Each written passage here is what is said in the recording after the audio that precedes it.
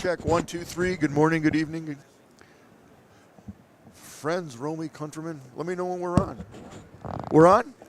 Well, good morning, everyone, and welcome. My name is Don Bain, and of course, I am the Gadget Professor. We're coming at you 100% live and in living color from CES 2024. We have an amazing show here this year, probably one of the best shows I've seen in years, actually. And why do I say that? Well, for one, when I just walked in here, all the booths are really upscaled. Frequently, when you walk into the Venetian, you'll see little small, I hate to call them mom and pop booths, but they're small booths with like one person and like a little desktop to show off what they got. None of that this year. Wow, it's pretty impressive. There is a lot of stuff here, and what we're going to do today is every 10 minutes-ish, we are going to review a new product. We're going to talk to a new person and see what they have to deliver. Without question, this year, artificial intelligence has been the giant super buzzword. So let's see if that continues, and I believe we're ready for our first guest, and the company's going to be Safe Living, and it looks like it's Sandro Salurzo. I got it right. That is amazing unto itself. So we will interview Sandro and see what Safe Living is all about. Nancy is miking him now and getting him ready for his big event. And let's let the festivities begin. Good morning, sir. How are you? Good morning. I'm doing great. How's about you? You had a good start yesterday. We had an excellent start, really. Amazing. A very energetic start, and I like all that. So tell us, Sandro, what does Safe Living do? So, Safe Living is delivering peace of mind to family caregivers of seniors. Oh boy, I want to hear about this. So it's all about that seniors can stay as long as possible within their beloved home, right? Right. And for that, we have developed this piece of device. It's a radar-based technology. So we can sense human motion to detect situation of helplessness and call for help automatically. Okay, so is this mounted on the ceiling? No, it's a plug-and-play installation. That's why you see it. You can just really plug it on the furniture, put it in, plug it in, connect to your Wi-Fi. Okay, so here we go. This is the unit. It's all self-enclosed. Here is where you would put the power cord, and it just basically sits on the table, and now what happens? So you can see here, there's like this white panel, right? Yeah, behind there is where the magic happening. Perfect. Okay, behind this white door, all the magic happens. Exactly. There's where our sensor sits, and we are leveraging like radio waves to sense up to 1/10 of a millimeter of a movement within the room. Okay. And this movement, the human motion, will then be analyzed by our AI models to determine human motion patterns. Let me guess, the artificial intelligence monitors, if you will, are always on this particular or whatever account that you may have, noticing certain changes, and when a change comes out of that variance, wherever that normal should be, whatever that is, so it's kick off an alarm. Exactly. So we really can understand motion patterns. So it can determine if somebody's just like sitting there. We even can sense, for example, vital signs. So we have human presence information. If you are within your living room and just watching TV, not moving, the system still knows you are there. Okay. And then afterwards, we can detect like situations of immobilities. So if somebody is not capable to move around voluntarily, for example, after a fall, it calls automatically for help. Or if you have like an irregularity within your daily habits, you're not leaving the bedroom in the morning, you're not checking into your sleeping area, then we can call for help. Does this have sound capability? No. Okay, so I got a lot of questions for you. Yes, please. Okay. So if I'm laying in bed and I usually get up at 7 in the morning, and this will at some point in time understand what my methodology is, right? There's a learning curve, I would imagine, with this. It's no learning curve. That's one of the specialties. So we're commercially available in Switzerland, and it's like a pre-learned system. So it adapts to your personal preferences, of course. So what happens all of a sudden I decide to sleep in late on Tuesday? Yes. So if you're just sleeping, you think about how you move is completely different. Like you are still there. You have tiniest movements, like natural movements occur during the sleep. So this can be differentiated. So if you're just lying there, this is okay. But if it's getting into a range of uncertainty, like if you start to getting up and you're not able to get out of your bed, then it starts to monitor and observe and then call for help if it's So is this unsure. going to call for help automatically? Yes. Okay, what if I don't really need help and it's Perfect. misdiagnosed? Yes. So let's say there's an alert. You were waiting for that question, Yes, right? I was waiting for that. There's a corresponding smartphone application. You have you have full control over your system. You get first alarm on your smartphone. Okay. You can cancel it. There's like 15 minutes grace period. If you're not confirm within 15 minutes that you're doing okay, then your configured alerting contact will be informed about the situation. Okay. So that's how we have this control that if you don't want to have help, you can cancel it by yourself. Okay, so what happens in a case like my grandmother who doesn't know what a smartphone is? It works everything without a smartphone as well. So for that, what is happening, for example, in Switzerland, there is a service included where then there's a phone call on the landline to check in if everything is doing okay. So you have a lot of flexibility how you want to configure the alerting. Okay. And that's how we can okay, here's ensure it. My next question. What happens where you would live in the typical house configuration where you have the kitchen, the dining room, the bathroom, a study, blah, blah, Yes. blah, blah, blah. Do you need one in each room? No. So this is going to detect from one end of the house to the other end of the house? No, as well not. So based on the experience, it's like following. You have one device where you have spent most of your daytime. That's what we recommend.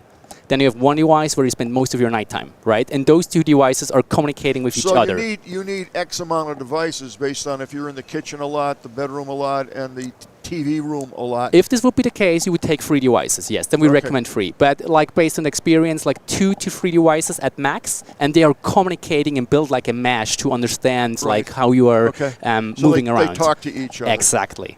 Okay. What's the minimum amount that you would recommend? We have clients who have just one because they have a single bedroom apartment. Single bedroom apartment. Exactly. I could figure that one out. Yeah, but we have as well, I would say majority takes 2. One in the bedroom, where they spend most of the nighttime, and one in the living area. And your model is set up so that it understands what danger is and what danger isn't, per se? Yes.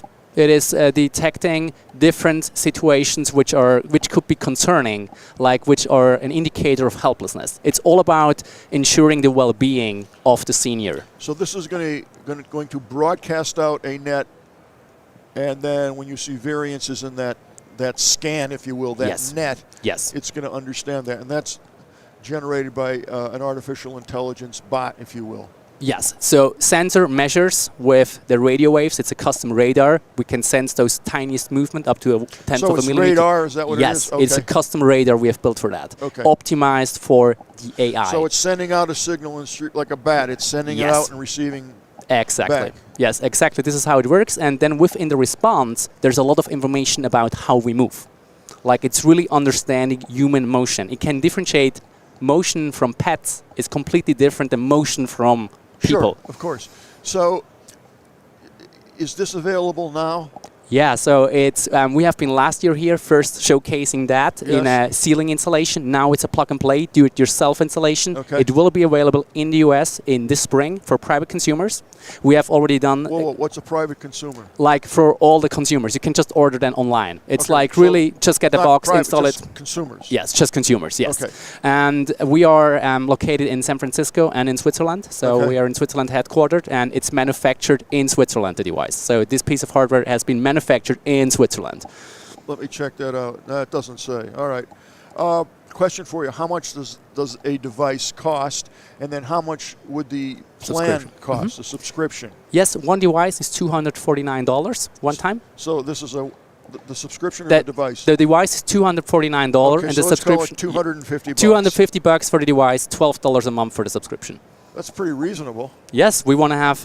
it should be a solution for everyone, right? And pretty we want reasonable. That's what we are aiming for. Now, would you sell these in a 3-pack or a 2-pack? So it's Single just device. You can single device, and there will be. We will think about like for Okay. example, to bundle something. Yeah. Right.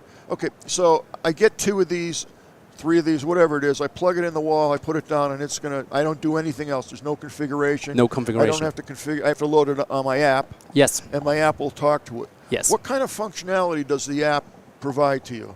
Many functionalities. Okay. So the app, for example, for the family members, that's the most loved features. They have, you can invite the whole family. There's like unlimited users, right?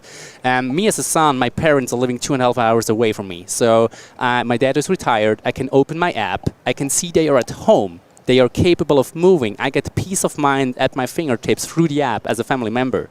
And besides that, my parents, they use the app for something else as well. There's a burglary alarm included, so if they go to holidays, they can no just kidding. they can just turn it That's on. smart. That's There's very a smart night because it's motion. We have all the blasting information. out radar as it is. It's going. It's Yes. giving you the electronic scan, and obviously it's detecting motion. And now it's going to use a second functionality. Yes. Now that's pretty smart. And there's an additional functionality. There's even LED components in the device, which is like an intelligent night light. So if my parents get up at night, it's dark. A majority of the falls are happening in the nighttime if they go to the bathroom because it's dark. That's based on our evidence from our clients. So the device will light up, help you to orientate. So you can. There are like components. It's really like shiny on outside from the So they outside. come through these vents. Yes. How bright is that? It's bright enough, like if maybe you remember from the hotels, those night lights we have seen somewhere, it's like in this direction. So it's really really helpful to orientate in the dark. And That's pretty good. And last but not least, within the app you have like as well a digital SOS button, like where you can trigger an alert Like on help, the go. I can't get up. Yeah, like let's say you're on the go, walking outside, you don't feel well, you can click on the screen and we send an alert to the family members with the real-time cheapest location of the person. So you have something to actively call for help with the app and something which is passively just there in your apartment. Where is the network located? Where are the live bodies located that say, oh, Mr. Jones has fallen, he needs help? Or is that all automated? This is all automated, yes. All automated? Yes, all automated, yes. Interesting. What type of security is on this system? And also, what kind of second fail-safe do you have if the system would not work, you mean? So we are monitoring, that's part of the subscription, we are monitoring the whole fleet 24/7. And we are detecting immediately interruptions. Let's say you have a Wi-Fi problem for 5 minutes, no problem, there's no data loss happening. Everything is locally stored and then transmitted. So it's really about the service that we can guarantee to the family and show like the system is working properly. Okay, so it's critical then obviously that you have Wi-Fi. Yes. Don't you have to hook this up to the Wi-Fi and marry it to the network in your house? Yes, you just connect to your Wi-Fi, like plug it in. Okay, so it's not just plug it in and you walk away. You have to plug it in and connect to Wi-Fi. You need to connect to the Wi-Fi. Okay. Yes, to the local Okay, Wi-Fi. and that's through the app? Yes. Okay, Yes. so you're going to plug this in, the app's going to recognize it, Yes. and then you're going to And it will ask you marry one. the Yes. two. It will ask you one time for the SSID and the password, and then it will configure on the devices. But we have clients which are running that on even a SIM card-based router. It's really bandwidth optimized. It doesn't need to have like Netflix-style streaming. It's super optimized. So if you don't have a Wi-Fi, we recommended some clients, they just ordered SIM card-based LTE routers and they connect it to them. That's an option as well. That's very, very, very clever. I'm starting to like this. Now, where would someone go to order this? So on our website, they should definitely get on our website. It's on helpany.com. That's the brand in the US. Okay. For the US, we have a specific brand, and there they can sign up on the waiting list, and they will get information as soon as it's available to order. Well, this is a remarkable device. You have to keep me informed on this and up to date. And I think you're going to come on. How would you like to come on the Gadget Professor show after CES is over? And we'll talk about this because I'm all for products that help senior citizens. Yeah. It's a brutal job taking care of someone. It's very, very, very difficult. So anything that helps with that endeavor, I'm all for. Oh, that's great to hear. Thank you so much for your time. Card with Enza, then we'll do that. We'll contact Pleasure. you and we'll bring you back Thank after you. CES. That's great to hear. Thank you very much. Thank you so much. I applaud you for a great product. Thank you. Really appreciate it. We're looking forward to make it available all over the US. You're going to do very well with it. All right, I thanks. really do. Great. Take care. I want to see colors next year. Yeah. Blue, black, green. For that. Designer. Okay. That's good. All right. Thank you so much. Good luck to you today.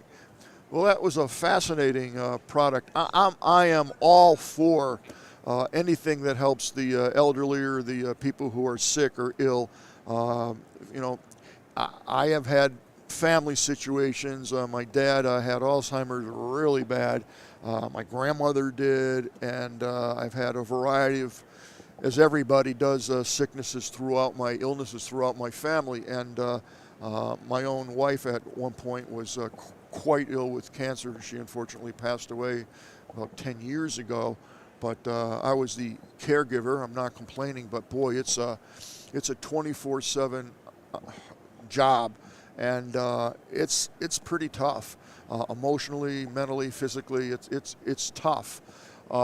So any device like that will ease the burden somewhat. I shouldn't say burden, but ease the process a little bit is very helpful. I like this device. At first, I thought this is never going to work, but as we talked about it, it seems like they have all the bases covered. So it's basically a device that's going to, it works on radar, so it's going to throw out, for lack of a better description, a beam everywhere that it can reach within X amount of square feet. So let's just say it's by room, as Sandro said. So you'd have one in, I don't know, the bathroom area, one in the bedroom, and let's say one in the kitchen or the TV room, whatever. So it's going to throw out this beam, and the beam is going to reflect back a certain amount of, if you will, voltage, or an indication of it throws out 10, it should come back 10. If something moves and breaks the beam, then instead of coming back at a rating of 10 for illustration purposes, it's actually going to come back at 9.2. If it's a human actually walking, it might come back at 6, whatever. But that variance is going to be, again, picked up by what else? An AI database, and it's going to compare it to what is normal for that particular individual, and based on that information, it's going to send out an alert or alerts and call a loved one and or help. It's pretty nice. And then to couple that with the alarm system at night, I mean, it's a perfect alarm. In fact, that alarm is probably better than your motion sensor alarms that they have, you know, in the corners of your walls and your cameras and your glass breaking devices, because that radar, that signal fills the area, it just fills it right up. And any variance within that, you know, instantaneously. Whereas with the motion sensors, it's not as instant or as fine-tuned. The motion sensors today, unfortunately, there are certain ways around that. If you have one high in the ceiling, I'm just making this up, and you were to crawl on your hands and knees or just crawl on the floor underneath that span of the or the scan of the motion detector, you can literally bypass it. No question, if you go into that spanning range, it's going to go off. With this device, though, there are no dark spots, if you will. Everything is covered because it floods that room with that radar. So it's a pretty clever device. I would love to know how they get the statistics or the data analysis of what, quote, is normal for one person. You know, if they're sitting up watching TV, I guess that's a certain motion that they can map out and detect. Thing is, today with artificial intelligence, you really don't think about how, quote, intelligent it is. There are no holes in the artificial intelligence. Of course, it's garbage in and garbage out.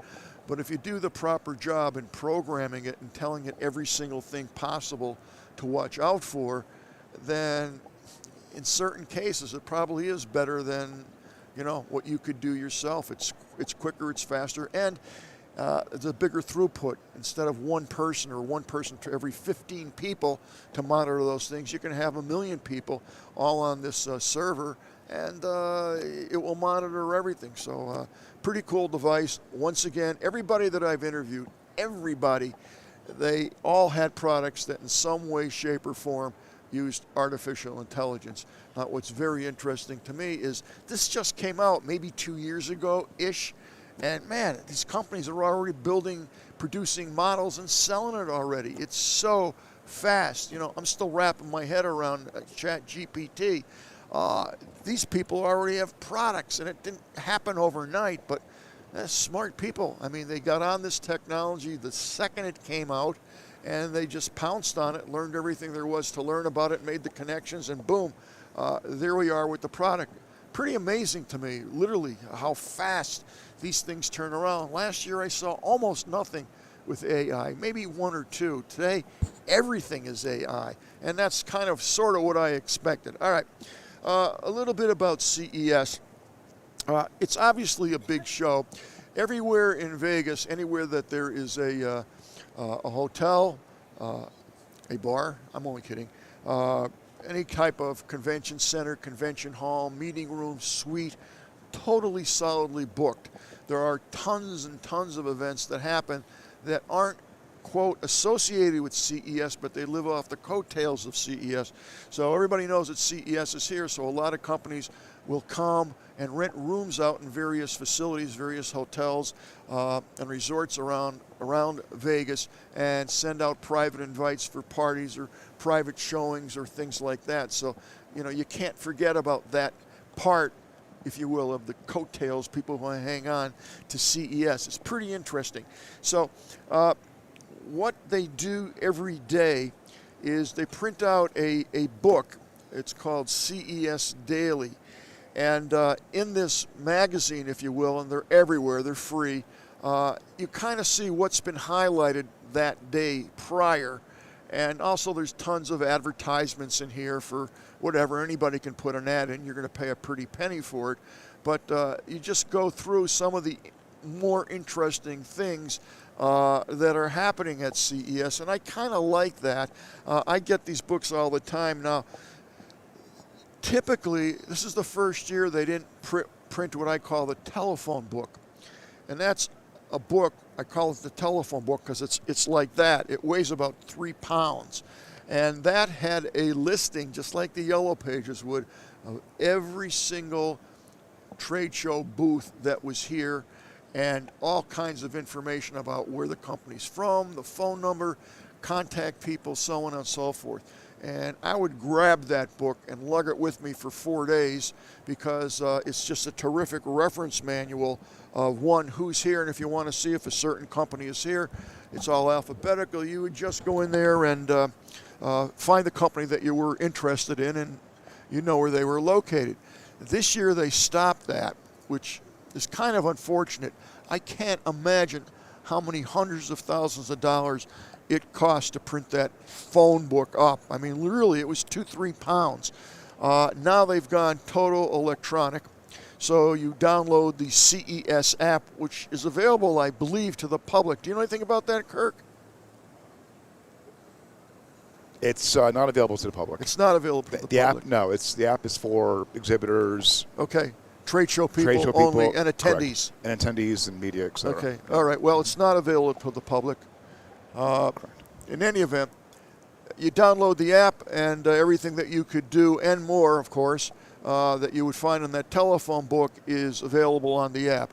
And I understand it. I get it. You're saving thousands of dollars printing. I mean, I can't imagine. It wouldn't surprise me if it was $1 million to print. I mean, everybody here would grab a copy of it.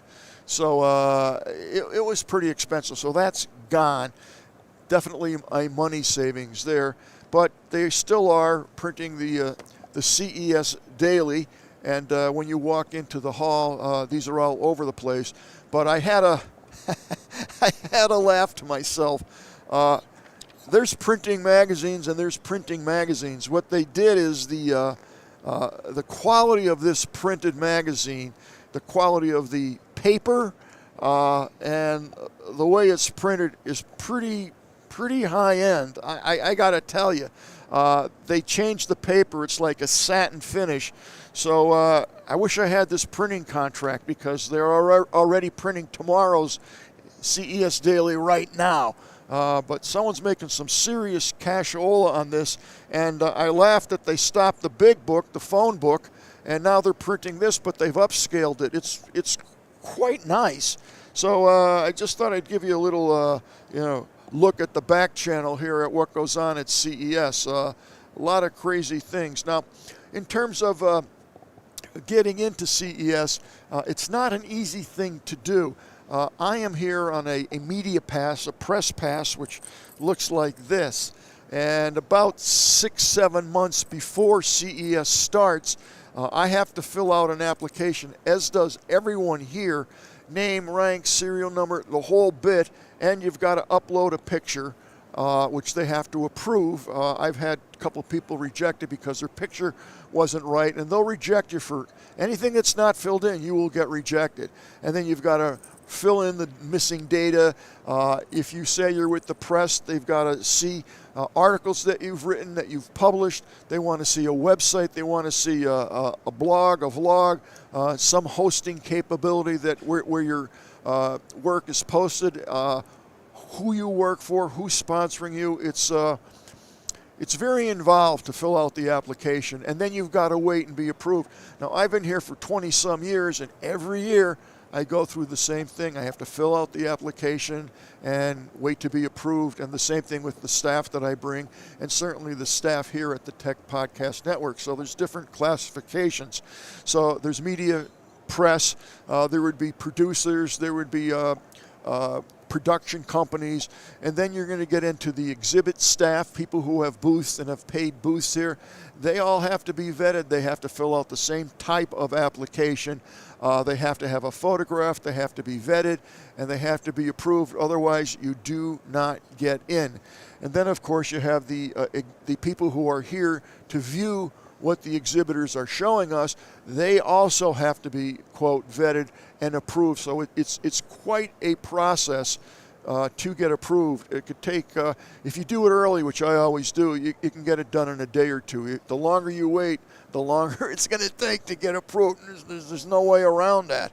I had a situation a couple times where I kept applying and I kept rejecting it for like the stupidest things, but you have to fill it out. I've had people approved the day before the event, which is tough because you got to plan your airplane fare. You got to figure out where you're going to stay, and rooms, if you don't book early, they're pretty expensive. And there's, at some point in time, there have been situations where there are no rooms. I know it sounds crazy, but there are no rooms. It's just totally booked. It's packed here. All the restaurants, all the cabs, all the Uber drivers, they're very busy. Now, yesterday I had to be here at 10 o'clock. I'm here an hour early, which is 9 o'clock. I stayed at the Golden Nugget, which is downtown. It took us almost an hour in traffic to get from the Golden Nugget to here, which is 7.1 miles. It was brutal. I thought the red lights were long in Arizona. Wrong. I got to tell you, the lights here are forever in Vegas. 2, 3, 4 minutes. I could get a shave and a haircut while I'm waiting for that light to change. I mean, it is unbelievable. So we got up extra early today and out the door, I think at 7:45, I called an Uber. Boom, 1 minute, Uber's there. We were here in 6 minutes. I'm like, what? So no traffic this morning. So don't ask me. I don't know. But getting around in Vegas right now is a challenge. And then when they shut down here at 6 o'clock, at 5 o'clock, you're going to see a stream of people starting to leave this building. And every building, the convention center, this is probably, I don't know, maybe an eighth of the size of the convention center. But if you don't get out of here, I would say right around 4 is the absolute latest, I think, because after 4, people start heading out because you could wait an hour, 2 hours easily to get an Uber or a cab. The lines are mile long, and I try to avoid that because I'm getting old. And now I need to, excuse me 1 second, I need a drink here.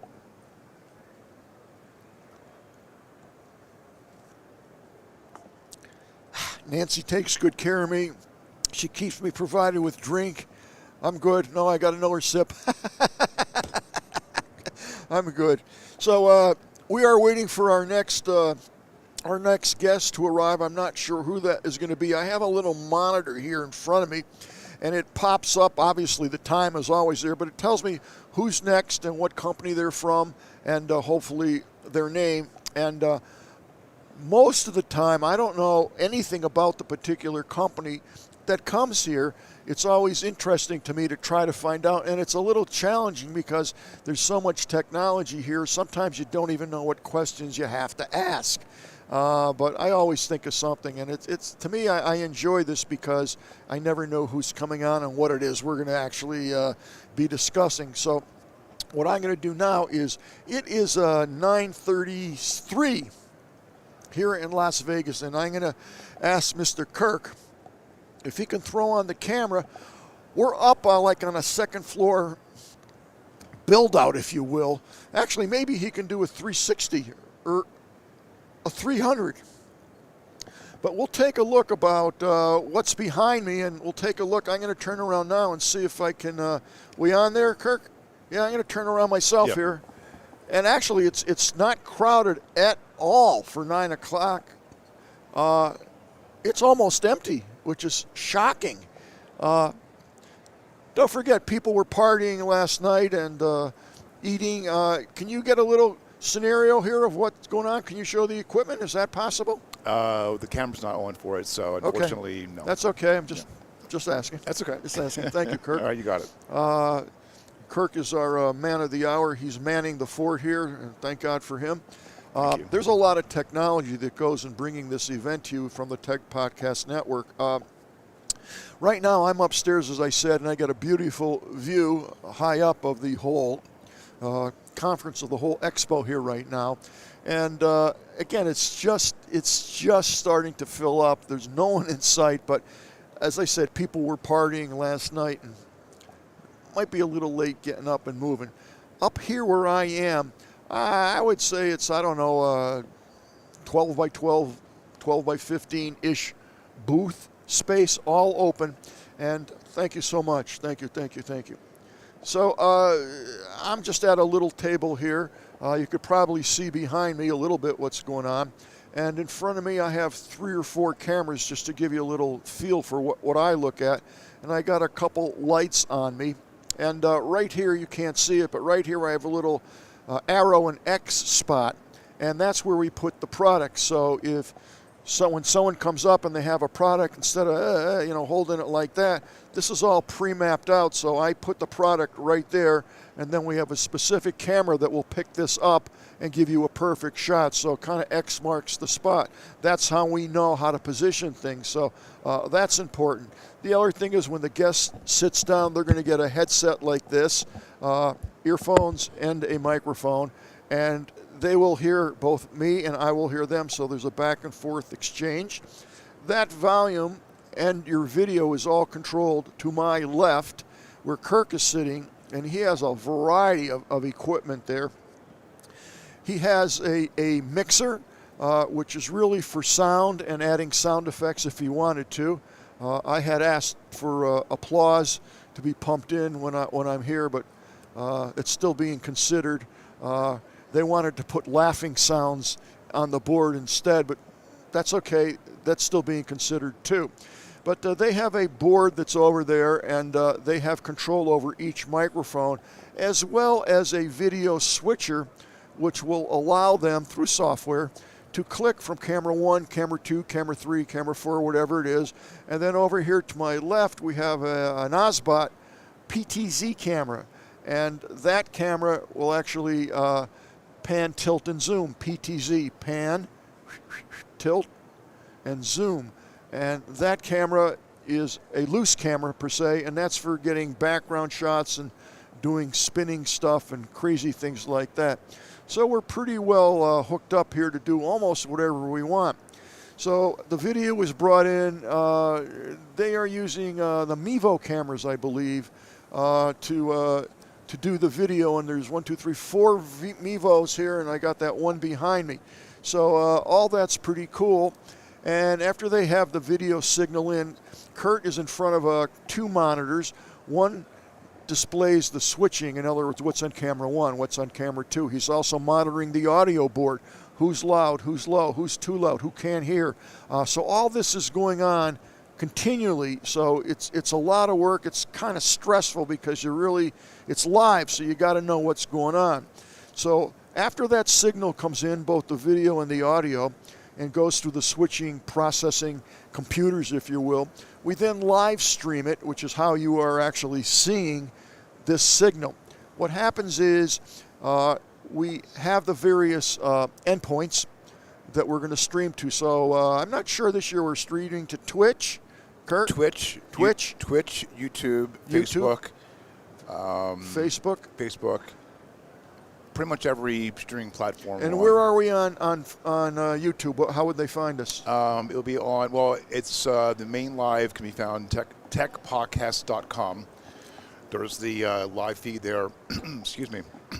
Okay.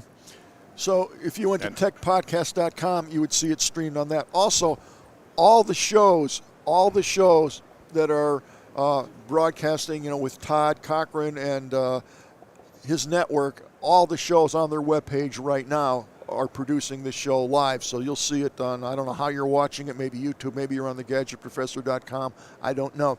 But it gets disseminated instantaneously live all over.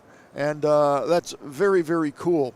The other thing is we're on every kind of social media that you could possibly imagine. And we get fairly good coverage on this. They actually have a tally somewhere where they can see how many people are watching, who's live, who's not, all those types of things. So right now I just see my monitor lit up. And it looks like we're going to have chat3d.ai. I wonder what that stands for. And we have Felix Balmanet. And it will be interesting to see. Felix, are you ready for this? Felix is smiling. So Nancy is hooking him up right now. She's doing the wire, and we'll get his headset on. And I got some ideas of what Chat3D is about. But again, we'll ask him about how he did this AI so quickly. I'm so curious how they got this out of the chute when this stuff hasn't been around for more than a year or two, and they already got all these companies, big companies, using this artificial intelligence stuff. Well, good morning, sir. How are you? Hi, nice to meet you. I'm good, and you? I'm good. I'm Don Bain, the Gadget Professor, and I saw you here early this morning, so yeah, you must be excited to I am. to do this. I am. Okay. I got a lot of questions for you. Great. Did you are you rested last night? You got rest? Well, more or less, let's say. Were you out partying? No, we were sleeping. Okay, just checking. Okay, tell me all about Chat3D. I got an idea, but I don't know. So, well, basically, I guess like generative AI, such as like Midjourney, Yes. AI turning like prompt description to image. Well, basically, we are doing the same thing, but we are doing 3D models at the end. So our first clients are like the gaming industries, the virtual reality, all that, and as well as e-commerce or engineering as well. Now, did you bring us any video, any audio, anything to see this? I did not. Felix, this is a big thing here. Yeah, you don't have any video? I guess people could just go check it out on your website, which is chat3d.ai. Okay. And there's plenty of videos. Chat3d.ai. Okay. Yeah, we just also released a closed beta tests, so people can just go try and check it out on the website. Who is this geared for? Who's your product geared for? Currently, we have a lot of clients in the gaming industry. It's more or less like tailor-made for them because they're really into searching for being more and more efficient, and generative AI is a good answer for them because it's a great solution because instead of spending hours using a complicated software, you just have to prompt the software, and the AI is just turning a 3D models, creating a 3D models for you in like 20 seconds to 2 minutes. So now, how long has this company been around? We just created. We just founded in France. We incorporated in France, and we've been created in in the end of the summer, and we just launched the product at the CES. So not even a year. Yeah, not even a year. Yeah. And you're already at CES. Yeah. Well, that's pretty impressive. Oh, thank you. Okay, so I got some tough technical questions for you. Sure. How did you start this company using AI when AI hasn't been out for more than, I don't know, a year or two-ish? Yeah. How did this happen? Basically, we're in school, in an engineering school in France, and we were working on another startup which was about creating machine tools, and we really saw that the market was broken on in terms of like 3D modeling. So we felt that it could be a great thing to use generative AI, which was just an emerging thing at this moment, and we found that it could be used to create 3D models from that. So it was just an idea at first, and we worked with a research lab, all that, and now it's like we are applying a lot of research paper to create Chat3D actually. And how long did that take?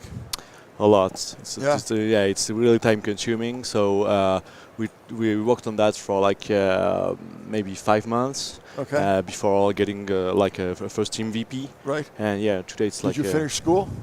I did not actually, but I'm currently like in school in Canada, so exploring the US and the Canadian market actually. So you're in Canada now? Yeah, in Montreal. Yeah. Okay. Well, that makes sense. French. Yeah, sure. At least you can understand the language. Exactly. Yeah. Okay. So, what's the pricing on your model? So currently it's just about the server's fee, so it's really affordable for the customers. And depending on like consumption, we just give you some credits, and you go on the website and spend the credits according to what you're doing on the website. Yeah. Okay. Now tell me, what would the we have lots of people watching this live. Some of them aren't catching on to what it is. So what would they do with your product? Do they have to be gamers necessarily to No, appreciate this? So not at all. Let's try to clarify that for them. So to be clear, like anyone could use Chat3D. It's like you do not have to get any knowledges in 3D modeling at first. So it could be like your kid, like your grandma, anyone in your family. And what we want is user to like express their creativity through the software. So we have a lot of clients in gaming, but we have also some customers who are just using it for 3D printing, for instance, because they get a for 3D printing. Yeah. So okay, go ahead. Because like they get a 3D printer at home, but they are not really experts at 3D modeling. So Chat3D is a good solution for them, because like in like matter of seconds they can. Would they scan in? Would they scan in? No, they do not. They just describe what they want. So it's based on word description. Yeah, exactly. It's like a word description, and they can also drop an image. Like for example, they take this table with the phone, and then they just send the image to the software, and the software is turning it into 3D. So can you fine tune that when you say this needs to be a little bit larger, a little bit smaller? For now you can't, but it's going to be an improvement in the future that we're gonna just drop in a few. Okay, few months, and when it's done, you're going to get the 3D printout or data of those coordinates, so that it could be fed into. Yeah. You get the numbers, if you will. Yeah. The mathematics that are going to go into the printer. More or less currently. Yeah. Currently it's like really early stage. Right. So it's more like about the geometry is not completely implemented, but in a few months it will be. Yeah. So is printing one of the primary outputs of this? Currently it's not. It's more about being used virtually. Like a lot of people using like a VR headset and all that are using Chat3D because 3D modeling is really time consuming. Oh yeah. So now they can just in few seconds create a whole scene or so ecosystem. You could design games with this essentially with the 3D modeling. Yeah, completely. Like usually like creating a game, like usually creating all the 3D assets is taking like 60 to 70% of the time to market, and so we reduce that a lot. It could be like 95% quicker for this part. So it's a game changer. That's very exciting, and I can't wait to see how the product develops. Well, yeah. Thanks a lot. Well, leave your card with Enza, and then. Where could people find out more information? So they can check our website, which is chat3d.ai. Okay, so it's chat, CHAT 3, the number 3D at AI. Yeah. Thanks a lot. Excellent. Good luck to you. I hope everything works out. I'll be following your product to see how it evolves. Thanks a lot. See you soon. Good luck to you. I'm a little wrapped up here in the cord. All right, we're unwrapped. I believe we have our next interview coming up. Brian Chip Incorporated.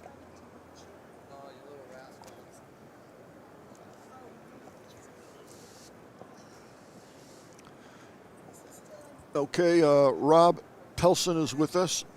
He's the Vice President of Ecosystem and Partnerships, and we'll find out a little bit more as soon as they get the microphone on him.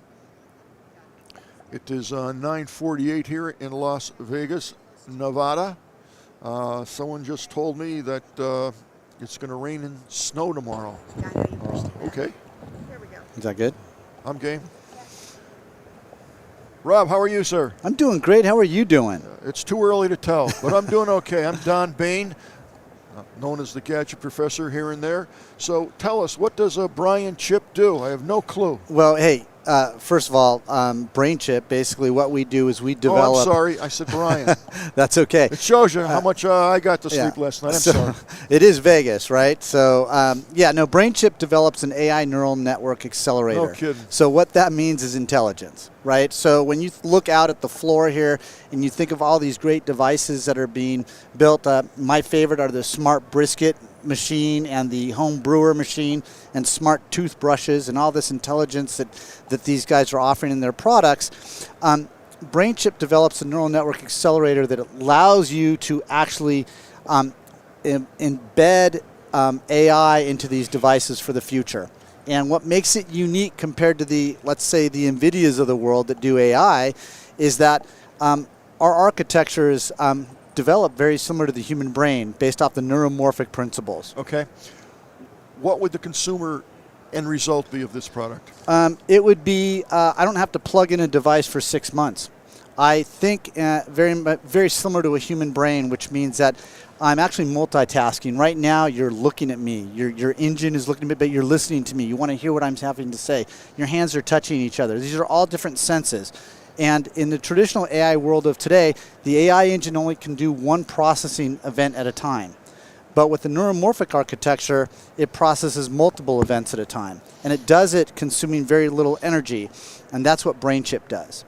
So what makes us even more unique is we develop this as IP, which means you embed it into the chips of today. So all your traditional silicon manufacturers are going to take the AI that we develop and put it into their engines at some point. So what are you saying? It's like a multi-thread AI? Yeah. For lack of a better... for the purpose of this discussion, Don. So basically what you're looking at is you're looking at the ability to do multiple functions at a time. So let's talk about the cabin of a vehicle. And, you've seen companies like Mercedes announce that now you can sit in their vehicle. It's going to recognize the driver. It's going to recognize gesture. It's going to recognize voice. Brain Chip's been touting that technology for a couple years now. For a couple years? Yes. How many years? So about 2. We started doing it when we launched our first chip, and we talked about the fact that you could sit in a smart cabin of a vehicle, and with Brain Chip's technology, you can not only recognize that there's a driver in the driver's seat, but you can recognize them by name. So let's say you had 3 or 4 people in your family, you had a really nice car, but your youngest child, you only wanted them to be able to drive that car 50 miles an hour. So you'd know that you could label it Junior. Junior sits in the car. This stuff is almost scary. I mean, it really is. And kind of go from there, right? And then you could recognize it by voice, and you can recognize it by gesture, and so on. Is this technology being utilized right now? It's still in the process of being adopted, right? So part of AI is the fact that it takes a while for these technologies to not only be developed, but then you have to get them to a level of accuracy that we as consumers are going to be able to use on an everyday basis. So it's a combination of inputting the correct data. Yep. And then also understanding that and then applying applications based on... Absolutely. Absolutely. So what I get excited about when I'm at CES is I see all of the great products that are being announced and all the products that are released. Intelligence. All of them, as consumers, we're going to demand more. I have to tell you, not to interrupt you, but every single interview that I've had, and this is the first time I've been at CES for 24 years, every single interview, and I've done quite a few, every one is AI. Yeah. There's not one person who's come up here. Yeah. Not surprising. Not surprising, because the thing about AI is the message is extremely broad. And so a lot of us in the space of delivering solutions that highlight intelligent devices are going to sit and say, well, I provide it from a software standpoint, I provide it from a hardware standpoint. BrainChip's going to provide it from the initial embedded intelligence into the device. It's kind of like on steroids almost. Yeah, exactly. It's pretty fascinating. All right, now I have an interesting question for you. Okay. And this has been bugging me, and I haven't found the right person to ask, but you are. Oh, boy. 1 second here. 1 second. Getting some headphone interference there. That wasn't you. That's better, folks. Here's my question, and it's been driving me crazy. AI in my head has been only around for 3 years at max, at least that I'm, quote, technically aware of it. And only in the last, again, year-ish, year and a half-ish, ChatGPT is relatively new, blah, blah, blah. How on earth can you put together a company at this high level using AI when it's ultra brand new? I can't understand it. So the great Is that thing, a fair question? It's a fair question. BrainChip's been around for a while now, and we're actually on our second generation of our device. Really? We're have launched our second generation of our architecture.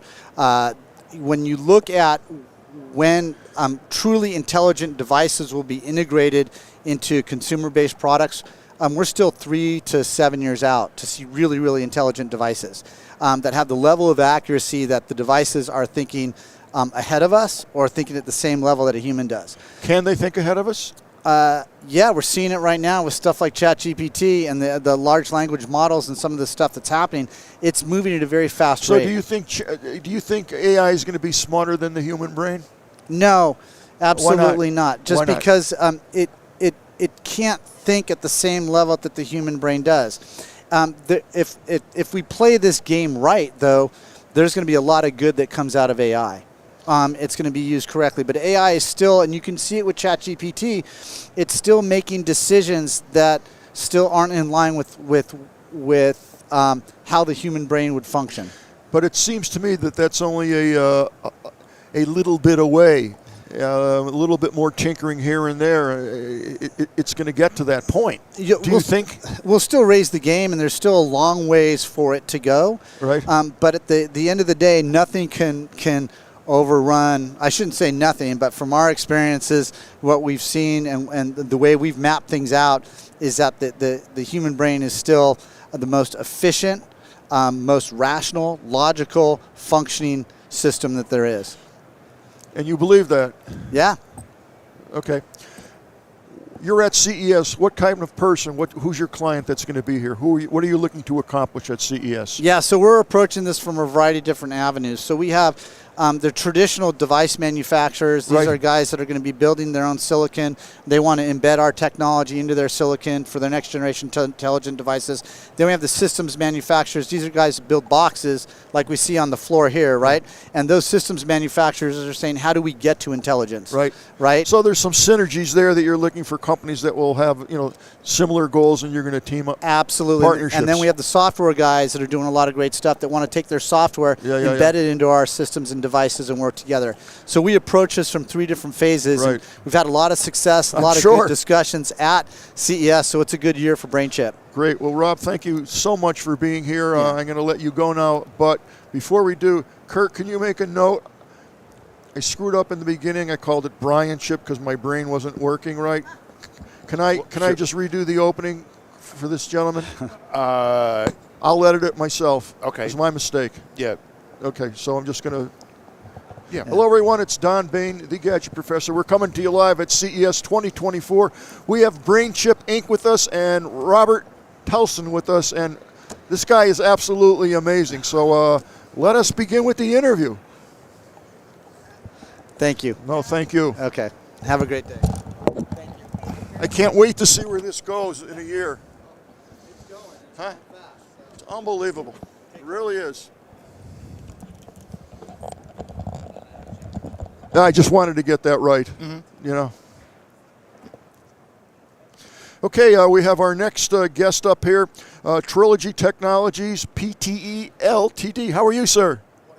Good morning, good morning. They're going to mic him up now. Nancy's doing a great job with that. The microphone and the headset have to be on before we can begin. I think the gentleman's name is Jibu Sain. So that's an easy one for me to pronounce. And he's the Research and Development Director of Trilogy's PTE. And again, I have no clue what Trilogy Technologies do, but we're going to find out real quick right now. Yeo? Yeah, could be born then. Okay. How are you, sir? Very good. I am Don Bain, the Gadget Professor. Welcome on our show. Tell me all about Trilogy Technologies. Good morning to you and good morning to everyone. It's my pleasure to be on your show. My pleasure. Trilogy Technology is an MPI specialist. We've Okay. been doing OEM and ODM for other customers, but we started to venture into medical space during the COVID time. And today we actually developed what we call a non-invasive blood glucose monitoring device. Oh, no, I'm interested in this. Yeah. Now, let me show the device here. That's what the device looks like. Actually, if you hold it here, the camera could see it. Yeah, so this is a little device that we have. It actually detects not only blood glucose, it can detect uric acid as well as total cholesterol, which is a game changer in the market space. Tell me about We it. had done a preclinical trial and that has an accuracy of 93.49% as compared to the golden standard, which is drawing the blood valves and then tested against the certified labs. I do it every day. Go ahead. My goodness, all right. So, imagine, needleless, easy to use, and painless. Is this up and running, or is this prototype? It's almost closed, but we need to do the clinical trial so that we can actually get the FDA approval. That's not an easy thing to do these days. No, there's no 510K, there's no prior art to this thing that we can do the 510K. How does it? What do I have to do? Saliva? How does it know my blood glucose? So basically, you just press it in, and then you just hold. Lightly Okay, I press got to on hold it over here. Yeah, so you just lightly hold it, and then you can see the values coming up, and after 40 seconds. Okay. So again, there's no pins, no needles going in you, no jabs, if they say, and you're just going to put your finger there and push the button, and it's going to read Yes. it. I liken that already. Right. And it's 93% efficient. At the moment, the preclinical trial has shown that it's 93.49% accuracy Do you- against the golden standard. So do you expect to increase that Of percentage course, of we are accuracy? looking at tweaking the thing to improve that further. But Yeah, so that the 93%. values, you can see the values are coming up. Let me see. It's very fast. You go off. You got all these You values. need metformin. Yeah, we can actually stream it to Android phones or iPhone. Yeah. That's an interesting device for sure.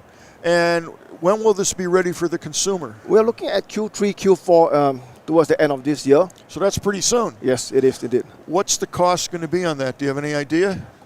Since it's non-invasive, so we don't expect it to be, very extensively. Okay, so I buy the device, I do the readings. They don't go to a cloud or anything No, like that. no, All the analysis is done Yes. here.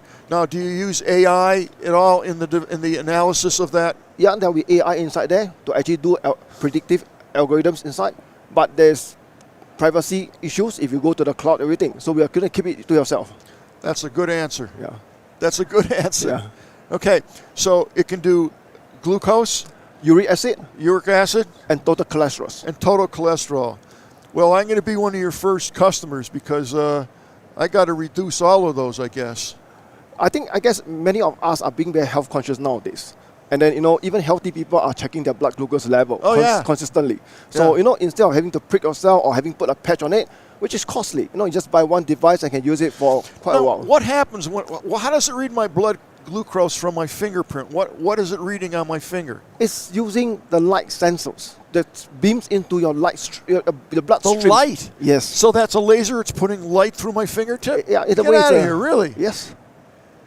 And then it's analyzing the light spectrum. Yes. Precisely. Wow. It's exactly like SpO2, how it's being done. Wow. I had no idea. I learned something. See, that's why I like coming to the show. So that's obviously extremely accurate. It is. It's got to be more accurate than a test strip. Potentially, we hope to be. That's the reason why the 93.49% is against the golden standard, whereby they draw the blood valves and test it against certified labs. Wow. So where could people find out more information on this? You can find out more information from Trilogy Technologies, or can PM us, on our website as well. And how long has this company been around? 14 years. A few years. Yes. What's your next product coming out? We are going to expand that because from this, we actually realized that a lot of your vital signs can be actually detected through your blood spectrums. So there's no subscription. No. I just buy the device, one time buy the device. Yes. Is it rechargeable battery? Rechargeable. So I just charge it up, Yes. and then it's going to give me the data analysis. Yes. Wow. Is there an app that goes with that? Yes. Oh, come on. What's the app do? Keep track of everything that you've... Well, it gives you a kind of a sense of responsibility towards your own health. That's an impressive device. Thank you. You're going to go far with that. We hope so. I'm telling you so. I know so. You know how many millions of people millions of people. The number of people having chronic diseases is getting younger and younger, Yeah. and the number of people having diabetes is on the rise. Diabetes is just out of control. It's a big problem. Yeah. Yeah.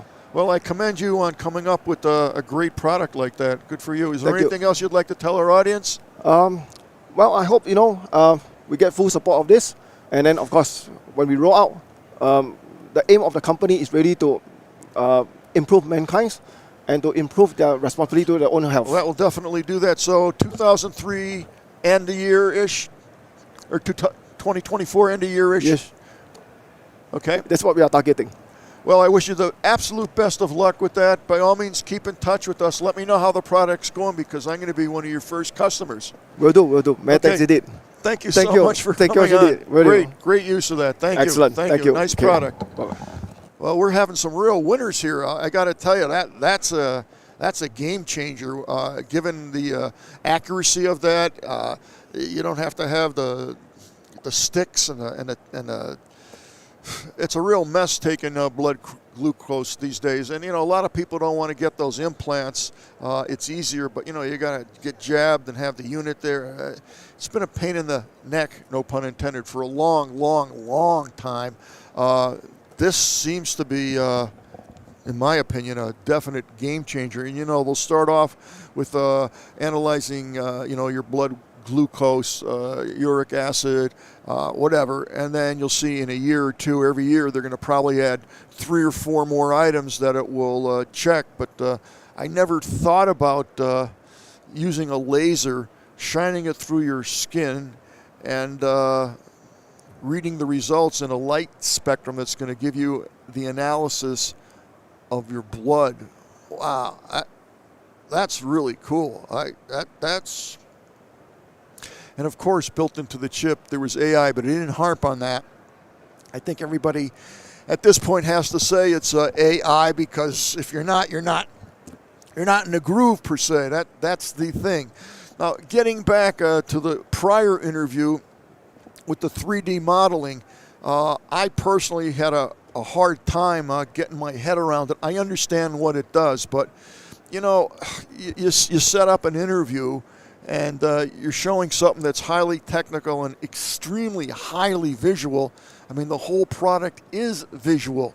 You got to come, prepared, in my opinion, and have some kind of a video which we're totally capable of running, or a photograph, or photographs, or a 3D model, something that shows what your product does. And it baffles me why they don't think of that when their preparation. You got to come prepared with that 3D model. Certainly if the 3D model is going to put out numbers that you're going to stick into the 3D printer so it prints whatever it is you want to print, to come and talk about it is very difficult to understand and to get a grasp of. So that's really where you needed a video. Would have been great. It sounds like a really cool product with a lot of potential. In fact, most every product that I've seen today and yesterday has extreme upscaling available. These things right now, folks, are really in their embryonic stages. I mean, they're just beginning to begin, and it's only going to be getting better. Now, interestingly enough, that Rob Tolson, I really tried to nail him down. Is artificial intelligence going to be smarter than the human brain? And he was absolutely not. Absolutely not. Now, certainly he knows way more about it than I do. There's no question about that. but I don't know. Some of the things I'm seeing, he's talking about a multi-thread AI. AI typically, quote, does one thing and does it well. Now he's going to do kind of a multi-thread and run multiple AI analyses on the data all at once. And I don't know. I just don't know. That's why I try to nail them down as to, who's going to win the battle at the end of the day. My fear is that this AI is going to get so sophisticated that it's going to end up in the quote wrong hands, and everybody's not out to do good in this world. So I am very concerned that this stuff is growing almost too fast. It's taking a life of itself on, and I'm a little concerned. Actually, I am concerned about where we're going to end up with this AI. It's when I was a kid, I used to read comic books. That's all I could read, by the way. I used to read comic books about, super beings and super intelligence things. And, all the science fiction movies are all based on, something out of this world that's, quote, smarter than us. Star Trek, right? All the other civilizations that they went to.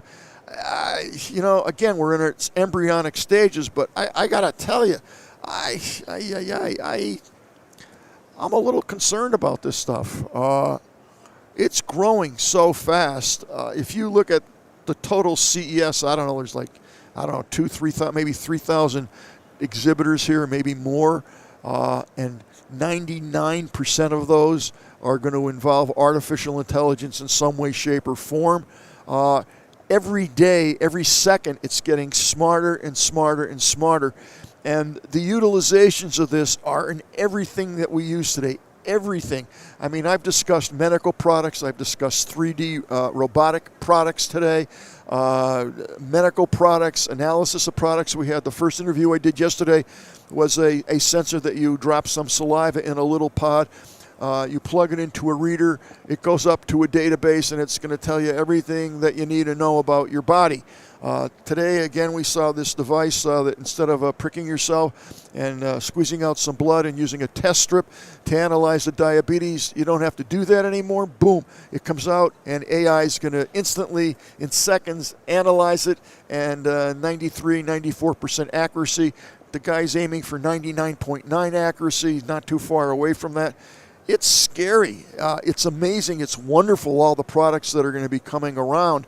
But on the other hand, if it's not managed correctly, I could see this used for all kinds of, I hate to say war games, but all kinds of nasty stuff.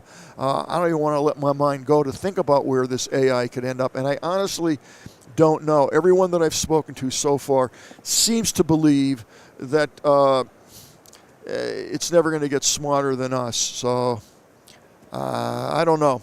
I have my doubts. Be interesting to watch this video 50 years from now and see where we actually ended up. I don't know. All right, it's 10:11 here. We are patiently waiting our next arrival of our guest. I guess no one's in sight. I'm going to ask Kirk, how you doing over there? Okay. Doing well. Doing well. Can we do our spin camera? I'm going to turn around. I want to see how we're doing here. Yeah, sure. Absolutely. Let me take a look here. It's picking up, but not a whole heck of a lot for where I'm sitting. Usually I'll see the aisles actually filled. So we had some interesting, I have seen some interesting products as I've walked around today. I have not gotten over to the main convention center yet because I'm here broadcasting, but there is a ton of stuff just here at the Venetian that there is to look at. It's quite fascinating. Hold on, we're going to have a little cough. Okay, I'm all better. A booth directly behind me is called Live Tab. I'm giving them a free plug, but it's kind of interesting. They make these desks that are prefabbed, I guess you would call them. But they'll make any kind of desk you want. So if you're a podcaster or an architect or a draftsman, they will create this desk, and they're quite nice. All the ones over there, there's some black and white ones, but these things are actually made on a computer, And you can have your microphone stand built in here and come out with the mic, your keyboard embedded into the actual table itself. Everything is like embedded and super ergonomically cool. And I'm looking over here. They look really nice. Everything looks like it was made to be there. Unlike my desk, where everything looks like it shouldn't be there. My desk back at home now is it's in bad shape, folks. My studio is probably the worst it's ever been. However, I could find everything. I know where everything is. Now, what happened, you talk about technology and the internet and things of that nature. I could see, and I've always known this, that the internet is going to be a vital necessity for every person on this planet. Just like the telephone was, and, your TV, everybody has a TV. You know anybody that doesn't have a TV? But the internet is going to be as needed as everything else. In fact, it is as needed, especially now with these new types of technological advances that we're seeing in the medical business. Also, that gentleman who brought the device to keep eyes on the elderly or the people who are infirmed, that all works off the internet. So it's a must-have. Now, interestingly enough, I have a studio in Scottsdale, and Wildman Mike, my son, has a monster studio, a professional studio, also in Scottsdale. And in his building, he has a full-blown studio, and he does streaming and production and stuff like that. So he only can get cable modem. And this is in a big industrial building. At my house, in my studio, I have fiber optic. So it amazes me that he can't get fiber optic in a professional building. They don't have it yet. Hard to believe. So in any event, he has recently had to move into my space because he has a client for the next couple of weeks that needs round-the-clock live streaming, and we can't depend upon the cable. So he is also in my studio space, and oh my God. In any event, I think I see our next interviewee coming up. They're holding a very cool gadget. I hope that's what we're going to be interviewing about. This is called Securum, S-E-C-U-R-A-M, Securum Systems Incorporated, Steve Davidson, and we shall see what he has. He has a bunch of stuff there, all kinds of, looks like switches and whatever. I would assume it's some type of an alarm company, if you will, and should be pretty cool. We'll see what they got. I wonder if there's going to be AI involved in their product. We're gonna find out. He's got his hands full of stuff. All right, while we're waiting for him. So in any event, Wildman Mike had to come into my studio and bring tons of equipment because I don't have that level of need. And he has this bonding unit, which is kind of neat. So he takes my fiber optic cable. He also brought in to my studio a cable, regular cable. In case one fails, he has the other, and he has a bonding box that both these systems feed into, and if one goes down, it instantaneously picks up and switches over to the other internet capability. So that was pretty interesting to see that, and the way he tested it as he went live, pulled the plug right out on the wireless, boom, instantaneously the cable came in, and vice versa. He pulled the cable out, and instantly, boom, the the fiber optic came in. Amazing stuff. All right, our next guest is getting his headset on. We have all kinds of crazy things here, and we're shining them up so we don't have glare. Oh, that's important. That's important. Pretty. We want pretty. So Securum. They're putting the headset on right now. It's 10:17 here at the Venetian Expo, CES 2024. I am Don Bain, the Gadget Professor, coming at you live and 100% in living color. And now we are here with Securum. Is that how we're pronouncing it? Securum, yeah. Securum, yeah. And we're here with Steve Davidson, the Director of Marketing. Steve, Thank you. welcome. How are you today? Thank you. Doing great. Good. Doing I am great. Don Bain, the Gadget Professor, and Thank you, Don. Thank you so much for coming on and tell us all about the stuff that you got here. It looks pretty cool, and if you don't mind, I'm gonna. It is, yeah. I'm gonna put this. Let me see it first. Okay. Yep. I'm gonna. Which we talking about one at a time? Let's cover the switch. Yeah. Okay. Yeah. The switch I am putting right here on our X marks the spot point, so our cameras You can got see it. it. Here we go. You got a good picture of that? Okay, Steve. Awesome. It's all yours. Thank you. Yeah. So we're really excited. We're announcing 3 switches Okay. as a suite of smart switch products. Okay. One of the cool things that we're really proud of is the switch is a security switch, right? It's Right. focused not just on home automation. It's not focused on on and off specifically. It's Right. focused on security. Yeah. So. Okay. So what does the switch do? Yeah. So if you look on the front of them, you can see there's a little black window on the bottom there. Yeah, that would be down here. Yeah. So that's kind of the marquee kind of standout feature there. And what's in there is a laser sensor. Okay. It shoots across the room. Yep. You cannot see it, but it is there, I assure Okay. you. And the focus there is to be able to detect motion, and it'll do it in a dark setting or a bright Now, setting. is it doing a stream, like an angle, like an inch, 2 inch, 3 inches, whatever it is? Yeah, it's actually really thin. It's not more than Okay. a few. I think it's 3 Millimeters. millimeters at Okay. most. Yeah. Okay. It shoots up to 15 feet, right? And you can actually shorten it Okay. based on the room that you're in, the application you're in. It doesn't do any yaw or pit. You can't control it that way. It just goes straight across. Right. But the focus there is you want to be able to trigger either an alarm or trigger the lights to turn on. And what we thought was really unique about the place that the switch exists in the homes or in the office, right, is it's at that height where dogs aren't going to set it off. Kids aren't necessarily little kids aren't going to walk by it every 5 seconds and set it off. If somebody's crossing that beam, it's with intention, right? And you'll be able to detect motion or the alarms can be triggered, especially at nighttime, and if it's out your front door, no one's expecting it. That's the really cool thing that is unique about this. So I'm assuming I would need more than one switch. Well, not necessarily, but we recommend grouping them. We have 3 switches. We've got a regular switch that does not have the IR, the sensor in it, the laser sensor. And then we've got, so it's our standard Wi-Fi on and off, and it groups with these, right?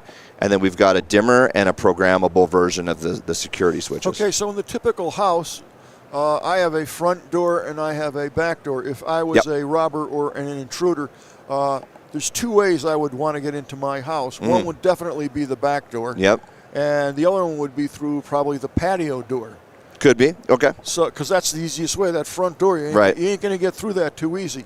So, Yeah. how is this going to work for me in that configuration? Would I have to have one in the where the patio doors are, and one where the back door is? Yeah. And then potentially one in the front door. Is that making sense to you? It does, no, for sure. Like at my house, I've got on my back door, the sliding door, we've got a dimmer like on the wall and a couple of on and off But switches. there's no beam coming out of those switches. It's just there's one in the 3-pack. There's only one switch that has the beam. Well, no, so they're sold singly. So what we recommend is build it as you need it, ad hoc. Right. We'll have packages on Amazon later on this year that'll have 1 of each or 3 of each or something. I just think it's really about what you need in your home. Some of them may need them upstairs. Like I may want, I have a 1-year-old, or if I have my kids walking around, my younger kids, and I want to know if there's motion in their room at night, but I don't want cameras in their room. A lot of people are sensitive with that. But I don't blame them. I don't blame you either. So there's different applications. So I would say it really depends on your home and on your apartment. Okay, so the first thing it's going to put out a beam. If you cross that beam, boom. It's, Bingo. Okay. Yep. What happens? Is that controlled by an app? It is. We have the Secure M Guard app. Okay. And you can group all your switches in there in one place. We don't have enough time to go through it. There are so many different scenes, automations, triggers Will it you can call set. the police if I wanted to, or call my brother if I wanted to? Yes, it can be set right now to do a phone call. Okay. So you can technically, you could technically do that to do emergency services. Generally, what we recommend is it's up to you. Like right now, I have mine. If I do not respond to the notification, it can call your phone. Okay. Yeah. So there's different ways to do it. Okay. Is it a subscription-based service? We don't have anything to announce on that right now, but we're talking about some different options. That means yes. It's not ready. Right. Been at this so long. Yeah, folks. well. I know what's happening. What else does the switch do other than? Yeah. So that one's the programmable. So the up and down buttons can be programmed to, if you have it grouped with another switch upstairs, you can have them both turn on and off. Right. Another fun thing about these is they have their own broadcasting. Right. So if your internet, right, you have your router still active, but your internet has no data piping in, these things are still on and working and doing their automations and doing their scenes. So they're not dependent on actual web, the actual data from your modem. So this doesn't have to be on the internet? Correct. How does it do that? They talk to each other within the house. How does it send? How does it talk to the app if it's not on Wi-Fi? Well, there's certain things that it won't do, right? But as far as the automations and scenes, okay, so, manually you can do it. Yeah. So it's basically non-binary. It's on/off when it's not on the internet. Correct. Right. Yes. You didn't think I knew that, did you? I believe you. Okay. You've been at this a while, so. Yeah. So do they make three-way switches, two-way switches? Yeah. So you've got a three-way. We have a single, and then we have a dimmer. Are these available now? They are on Amazon and on our website on What's the Secure price point MSys. on this? So you have $24.95 for the. That's very reasonable. Well, that's for the straight regular switch, right? But just for the on and off switch. Right. No, I want to know how much this one is. That one's going to be $49.95. Okay, that's still not bad. Yeah. One-time shot, you're done. Yeah, $59 for the dimmer, I think. Yeah. And then when you move, you unscrew it and you take it with you. Easy peasy. Yeah, they're easy to install. We have on the back. They're they're not complicated. It just pinches the wire. Done deal. Yeah. If you can install the switch, you can. These are very simple. I mean, we always say be careful because you got to turn the breaker off and all that. But we got a good installation video there for you on Amazon. Yeah, so. it's pretty straightforward. Okay, so we have a dimmer switch. Got a dimmer. We have, what are we going to call this? The alarm switch. So it's the Wi-Fi security. That one's the Wi-Fi security switch, the Wi-Fi security dimmer, and then the Wi-Fi smart switch. Okay. Let's talk about this next device. Yeah, this is our EOS lock. So what's interesting is, number one, this is kind of our marquee product. Put this over here. That we've had out for some time. So this is biometric, right? It's a biometric door lock. So, yeah, you've got fingerprint. Got a reader on there. It's got really high quality aluminum and metal housing, and it does. You have your normal passcode. You can do, a few basic ways to get in the house. And this one's a Wi-Fi model, but we also have a standalone model that does not connect to Wi-Fi. Doesn't need any, like data. Right, it's mechanical, open, close. Yeah, it'll do your fingerprint. It'll do your passcode. Okay. Again, there's some people that just do not want their door connected to the internet, right? Now, so this obviously will connect up to an app. That one does to the Guard app. Do I have the ability to remotely open and close my door? Absolutely. That is I have one of these. It's the handiest thing in the world. It is. I cannot tell you how many times I've used that.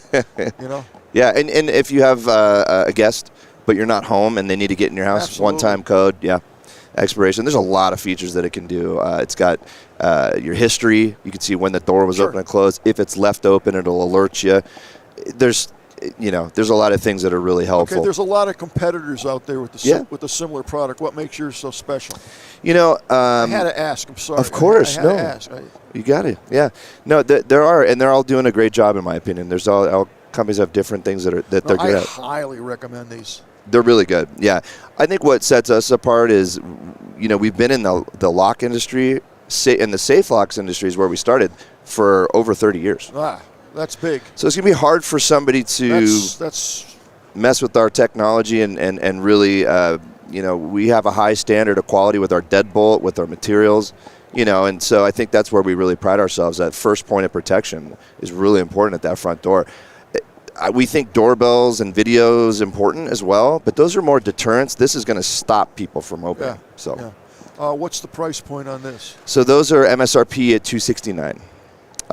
But they're on sale, often. So. Do they come in colors? Silver and black, they do. Okay. Yeah. Folks, I haven't used this obviously, but they're pretty high quality from what I can see. They're very nicely done. The letters are nice. It's solid. That's as solid as you're going to get. They work. Some of them are you got to fight with to Yeah. turn. Believe me, I know.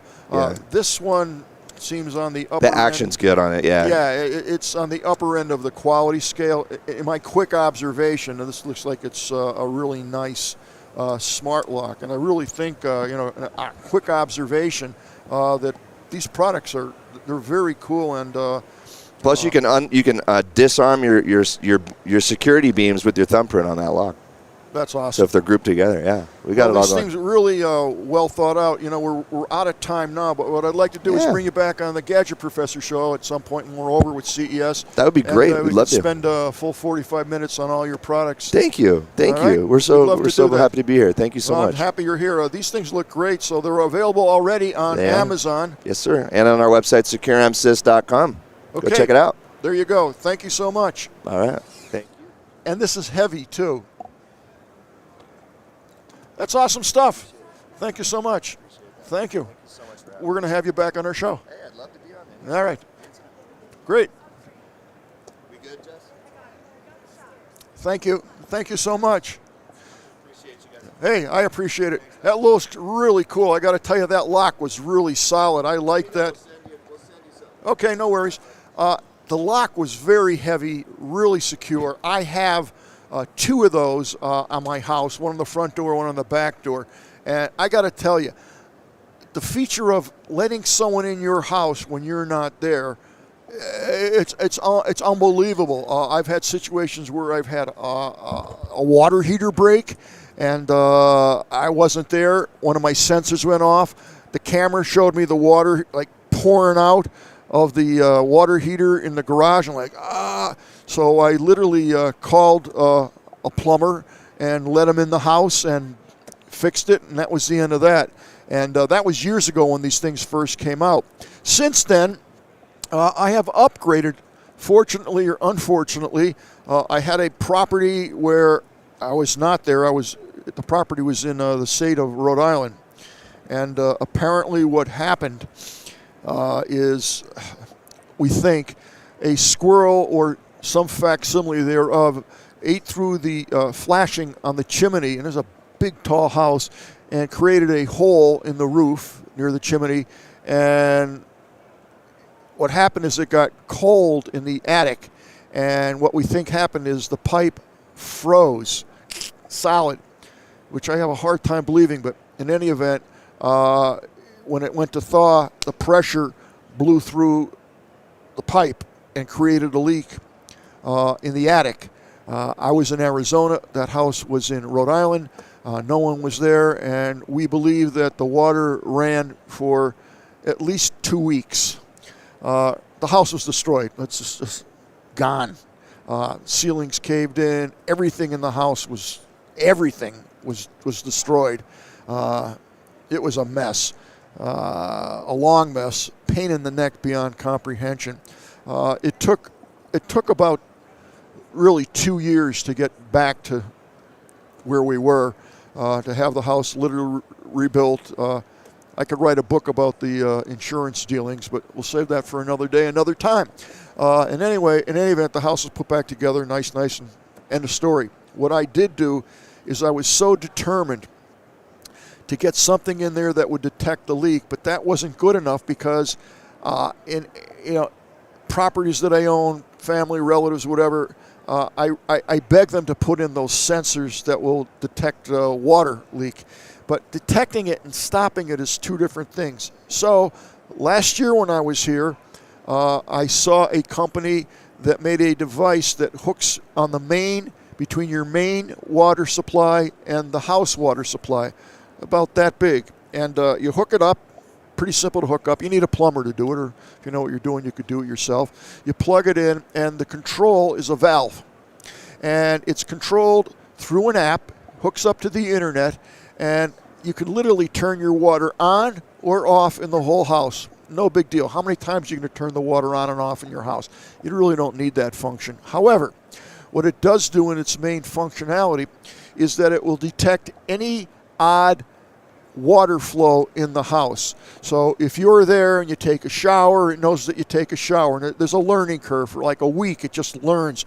Actually, it's always learning how many showers are taken, how many times the toilet's flushed, when you turn the water on in the sink. It knows all that. And the more it learns, the smarter it gets and the more accurate it gets. So after a week or so, it knows your routine. Now I leave that property. I fly away. No one's in that house. It will detect the slightest possible leak, even a toilet leak, even if the flapper kind of isn't holding the water in the toilet tank itself.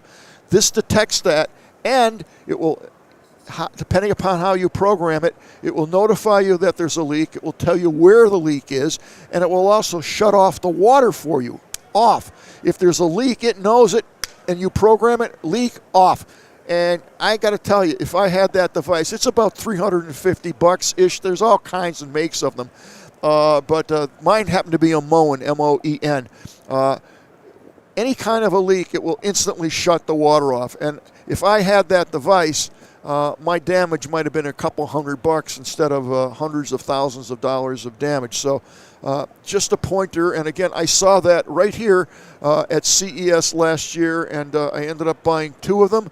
I have installed them, and it's actually peace of mind for me, and it's money well spent.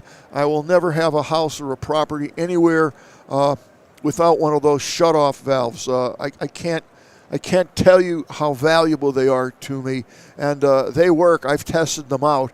I've had the hose on and off. I've let the water drip out of the faucet, and boom. It tells me instantly that something's going down. And the way I have them programmed, if there's a leak, the water's off. So that's the way I like it. All right, our next interviewee is coming up. Anand Verma, the CEO of Provoskia Solar AG. So we will see what they have to offer. I have no clue. And they're getting microphone now. And what I am going to do is I'm going to get a drink of water here while we're getting mic'd up.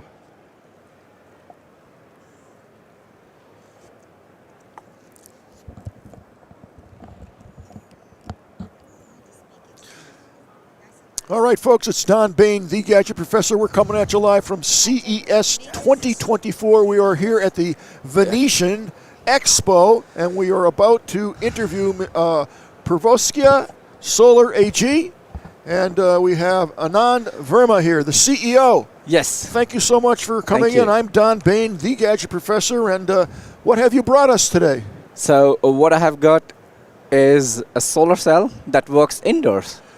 A photo cell that works indoor. Yes. Okay. So what we have, what you can say invented is a solar cell that we can make into any shape, size, and design. Okay. And that works very good outdoors. Okay. But as we know, most of our electronic devices are indoors. Yes. So it need to work indoors. So that's what we have devised. That with our technology, you can power everyday devices with an indoor solar cell that can be made into any shape, size, and design. Okay, let me see this. Yes. It works with any light. This works with any light. Yes. And light is light. Obviously, sunlight is more powerful than your daylight, but this has to be an extremely powerful sensor. I'm going to put this here so we can kind of sort of see it. Yes. And this is taking natural light in my house, and now it's going to generate electricity for me. Yes, it can. Is it 9 volts, 3.5 anything volts, you want. 110 volts? Whatever you want, we can make it. Keep going. I can make it from 1 volt to 20, 25 volts, whatever you need. And the wattage will depend on the area that you want. What we are focusing is on the consumer electronic devices and IoT sensors, which is mostly incorporated into your, what you can say, in your homes and offices, smart homes and offices.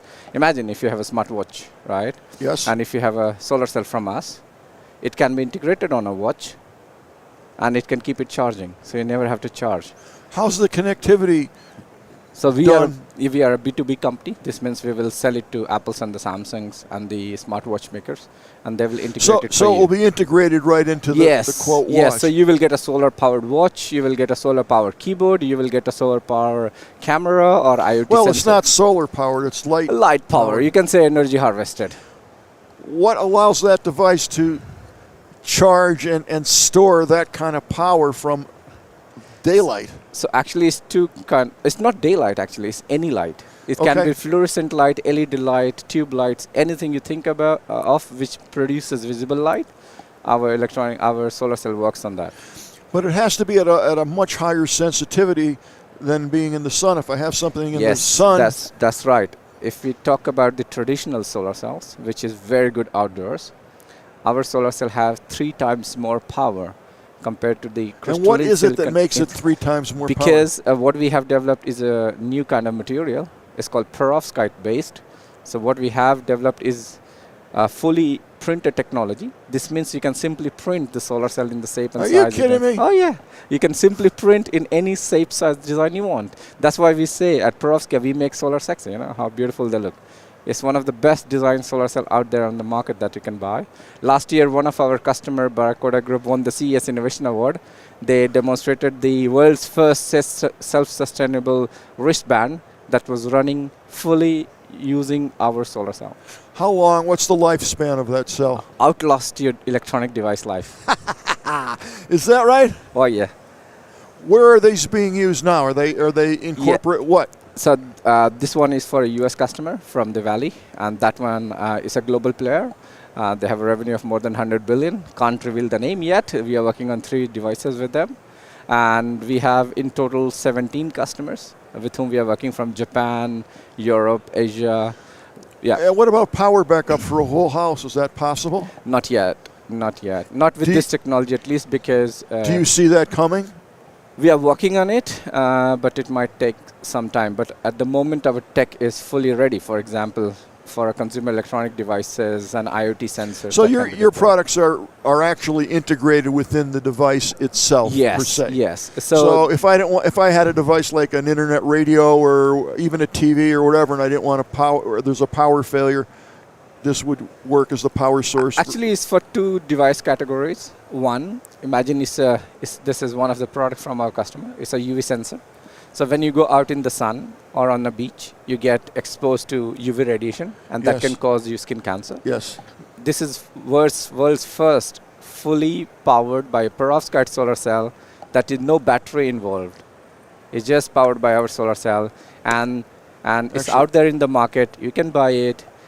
And this is available right now. Yes, it's powered by a perovskite solar cell from us, a custom design. That's what we provide, highly customizable design solar cell. And this measures your UV radiation and sends a signal to your phone every second. It sends a signal to the phone? Yes, by BLE, and every second by Bluetooth to your phone, so that you know how much of exposure you're getting. And it will tell you an alert that please go out of the sun because you might get skin cancer. So powering television is not actually possible at this stage. I get it. The power input is so low. Right. But electronic devices... So it's for low voltage devices at this point in time. Low power, mid power. If you have like a earbuds, that's a great use case. Get a solar from us, stick it on the case, listen to music. The case is on your table while you're having a Zoom meeting or whatever. It will keep it charging, and every day you're gonna get 1 to 2 hours of music for free. You never have to charge it. But it has to be integrated into the charger itself. Oh yeah, yes. Okay. We have to give it to. It's not like you're going to take the device, put it on, and then it not does voodoo and No, it needs to be integrated. integrated. Are there any companies right now that are using that process for earbuds? Yes, as I said, all these products are for companies. It's a watchmaker. It's an IoT device maker. That's a medtech device. The one you saw is a gas sensor. Fascinating. Yeah. And it doesn't use AI.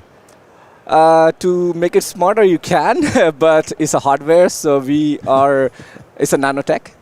We provide these solar as a component to every devices. Yeah. Are there, you mentioned earbuds, are there cases now that actually employ your device in it? Yes, one won the CES Innovation Award, as I told you. It's a wristband that measures your heart rate, movement, and it was powered by our solar cell. That one won the CES Innovation Award last year, 2023. That one is a medtech device. That's an IoT sensor. 3 categories. We are working with a big player from US. They have a revenue of more than 100 billion. A fascinating product. I love this. I mean, what a great idea. That's what I said. We make solar sexy. Just have a look at it. Just have a look at it. How beautiful it is. Yeah. You know where is the solar? We got to show the audience. Yes, of course. You know where is the solar cell? The black part on the border.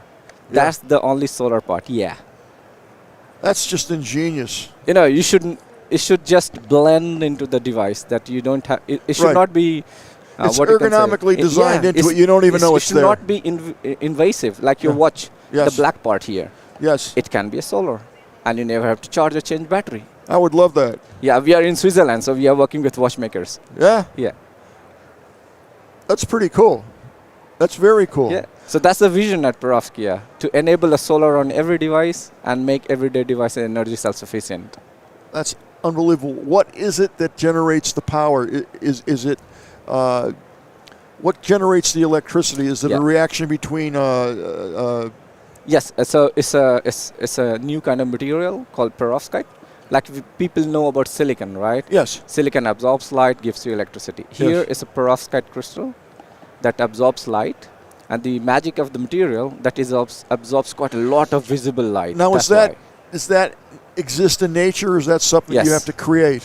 why. It do exist in nature, but the one that absorbs the light, you have to make it in the labs, and that's You what have we to do. enhance it. Yes, I see. that's what we do. That's a unbelievable product. That's really something.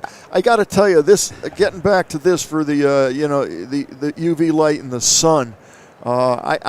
I know from personal experience. I had relatives that sat in the sun endlessly, and they're paying yeah. for it today, boy. Yeah, they need to have that. If they had this device, that would have literally saved Yes. their life. And do remember- look at that. The full thickness of the solar cell is 10 times thinner than your hair. It's just fascinating. That's what I love about CES. You see things that you just didn't even know exist. Now, what is this actually called? This one is one of our customer called Sun Aware Sun Aware? from Switzerland. Yeah, you can buy it. Can they buy this now? Yes, you can buy. I think $70 or $80. On Amazon or? Yes, you might. Okay. I didn't check it, Okay. but you can stick it on your coat, Oh, or yeah. it comes as a wristband, or on a backpack, or when you are taking your kid or the Sun dog. on a- Aware. Sun Aware. Yes. Okay, One of our customers. Yeah. Okay, I've never tried this out. I don't know, but I believe him. 70 or 80 bucks, this will save your life. This will tell you when My you have too much sun. And again, I haven't personally tested it out, but boy, I'll tell you, this is a lifesaver device. It Yes, really and is. I can show you. It comes with the interface. Okay. The Sun Aware. Yeah, I You got see it. the guy there? Yeah, I gotta. It gets Can we pick this up? it gets So, connected great. with this. So this device integrates with the app on the phone, so it's going to tell you cumulatively how long you've been in the sun, Oh yeah. when it's time to get out, when you're at the danger zone, all those things. It takes care. Did you apply the sunscreen? What's your skin color? I'm brown. Wow. Are you white? So- Are you black? Any color. And you're willing full sleeve, half sleeve. It takes consideration well of it. thought out. Yes. Congratulations on that. And That's that's what well is- thought out. This is one of the product using our solar technology. We are working with 15 to 20 customers using different Right. ideas to power using Absolutely our technology. Yeah. fantastic. This is what I we love do. it. I love it. It's really great. I'm so Yeah. glad you came in. Yeah, thank I mean, you. these things save people's lives. Yes, and And they enhance your life. just to give an idea why why I'm passionate about this Yeah. technology. So I'm working. I used to be a scientist. So you're a professor. I Yes. used to be a scientist. I worked for more than, you can say, 5 years as a research center and we read a paper report from the EU that there would be 78 million batteries discarded every single day. Look what that does to the environment. Yes, and I was like, it cannot be normal that we waste so many batteries every day. Yeah. So we came up with a perfect solution by which we can simply print the solar cell, integrate into devices. It will last forever, and it will save billions and billions God. of batteries every single year. You're helping and the environment. Yes, You're helping and imagine people. you just what you can say. You just harness the energy from the ambient that is existing, Yeah. which is anyhow available. See, this is what's so cool about CES. I mean, I meet scientists who know what they're doing, but they're so passionate about the product. And this gentleman invented this. They brought it to market, and these are just outstanding products that help civilization. They help your planet. You're going to have less batteries to throw away. And you know what? This little device absolutely going to save your life. You don't want to get skin cancer. You don't want to get that. Believe me. And he's got the app. You can buy it. It's fabulous. Yeah, that's what we say. We make solar sexy at Perovskia. It's fabulous.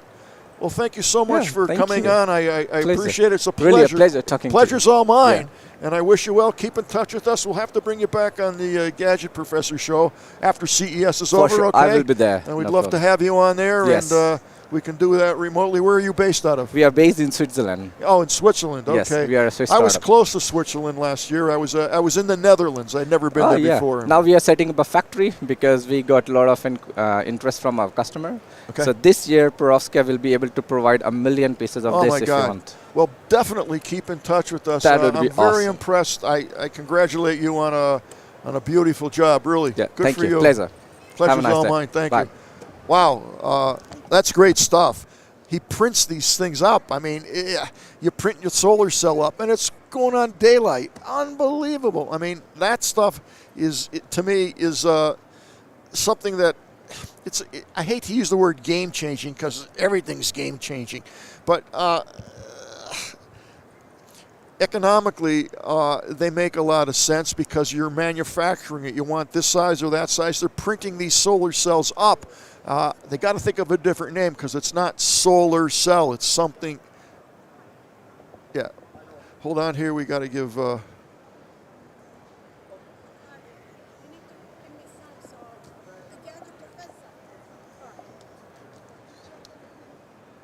on. Put my phone number on them because it's a different phone. You can get that. All right, folks, we're exchanging business cards here because I'm going to bring a lot of these folks back on the Gadget Professor show. By the way, speaking of the Gadget Professor, I do a podcast every Thursday, sometimes Friday, but usually Thursday. It's thegadgetprofessor.com. And I talk about all kinds of consumer crazy gadgets. We have a section where we do new apps, both for the Android operating system and for the iOS. And then I talk about cool things in technology. Very relaxed show, runs 20 minutes usually. And I think you'll enjoy it. It's entertaining. And right now we're bringing up VO, Jishen, and they're getting a microphone right now. And we will see what these folks do. But, tune into the Gadget Professor, thegadgetprofessor.com. And we'd love to have you on board. Also, you can follow me at Gadget Professor. I'm on all the Instagrams and Facebook and all that stuff. And I try to keep it interesting and fun and upbeat and change it up every week, so I think you might enjoy that. All right, this is Don Bain, the Gadget Professor. We are coming to you live from CES 2024 at the Venetian Expo, and right now we're going to talk to the folks at VO Incorporated, and it's Jishen. Yes, it's Jishen. Did I get it right? You got it perfectly right. Whoa, first time. How are you, sir? Great. How are you doing? We're good. Welcome. What can you tell me about V?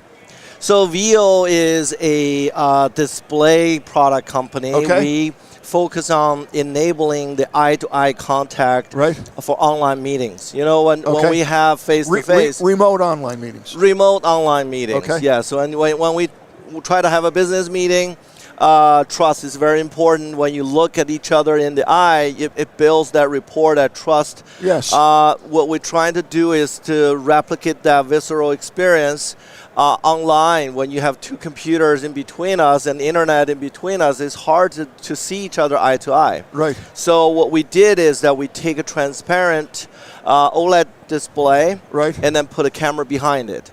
And the camera gets to see through this not so perfectly clear display, and then to basically achieve the effect that it's almost like a clear glass. And that makes us all be kind of aligned along the center axis. So you're actually viewing it through the screen? Yes. And when you look at the screen functional? Am I seeing the other side of the...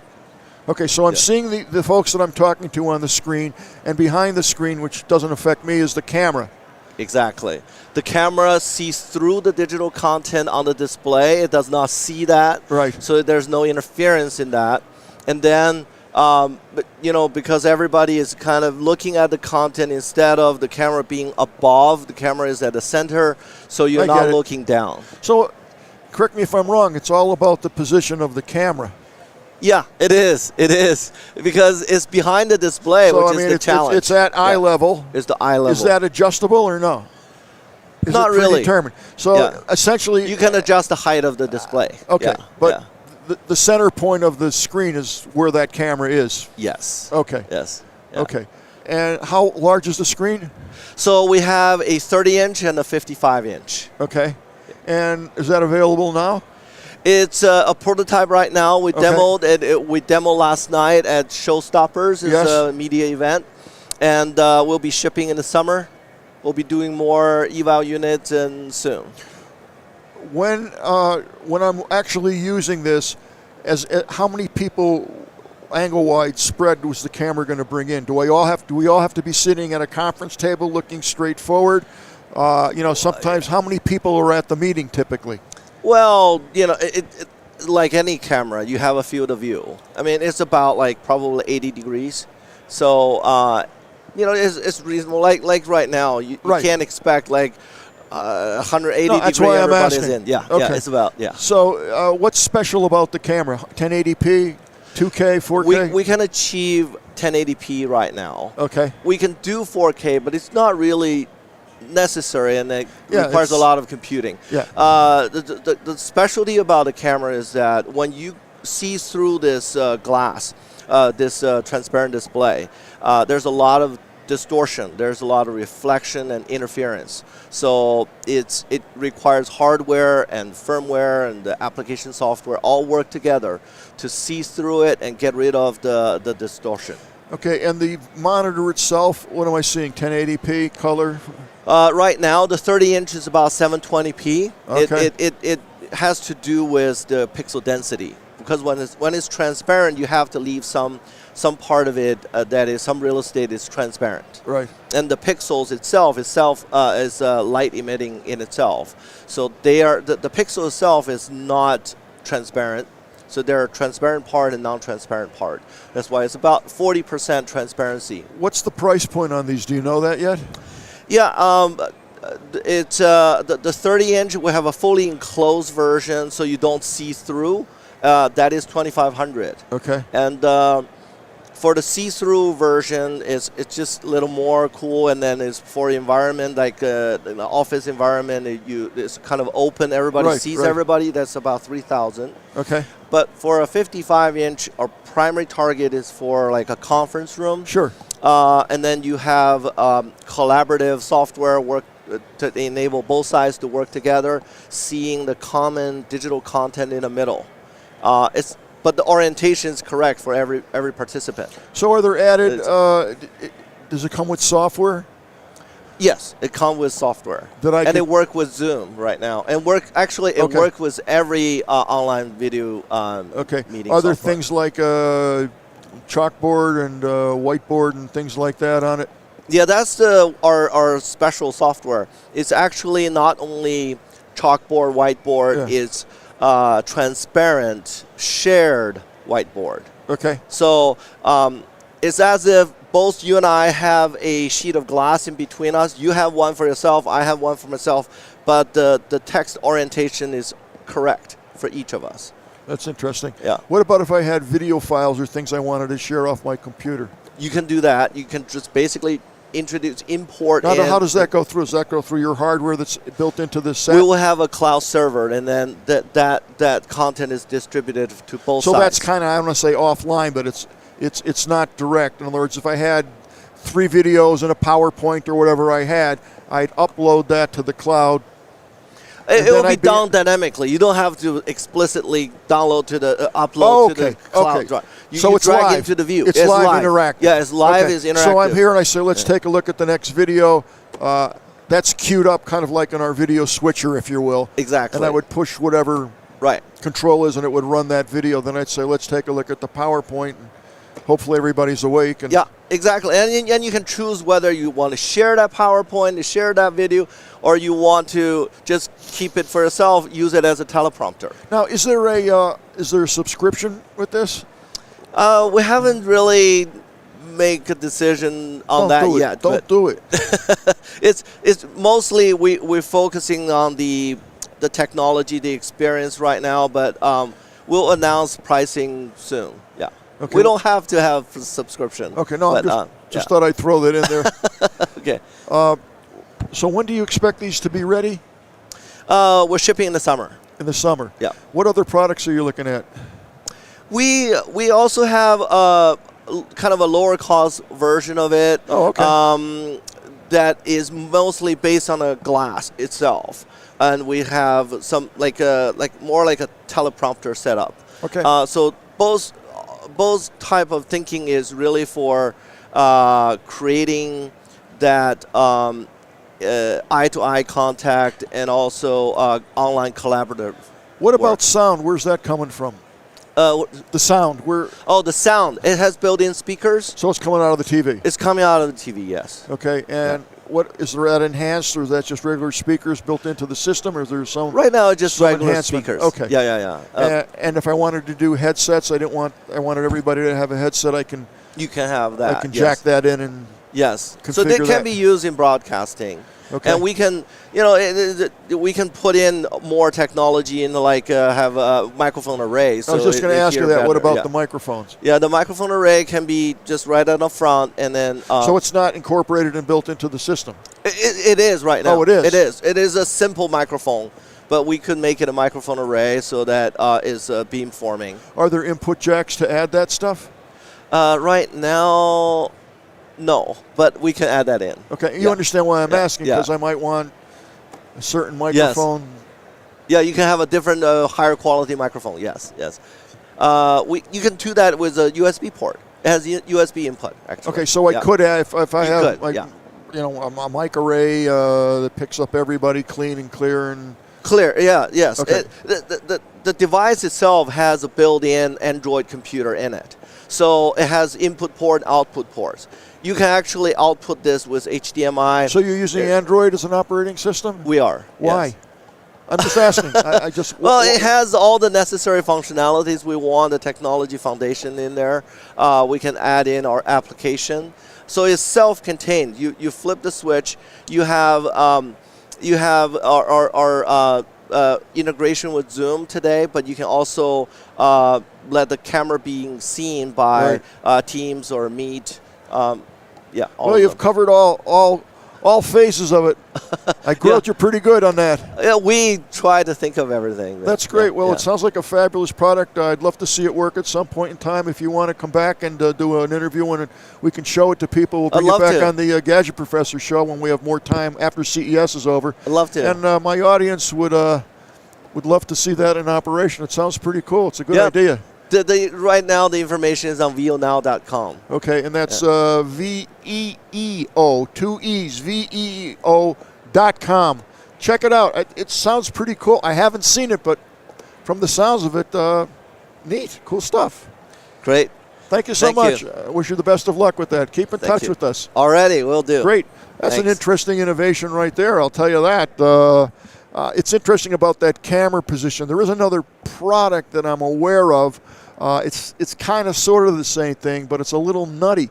It hangs on the monitor and drops down, like on your laptop or your monitor, and it's going to drop down to your eye angle. However, it blocks the screen right in the middle, so it seems a little intrusive and a little annoying. I don't know, but that's how it seems to me.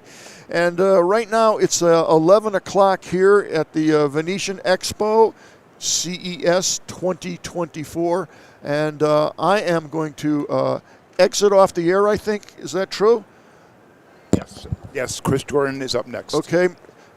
Mr. Chris Jordan is up next, and he will inform and entertain you. And it was very nice joining you all this morning. Thank you for tuning in, and I'll see everybody tomorrow at 9 o'clock sharp.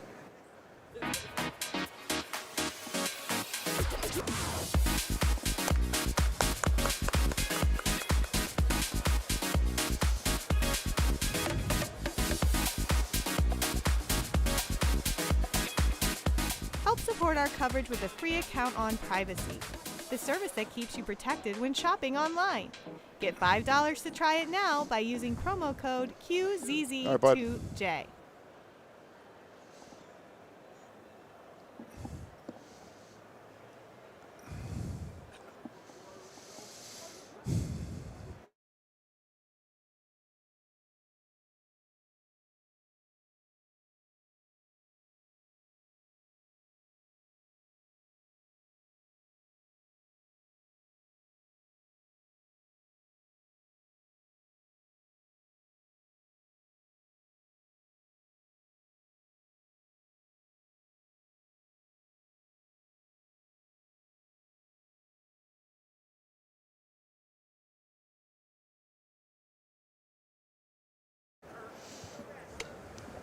Well, hello, everybody, and welcome to the continuing coverage here from the show floor of CES 2024 here with the Tech Podcast Network and Geek News Central, as well as Plug Hits Live. I'm Chris Jordan from the Curious Realm. Man, CES is one of my favorite events of the year. I'm a corporate AV technician for a living. This is kind of the world that I live in regularly, normally working AI conferences.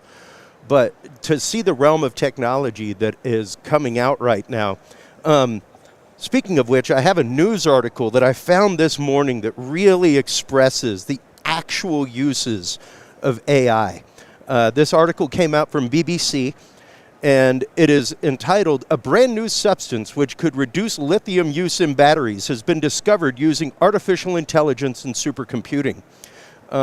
Scientists say the material could potentially reduce lithium by up to 70% usage.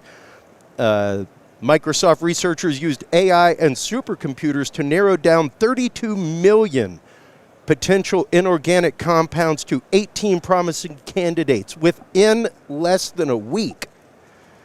A screening process that could have taken more than 2 decades to carry out using traditional lab research methods. The material has already been powering a light bulb.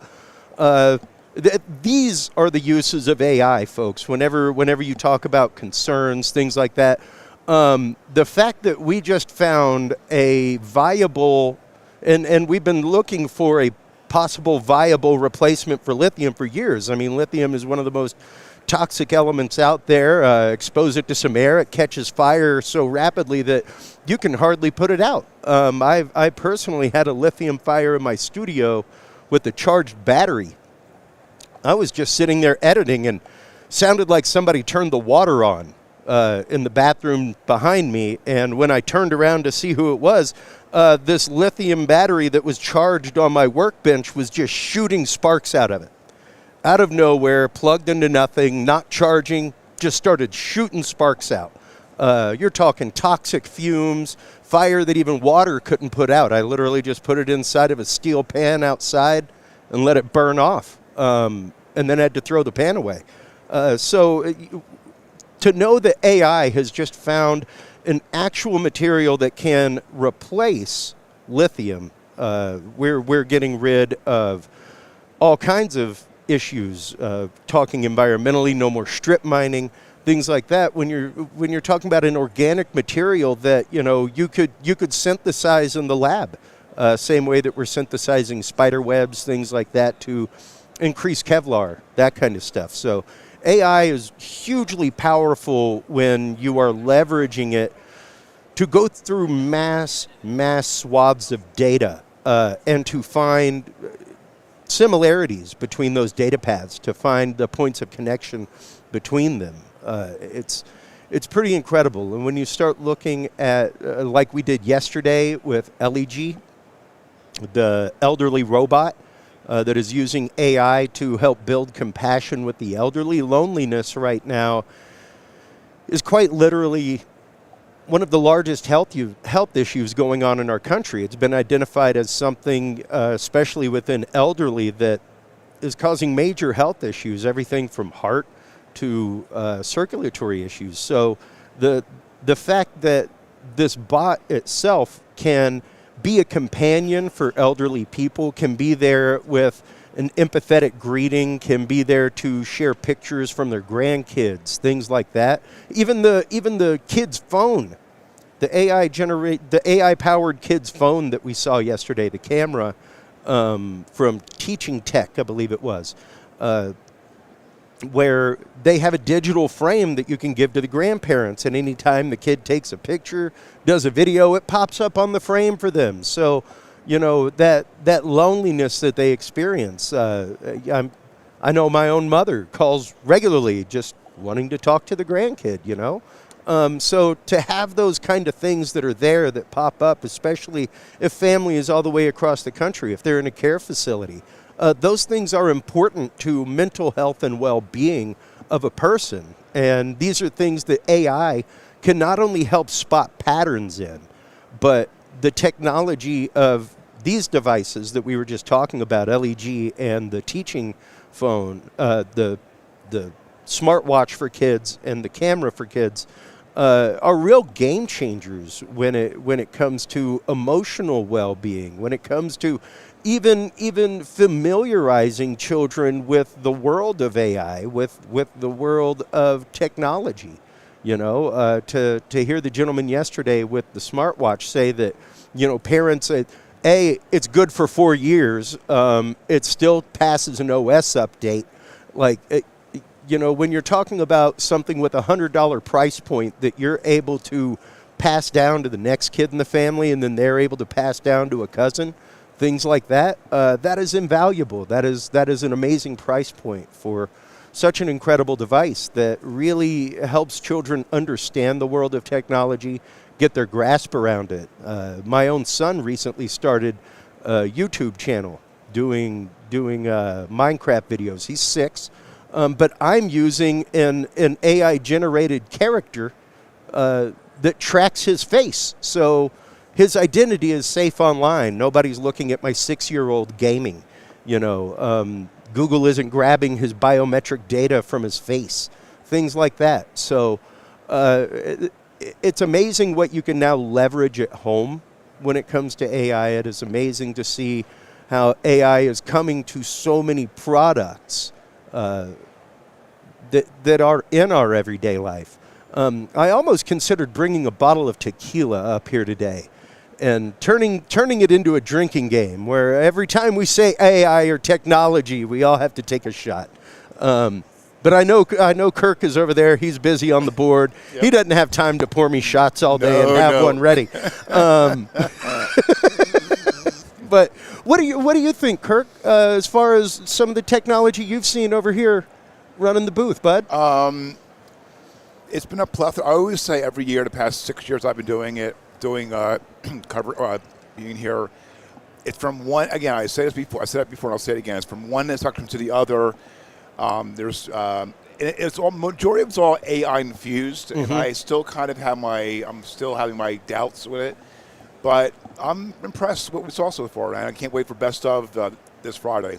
Right now, at least as of right now, my best of stands with a technology that I saw yesterday that is doing full volumetric video in real time, 5 megabit per second, pretty incredible, and with standard cameras, nothing really crazy.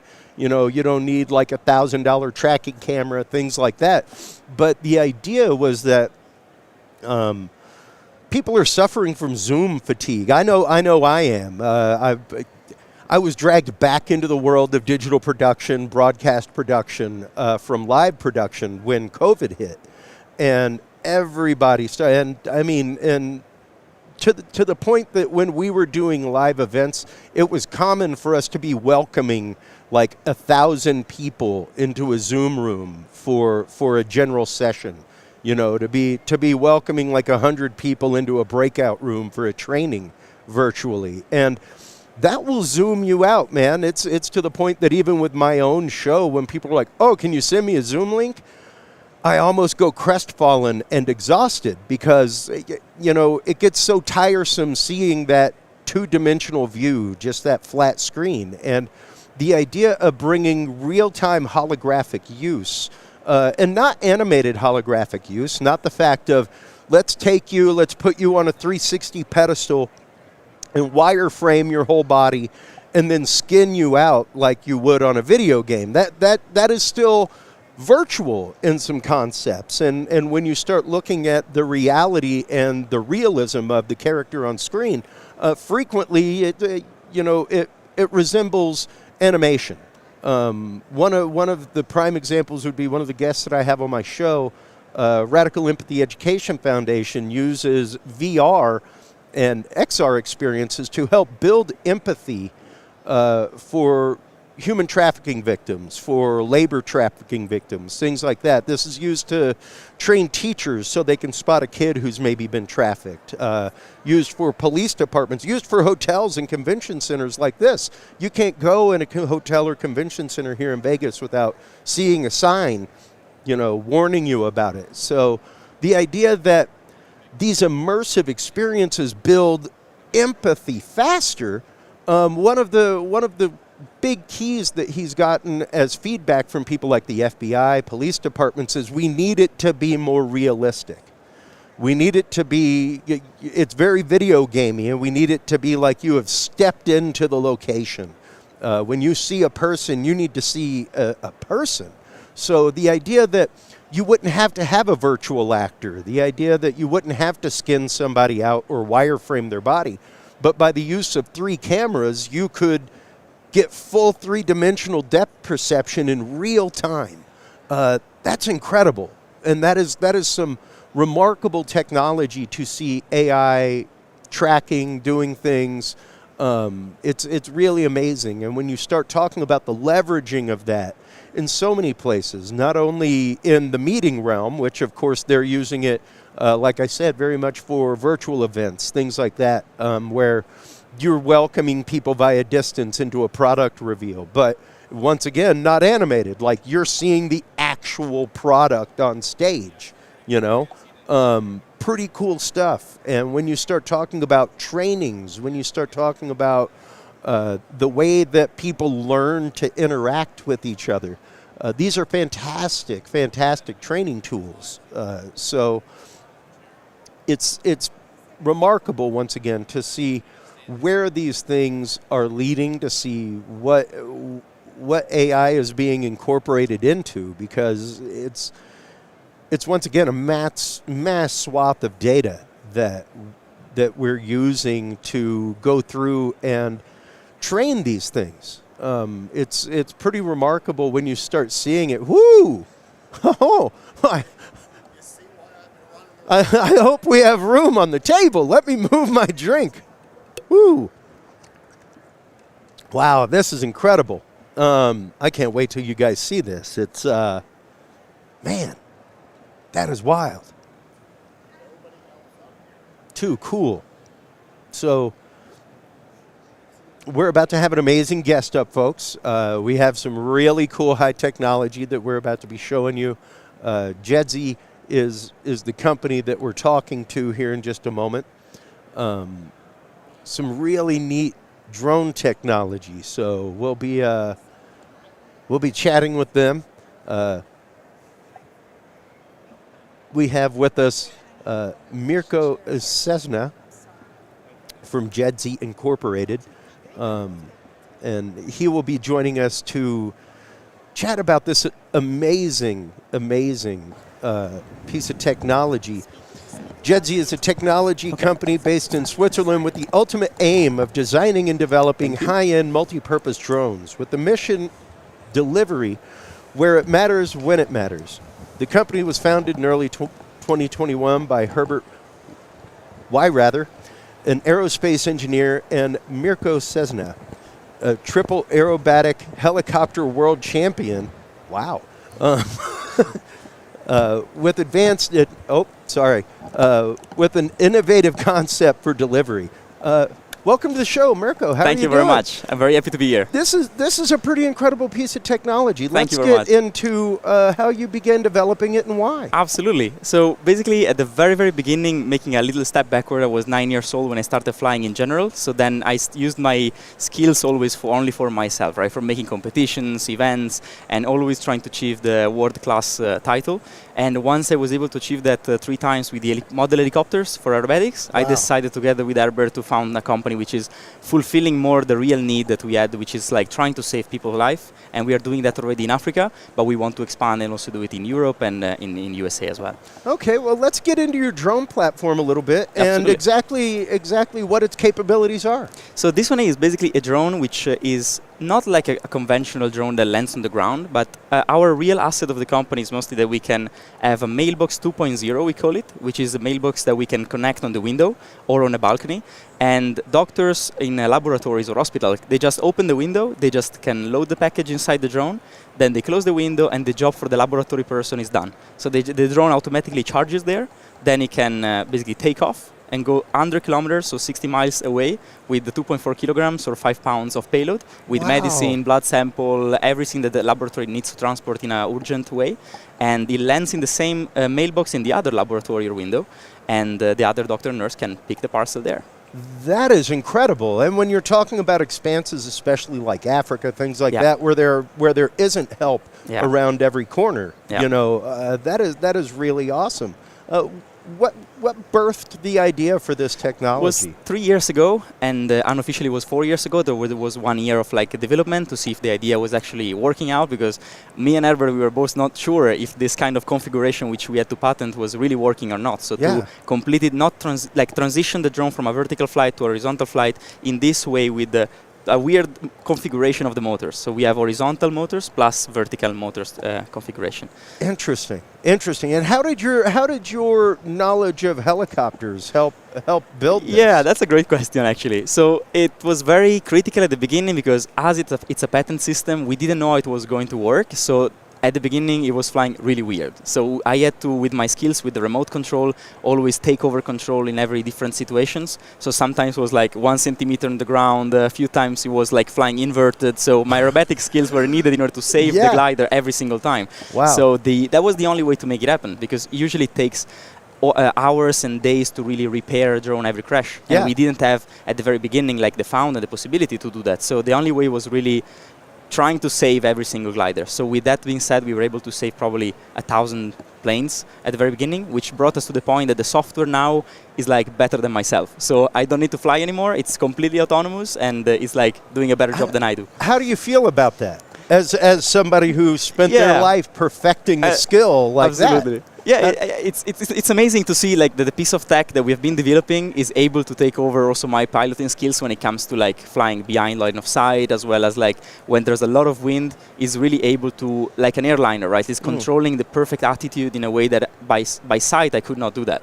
So I'm really feeling that at the beginning was really needed, but now the software, like the integration also of the artificial intelligence possibility and everything that we are seeing here at CES as well, I think it's like going in an amazing direction, which will become really cool. Well, let's start getting into the AI of it real quick, because of course, you know, leveraging the world of AI with something like this to help find the fastest routes back and forth, help you know, identify trouble areas for weather, things like that. How are you leveraging AI to train this drone? I think that this is a very interesting point, because we believe a lot into the glider design that we are having in this drone. So it's not really a drone, it's not a plane, it's a bit of a, we call it like bird, because it's a kind of bird system, because we are landing like on a window like a bird would do. And the AI for the future, I think, is going to be very interesting, because as every glider, when you're flying, the pilot is feeling like the thermals. So he always needs to understand where to go to get some more lift. Yeah. And in order to get a longer range when it comes to distance, getting these thermals is going to be very important, because we can save battery and like enlarge our routes to like many more kilometers. Sure. So that's what we are aiming actually for. Well, and I mean, even incorporating things like thermal sensors, stuff like that, they're so small, so portable now. Like you could have it absolutely find the thermoclines before it ever gets there. Absolutely. So that's pretty remarkable. Yeah. Now, what other applications are you guys looking at? At the moment, we want to focus on the medical mostly. So we are fully in the medical sector, just because it's a market which really needs urgent deliveries.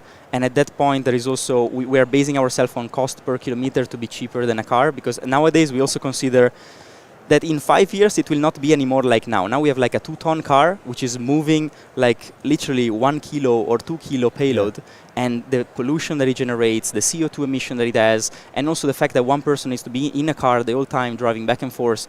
This person could definitely be in an office, like making a much, let's say, more comfortable job, being in front of a computer, managing multiple drones and making many more deliveries. So we really see this possibility within the next years to do a lot of flights, a lot of deliveries with much less workload and much less CO2 emission.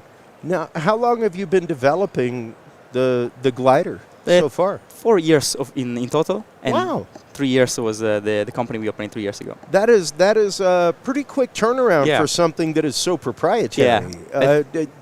Now, what kind of technology did you leverage to kind of start off? I think at the beginning, I would also start by saying that what is extremely important besides the technology is like the people behind the software, the whole software and hardware development. And what we did is hiring really passionate people. So every person in our company is really, if he is not working, he's still doing the same job but at home for fun. So bringing this kind of person in the company, you create an environment which is really, they are really more than happy to bring in new ideas and new way of working. So the development has been, I would say, twice as fast as it usually is in other companies, I think, when you just have a normal hiring process. So we worked mostly on that, and as well as in the technology, we are not outsourcing too much. We are mostly doing most of the things in Switzerland ourselves. So we, of course, are buying some motors and flight controllers, but mostly we are building all the hardware and software in-house in order to be very fast. So whenever we see a need of a change somewhere, we are very fast and quick on reprinting, remolding, or reproducing the pieces for us, and we can be very, very efficient in that way. What is your typical production time for one? I would say we have two companies. One is in Switzerland, is the headquarter. Then we have the daughter company in Africa, where we are doing the building, but also operations and deliveries, because there's where we started. And in Africa, they're really, really efficient. They are now with 12 people making 1 drone a week. And if they speed up a little bit the process, we can also do 2 drones per week by splitting into the chain. So we have the chain that is like modular. We can do like the whole team is working on 1 drone, or the whole team is working on 2 drones. So I would say in 1 week we can do from 1 to 2 drones. Wow, that's pretty incredible, especially for something so specialized. Now, when it comes to entry point, when it comes to a hospital getting into something, what kind of price tag are they looking at to get into this pretty amazing delivery system? I think for us that's also an interesting point, because we don't start with like a huge price tag or a specific price tag. We are mostly looking at the price per kilometer of the car, and from that point we are just cheaper than that. And we are confident by scaling up we are able to use this service. They have, of course, like a minimum kilometers they have to do per month, but usually we are just a little bit cheaper than a car. So for every hospital and laboratory, it's also easy to say, let's give it a try. Because whenever we start that, usually what happens so far is that they keep the service and they try to replace also the car with the drone, because it's a win-win. It's faster and it's a bit cheaper. Well, I mean, you're not having to pay maintenance on a vehicle. You're not having to pay a driver, insurance, fuel costs, all that stuff. So I can imagine that would ring as a return on investment pretty quick. Pretty quick. Where can people go to find out more about the Jedzi and more about your product? I think the best is jedzi.com, our website, and we are more than happy to receive emails there and to talk, also have video calls, and we are very open to any opportunity that it can come. This is absolutely amazing and something so necessary out there. When it comes to drone technology, this is incredible and a great leveraging of it for the good of mankind. Yeah, great thank you very much. Really, thank you so much for having me here. Really pleased about that. Most definitely, it's an amazing product. I cannot wait to see it in use out there. Perfect. Thanks for the opportunity. You bet. Thank you. Just one of the many examples of the way that AI is being leveraged with drones. When you're looking at drone technology, drone swarms, things like that are becoming more and more regular. They are becoming, especially in my industry, drone displays are starting to take over fireworks, things like that, because you can do them year round. You don't have to worry about fires so much. And the technology that is used to make these drones actively talk together and communicate and act as intelligences that interact with each other for avoidance, collision, object avoidance, are pretty remarkable. I remember last year, or not last year, year before, sitting here with Todd Cochran, we had somebody come in with tiny little radar modules that were about 3 millimeters each. You could fit numerous onto the size of a postage stamp. And they had a 30-meter range. And the first thing that I thought of was you could leverage that with AI inside of a pair of glasses for object collision, for blind people, all sorts of things. And lo and behold, that is actually one of the products that is here at CES this year, is object avoidance glasses for the blind. So, and also giving prompts to the deaf, things like that. So, and to see them leveraging and using AI and drone capability for hospital use, for delivery, absolutely awesome. Really cool stuff. And when you're talking about remote areas, places like the Amazon jungle, places like Africa, sub-Saharan Africa, things like that, it's a game changer. It's a game changer. You're talking life-giving medication, stuff like that coming to you more rapidly than it would ever be able to be delivered. We have with us here in this segment, folks, Matan Gutman, co-founder and CTO of Zoog. Zoog is a creative communication platform that uses advanced AR technology to connect families in a meaningful way. The platform is designed to bridge generational and geographical gaps, transforming loved ones into children's favorite character through stories, songs, and educational content. The Zoog experience is approachable and accessible to all, providing safe and valuable screen time. Welcome to the show, Matan. How are you doing today? Thank you very much. Great to be here. Well, welcome. Tell us a little bit about Zoog. So Zoog is something that we kind of dreamt up of during COVID, because we saw it's very difficult for our parents to communicate with our kids over video. So we essentially created a way for them to do what they do with the kids offline: read books, sing songs, make them laugh, only in a way that is immersive and fun and can be done even if they're not in the same room. Okay. So essentially what we do is we take children's content, like Winnie the Pooh, for example. I'll show you here. So this is you.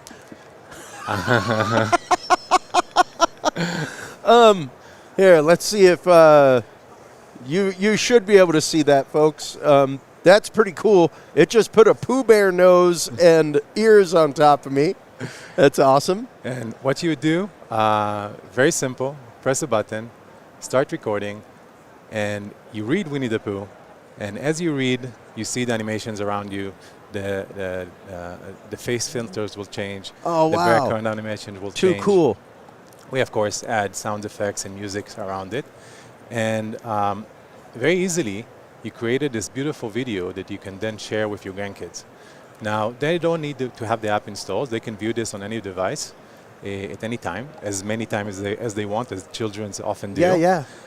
They can react to these videos with emojis, and they can request the next content they want you to read. Cool. Most of our users today are grandparents that use this to connect with their grandkids if they don't live in the same house.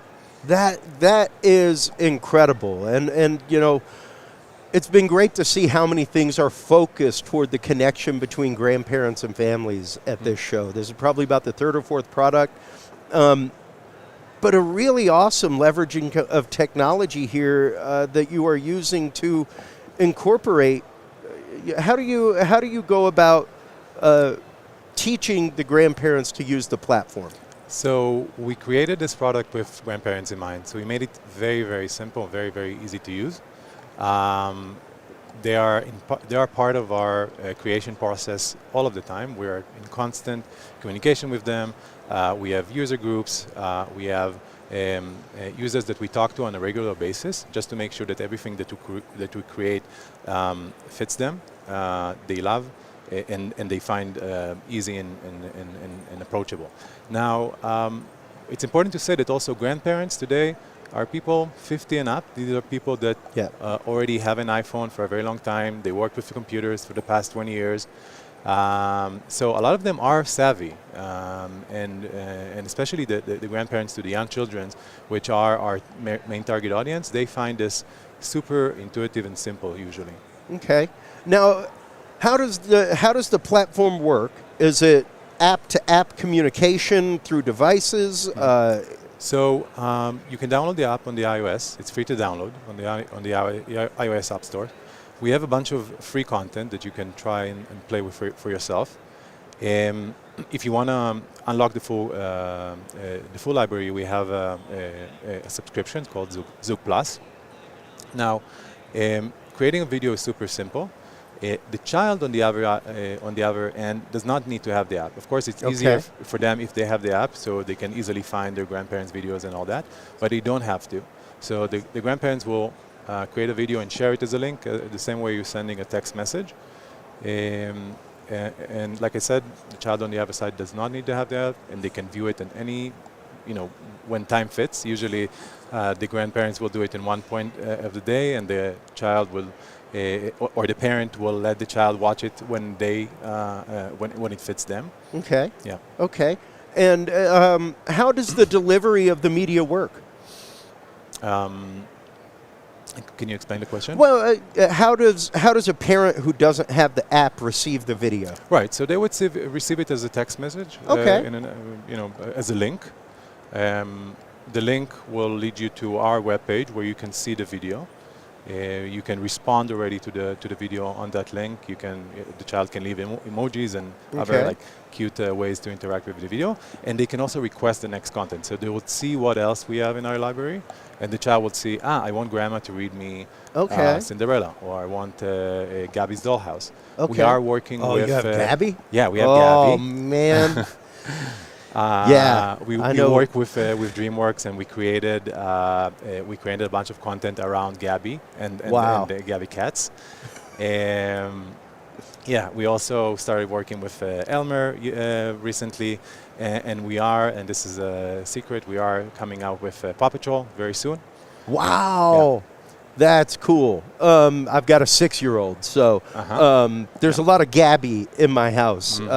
Now, what does the platform cost as far as subscription, things like that? I know that the initial app is free, but what does the subscription package cost? So the monthly subscription is $9.99 a month, and of course we offer cheaper plans if you take the annual or quarterly plans are cheaper. Okay. And Android option coming soon? Coming soon, yeah, coming this year. Awesome. Well, where can everybody go to find out more about Zoog? Where can they go to download the app? So go to the iOS App Store, search for Zoog. We'll show up, Zoog, Magical Storytime. Of course, our website is getzoog.com. And if you want to reach out, my email is matan@getzoog.com. Okay. Is there a PC version? Laptop version? No, but you can view the recordings on any device. Okay, so, yeah. Cool. Well, thank you so much for the time. Appreciate it, Matan. This is absolutely awesome. Amazing. Once again, just amazing things to help bridge that connection gap. It's really cool to see how much technology is being used to connect families, used to lose that distance gap that exists between elderly and grandchildren, between elderly and family. Really, really cool. Our next guest, folks, is Rand Ralph, CTO of Sniper. Sniper is a mobile app that rethinks online shopping experiences by merging shopping, lifestyle, and community into an immersive Web3 social marketplace. Welcome to the show, Rand. How are you today? Really excited to be here. Thank you for having us. Absolutely. Tell us a little bit about Sniper and how it was created. So we started maybe a year and a half ago. We're going to run up to 2 years, maybe in a couple of months. And it's been an exciting adventure. I have a co-founder, and we've known each other for maybe 10 years, right? We used to be in music, so we have different experiences in life. And then we were both doing pretty well with our businesses and things, and we're just looking for the big challenge, right? The new thing in our lives. And we wanted to do something in social shopping because we believe that the way that things are set up today is not really fair to people. Because if you think about it, you have major influencers, and they kind of monopolize everything that's going on in that sector, right? So you have I'm not going to name any names to put them on blast, right? But you have huge influencers, and they wear makeup, but they have plastic surgery. Yeah. And now there's 15-year-old girls, and they order the product, they pay a lot of money, and what happens, they get the product at home, and then it turns out it doesn't make them look their favorite superstar. Yeah. And the second part of that is kind of hey, we all create brand awareness. Like if I buy a new product or I go to a resort, I post it on social media. That's right. And I don't get paid for it. Yeah. Right? So this is we didn't think this was fair to people. Sure. So what is the solution, right? And we thought about it a long time, and I think as well it will always evolve because the market is always evolving. But we're trying to bring it back to friends, family, community. So if you go to our app, there's going to be a feed. You scroll through it, and you might see a product that somebody else in your circle bought, right? Okay. So maybe somebody reserved a resort, and you kind of trust this guy. Is this the kind of thing I can pull out the app? Or absolutely. Yeah, let's go. Let's Pull go. the app out, bud. Let's go. All right. So just show it right there to the camera. That's it. That's my cue. All right. So there's going to be a feed, right? And as you scroll through it, you might see this guy. And right here, he has like his picture, his name, and bam, the 5-star review. And let's say I know this guy really well, and he always travels, goes to a lot of resorts. I've seen another couple of resorts, and 3-star, 4-star, maybe a 2, 5. This must be good. Yeah. Right? So what do? I can look up some extra info. I'm going to see like, product details, related products. All right. Amenities, all that kind of stuff. All that. So I hit book. I take this week here, next week. I hit pay. Now, what do we have? We have the Visa, we have the crypto. So whatever goes in on one end and goes to the vendor can be two different things, right? So you can pay in dollar, and the vendor might want to be paid in crypto or in euro or whatever is the situation, right? All right. So the moment I select a thing, let's say I go with Visa, you see pay in the bottom. When I hit that button, the system goes back in time and it's going to track like, where did I see this post? What happened? Maybe last week I liked a post from the same brand. Maybe my cousin already showed it to me. And now it is this guy. So as the merchant makes a new product, they can set a slider with an affiliate fee, right? Okay. So let's say this resort set up 10%. That 10% is going to be split between this guy and the other people that showed me the product and kind of created that brand notoriety for me to make that eventual purchase. So this guy is the big share of it, right? Because I use his link last. That's the biggest impact. That's really what I went for. But the other people also going to get a little bit. Right? So this is affiliate marketing for the common man. You don't have to have a website. You don't have to. Wow. You don't have to make a backdoor deal with some brand because you got 1 million followers on a major platform. Well, and that's just it. Like speaking at podcast conferences, that kind of stuff. I mean, when it comes to monetization of a show, that's what it takes. Like the first thing they're going to ask, if you go to get Squatty Potty money, they're going to ask you how many downloads you have every month. But this doesn't matter because it can be small if you want it to be small. Wow. So like let's take that concept a little further, right? Sure. So this is passive. This is a guy buying something, a review. So our slogan is we try and come up with these things like, monetize your lifestyle, influence to earn. So what we're really trying to transmit to people is like, you can do what you do usually, right? Because you're going to order a burger. You're going to like buy new shoes online. You're going to shop, right? You're going to do what you do. But if you do it on our platform, that's passive income. Because you never know who's going to get inspired by what you do. That's awesome. Now, is there a chance for local businesses, things like that, to opt into this program? Because, of course, that's a fantastic way to really bust into market, is to let people suggest what they have locally, stuff like that, to friends, family, all that kind of stuff. So we didn't launch yet. Right now, our main market that we want to focus on the next coming months, because we're really close to the release, is South America. All right. And there's a vertical that we are really interested in, or we thought was really cool to kind of address first for the app. There's a story I like to tell. I don't hope my current girlfriend is watching, but I was in Colombia a couple of months ago. Before. I was in Colombia, and I was on a dating app, right? And you do the swipe thing. You do the swipe thing. Left, right. And I got a match with this girl, and I was like, oh, this is pretty cool. And then I read the bio, and she is selling tours to a castle. And I'm like, she's not here for dating. And then it kind of started like, interesting. Yeah, turning around in my head like, oh, there's this whole community out there of people that are barbers at home. They do the nails, they do the eyelashes, and they're scattered everywhere around the internet for finding customers for their business. Yeah. So these people don't have a home. And we can be that home, right? Yeah. So there's all these ideas of like, how can we really get to market? How are we going to get people on board? And my business partner Dimitri, he's a growth hacker, right? So he has all these ideas. And another thing that I think is really important is we have great advisors. I'm not going to name the companies, that you can find them on the website if you're interested in that type of thing, but. These people have this experience, right? Because we were like, okay, the cold start problem. How are we going to get this to market? Like, how are we going to like wheel in all these businesses? And do we need personnel? And they're like, don't worry about this. Like we part of these major tech companies. Yeah, There's a formula for this. This is already done a million times. So that gave us also the confidence to think big and to just like get out there and try to do something really meaningful. Sure, and to lean on previous platforms that have used the same kind of technology and the same kind of interaction to move things. And having those kind of advisors really does help you spec out a product like that and get it out to market faster. When are you looking at release? Are you looking at release on multiple platforms or? Well, it's going to be, if everything goes well, right, like the App Store and then the Google Play, like your regular app stores. And like I said, South America, and we're going to start probably like in Argentina within the next 3 months. We're expecting to launch. And then we just trying to kind of scatter around the continent. And the way we see it, there's a lot of, we started small, right? I didn't come from, I'm a simple guy. My business partner is a simple guy. We are not some huge conglomerate spending billions on a Super Bowl ad. So obviously we're going to get some funding. We have some really good movement. We're speaking to a lot of people, but this is going to be hard work, and this is going to be a lot of dedication and a lot of effort. So we're really trying to do something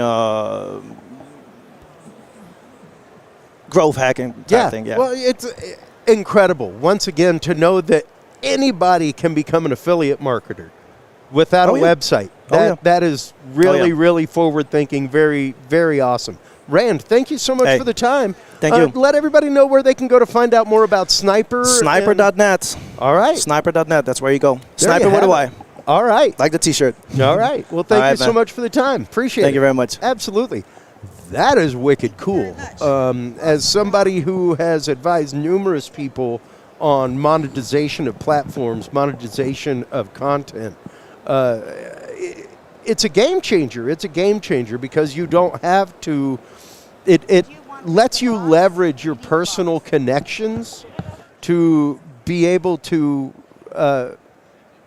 make money and monetize yourself. Really, really incredible. So we have our next guest sitting down right now. My bud is Sylvia is the founder.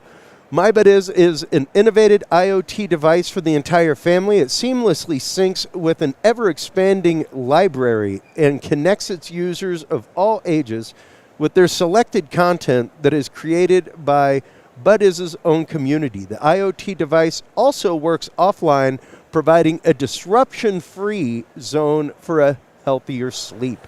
Welcome to the show. How are you, Sylvia? I am wonderful. Thank you so much for this introduction. Absolutely. Tell us a little bit about this product.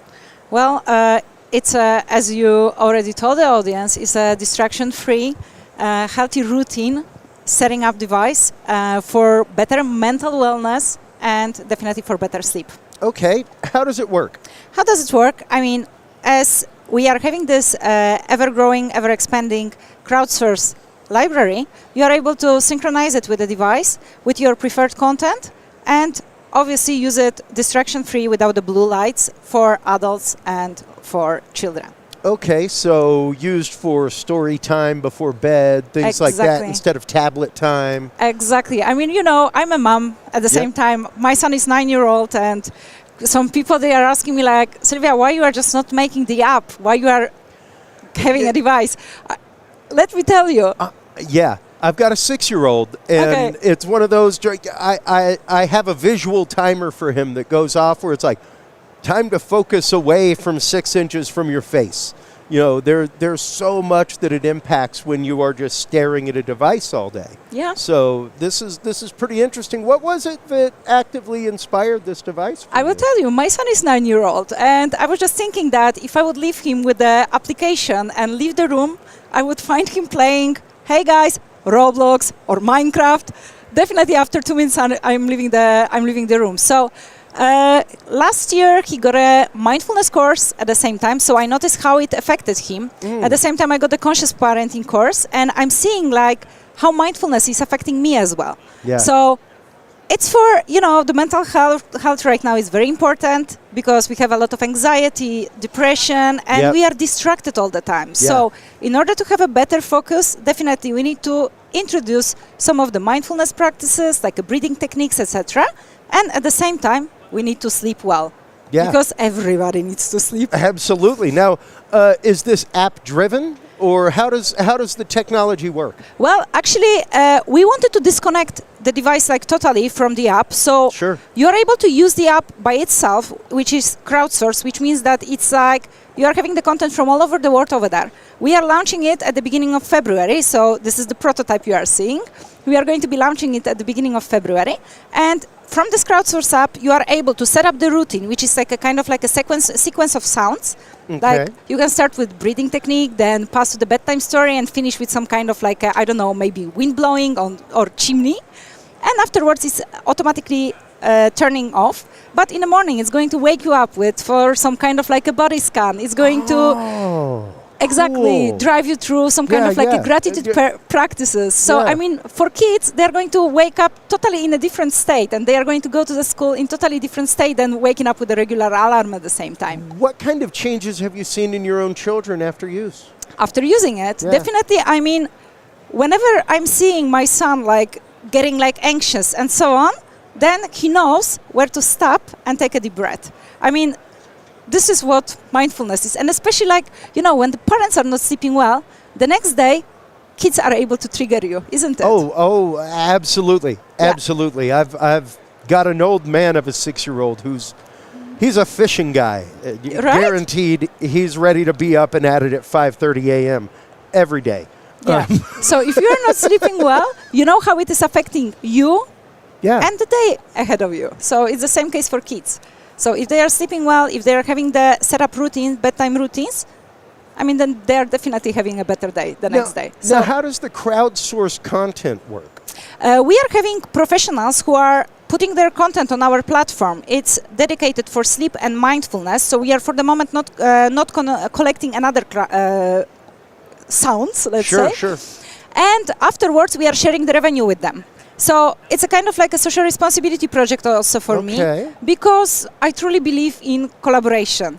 Yeah. And I truly believe that you are not able to create everything by yourself. At the same time, soon we are going to have a sleep tracking on the AI sleep tracking, which is going to inform you also about the quality of your sleep, especially the, parents, they want to know the quality of their kids' sleep. Yeah. And suggest you the routines which are going to help you sleep much more better and have a better life. Yeah.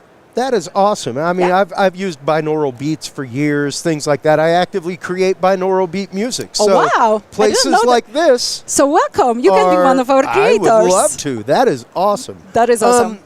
What is the price point on this? Because this is an amazingly small device. Looks like it would pack up, throw in a kid's backpack to go to grandma's house. You can take it everywhere. Pretty easy. You can take it everywhere because it's not connected. I mean, after uploading synchronizing it with the content, it's automatically disconnecting from the Wi-Fi. So you can use it wherever you go. As you said, kid can take it even to the backpack and even take it with him to school because, I mean, they are often getting anxious at school. So, I mean, having this kind of device with you, which will help you to relax with some kind of like a breathing techniques at school, perfect. What is the price point on this? It's going to be like $99, and it's coming with a few months of free subscription. That is awesome. Yeah. When is it already out on market? Is it available? Yeah, actually we are aiming to launch it on 1st of February. We are going to start first with Turkey, obviously, and in March I am hoping that it's going to be all over the world. That is awesome. Thank you. Incredible. Once again, it's so important to get good, well-rested sleep. Where can everybody go to find out more about Buddies? Yeah, everybody welcome to buddies.com. Okay, you are writing it with 3Z, like with sleeping.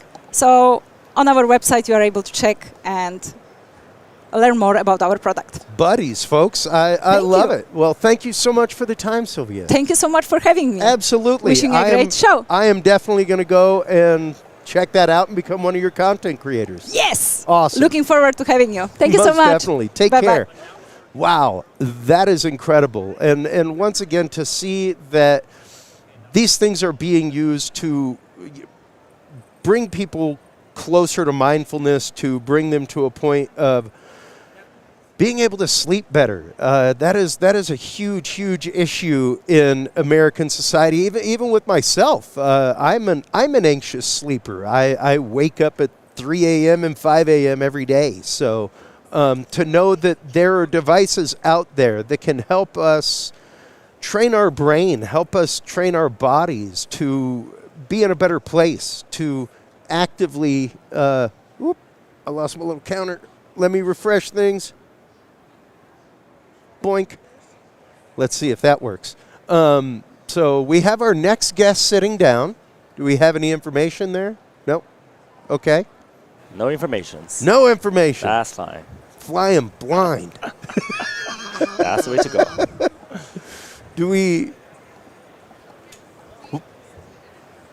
Do we have any information here? A tag or name? Chris Jordan, pleasure to meet you. Alex. Alex. Nice to meet you. Tell us why you're here, bud. Okay, actually, I have no idea. Someone invited me over. Okay. Said I should come over, talk about my brand. All right. Well, Yep. tell us about your brand. Tell us about your product. Actually, someone took my name, Play for Lunch. So Yeah, exactly. So we're Blacklight. We're right down the street. Oh, So okay. we're gaming peripherals. We do gaming desk, gaming chair, lightings. That's the stuff that we're doing. Okay. But we're far more beyond just the traditional furnitures. So we're actually implementing our softwares into our system. We develop our own algorithms to read in-game data, syncing them, turning them into light signals, and putting them on the desk. That's what we do. Wow. Yeah. And what uses does this have? What uses?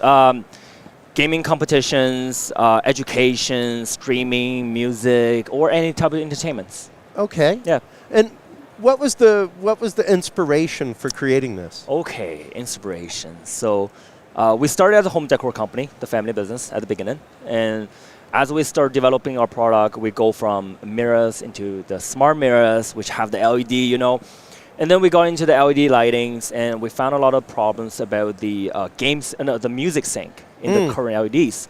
So we started revising on that, changing it from the traditional, just reacting to the voice, to the pitch, to the length. Yeah. And then more demand comes up. They're like, oh my God, can you guys do gaming? Can you read the game? Then we're like, oh my God, that's actually a really good idea. Yeah. So we started to go into graphic algorithm. We started analyzing the game. And then we just couldn't find a table or chair that actually fits our need. So we're like, okay, you know what? We're just going to design it from the ground up. We're just going to do it. Wow. So we spent a year and a half testing tables, doing materials, and come up with our new patented layers, a sandwich design to achieve the maximum strength, maximum lightweight, and magnetic capabilities. So our table right now, our stuff is magnetable. So a lot of accessories, extendables, cable management, corner lights, it's all magnets. Cool. You just click on, that's it. Cool. Yeah. Totally customizable to however you Yes. want it. And the fact that that your software is reading the game to interact with the lights. Yes. Most everything has always been 555 driven, things like that, just a standard clock and a microphone. Yep. How did you guys go about, I guess, reading that and getting your lights to recognize that? So that's our secret sauce. Sure. We're not going to let go too much of the information, but basically that's what it says is the algorithms. So as we start to test, we're training with a lot of the pro gamers. We're training with a lot of universities. There are testers essentially. So as they play their game on our table, they start giving suggestions, or they start customize their own lightings. With that, we start to analyze, okay, what is the best way of showing those lights? And also, we're working with professors from University of Toronto, psychology majors, to help us on designing a light that actually enhance your performance, not only for gaming, but also for daily use. So for example, if you wake up early, you feel a little bit foggy, but you need to do your work, so our table can turn on the morning mode, energetic mode, go on the blue hue to help you energize to wake up. And at night, if you have to work late, if you have to, but you want to go to sleep in half an hour, then we can turn on the rest mode. And then the table goes into dark orange, the lights gradually change to a warmer tone to help you to sleep. Yeah, Yes. and You know, that's really interesting because not many people realize exactly how important light and color is to our everyday life. Exactly. Everything from our mood to our energy level. Exactly. Even the fact that they started coming up with sunrise alarm clocks a few years ago. Yes, I had that actually. Slowly wake you up. I had that. Yeah, they're awesome. And to know that your desk and your workspace, because I'm somebody, I edit video, I am at my desk for sure. My desk is my world, man. I know, and it's one of those that it's weird because I get my best flow work done between 11 and 3 a.m. Exactly. But I really shouldn't be awake between 11 and 3 a.m. Your body hates it. Yeah. And your body needs to know when do you need to fall asleep. And you need some reminder or you need some hints. Yeah. That's where it likes to come up. Well, precisely. And it can be really hard to have a hard timer in front of you sometimes. That can increase your stress level. Exactly. But if you've got a nice gentle reminder of, hey, you should tone things down in a few minutes. If I That's cool. I can give you a reference. Please. Plane. When you fly on international flights, you can notice, like, before you eat or before they turn off the light, you can see the ambient in the plane actually change the color. Yeah. That's kind of like what it is. You don't really notice, but magically you just woke up. Magically you just pass out. Well, you just go to sleep. Yeah. Wow. Yes. Incredible. And the fact that y'all are actually working with psychologists, things like that. And we're working with hospitals. We're working with, we're actually designing games with light to use in long-term homes, long care homes, for helping with dementias. Awesome. We cannot say we're curing them, but actually we're helping them. Yeah. So we're helping managing them, make them happy. Well, right? absolutely, and keeping their mind active, engaging them, and also using the light therapy at the same time. Exactly. So what are some of the other applications you're looking at for this? Right now, we are working with sports. NBA is using our products. We are analyzing not only the in-game, but we're trying to help them, NBA and Tennis Canada. We're trying to do sports analysis. So because, think about it this way. We're using graphic algorithm. We read the in-game data, right? Sure. That's one flat surface. It's 3D game, but it's a flat surface. But like you have here, if I have 2-3 cameras in the same room, technically, by reading 2 to 3 flat images, I can create a 3D image. And now I can read the full motion of how you swing the bat. I can read how your footwork is. I can read how many seconds before you jump and throw the ball. And I can give you a training deck of what happened to your players. What can you do to improvise that? What can you do to improve? And how should you train? Cool. Yes. That is really remarkable. Yes. Where can people go to find out more about your product? Is it available at our market right now? So our chair just launched in the market late November. Right now, you can go to our website, goblacklight.com. That's Blacklight, BLACKLYTE, or you can find us at Best Buy, Costco, or other retailers. Awesome. Yes. Fantastic. Well, thanks so much for the time here at this very busy CES. Exactly. Appreciate it. Thank you. Awesome Have a good product. show, man. You too. Wow. Really cool. Once again, to see how many companies are using these technologies for the betterment of health, to make your everyday life better. Really, really cool technology. And to know that once again, that the idea of setting a timer, it's important. It helps you move on. It helps you, you become more productive when you give yourself a set time to do something and then move on to something else. You don't get your wheels stuck in ruts, things like that. So the actual, productivity goes up. All these things go up. Fatigue goes down.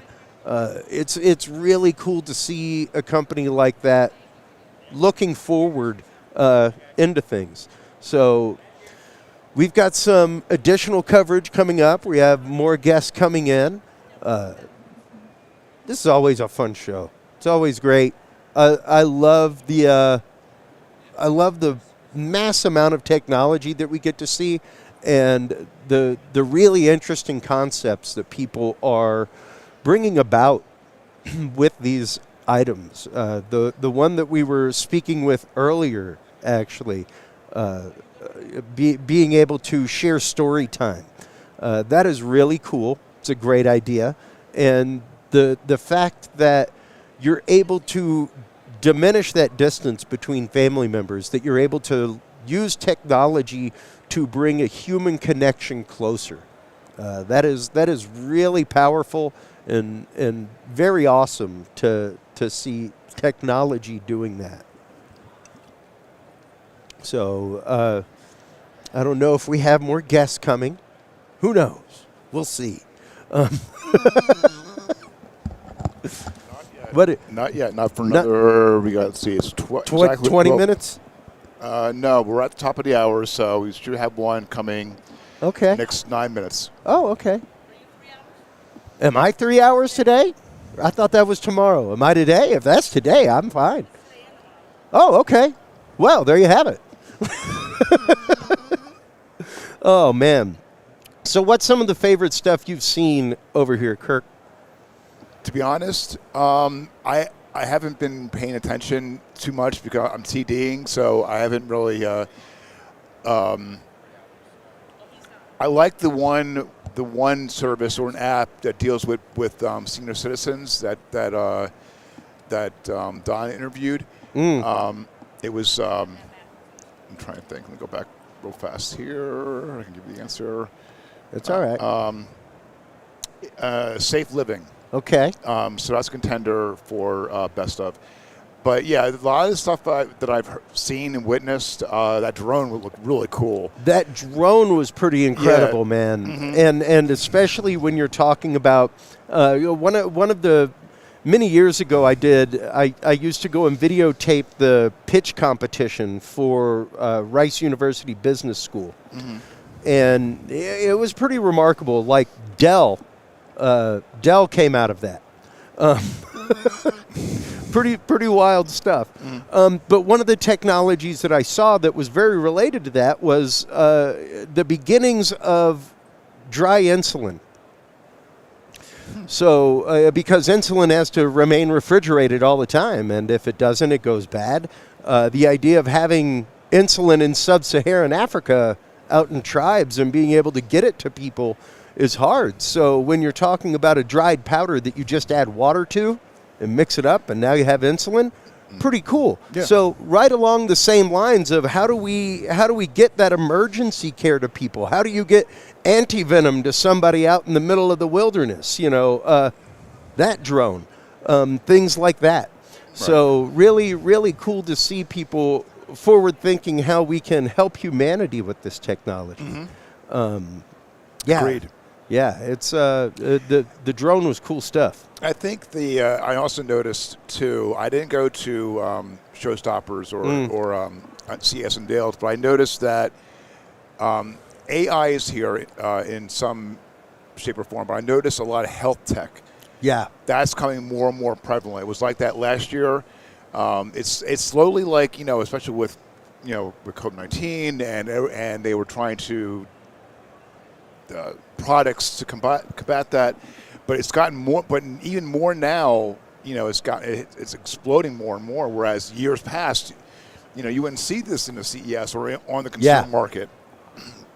Yeah, there's been a big push in the health world over the last few CES shows, and especially this one, I've seen a lot of elderly tech. Yeah, AARP's got, and I'll pull up the camera. Well, I can't. Well, if you look.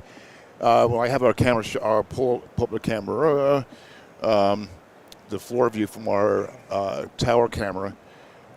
So it's past. If you go past the Philips booth, it's almost towards like the back corner or the back center, if that's the word.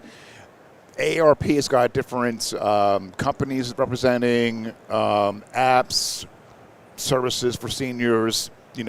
So they used to have a really small booth a few years ago as well, but now it's huge. That thing's huge. It's massive. No, they've got an actual pavilion. Exactly AARP has a pavilion now. It's not just a booth. Yes, correct. And yeah, even the idea of how do you protect elderly from phishing scams, things like that.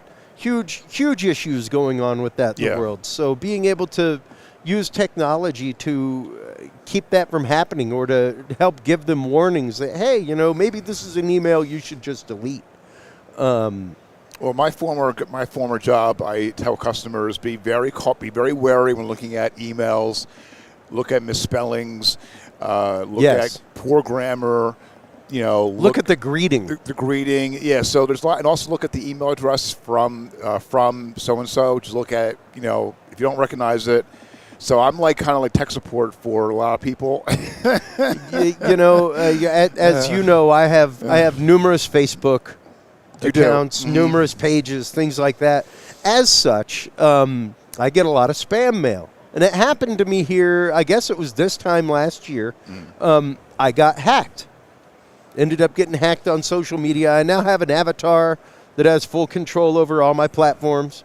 So I can log in through the back end, kick people out, kick myself off, and then go rejoin, all kinds of things. But that creation of the avatar and using a different email address really showed me that about 80% of the contact that I get from platforms like that is phishing spam. The ones that are actual and genuine come to my email address, not to the avatar's email address. And I mean, buddy, it's on the order of like 20, 25 emails a day where it's like, I purchased this product from your website. No, you didn't. If you purchased that from my website, you'd be contacting Amazon because that's where the links go. Right. You wouldn't be contacting me. OMG. Wow. So, I click this picture to see it. It's like, I'm not clicking nothing, man. See, I have Gmail, but I also have an AOL email that I had since the dial-up days. Yeah. And Gmail's been pretty good catching spam. It has been really good. AOL's just a door wide open, dude. Oh, without doubt. Without question. That's just a windfall of spam. We have our next guest joining us.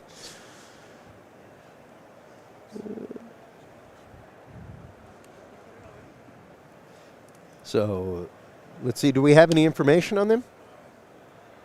Not at the moment. No. Okay. Waiting for a bet. Okay. So, let's see here. All right. We have Michel Leroy. Loriot.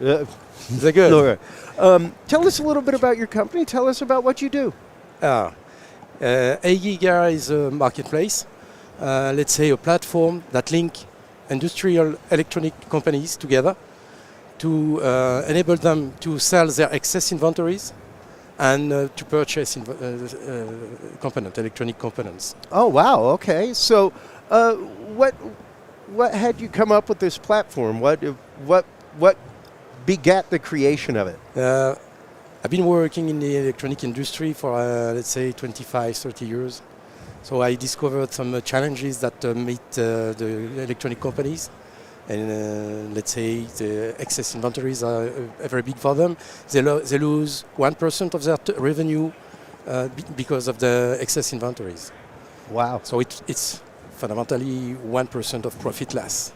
Wow. So that's incredible. And how do you go about using this platform to help people sell stocks, things like that? How the process is? Yeah. The process is quite simple. All the companies that have excess inventories, electronic components, send us the file, and we do the pricing because the value of an electronic components can change drastically from a quarter to another one, depending if we are in a shortage period or not. So they send us the file, we do the pricing, we propose them the pricing. If they are okay, we validate and we put online. As soon as it is online, other electronic companies are searching about purchasing, are sourcing. They find the right component, so they put in the basket and place an order like it is in every marketplace. If the value is big, we can accept other payment solutions and the credit card, obviously. Okay. And then, when the order is completed, we place an order to the seller. They send us the part to A-Giga, and we send the parts. We control them. We make sure that everything is clear, is correct, and then we ship it to the buyer. Incredible. And as someone who's done some circuit design, things like that, parts can be very hard to find, especially if you were looking for very specified parts, chips, things like that, that are made for very specific purposes. How do you go about connecting these vendors together? In fact, you are right. Sometimes the market is very tough. Yeah. And in 2002 and 2001 started, it was very hard to find some parts. Yeah. And so we have already a network of different independent distributors that exist. We call that brokers. But they are iGiga is not on this kind of business. We absolutely want to sell all the parts, not only the parts that are on shortages. Yeah, that makes a big difference with brokers. The second difference is that we put our pricing online. We push the pricing online. So the customers that is looking for a product, he is looking for, he find it on our, he sees the pricing, the price for 1 pieces, 10 pieces, 10,000 pieces, 30,000 pieces. He has different prices on the columns, different columns. He places your order, and then he has. We have the other difference is we have a margin model, very clear and transparent. We do 15-point margin, 1.5. Okay. When we know that it's not exactly the model. We that's a smaller margin than most. When it comes to what a markup is, things like that. When we are in shortages, we have certainly sometimes components that are sold $100 bucks when it costs $1. Yeah. So yeah. Sometimes we are not on this model, but we want to sell all the parts, not only the parts that are on shortages, really. Yeah. So your question was why we do that. The second or the first good reason is because it's very costly in terms of environment. Because all the excess stock, after let's say 5-6 years, go to the garbage. Yeah, and it's really a shame. Yeah, and that's the thing is, especially in technology parts, things like that, especially surface mount, things change so rapidly, and to the fact that even with the shortages, like I'm a professional audio video engineer, there are people out there with Behringer sound consoles that have not been able to get parts for 2 years. Yeah. So to know that there are places like you that you can go to find these hard to find parts that you would otherwise have to be a distributor or a company like a Behringer who's building the product to begin with. For the company who is seeking some parts hard to find, we are an alternative and an additional channel, but we don't do miracle. You can't work miracles, but yeah, because otherwise, sometimes you would have to literally contact the chip factory to see if you can get things shipped over. That's remarkable. Yeah, it's not. We don't purchase the parts to manufacturers. Yeah, we purchase the parts to users. In fact, companies that produce electronic boards. Yeah, that have the products in excess stock. Well, and even the idea, if you're a designer, you're in a lab, you're a product tester and building. You don't have to go to this distributor to find something, this distributor to find that. You can come to one warehouse and find all the parts from all these different distributors in one place.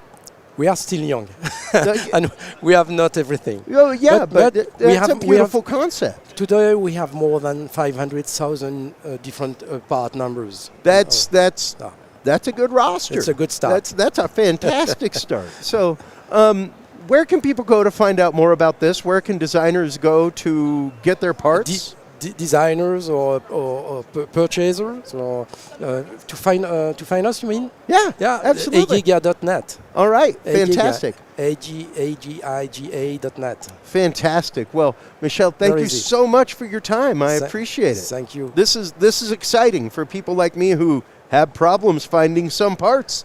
There are solutions out there. Come to us and purchase it. Absolutely. Awesome. That is incredible, man. And I'm a big fan of people like Michelle who have taken the time to build this system, to actively get manufacturers to put parts in one location where everybody can find them at the same time, because it can be frustrating when you're trying to build something, when you're trying to build for testing, and you just can't find the part that you need. So good on you, Michelle, for that. Our next guest is Greg Zobel, COO of CarePredict. CarePredict is a leading technology company specializing in senior care solutions, another senior care company. By combining artificial intelligence, predictive analytics, and wearable devices, CarePredict empowers caregivers with real-time insights, enabling proactive care delivery and enhanced quality of life for seniors. With a focus on safety, well-being, and independence, CarePredict is redefining how we care for our aging population. CarePredict is utilized throughout the United States in senior housing as well as by older adults aging at home. Welcome, Greg. How are you? Hey, very good. Good to see you today. Absolutely. Tell us a little bit about this amazing product. We have seen so many elder care devices at this CES. I'm so excited. Which is awesome. It is. You know, back in 2018, not so much. Well, and, my mother is 50 years older than me, or 25 years older than me, rather. I'm about to be 50, and she is getting to the point where we have to check on her a little bit more than we used to, and take care of things. So products like this are fantastic for families that live away from elderly. Exactly. Exactly. That's exactly our use case. That's exactly why we came into being. That's exactly the story of our founder. I mean, he lives in Florida, two elderly parents. He's the go-to. Basically, he would live relatively close, only a couple cities away, but every weekend he spent them in the ER with his mom with a UTI or dad with a fall, and he said to himself, there's got to be a way to get ahead. That's where CarePredict comes in, to get ahead of these things. Yeah. And that was the genesis. Well, let's get into the technology a little bit and how it works. Exactly. It's a wrist-worn wearable. Probably the best place on the planet, the most valuable place on the planet, as we would say, is on the wrist of a senior, because from this position, we essentially, through motion, capturing all sorts of motion, we can detect things like what their bathroom pattern is, how long they go to the bathroom, how many times they go to the bathroom, sleep pattern, eating pattern, overall activity pattern, walking pattern, and what it does for every individual. So for your mom, it would figure out her normal, and let's just zoom in on bathroom. Yeah. And let's say her normal is she goes 5 times a day. Fine. And what we're doing in the back end with our AI is basically watching for significant deviations. Okay. Okay. So here comes mom. Mom is now going 10 times a day instead of 5 times a day. Leading indicator for a urinary tract infection, absolutely. which is bad news in an older person. Yeah. Yeah. Yeah. And that's incredible, the predictability of things like that, especially when you're talking about gait, stuff like that. We have huge issues with osteoporosis in this country. I know my mother is a big arthritis sufferer, so to know ahead of time that that she's having an issue before she even feels it. Exactly. That's pretty cool. No, exactly. And again, in your example, we would know that mom in a day typically spends, let's say, 45 minutes walking. And now mom's spending 10 minutes walking. Sure. She's got, she's in pain. Something's going on with mom. Yeah. You need to check on mom. Even to know the average distance and time it takes her to get to the bathroom. Exactly. And hey, I'm noticing that it's taking you twice as long to get to the bathroom. You doing okay? How are your hips? Right. Or even something like, we've talked about activities, but it also knows indoor location. Oh. So now mom usually spends in her bedroom, let's say 8 hours at night. Now she's spending 20 hours. Why? Because she's not leaving it during the day. Yeah. Something is going on with mom like that. Interesting. Now, let's talk about the interactivity of it and how you engage with the device itself. Is it app-driven, but who controls the app? Well, we control the app. But for the senior, let's talk about two different Yes, users. Okay, absolutely. So you have the senior, and again, specifically designed for the senior. No screen on it. They're not on their Apple Watch trying to figure out what to do. It's very trying to read tiny things. It's a very simple interface as a button. If she wants to know the time, it will press the button. It'll tell you the time, the date, its battery level, etc. If she needs help from you, who has the app, she presses the button. It pops up on your app, says, "Here's mom. Here's the room of the house she's in, and she needs some help." Wow. Now, so let's say that's happened. You can, from your app, talk to mom on her wearable. So you could say, "Mom, what's up?" And she could say, "Oh, I don't like the TV channel," or "I'm falling," and yes, exactly. Wow, which has fully happened in my life. Yeah. And it's a moment of panic when it happens because, I didn't know it happened. I live half a state away in Texas. So to be able to have that in real time is huge because they may not be able to reach a phone. Even the fact of the last time my mom fell, she didn't have her phone with her. Yeah, exactly. So she had to crawl across the house to get to a phone to call my brother. That's a real thing. Yeah. That's a real, and well, let's even take it up a step further. You're half a state away. So, you can talk to mom, but guess what? You're half a state away. You can't go there, right? Yeah. So what you do with this is that you set up what we call care circle. So you're in it, and one of the people in that care circle, guess what? It's probably a couple reliable neighbors that you could get in touch with to say, please get over there. Yeah. Like that. Yeah. That is really cool. Now, what is the entry point on this? In terms of price? In terms of price, it's $450 for a kit, and then the subscription fee right now is $69.99. Okay. And is that can you put that on Medicare, anything like that? Today, it's not reimbursable. Okay. So it's all private pay today. Okay. It's all private pay today. What is the availability of it? Where can somebody get it? CarePredict.com. Wow. That is really incredible. Now, what are some of the future use cases that you're looking at? Are you looking at leveraging it in other platforms, adding more functionality to it? We're constantly adding functionality. Our most recent two pieces of functionality, which are huge, we call it Care Voice. Two things: Care Voice, Care Guide. Care Voice, what you can do from your app is basically put reminders to your mom on her audio reminders. So it's like, "Mom, it's 10 in the morning, time to take your blood pressure medicine." Awesome. Etc. Awesome. And most people use their granddaughters because they're so, yeah. What about detection? Does it do anything like O2 level? Does it do anything like blood sugar levels, things like that? You're just, did I talk to you before this? No. So then there's Care Guide. And what Care Guide does, it enables this to pair to any FDA-approved device. Wow. Blood pressure, glucose, inspirometer, etc. Too cool, man. Yeah. Too cool. That is really forward-thinking and absolutely necessary.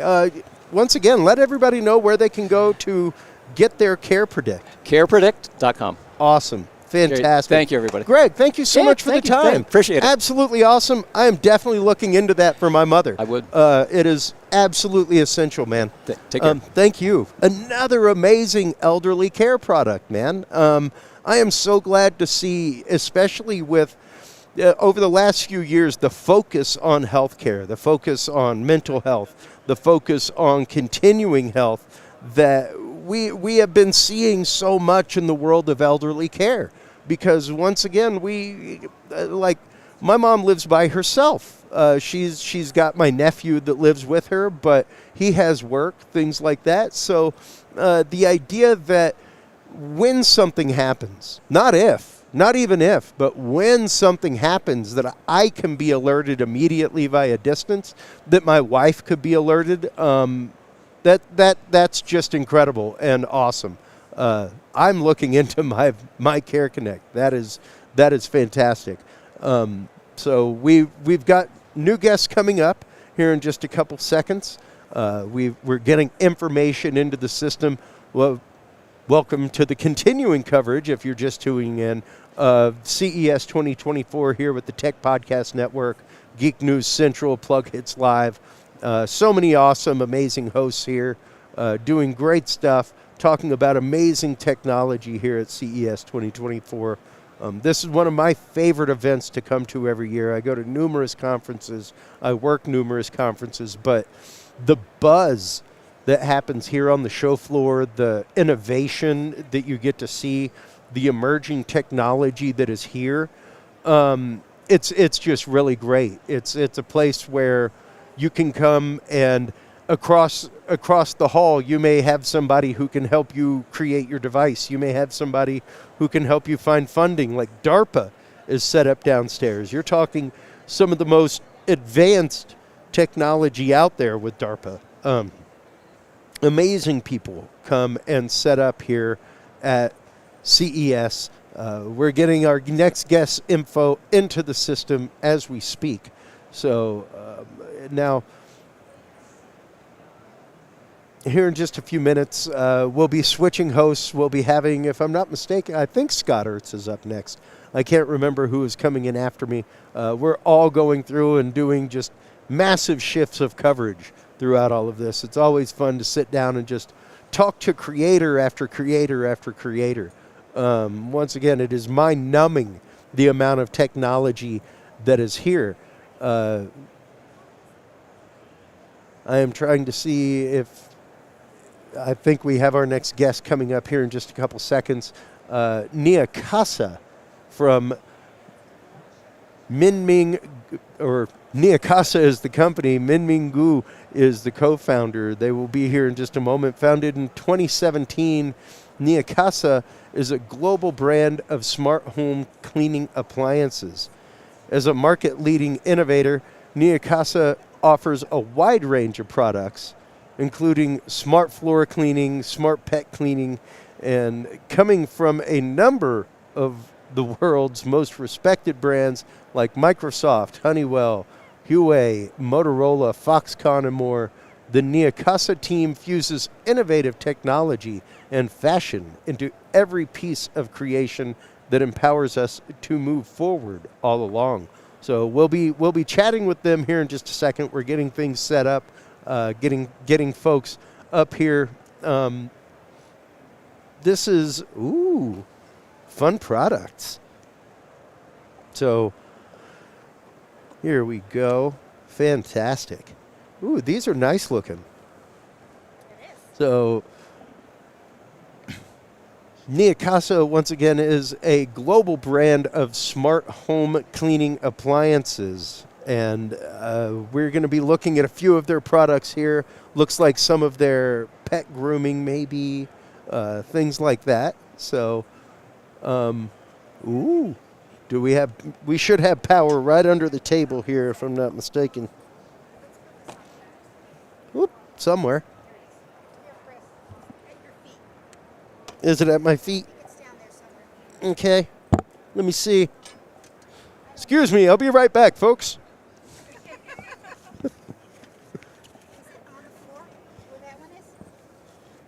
I don't see an outlet here. Let's see, we should have an outlet.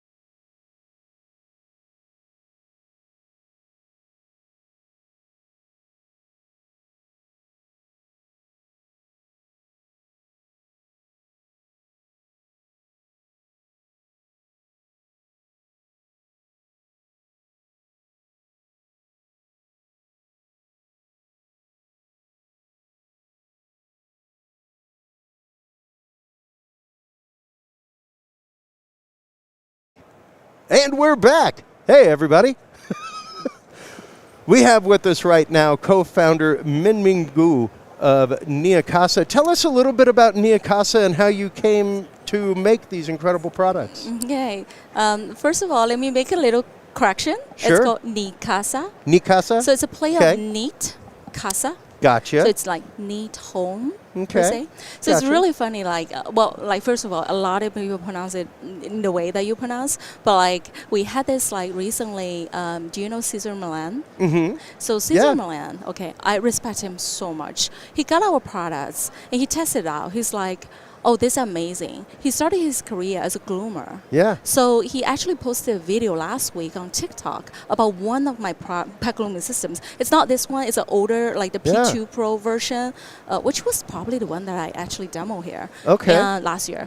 And his last quote was, having mi casa in my casa makes my life so much easier. I was like, oh, this is brilliant. You couldn't get a better drop quote than that. Yeah, I was like, this is exactly what this name represents for. Because we are a company focused on home cleaning. So we want people like casa to be clean and tidy. And a lot of like families have dogs and pets, right? And hair is like everywhere, basically, right? So this is actually the 4th generation of the pet grooming system we're working on. Yeah, which just recently launched last November-ish. But we had the first one launching like about 2.5 years ago in June 2021. And it was such a big hit. So it was like nothing similar in the market. Nothing similar. We basically created this category. Wow. And then it was like 6 months, we made it to the Amazon, the top seller, and then we introduced the second version, and then competition coming in. We continue to develop, like just input resources into developing like the newer generation, new generation, right? Until November, we came up with one. It's called Nikasa S1 Pro, okay? You don't have to remember the name S1 Pro. You can remember it as its nickname, Donut. Okay. Yeah, because look at the shape. Yeah. It is look like a donut shape, That right? that is a beautiful design. Yeah. So like everyone's like, hey, this is a donut. So we make all these like promotions and marketing like as a little big donut shape, beautiful donut shape, so cute. But like the fancy thing is not like because of the look, right? Okay. Like I would describe this product to be the most premium, the most professional home use pet grooming system. All right. And the most premium, the most professional. These two words mean something, all right? Yeah. So first of all, it has 8 different accessories, as you can see here, beautifully placed on this rack, okay? Most of the products on the market, including our own previous 3 generations, we have 3 accessories, including the clipper, brush, nozzle, daily brush, and deshatter. But what are the 3 new ones that we introduced, right? So for the clipper, we actually introduced 2 more different heads, like accessory on top of it. You can literally pull the head out, like just pull. Yeah, pull. Oh, yeah, look and at then that. you can replace with the nail grinder and replace with a smaller clipper. Cool. So the nail grinder, like if you purchase one on Amazon, let's say, like independent nail grinder, it will be like $35 to $39. Yeah. Okay. And the smaller clipper, it's good for smaller areas, like for example, in between the paws, like around the ear, like around the mouth, you know, like those are actually pretty detail useful. areas where you don't want a big blade. Totally, exactly. So let's roll over. Yeah, let's roll over to this side so you can have a better look. So these 3 are the same thing. So this is the daily brush. Okay, this is the rake. This is deshatter. So rake is a new accessory that we introduced. All right. Can you please also take off the deshatter as well? Sure. Yeah. So like give audience a clear look. What are the differences? Yeah. What do you think they are different? How they're different? Well, I mean, one's made for much finer hair than the other. One's probably used for detangling hair and getting knots out of hair, things like that. Yeah, definitely. You're definitely right. Do you have a dog at home? I do not. I have 2 cats. Oh, cool. Long hair and short hair. Let's get in there later, okay? Yeah. So the rake is more suitable for those like double-coated, very heavy fur dogs, okay? Deshatter is more for like a single coat or like less heavy. Yeah. Okay. So both of them are for like, you need them. They are very practical tools, basically. Okay. So what is the entry point on this? What does the system cost? $199. Wow, that is not bad, especially whenever you consider the average cost of taking your dog to the groomer to begin with. And especially sometimes with some dogs, that is a traumatic experience. It is. You know, so to be able to do that at home where there is a point of trust with the animal, that's hugely incredible. We have we have you for about another minute. Let everybody know where they can go to get their copy of Nikasa. Yeah, so we are available on Amazon.com. Yeah, just search Nikasa S1 Pro, and we're also available on Nikasa.com, as well as TikTok shop. Oh, cool. Yeah, we're doing really well on TikTok. Yeah. Fantastic. Yeah. Well, and last 10 seconds, since you mentioned that you have 2 cats, so this is actually perfect for cats as well. Ooh, great. Yeah. Awesome. Yeah. The noise level is just 0, basically. Fantastic. So quiet. Fantastic. Yeah. Well, thank you so much for your time. Thank you so much. Greatly appreciate it. Min Minggu, everybody, from Nikasa. Thank you so much. Thank you. Absolutely. That is awesome. As somebody who is an allergy sufferer, it's something that we love our animals. I wouldn't live my life without my animals. But the dander, the things that are left behind that do affect our health, that affect asthma, everything else, fantastic to know that there are products like that out there that help prevent that before the hair gets everywhere, before the dander gets all over the place. So we actually have our next guest sitting down, getting ready to come in. Ooh, that looks like a fun toy.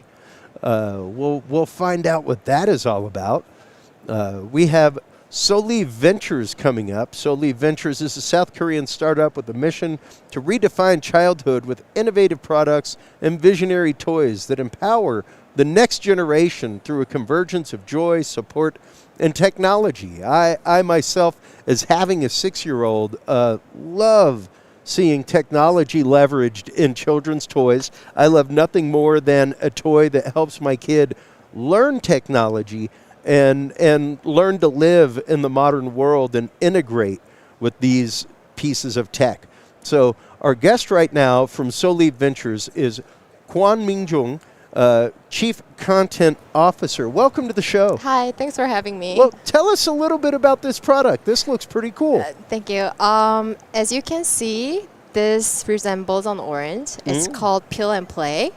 And we made this toy for children with ASD and other related disabilities who have sensory needs. Okay. And have you heard of a term called stimming? Yes. Yes, so it's... Absolutely. So it's kind of like hand flipping, repeating words. Like adults also do it. Like we bite nails when we're nervous and everything. Biting the inside of your cheek, twirling your hair, things that make you comfortable in uncomfortable situations. The behaviors that I want to do right now. Yeah, I'm very nervous.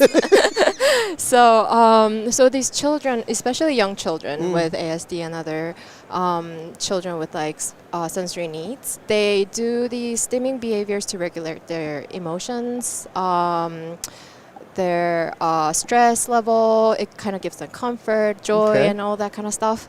So it kind of sounds like relaxing behaviors for them, but actually for younger children, it prevents them from attending to like daily activities. Absolutely. It's an avoidance technique, not an engagement technique. So I am a board certified behavior therapist myself. Wow. So I always wanted to find a way for them to relieve the stress, kind of find like replacement behaviors in a very fun, interactive, kind of like creative way. Sure. So I met this team, Soli Ventures, and they came up with a toy, and they're like, oh, why don't we go make something that's very fun for them to do, like puzzles and everything. So let me explain a little bit about our toy. Okay. So we can kind of like peel it off like an orange. Okay. So if you touch it, if you don't mind touching it, oh no, you can. Ooh, you can feel the that's vibrations. satisfying. Yeah. So every time you touch, click on it and like peel it off, put it back on, you can kind of feel all the vibrations. Well, and lights, all kinds of things start happening when you're doing it. And once again, this is for kids that need a fidget. Right. You know, to get past something. Definitely. This is incredible. Yeah, so it gives you like a tactile feedback. Yeah. Well, tactile feedback, visual feedback. So let's get into a little bit of the technology behind this and how it works. Okay, so we implemented like a haptic device technique inside it. Okay. So every time we put the pieces into the thing, it gives you like a vibrating mode and everything. And also like the LEDs and stuff, we also put some songs in it as well. So it gives you Okay. like auditory and visual and all that kind of stuff.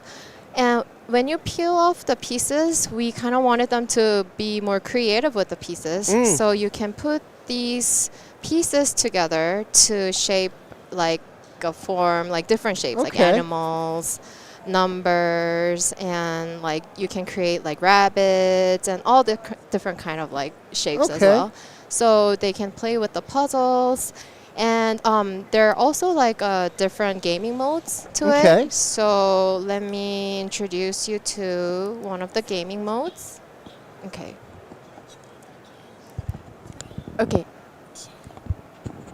Okay, first one is called Catch Me If You Can. Okay. So right now it's showing you all the lights. So you have to, it flashes in a random order. So you have to find like Oh, cool. light and then put the pieces And cover onto it. yeah, and cover the spots. Oh, I can't see. Okay. So you can actually do like different games with it as well if you're kind Okay. of bored with like puzzles and like just like pressing into it Sure. and everything. Yeah, so there are 3 different gaming modes. The first one is called Catch Me If You Can. Second one is kind of like Simon Says. So Okay. if it says like, oh, cover up all the greens, you have to cover up all the green lights. And then if it says like cover up all the yellows, you cover up all the yellow lights and everything. And then there are also other modes called a Brain Gates Challenge. And you have to remember the order where it flashes. So you have to memorize everything. And then Okay. you put the pieces into the right order. Wow. Yeah, so it's kind of like promoting your brain cognitive like development as well. Okay. Yeah. Well, And what's your target age for this? so initially our target age was like 3 to 4 years old. We've been going to different clinics and pre-K to see what ages are playing with it. And then with the first default mode, like this vibrating mode, 3 to 4 years old like play with it all the time, and then the peeling it off and everything. But then the puzzle mode and the gaming mode, it's targeting towards more like elementary schoolers, Okay. like around 9 to 10 even. Sure. So yeah. Sure, picking up conceptual and different things like that. Now, Right. what are some of the other applications that you're looking at for this technology? So we are thinking of connecting it to like an application where it monitors development as well. So we're Okay. creating an app for that. So while we're monitoring their developmental milestones, they can kind of put this curriculum into the developmental age and then Sure. play in like different modes. Sure. So yeah. Even being able to track individually per child, something like that in a classroom, as far as who's using it, when they're using it, you can craft all kinds of things for kids at that Right. point to be able to help them associate in the classroom better, as opposed to going inward and going into that stimming activity. Right, right. So yeah, you definitely. can get all kinds of amazing metrics with that. That's Yeah, phenomenal. definitely. Where is it out on market yet? Is it still in prototype phase? No, this is still prototype phase. Okay. And we're going to start selling it on April in South Korea first. We've been trying to talk to like different clinics and kindergartens like in Korea. So right now, after like selling it in our domestic market, like we're probably going to like extend it to international market as well. Okay, fantastic. And what's the price point on it? Do you know yet? In Korea, somewhere between 100 to 200. Okay. Yeah. So but Okay. we haven't really talked about international. Well, prices. not bad for a device like that helps in so many ways psychologically with children, especially if you have a child that is autistic, anything like that heavily uses stimming to soothe themselves. Right, so right. Amazing. Kwan, pleasure meeting you. Thank you you so very much. much. Let everybody know where they can go to find out more about Soul Adventures or Soul Live Ventures. rather. Yeah, it's Soul Adventures. We are at the Soul Pavilion booth, so you can just come see us over there. Awesome. Yeah, all week. Fantastic. Well, thank you very so much for the time. I Thanks for appreciate having it. me. Thank you very much. 100%. That is awesome. As somebody who is the son of a special education teacher,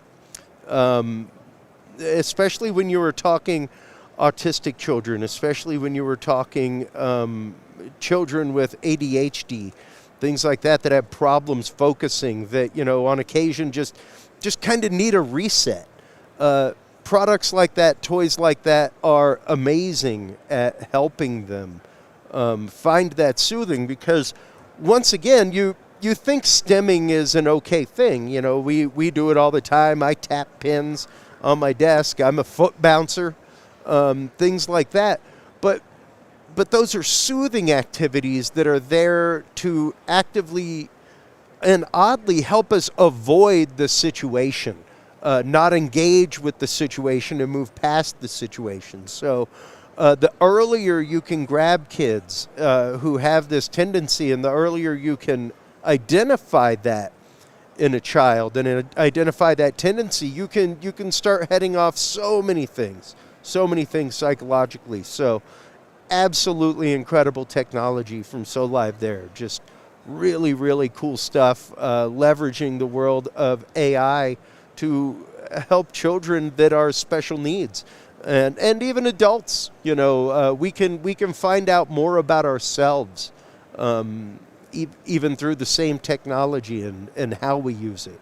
So it's important to realize how people use technology, not just why people use technology, because when you start figuring out how they use it, that's when you start figuring out that point of integration. That's when you start figuring out those psychological aha moments that really make somebody's brain light up and engage with not only a product, but with the world around them in a larger way. Very much like the AI camera for kids that we saw yesterday, where they get to engage in a creative way. They get to make small movies. They get to take pictures. They get to share it on their own child-friendly social media platform. That then gets shared to an intelligent frame that sits on mom's desk at work, and she gets the proud new pictures. Grandma can have one, and she can be connected with the kid whenever she wants.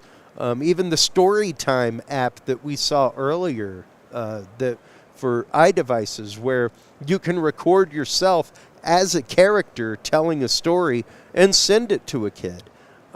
These are all important things in a child's life. They are things that move kids forward and that actively move them to points of creation and to points of bettering themselves in society and becoming more functional members of society faster. So I've always said that as a father, my job is to raise the most independent human being I can as fast as I can.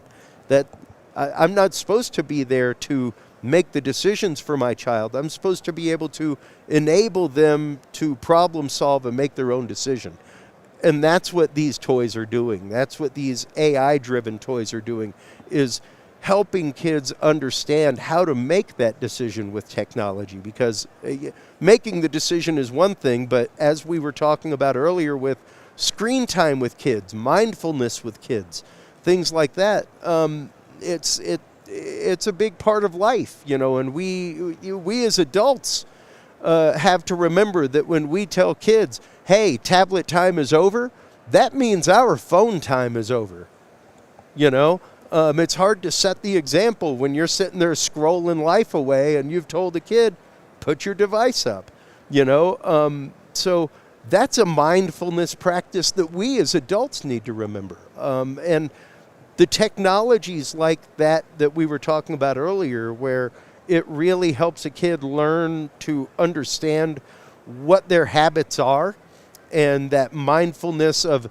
getting ready for bed, getting your brain geared down for bed, removing the blue light from the life, removing the overstimulation of a tablet, or even moving animation, a movie, things like that in front of their face.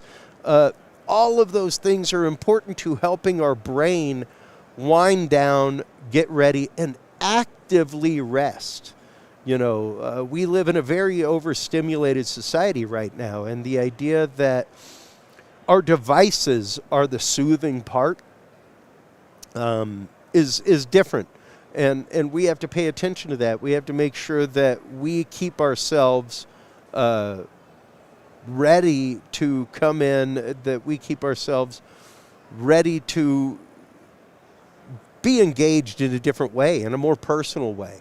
And once again, even seeing things like Formavision that I saw yesterday that is bringing that distance connection to a different world where it's not a flat screen, where it is like a projected hologram of a real person. Their analogy that they use is like being on the Jedi Council, where you're talking to a full real-life hologram, things like that. So, hey,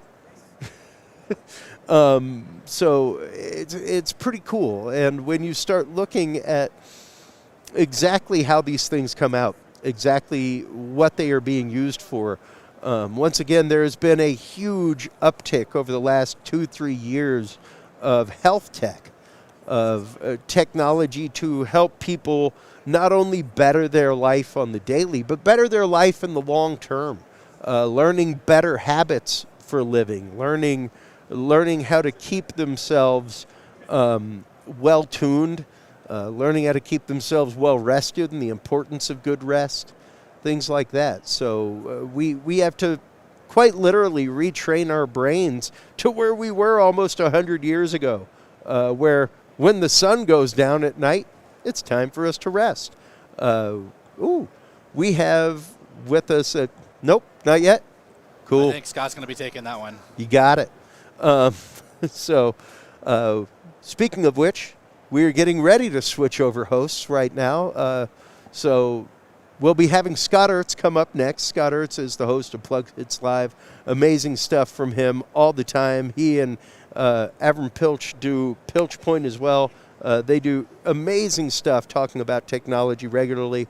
Thank you so much for tuning in to all of the coverage here at CES 2024 from the Tech Podcast Network, as well as Plug Hits Live and Geek News Central. It's been a pleasure being with you today, folks. Chris Jordan here from Curious Realm. We will see you tomorrow. I think I'll be on for 3 hours tomorrow, so we'll see you then. Coming up next is Scott Ertz from Plug Hits Live. He'll be with you right after this.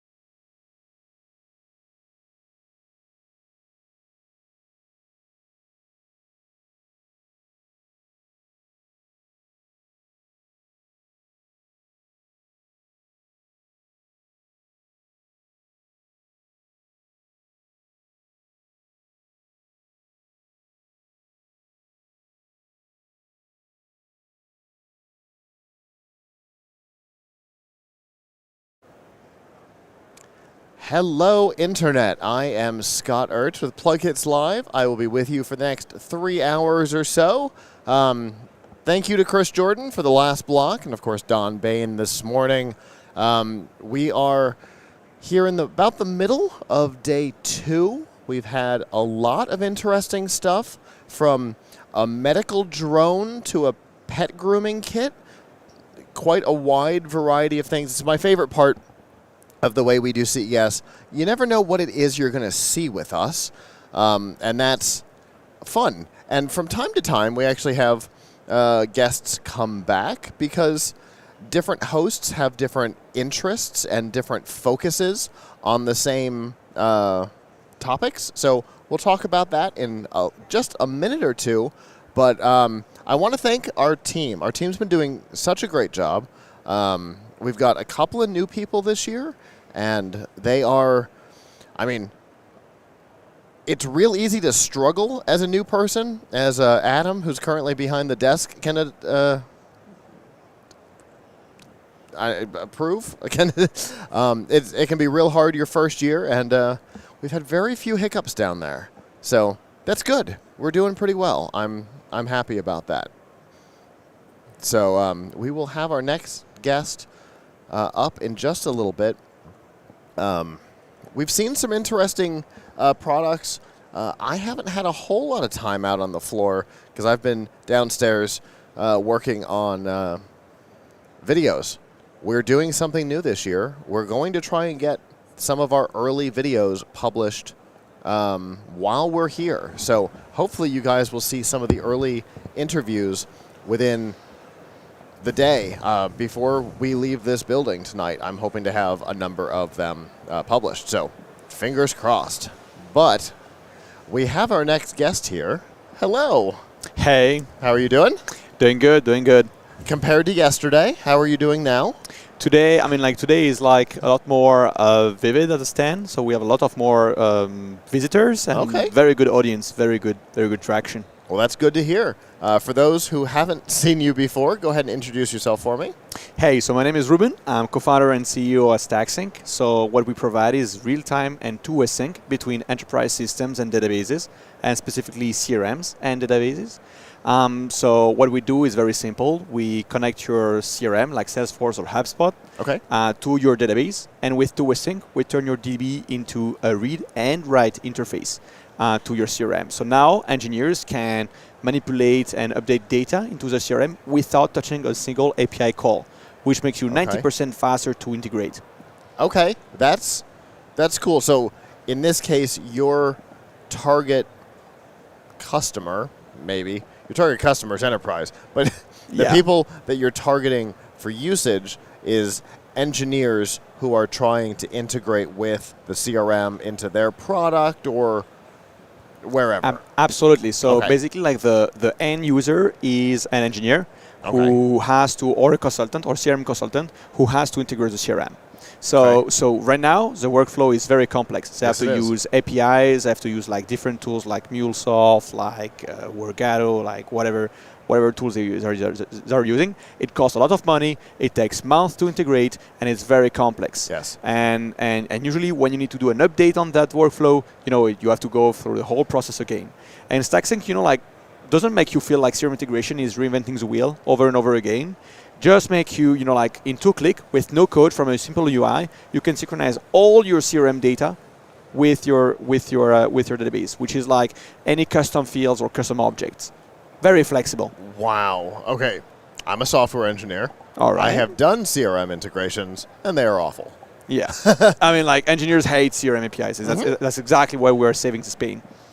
Okay. You've taken the pain on yourself. Exactly. But that's my job, so it's good. Okay. So what kind of implementations have you seen? Like, what kind of interesting places has this been used so far? Absolutely. So today our customers, like we have some customers who plan to do their CRM integration with 6 months budget. Like once a new StackSync, they plan 6 weeks, and like in 10 days we got them like in production. So they're completely mind blown. So CRM integration basically like is kind of various use cases, right? So we have this first use case of data activation. So in the database or data warehouse, like Snowflake or BigQuery, you have a lot of customer insights, a lot of customer data. Yeah. But this data is not accessible by the business people, which actually take action and work daily on the CRM. Okay. So then like the challenge is how do you ship metrics, customer metrics from the data warehouse to the CRM? And this is where StackSync comes in, because it enables you with simple SQL queries to compute metrics with your own business logic and ship it back to your CRM without API calls directly within your data warehouse. So now let's imagine that you can just manipulate a table within BigQuery or Snowflake, and that's going to manipulate your CRM. That's the first use case. Without actually making alterations to the end result of the CRM. Exactly. Okay. Exactly. So nothing you do is likely to screw up what your sales team or your support team is doing in the CRM, but you can then use it as if it's your own data in your system to combine it with usage in an application or with hardware or whatever. Absolutely. Your system is tracking data for a user that support and sales knows nothing about. Exactly. And essentially it's bringing all the systems together so that sales and support can see all that data from the other side, Absolutely. and probably vice versa. Absolutely. So essentially, like StackSync is going to connect your CRM and your database, but like this is going to be with two-way sync is going to be a one-to-one data mapping. So what you see in the CRM is what you see in the database, and vice versa. So eventually, if you modify the database, it's going to modify your CRM equally. So eventually, like you say, well, will it screw up? I mean, like you can screw up the CRM. I understand. Because like two-way sync is a very powerful tool, but StackSync has a full suite of tools which enables you to protect that. For example, let's say if you know that this specific workflow should not delete records, you can say I disable the delete record operation. So basically, you have delete record protection on your CRM. So even if let's say you have anybody coming up in your database and deleting all the records, basically it's not going to impact your CRM. And you can protect against some sort of modification. That's the first thing. And then you have the second tool that is very, very powerful is that, let's say, in the databases are way more flexible than CRMs. Let's say here you have like a string, you can write anything because you own it. Exactly, because you own it and you don't have restrictions. Let's say in CRM you might have a unique constraint on emails because you can't have two customer records with the same email. Right. But on the database you can. I mean, like if you didn't put a constraint explicitly. Put a constraint in yourself. And so basically, if you do so, StackSync is going to let you know that the CRM did not accept, let's say, to create a record there, and it's going to put it to you into an issue where you can either revert the issue. Let's say you want to say, okay, this was an error, I want to revert the data. Or you can retry to sync if, let's say, you deactivated let's say the constraint rule on the email in the CRM, then you just deactivate the rule, you try to sync, and now it's going to sync. So it's like you have a whole dashboard of tools which enables you to pinpoint and resolve issues with the point of a click, and you don't have to manually deep dive into both data sources to find what the issues are. Okay, that's cool. So you get sync logs, sync error logs all together. Okay, that's important. You have a full monitoring of that. Okay, very cool. So in our database, we discover that we don't have the email constraint. There's now 2 users in the database with the same email. Exactly. It tries to connect that over to the CRM. The CRM goes, you can't do that. We already know that person. Absolutely. You get an exception report. Nope, the sync doesn't work. Exactly. And now, not necessarily an engineer, somebody can go in and say, yes, this is a bad record. We need to go deal with it in the database, or we need to put a constraint into the database. This is a mistake in the database design. Absolutely. Or, no, this is a mistake in the CRM setup. And you can just modify. And you can just remove the constraint in the CRM. Or like if you think this is you don't want to add a constraint into the database, but this is still an error, and you want to delete that record because this second record basically is a duplicate for some reason into your data pipeline, which happened here. What you do is that you can just click raise reverse condition or whatever. Exactly. You can just click delete, and StackSync is going to go into your into the database and delete that record that you created by mistake. So it has the ability to control both sides. So somebody who's not necessarily an engineer can go in and say, this is a mistake. This shouldn't have happened. Whoop. Exactly. So now you have... this was a mistake. It shouldn't have happened. It's okay on this side. Exactly. Very cool. And this is so with no code, we can give to business people like the power to control a fully technical tool, which was not a possibility. And this all in business terms. So you are sure there is a full understanding of what we are doing. And so technically, so business people can use it, but mostly it's like no code for developers. Basically, this tool is mostly geared toward developers who still know what to do. So basically, the risk is very minimized because the stakeholders which are dealing with our platform are somehow technical. Okay. So what's the cost on something like this? The cost is like it's a pay-as-you-go model. Okay. So you're only gonna pay for the monthly active rows that you consume. So let's say you have 10 million contacts into your CRM, and only 1 million updated this month. You're only gonna pay only gonna bill for 1 million records, and like the 9 million stale records will not count toward your monthly bill, which basically reduces like considerably your costs, because essentially StackSync enables you to manage your mutable data at scale, and this is very important when you have let's say a customer relationship that you need to maintain over time into your CRM, and therefore maintain data over time. Right. And when this and when you have to maintain that over time, errors can happen everywhere. Yeah. So Staxing here jumps in, helps you to maintain your data consistency through like this entire time period, and therefore we don't want to penalize people to have a lot of mutable data over time. That's why it was this pay you go. So this makes it very cheap for small players and affordable for large players. And basically, usually we use 90% of the cost compared to a consulting alternative or like other tools like Segment and other reverse ETL tools as well. Okay, very cool. And obviously, it sounds like this is already in the wild. Absolutely, absolutely. So it's already in production to many customers, like small and big. So anybody can go and trade out, also with developer instances. It's for free for 2 weeks, and like anytime like customer needs support, we are here to help. Happy to help. Very cool. Well, obviously, people are going to want to find out more about this. How can they get that information? They can go to staxing.cloud, so staxing.cloud, our website, and just sign up for free for 2 weeks and try the product as much as they want. Very cool. Thank you so much. Thank you. Hey, have an amazing day. You too. Have a good rest of the show. Thank you. All right. That's, from an engineering standpoint, that's a great thing. There are certain, obviously, programmers program, engineers want to be deep in the weeds sometimes, but there's some stuff that's just tedious that nobody wants to do. And one of those things is dealing with CRMs. Integrations are usually a pain. So the idea of totally pulling that away from you and not having to deal with, all that integration work and, way better. And then all the error conditions that come with integrations, they've taken care of all of that and put a middleman in place.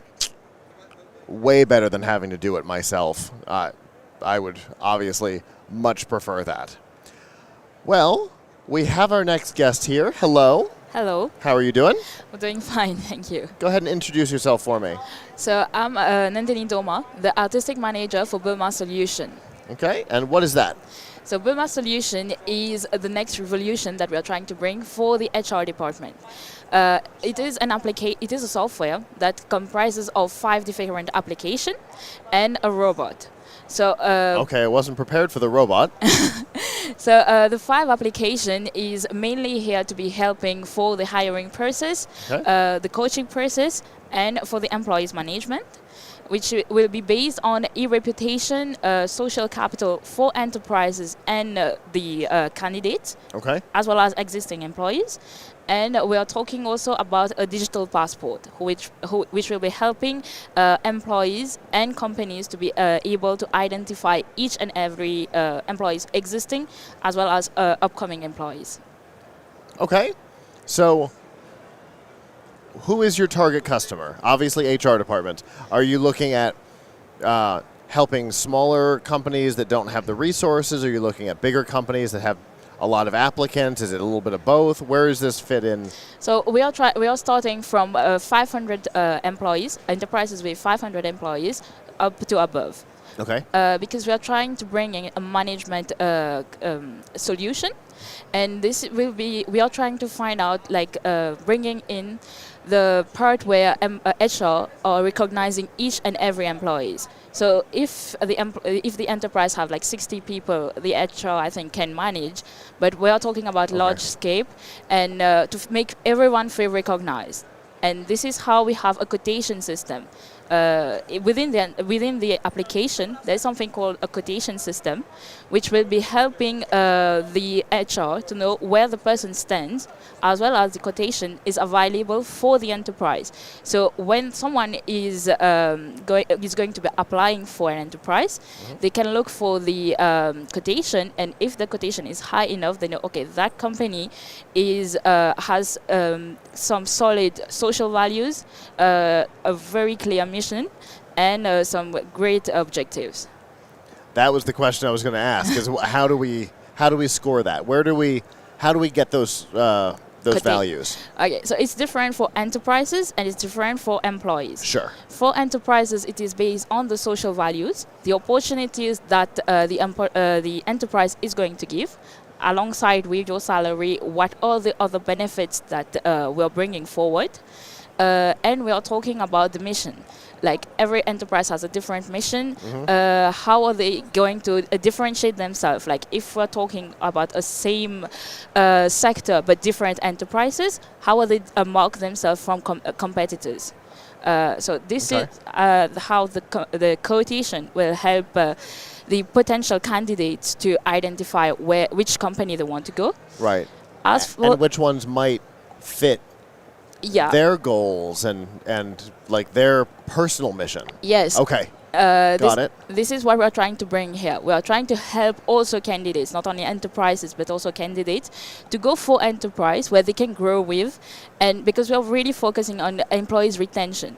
So if you are being in an enterprise where you feel comfortable with and you want to grow with, so this is how we are trying to bring a solution for also quiet quitting. Because right now, with blind hiring and all the societal issues, many people are just getting the job to get a job. Yeah. And with the quotation system, this is what we're trying to break here. Okay. Yeah. Very cool. Now, on the employee side, how do we put that score together, or that collection of scores together? So on the employee side, it is mainly on psychometric test.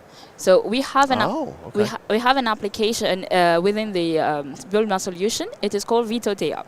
So within VitoTea, you will be given a psychometric test to give during your interview, during your hiring interview, as well as if it is an existing employee who is trying to get a promotion. So this is based on meritocracy, basically.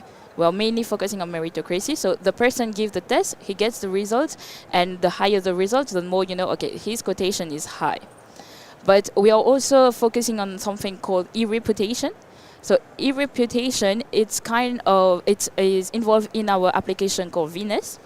So you just the HR need to enter the name of the person in the application, and it will generate a digital footprint of the person about his about the forums where he's focusing, he's discussing, having a conversation with, trying to give the HR management an idea of who that person is, so that when they are hiring that person, they know, okay, that person is involved in his job. So this is how we're also generating e-reputation. Okay.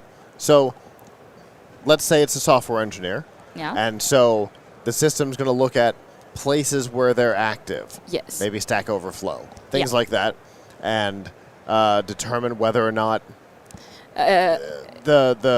maybe the technologies align, the goals align, the styles align. Yeah, this is the idea behind all that. Yeah. Gotcha. Because sometimes we get CVs, but on the CV there are many, they talk about stuff, but it is not really what they are doing. So this is how we want to help the HR to really identify that person in their main, in their real life, actually. Gotcha. Yeah. As opposed to just within the realm of what they may or may not have done at their previous job. As well.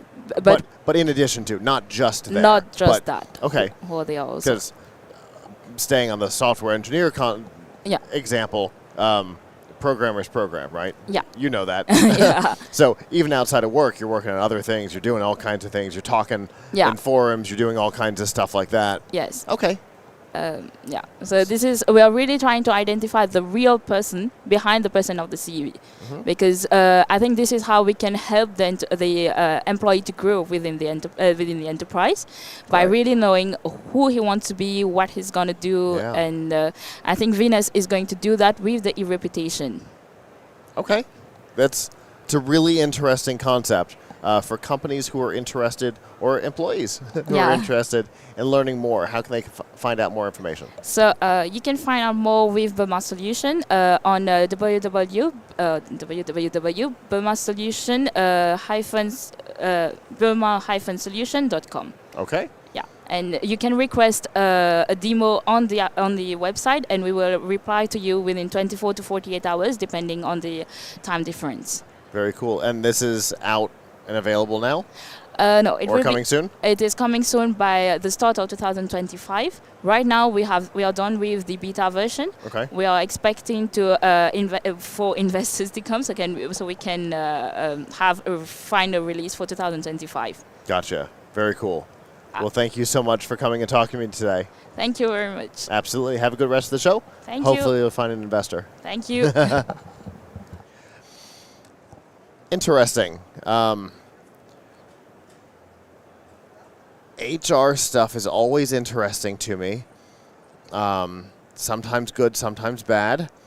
I am personally not, interestingly, within our own organization, we are weirdly very active in each other's lives outside of the office. But the reality is, outside of that, like, if I were a regular employee, I don't know how much I want the company meddling in what I do outside, but that's a whole different issue. Well, we have our next guest here. Hello. Hey, how are you? Good, how are you? Yeah, really fine, thanks. Go ahead and introduce yourself for me. So I'm Jason from AI Robotic. We are a startup based in south of Marseille. So we develop some artificial intelligence and robots. So we want to change the future and the way to work and live with robots. All right. So how does that work? So we develop two kinds of artificial intelligence. It's one generative and one predictive one. So the predictive one, it's you can talk to the robot as a human. So it can recognize you if you are a woman, a child, or a teenager, and adapt the speech to you. And with the algorithm, the robot learn every day and gets smarter every time. So we develop different use cases for the robots. So for hospitality, restaurant, industry, logistic. So we start at the bottom of the market. We search of the needs of the customers and develop multimodal robot with that. So it's work with a base, a navigation base. So we have a pattern with that. And after it's like Lego, you can implement different kind of upper on our robots. So if you are in supermarket, if you are a shopping center or a convention store, convention center like that, we can adapt our robot to that. Okay, so you have a universal base, essentially snap-on options on top. Yeah. What if there's an option that we want that's not available? Can we work together to build something? Yeah, we can. Okay. We can work with company to make their own robots. So for that, they need a minimal order for 100 or 200 robots, of course. But yeah, we can do that. So, but our target, it's the Stellar robot. This robot is for domestic use, and what we want to do with this robot, it's really to help old people and sick people to stay more time at home. Okay. So it's a robot you can help you on your daily life at home.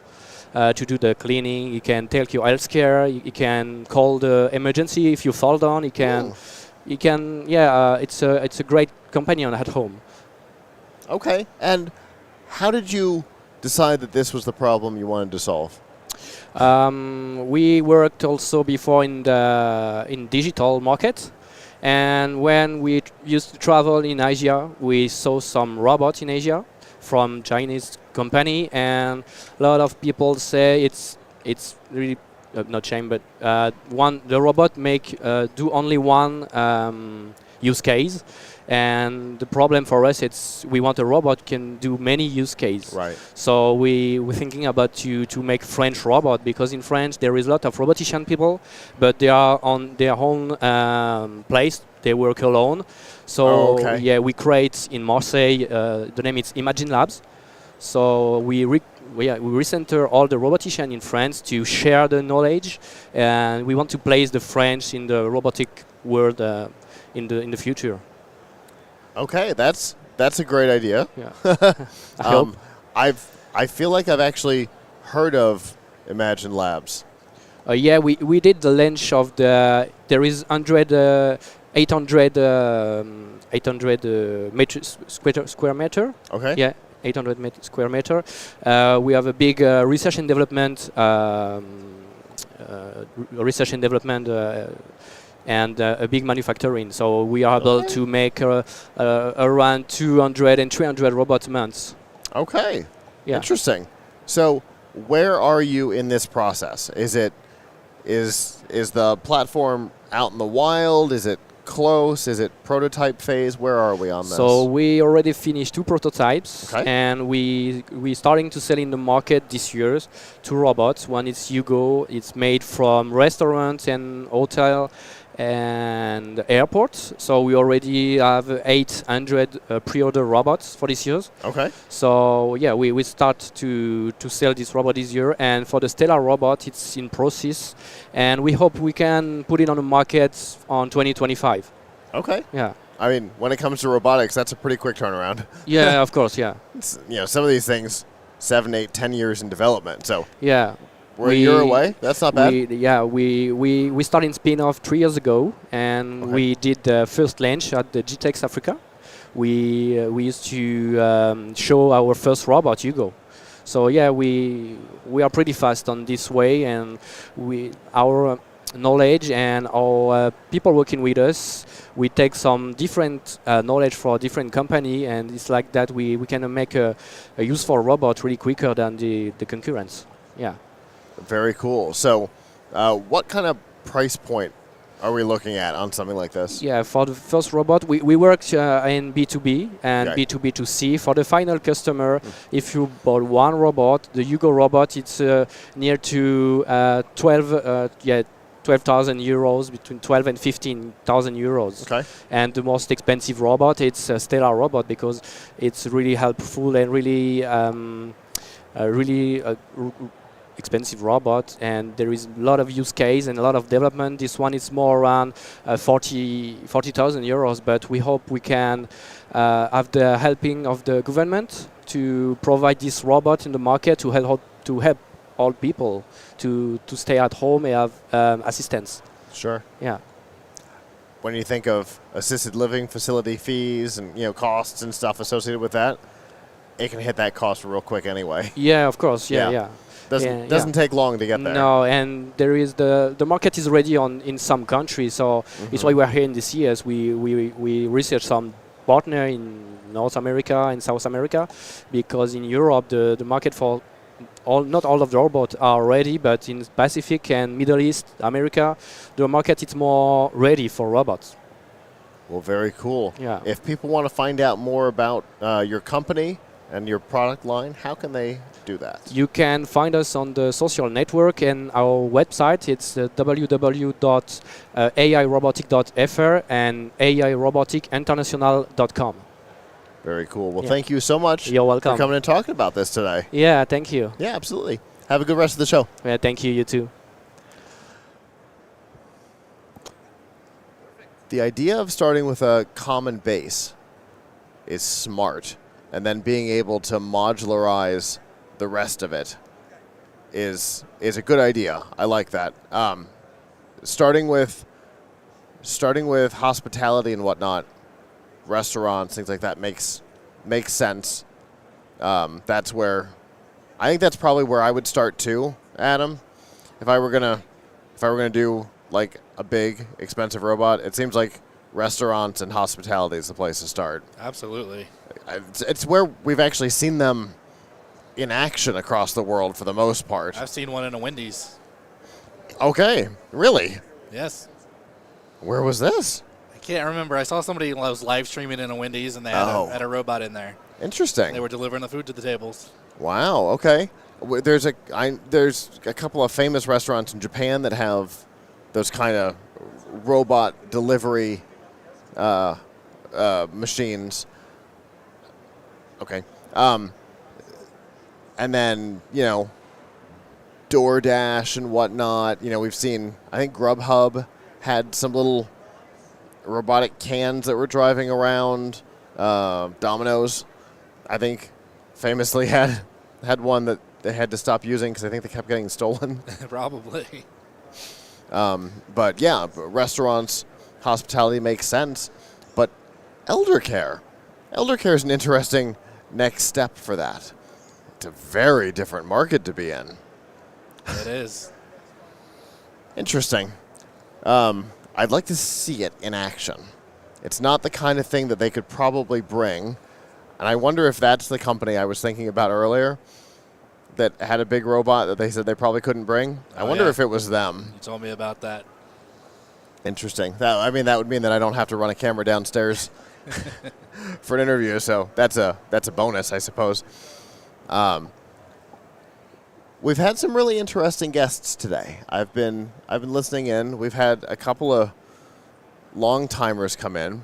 Nikasa, the pet grooming system. I like that new one. It's more expensive than the current one, than the one we saw last year, but it's a more premium device. It looks nicer. The other one looks like a shop vac, a small shop vac, but a shop vac nonetheless. And this one looked very different, like a big donut, which I liked the design of it.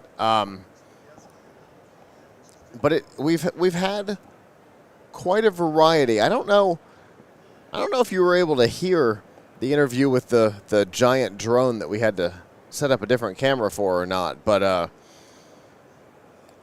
it's for medical deliveries, like specifically for medical deliveries right now. So if there's something at a hospital that needs to get to another hospital, they usually put it in a car and drive it across town. And there's gas, there's cost, there's human interaction that's required, the possibility of traffic. This thing can take off from a specialty pad at one facility. You load it up with whatever it is. I think he said it was up to 5 pounds or 8 pounds or something like that. You could fly across town. It'll land itself on its landing pad at the other facility, and then all you have to do is go take out whatever the thing is. What an interesting concept that is. And it didn't look like a drone. When people think of drones, they don't mean drone. They usually mean quadcopter. And this wasn't that.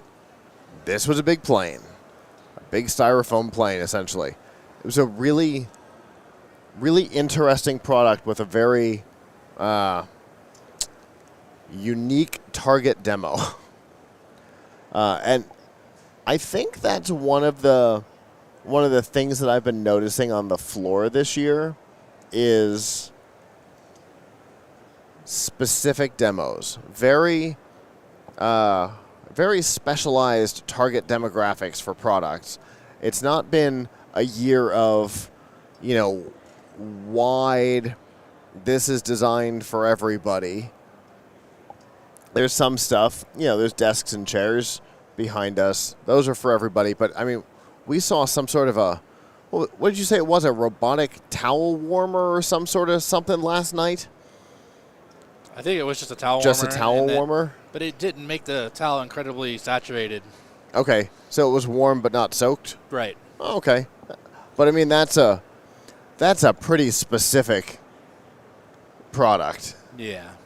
How many of us have a towel warmer at home? Nobody.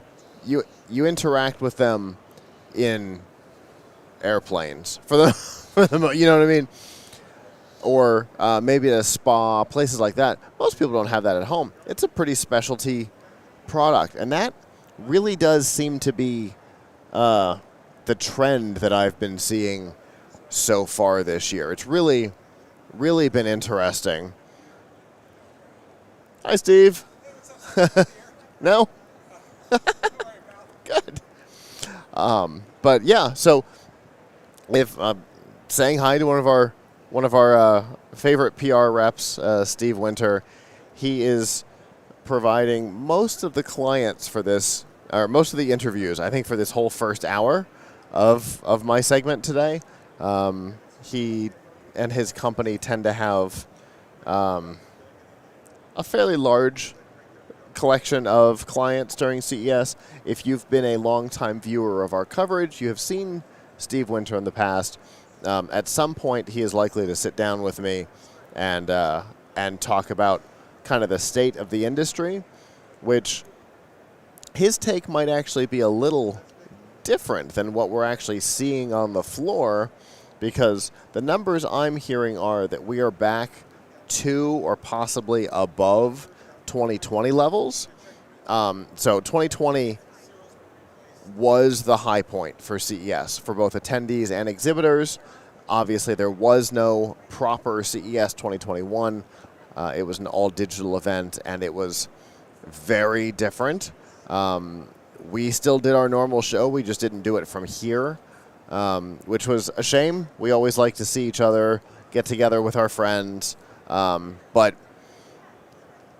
after 2021, with the digital shutdown, 2022 was a hybrid year, which was better but not great. If you saw our live shot, we were in the other tower, and the background was disappointing, to say the least. There was like office space behind us, and that's all you could see in the shot, which was because there were so few exhibitors compared to normal. And then last year, we bounced back. It wasn't great, but we did bounce back. But this year, it looks like we've recovered. It feels like CES up here. But I know there is still seemingly a bit of a recession going on, certainly a downturn. So some of the companies aren't willing to spend as much and do what they normally would. So it'll be interesting to see what Steve has to say. But as far as the show floor is concerned, from our perspective, both up here, looking out from the tower, being outside, seeing the traffic out on Las Vegas Boulevard, it certainly feels like CES is back. And I mentioned it yesterday, E3, another big trade show, has shut down permanently. And so there was some concern about whether or not other big trade shows would go the same way. And obviously, anytime you talk about a large trade show, especially in the electronic space, CES is the name that comes to mind, since it is, I believe, the largest. So, you combine all that together, and people were wondering, will CES survive? Is it the next to go?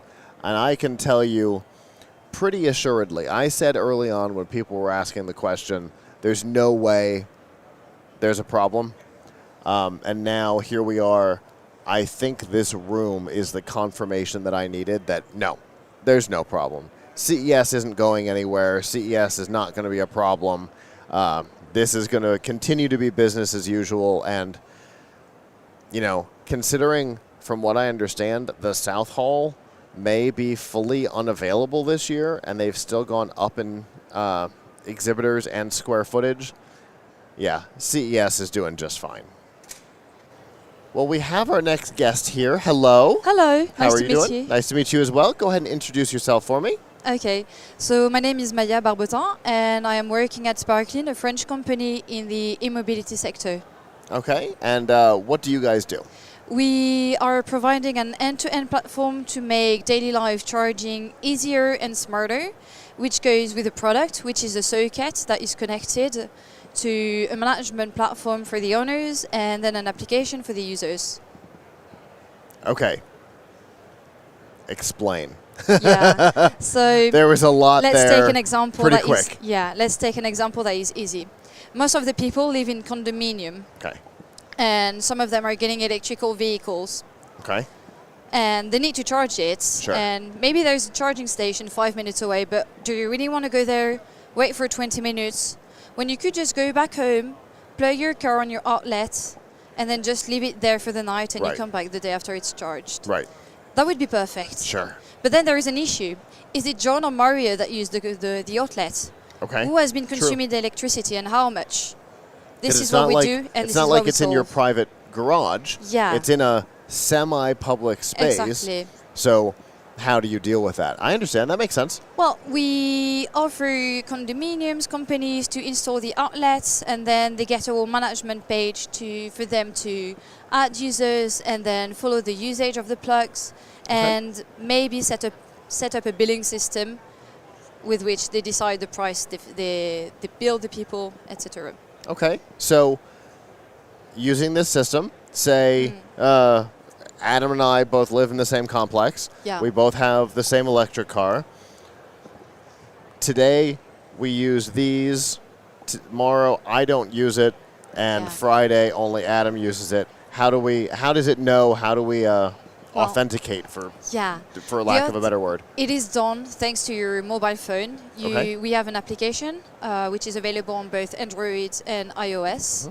With the phone, we know who used the plug, and we can tell like if it's you or Adam using it. So if someday Adam is coming to your plug and not his, to just try to maybe steal a bit of electricity from you, we're going to know it was him and not you, and he's the one that's going to get the bill in the end. Okay. See, Adam can be sneaky, so sometimes this can happen. Okay, so from the phone, do we go into the app and say, I'm going to use this one, and that's what turns it on? Exactly. Okay. So the socket beforehand is checking if the owner of the socket allowed you to use it. Okay. So that we also prevent from like electricity theft. Then the charging station starts, and we identify the user, and then we just measure the electricity consumption. Okay, so this charger is mine. Yeah. And this one is Adam's. Yeah. I can say if he's coming to visit, he's allowed to use it. Exactly. But if I haven't said that, there's no authenticating. It will not turn on. Exactly. Got it. Perfect. Okay. So it's not that I can go just grab whichever one and it'll track me. They are determined for a user base. Exactly. Okay. And then that user can then give access to others. Yeah. But it's at their discretion. Exactly. Okay. So it gives you the power as maybe just an individual to start your own little charging station and offer services. So some companies do that.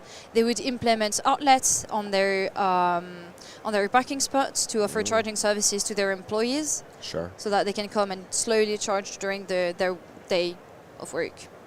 Okay, that's an interesting idea. So in that case, would the company be the owner, and that the employees would then be authorized users of those plugs? Exactly. Okay. So in the condo or apartment concept, the condo or apartment is the owner and can say these users are allowed to use. And maybe these users are only allowed to use the ones at this building, and these users are... Okay, exactly. I get it. And so the company has furthermore options. They could have a fleet composed of electric vehicles, and they give it to the employees so that they can go to their meetings, then meet clients, etc. Okay. And then they're going to bring the car back home. Because, I mean, if you finish late, you do not want to go back to the office to retrieve the car, so you take it back and you charge it at home. And we might like our jobs, but do we like it to the point we are giving them our electricity? Right. Not so much. So with I the mean, we application, all kind of working at home at this point, so a little bit, but not that much. I mean, as a sales, I do drive quite a lot, so... There's a difference between giving the electricity of a laptop during the day and a car at night. Those are not the same thing. Those are not the same thing, and thanks to us, you do not have to do that anymore, because you can go on your app and then download the reports to get easily reimbursed by your company. Okay, so would I then, as an individual, need to own that at my house? Okay. It could be you owning it, or the company even saying, we're providing a part of it, we're like maybe making a little financial envelope to help you, etc., etc. Gotcha. So I know that some electric vehicle charging installs are semi-permanent. They take up space. They can damage walls. You know, it's going to live here now. This is. What's the installation on this look like? The installation is really easy. I forgot my product, but I could send you a picture. You can always come. It's that size. It's an outlet, basically, with one more bit, because it's the connected part of it. And you just mount it on a wall, like a regular outlet. You link it to your electrical network in the house or anyway. And that's pretty much it. Okay. And if you want to remove it, you just have to remove a few screws. You remove it, and then you can replace it with something else. But usually it does not happen. People tend to keep it. Sure, but if I'm moving to another place and it's mine, I'm probably taking it with me. Yeah. But I mean, we all remember some of the early charging infrastructures that were massive, and they left holes in walls and concrete and things like that. And you just have to add concrete on top of it on the floor. That's so inconvenient. So you just mount it on the wall. It's just a few screws to put or to remove. It's really easy. Very nice. What's the price point on this? The price of this would be $100. We want this to be affordable for everyone to access a way to drive that is more sustainable and more adapted to the daily life reality. You can't just fast charge everywhere. Like the electrical network won't make it's going to be too complicated for the electrical network, too demanding. And once again, like as an individual, why would you do fast charging at home? Like this is just a massive infrastructure to deploy just for the electrical part of it. Yeah, for sure. Having that on-site kind of charging totally makes sense.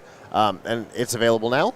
It is available in France, and we will very soon be available in the United States. Fantastic. For people who want to follow this and know when you launch in the United States, how can they get that kind of information? You can get this kind of information on our website, which is sparkling.io, and on LinkedIn as well.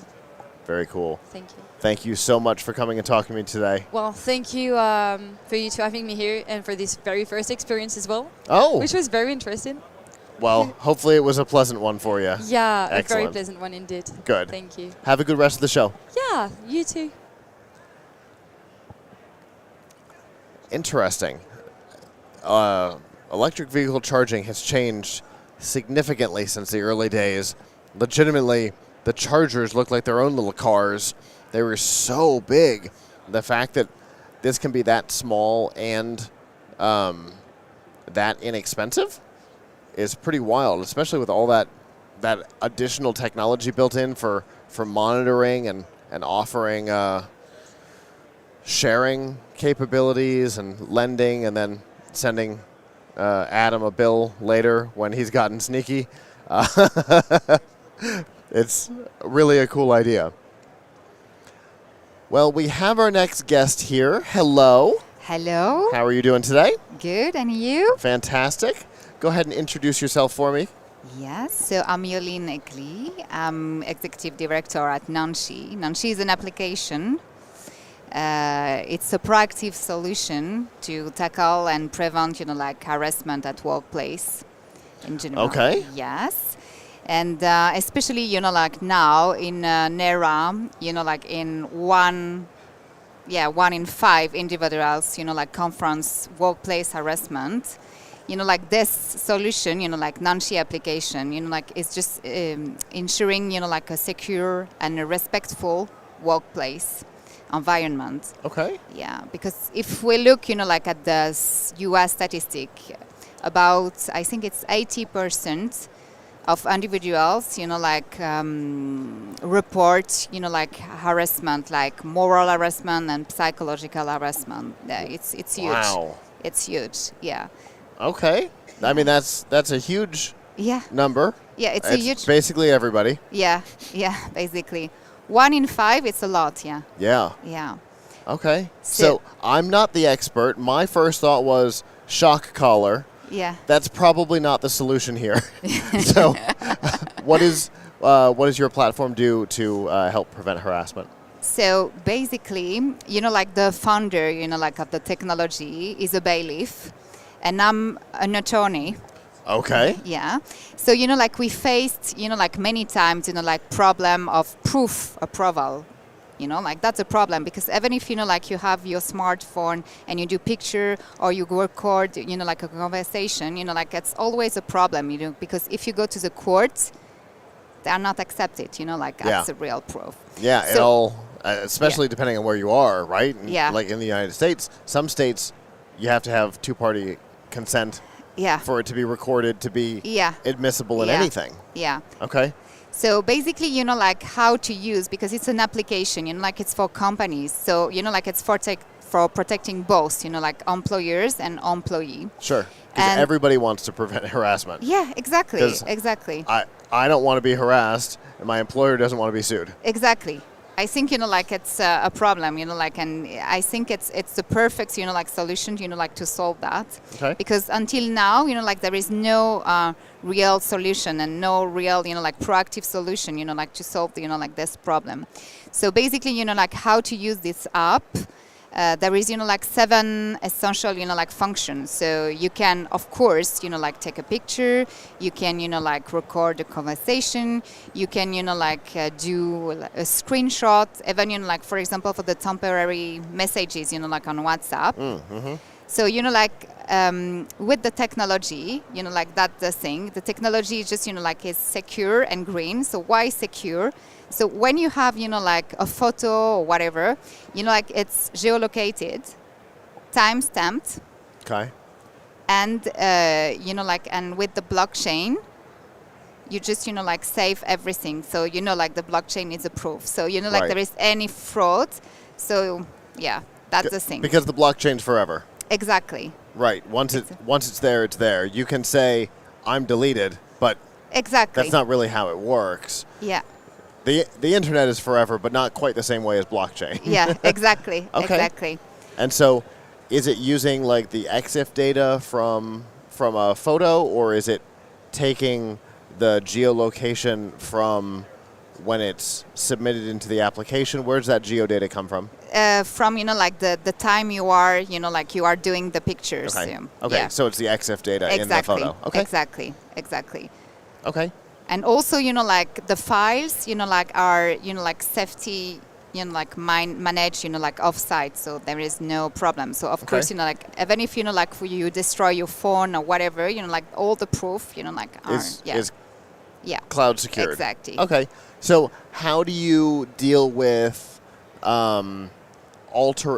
verifying whether or not the EXIF data has been altered in a photo, for example? That's the first place I go to. Yeah. Because that can be altered later. Yeah. So yeah. How do you verify that hasn't been altered? But because it's impossible, like with this app, like you can do, like. The picture is taken from within the app. Yeah, exactly. Got it. Yeah. It's so not. That's why. It's not a photo you're taking outside and then importing into the app. No. It's through the application. So you control the EXIF data right from the beginning. Exactly. Okay, so that makes sense. Yeah. Okay, got it. So that's a great way of dealing with it. It's all enclosed. Yeah. So, so you said screenshots? Yeah, okay. Screenshots. So, like photo capture, video recording. Okay. Document scanning. Those are both done in the app? Yeah. Document scanning done in the app? As well. Okay. Documents, like from emails or, like internal systems. Okay. WhatsApp conversation. Okay. Screen recording and audio recording. So you have 7, like. So does the application trigger the screen recording itself? Yeah. So I'm not doing a screen recording on my iPhone and then importing it. No. So your application is in control of the entire process. Exactly. Got it. So you save and, like you have like, you are pretty sure that, like your proof going to be approved, like by the courts. Mm-hmm. Yeah. So okay. Yeah. So, like I think it's the best option, like for companies, like for their CSR initiatives. Yeah. Very cool. So who is your target demo on this? Is it small companies, mid companies, large companies, don't care, everybody? Yeah, every companies, yeah, I think. Okay. Because harassment is not, like just, like in small company or big company, like it's everywhere. Sure. Is this available now? Yeah, it's available now. What's the price point? That's a good question. And like it depends of the industry, like and the number of employees. Yeah, okay. Yeah, like it's just, like it's a license that we're gonna, like sell to companies and they can use it. Okay, so it varies depending on industry and company size. Yeah, exactly. Okay. Exactly. If people want to contact you guys and maybe get a quote for their company and learn more about the platform, how can they do that? So it's, like nanshi.com and, like they can contact us through, like this website, of course. Very cool. Well, thank you so much for coming and talking to me today. Thank you really for interesting having me. platform. Yeah. Thanks for having me. Yeah, for sure. Yeah. Have a good rest of the show. Thank you. Interesting. I would imagine once you're in that position where the company is tracking and reporting this kind of thing, it would be lessened. Because in a lot of companies you don't know, we all have to take the quarterly training or the twice a year training. We don't here for a variety of reasons, mostly because many of us are family. But give me just a moment. Steve.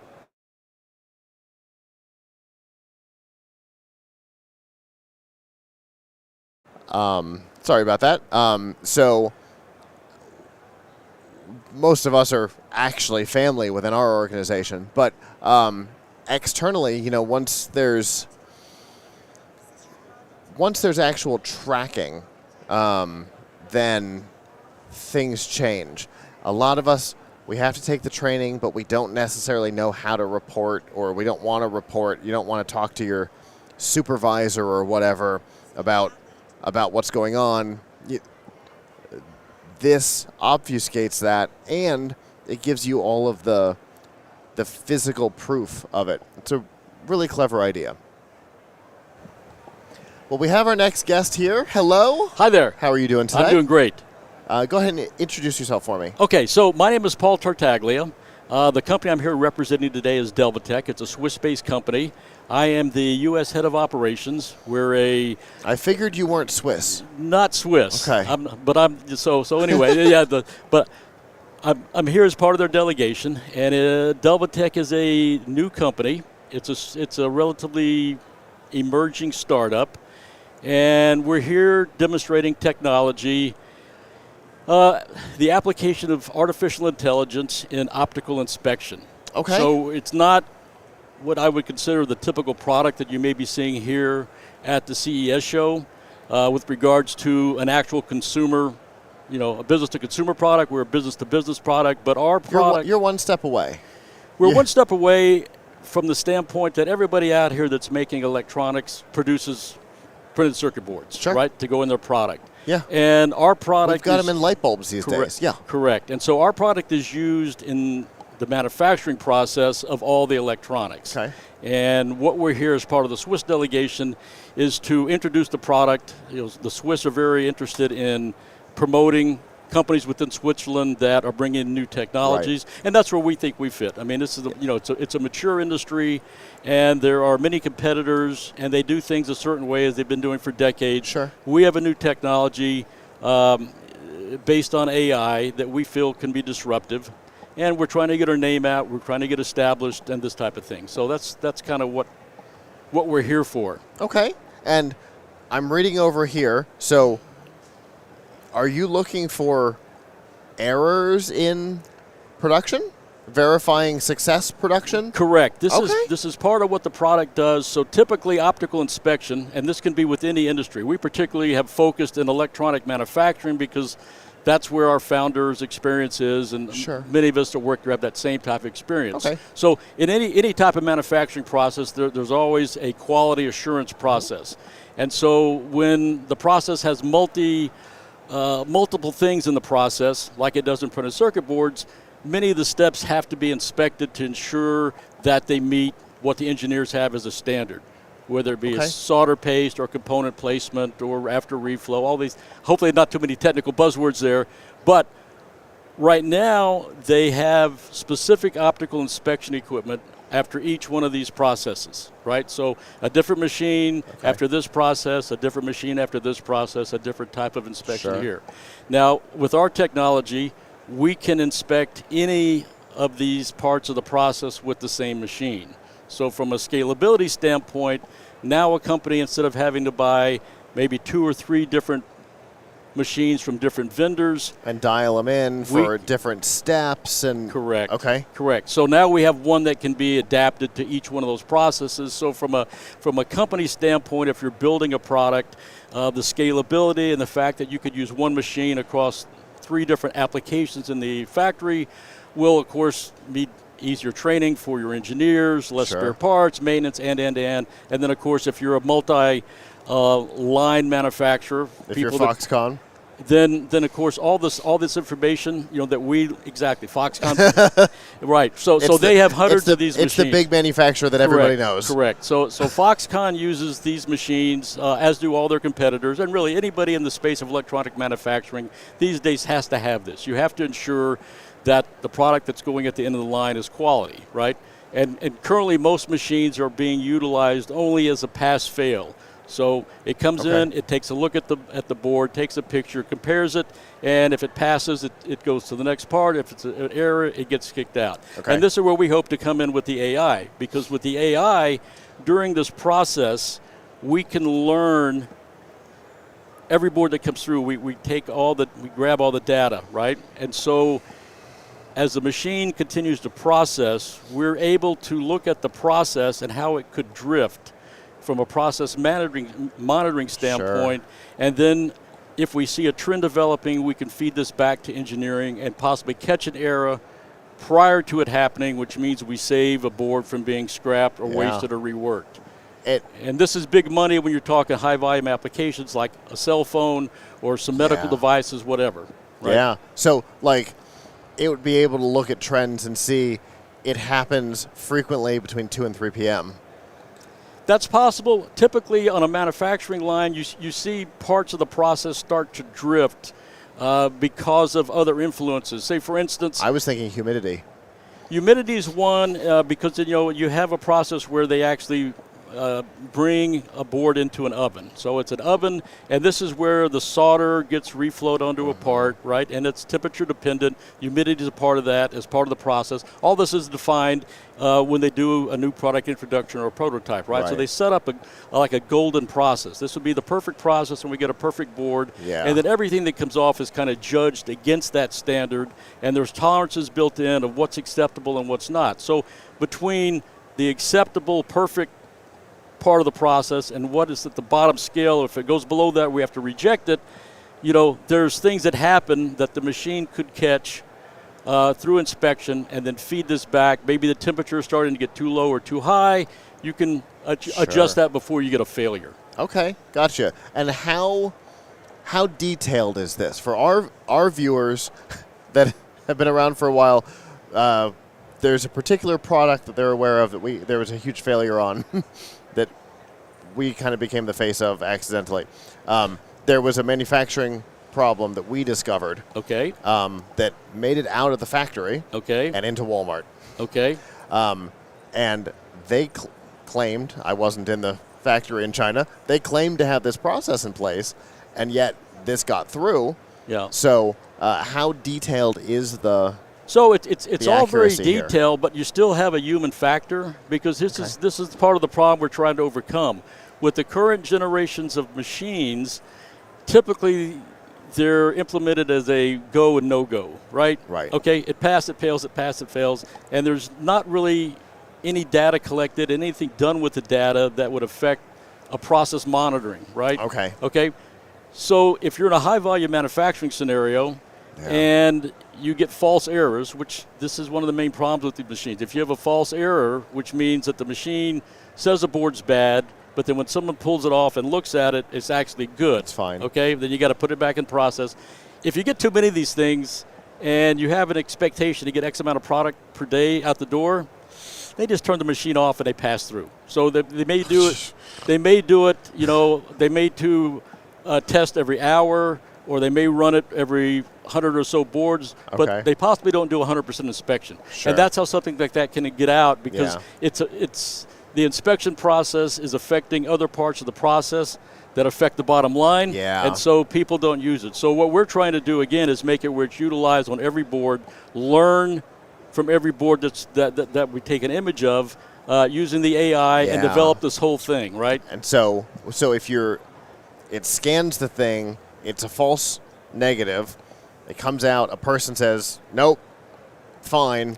It can be marked as such and learn from its own mistake. Well, what we do is we don't actually do that. I mean, it's how can I explain this in something that's not super technical? I mean, you can actually do that. I guess there's always a chance we could get a false negative, and it would be treated the same way anything else is, right? So you pull it out, you look at it, an engineer is going to determine if that was actually a defect or not, right? But can the AI then learn? We can from learn that? this, yes. Okay. So we can say this is a good product, and for what it'll tell us why it thinks it was bad, right? So we're not going to just randomly inspect. We're going to go to the particular part or whatever's the failure mode on there and see if that is correct or not, okay? And then we can teach the machine, it can learn that next time it sees this, it's not going to be an error. Right. Okay. Gotcha. Perfect. And again, this is how it builds up the data to make the process much more sustainable. Yeah. And then again, as we start to see these trends, as it catches these things and it's okay, it builds its own internal intelligence so that when it recognizes these things, the next time it sees this similar occurrence, it's going to say, "This is a good board. I've learned this," and away we go. Very cool. This already exists? Yes. Yes. Out in the wild, manufacturers can use it, or are we well, there yet? this is the problem. So the problem with electronic manufacturing is that we've had automated equipment for decades, right? So we have machines that do things automatically. But the connectivity between the machines to do things automatically is still growing.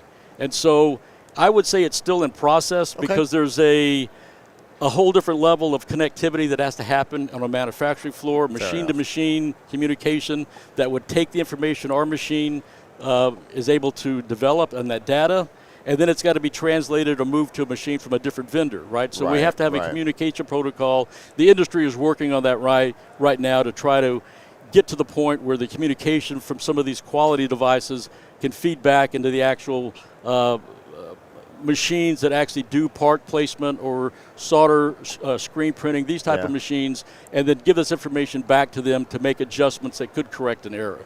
But that's still in the works. But the first start is we have to do our own thing and generate the data, collect the data, and then make it useful for the end user. Gotcha. Okay. For companies that might want to follow your journey and find out when this is ready for prime time, how can they do that? Well, we have like everybody else, a website, delvitech.com, delvitech.com. It's probably the easiest way. We're on LinkedIn. We're on your podcast now, right? So we're, again, at the show here trying to get the message out of who we are, that we do exist, that we do have this technology. Also, anybody could contact the Swiss Tech Pavilion, the people that set up the whole interface between the Swiss companies and these shows, could find out more about us there. Very cool. All right. Well, thank you for coming and talking to me. Appreciate the opportunity. Yeah, for sure. Thank you. Have a good one. Thank you. Yeah. So for people who have been around for a while, you might remember that there was an issue with some LED strips a couple of years ago, and it was a manufacturing problem that was. We were told that there was a verification process in place, and the thing is, even if they were testing every 100, the entire batch was bad. We did not see a single one actually work. So I don't know that they necessarily had a manufacturing process in place, and the fact that the manufacturer was replaced after this suggests to me that there probably wasn't. But the verification process, being able to check on a board, look at it, determine whether it's bad, and more importantly, be able to say what's bad, not just no, goodbye, is way better. In my head, I'm seeing in Portal 2 with the turrets where it just like nope and kicks them off into space. That was what I was seeing as the old process, and that kind of detail is I think a way better way of going. You good? Yeah, thank you. Well, we have our next guest here. Hello. Hello. How are you doing today? So fine. So happy to be there. Ready. Show being good to you so far? Yeah, so far it's very good. First time for me in Las Vegas. Okay. Yeah, first time for me in CES. Okay. Going well so far, though? Yeah, so Good. far. Yeah, good energy. Well, go ahead and introduce yourself for me. Okay. Okay, my name is Fred. I'm from GitTech company. What do you guys do? Okay, mainly we are in the beauty tech company.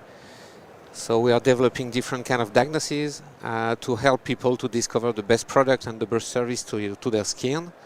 So we are mainly in two different fields. The first one is the cosmetic one. We are producing cosmetic for people. And the second one, we are deeply in the technology. Developing skin diagnosis with a selfie. So in 1 minute, we know exactly everything regarding your skin. And then we go so far also with a chatbot, which is a natural conversation chatbot. So it's real natural. So you speak with your personal assistant, and so he knows you very well. So he can understand exactly the matter and the feature, everything that your skin needs or your hair needs. And this is the first part. So first part is how we understand the people needs. The second part, we have AI also that screen all the existing product in any platforms. And then we database the product, in very special. And then after, so we know the product perfectly, we know the needs people perfectly, and then after we match them together. So it's a technology we would like to add in any website, any platform, because instead of having 1,000 of products, that when you are looking for products, you have 1,000 of products. This one, you make a diagnosis, 1 minute diagnosis, 1 minute talks, and then after, you have only the products suitable to you. Okay. So, let me make sure I've got this. So, with the phone or whatever, take a selfie. It takes about a minute to analyze. There's a chatbot that might ask some follow-up questions, essentially. Using that data, it's then able to filter out, essentially, products that would be no good for you for whatever reason. To show you the products that are right for you. That's it. Based on lots of conditions. Exactly. And then recommend these are the ones that look. So is this cosmetics? Is this personal care items? Is it going to recommend that I not use this shampoo because it's going to screw with my hair? What kind of data are we looking at? It's both, because first, because we are developing the technology, everything, all the AI developing by ourselves. Start to finish, all you. Yeah. So the first thing is, to have a better result, you need to go deep in a special industry. So the first industry we are in is the beauty. So inside beauty, you're right, regarding the hair, regarding the skin, exactly. We know you, we provide the existing product suitable to you. But this technology is also suitable for all these industries. Why? Because all the time is the same. We need to know your needs, and then we need to know what to kind match of those product needs to the capabilities. Exactly. So, for instance, we've been developing the same for fashion. We are developing the same for pet food. We are developing the same for supplement dietary. I mean, at least if we can talk with a company that need our technology, and then if they know perfectly their customer and their products, so we can adapt our technology to their. But today, it would be able to say, you look like you have eczema, don't use this makeup. It may not say it looks like you have eczema, but it'll behind the scenes, it's looking for things about your skin, things about your hair, things about you to determine that these products are compatible with who you are. Exactly. Under whatever conditions it is. In this case, it's coming from a selfie and a short conversation with an AI bot, but in another industry, those requirements could come from, doesn't matter where. Yeah, that's it. Very cool. How did you decide that this was a problem you wanted to solve? Because first I told you, no, our first business is cosmetic business. And because we've been developing on-demand cosmetic products, so we have another company, we produce cosmetic only one by one for you. With your name on, we print your name on the. Yeah, it's amazing, and it's all natural. And to do so, we did need diagnosis to do so. So this is the first time. It was 8 years ago. We just decided to build a company to make diagnosis. And because our customer, they were crazy about it, most of our customers told us, look, well, when I say customer, it's not end consumer, because we are B2B, okay? So those B2B industry told us, look, this is brilliant for your brands. Can you do the same for us? And so we just decided to do first for cosmetic brands. And right after, we just found out that, okay, even though the e-commerce industry is changing a lot, why? Because 10 years ago, you can buy what was shown, and then after it was like the influencers that give you idea what to buy. But most of the people, they know that to the influencer, they are paid to give you the advice.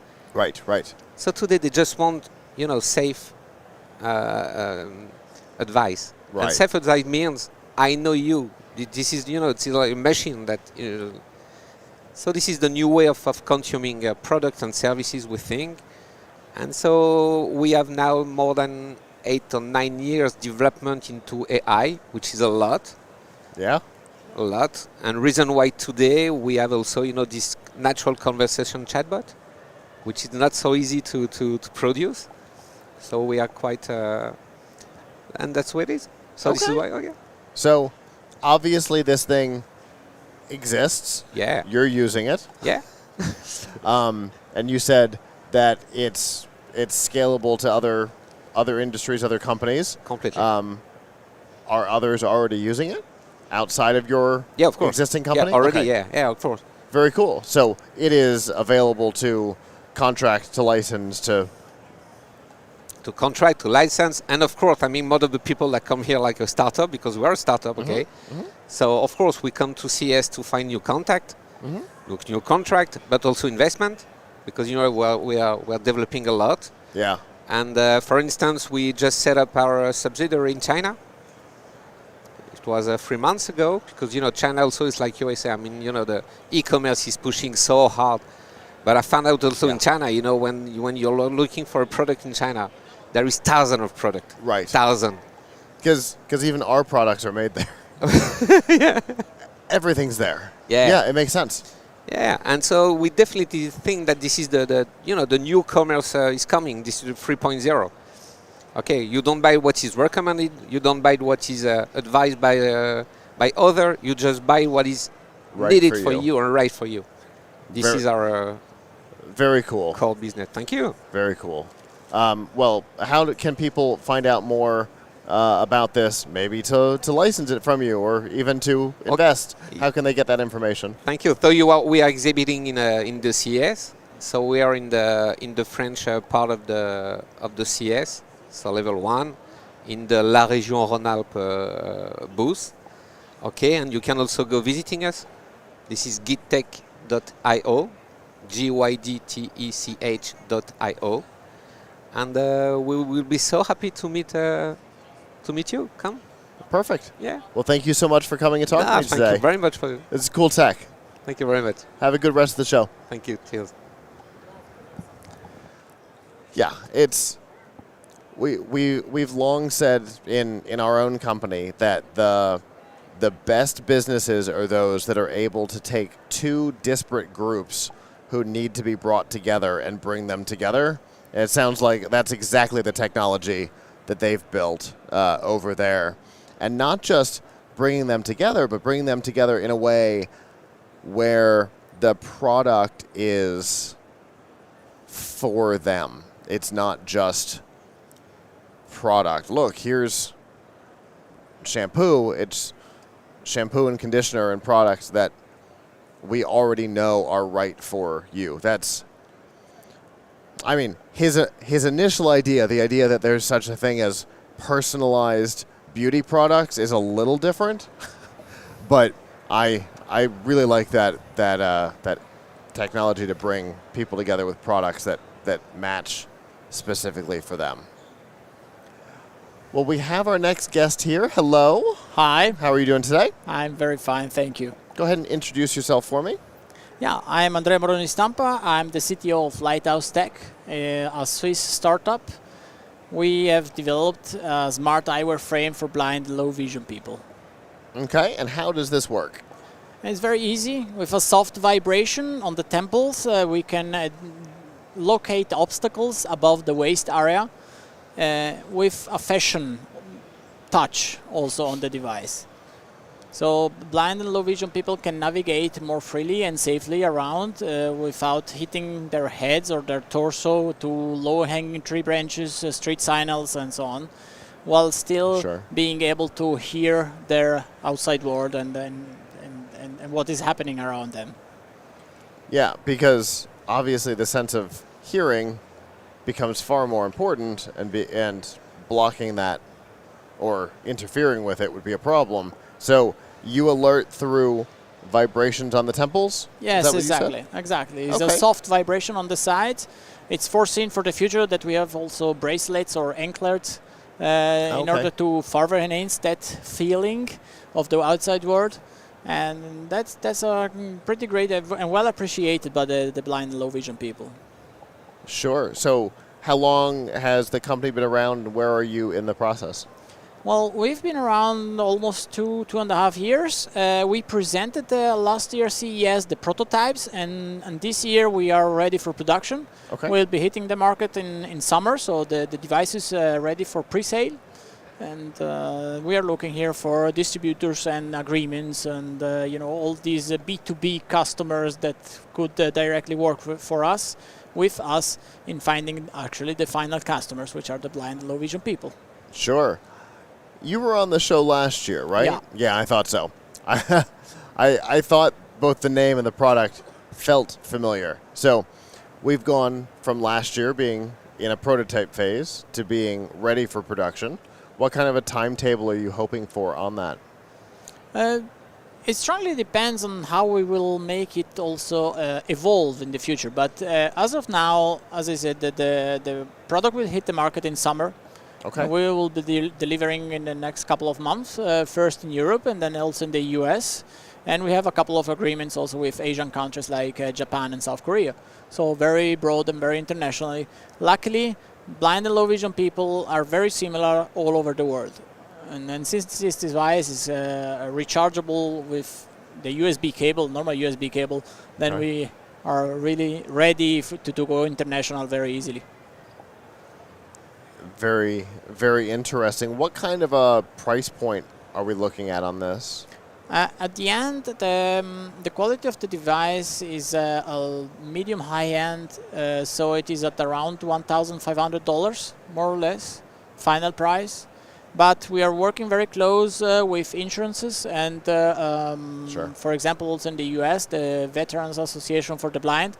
So to get at least partially covered by the insurances and then recognized by this helping organism. Gotcha. Yeah, being able to get it listed as assistive tech is really important. Yes, yes. The VA is a good place to work. They're very open to assistive tech. Yeah. That's good. Exactly.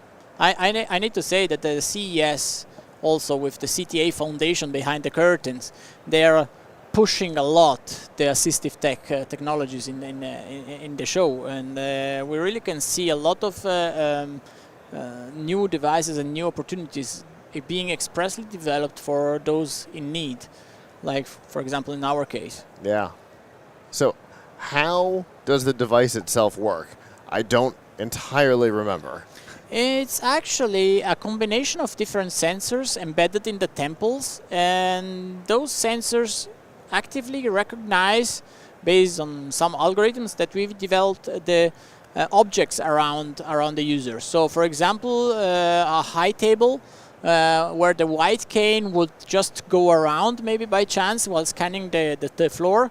Well, the device recognizes it as an obstacle and gives this soft vibration and alerting the user that there is something wrong and that there is something to be aware of. And so the user just stops in time and doesn't hit the arm, the torso, the head.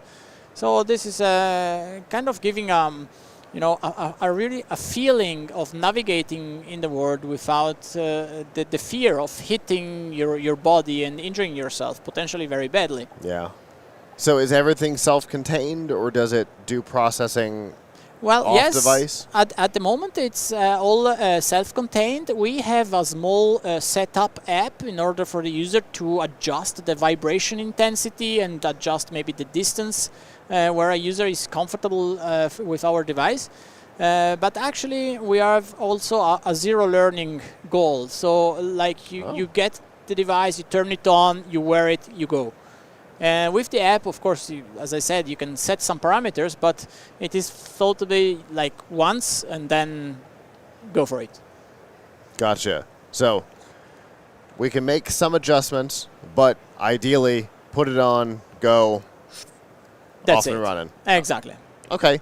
So you don't have to have the phone for it to be functional. The phone dies. This doesn't stop functioning. Exactly. That's the important That's part. also very important for us. Okay. With the phone, you can do a bit more. Okay. In the future, you will be able to make, for example, an emergency call or detect if the user is falling down or if the glasses are falling down, so that maybe they are broken or maybe something happened or maybe something is wrong with them. But actually, without the phone, they are very good, working and ready to work, ready to go. Okay. And how long do they run on a charge?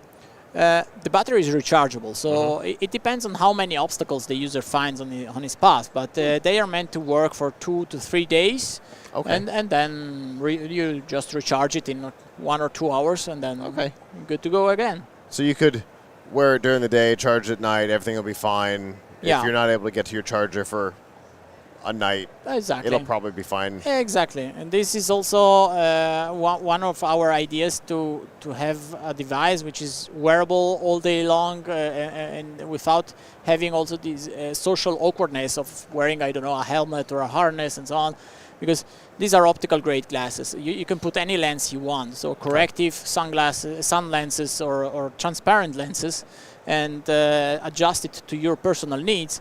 And you wear it just like a pair of glasses. Also, a lot of people around the world is wearing glasses without any problem all day long. Sure. Cool technology. Glad to hear that the company is taking a big step forward from prototype to ready to go. Yes, exactly. That's always good to hear. We always like to see those stories from CES. Yeah. Has the show been good for you? Yes, the press coverage is huge. Good. The amount of visiting people is huge. As I said before, the people who are also part of the blind and low vision and disabilities community are also visiting our booth. By the way, we are also englobated in the Swiss Tech Pavilion from Switzerland. It's a very good help for us, being a small startup, to have the possibility at the Eureka Park also to present our products in the national booth, the national pavilion. It's a great show. I mean, I've been around in the world on a couple of shows, but the CES is by far the largest and biggest with everything you can imagine. Yeah, for sure. Just in the view that you have from your seat, the amount of different things that are available in that view is insane. Exactly. Specifically in the Eureka Park and here at the Venetian Hall, it's really a mashup of everything. It's crazy. Yeah, because there's definitely chairs and air purifiers and LED lights in my view right now. And there is food just around the corner. They are preparing food right now and testing their technology live. Those are cotton candy. Yeah. You never know what you're going to encounter at CES. Exactly. Well, if people want to be able to follow your company and what you guys are up to, how can they do that? Yes, our company is named Lighthouse Tech. You can follow us on LinkedIn or on our website and also on our YouTube channel. And on our website, we also have a pre-order form where you can announce yourself, your relatives and friends, and maybe be able to be in the first deliveries of our smart glasses. Very nice. Well, I appreciate you coming and talking to me today. Thank you very much for the invitation. Absolutely, and hopefully you'll have a good rest of the show. Yeah, you too. Have fun. Thank you. You too. I always like those where we got to talk to them last year. They were in early prototype phase. They're back this year. We've moved from prototype to near production. They're ready to come out this year. That's great, especially downstairs. We've talked about it before. Downstairs, we generally like to... CES calls it Eureka Park. We call it Mad Scientist. It's the phase where there are some big, sometimes crazy ideas flying around. Some of them will never make it to market. Some of them will be absolutely fantastic and be a product that will go from concept to production to, a near global takeover. We've seen some of that with, Robbie from Benji Lock. We saw him with a non-functional wooden prototype, and now he's supposed to be on the show before it's over. We'll see if that happens. They have made some announcements this year. One of the companies that was on last year, Lap Lock and Benji Lock, have come together to produce a product together, which is great. But that progression from being downstairs and being a small startup with a prototype, maybe functional, maybe not, to coming to the point where he's at, where he's ready to go to production now, a year later. Always super cool. Well, hello there, Michelle. Hi. Welcome back to your chair. Thank you. It's nice to be back. Did you hear that? I did not. He is ready for production this year. Really? Yeah. That's awesome. He was in prototype concept when he was on the show last year. Right. And now this year, he's ready to go to production. He's hoping summer of this year they will be available to be purchased. That's amazing. He must be so excited.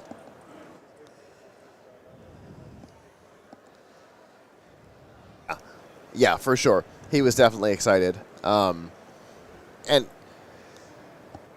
it seems like you'd have to be, right? It's such a great place to be, to literally a year ago, sitting maybe in the same chair, but within a half of a square foot of where he was just now. He was, last year he was not ready. He was in prototype. He didn't have manufacturing in place. He probably didn't have the funding to even get to that point. And here we are talking about the ability to pick one of these up mid-year. I love seeing those progressions, especially on the super, super solid products. And assistive technology, we've been following assistive technology pretty closely since probably our first collision. Right. Because that was where we really saw the first big push into that assistive tech. Some of the home sensors and things to monitor, elderly people that don't want to go into an ALF, don't need to go into an ALF yet, but their families are uncomfortable with them living on their own. Those kind of technologies were really hitting their stride in 2015 when we did our first collision, and now here we are with a completely head-worn, I imagined AI-powered computer that is able to identify obstructions and warn you about them if you can't see or can't see well. Right. Huge advancement in less than a decade. Yeah, it's amazing when you think about it. Yeah. So, and interestingly, it's not the only one that we've seen, right? It's not the only low vision, no vision assistive device that we've seen that has been on this table so far this week, and they've both taken similar but different approaches, and competition breeds better ideas. Right. And so having similar but different technology, right, trying to solve the same problem in different ways, they can learn from each other. They can learn from their customers. Different customers may prefer something different. The idea of feeling like you're being pulled like a guide dog is an interesting one. I don't know it's what I would want. Personally, I don't know that that's what I want. But it might be what you want. Right. And it doesn't matter. That's great. There's different ways of accomplishing the same thing. And that's, that's one of the fun things at CES. And, those types of things tend to be around each other on the show floor. So in this particular case, they might literally be, oh, I didn't realize this was here. They might literally be in the same section of the show floor together, and they could learn from each other. They could work together. They could, really, really great technology. And I'm glad that we're seeing more of it. Our next guest, I see, is here in the studio, so we will be starting that momentarily, I imagine, but maybe not. I don't know. We do, and we have two people for the same. We have the owner, our founder, and then we have the tech guy. So they're going to switch back off. Okay. Okay. No worries. We'll make it work. And up first we have Sean. I don't know if it's shown up for you yet. Oh, I see name and name. Right. They wanted both names on there, so both names are on there. Okay. It's going to be real small. I told them. Okay. They said that's fine. Okay. All right. Give me 1 second.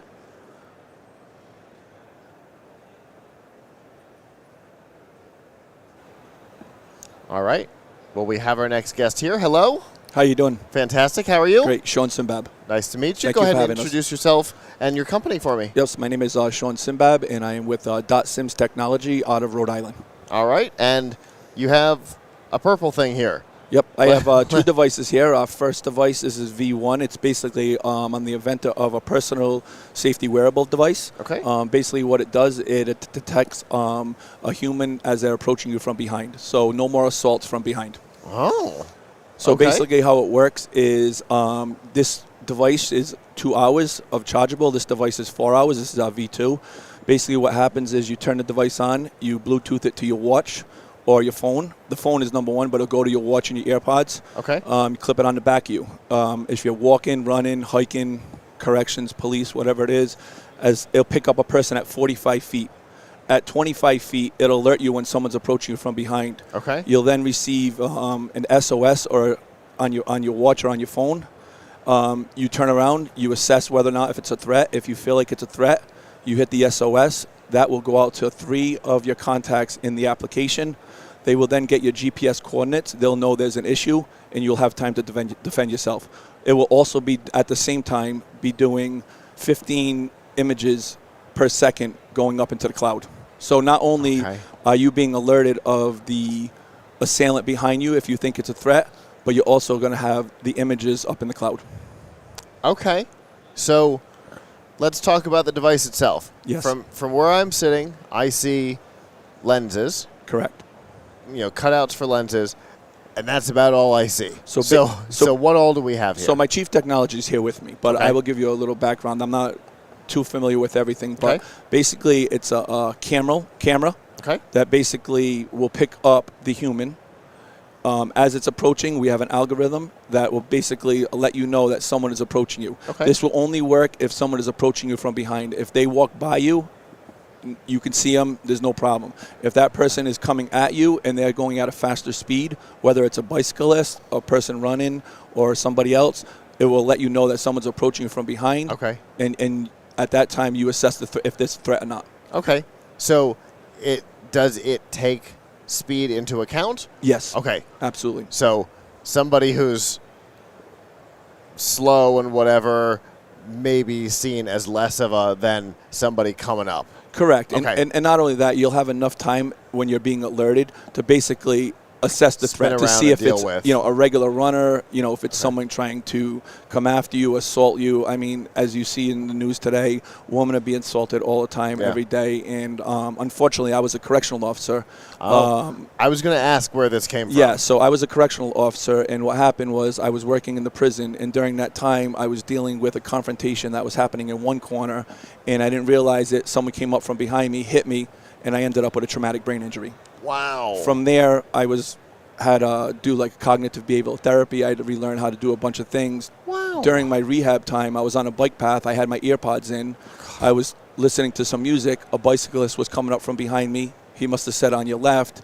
I didn't hear him. He hit me from behind. So at that point, I said, there's got to be something out there that's got to be out on the market. There was nothing out there. So I started, doing my homework, seeing if there was anything out there. We now have 3 patents on our devices, utility patents, United States. So we own all the IP in the United States of America on this device. So we're here at CES, debuting our product, showcasing it, and hopefully saving lives. Well, that's fantastic. So the backstory is fascinating. Not to downplay what happened. We have a phrase within our organization, great ideas come from things that suck. Correct. And obviously that sucked. Unfortunately, it was something Twice I had in to a go row. through. Yes. Yeah. Yes. The second one I wasn't injured on. I just never saw it coming. Right. And then, throughout my experiences in the corrections, I've witnessed a bunch of people being assaulted. Right. During my time, the big thing was cameras recording everybody, body cameras recording incidents. But my concern was the wearer. The person who's involved in it or is being assaulted from behind, who's protecting them. Mhm. And unfortunately, like I said, I was part of that. And, out of this came 3 patents. We developed the device, and we're here at CES debuting it.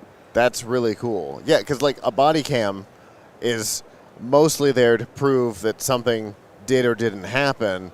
It's not there to help prevent anything in the moment. Correct.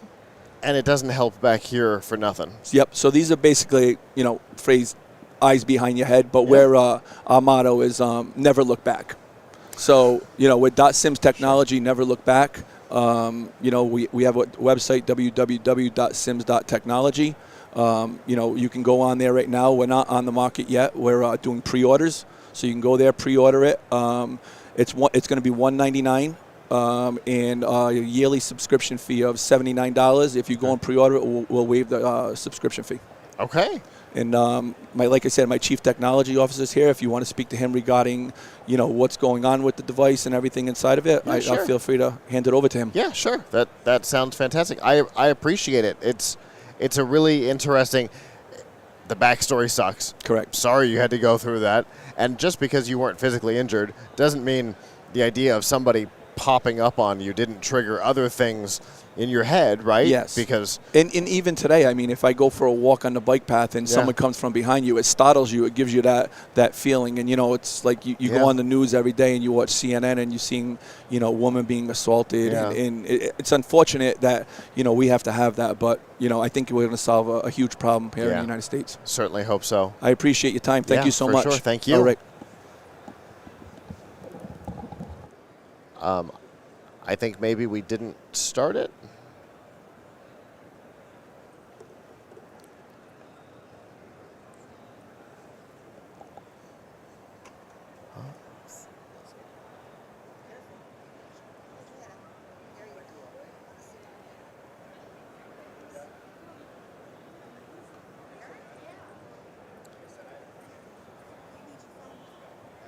Yeah. You good? I'm good. All right. All right. So now we've got you here. Go ahead and introduce yourself for me. Terry O'Shea. I'm the CTO for Sims Technology. Okay. I work with Sean on bringing his invention to life and making sure it all works and, helping the world be a safer place. Yeah, for sure. So let's talk about what we've got going on here. I understand the backstory. I understand what we're trying to accomplish. Yeah. So how is it that we're doing that? So basically, we have two little wearable cameras, our version 1 and version 2. I'll talk about the version 2 because the one we'll go to market with. But basically, we have... That was going to be one of my first questions. V1 is prototype. V2 is what we're going to go to market with. Yeah. Got it. So basically, about half of the volume is a battery. The other half is basically our technology, which includes a high frame rate camera. We continuously take pictures, 15 frames a second. And then while we're taking those 15 frames a second, we analyze one frame over another, and that way we detect if a person's approaching from behind. Okay. We don't do video. We're doing it by still frame, one over the other. Once that's done, if a person is detected coming within a 25-foot radius, it basically sends an alert to the phone. You can press the SOS button if you want, or to the Apple iWatch, or you hear the beep in your iPods if you're doing it that way, or it works with the Android products as well. And then if you select it, you can do it, or you can basically go to the setup page and set it up so that you can choose to say, I want automatic SOS. So if anybody comes within 25 feet, I want my 3 contacts that I've chosen to know that they're coming and approach. We basically store the photos inside of the app. When we have connectivity, and we ensure that we have connectivity, we send those photos along with GPS coordinates off to those 3 contacts so that everybody knows who the perpetrator is, what they look like, and where you are right now when the event happened, and continues to track you after that. Okay. The GPS location, is it the location of... It's coming from the phone. Where it was when the data was pushed? When the data was pushed, and then continuously thereafter. And so, let's say we're taking pictures in a place where we don't have connectivity. Yep. Is it tracking the GPS on that trail then pushing all of that once we have data? As soon as we get data connectivity, we push all of that straight up to the cloud. It gets over to Twilio, it gets diminished off to the different contacts. Okay, gotcha. So they receive an SMS message with a picture along with, this is Terry O's device, and he was in this GPS coordinate, and here's the picture of the perpetrator. Okay. So we're out in the woods on a trail. There's no data, but there is text. Yep. The device is still tracking and able to see there's a problem, so it can still send a text. It may not necessarily send the get all the data, right? But we can still send a text, hey, I think there's a problem. Exactly. Okay. Or, yes, there's a problem. There's a problem. Okay. Right. Very cool. And then as soon as data is available, photos will go to. Photos will go to. Okay. So where are we in this process? We're right now we've finished development. We're going through our FCC certification. Once we get completed with that, we're basically we're taking pre-orders right now on our website. It's www.sims.technology. And you can do the pre-orders. We're looking at $199 for the device. We offer a $79 a year subscription fee, but we waive that for pre-orders. So anybody that orders, they save $79 off of anybody that orders after we launch. Nice. So I see the clip on this. I didn't get to see the back of this. It looks like the same clip. It's a very similar clip. Okay. And it attaches pretty well. We've been trialing it. I've used it when I'm out bow hunting.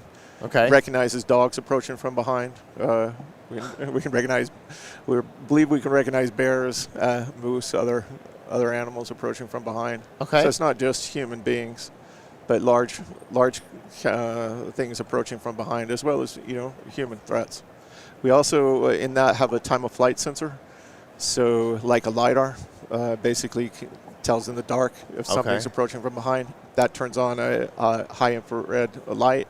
Okay. Takes our camera into infrared, continues to take the pictures. Gotcha. So it works in both daylight and complete darkness.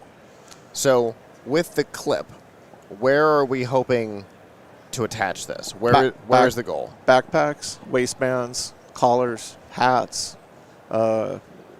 basically any running harnesses that are worn for safety with the illuminating, blinking harnesses that people wear when they're jogging in the early morning hours or late at night. Okay. Any thoughts about alternate connectivity? Because for me, my first thought is, I've got my hair down and a T-shirt on.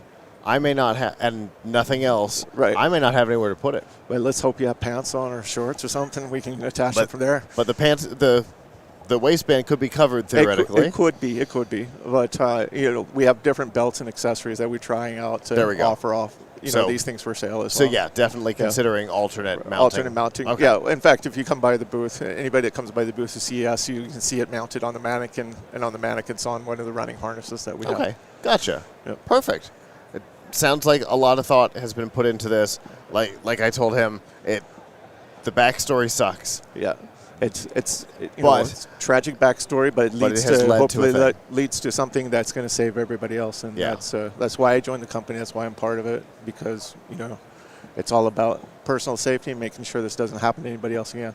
Well, fantastic. I really appreciate both of you coming up and talking to us today. Deeply appreciated. Yeah, for sure. Thank you and for your have time. a good rest of the show. You too. Good luck with your launch. Thank you. Thanks. All right, it's a great product idea. It really is. My initial concern right away was how it's mounted. Because yes, I wear a hat, but you don't. Right. So I know your shirts usually go low. Below my waistband. So a waistband's not going to work. Right. Hat's not going to work. Collar's not going to work. Right. So I was thinking, well, how do we put it on Michelle? Right. Where do we put it on Michelle to make it work? And so the idea that they're doing running bands and things like that, really smart idea. A pin clip might be another. That's what I was just thinking. Is there something I can pin to the back of the shirt? Or a magnetic some type clip. a magnetic clip would be really good. Because you could do like a name tag, a magnet behind a clip too. And they told Nancy that they're going to develop a clothing line to put it in as well. Okay. They're in development of that as well. Well, there you go. See, they really are thinking about alternate ways to deal with it. That's great. Absolutely. It's a great concept. It's a great, because it's scary to go out places. Yeah. Mostly for women, but not only for women. Oh, yeah, exactly. College campuses. Ybor City. Oh, Ybor City. Are we still running? Yeah, Ybor City off of Fremont Street. Yep. A lot of places around here. Yeah. There are all kinds of places that we don't want to go that sometimes we have to. Yep. Just the nature of this town. Can you give me a second?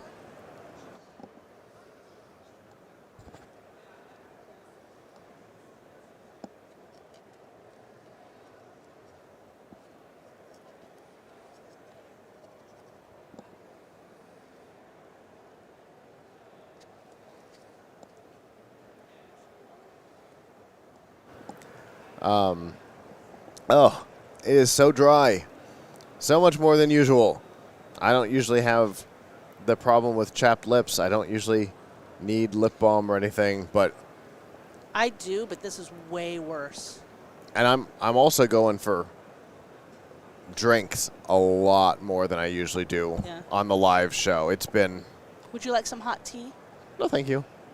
I appreciate it though. You're welcome. No, for this particular problem, hot tea tends to make it worse for me.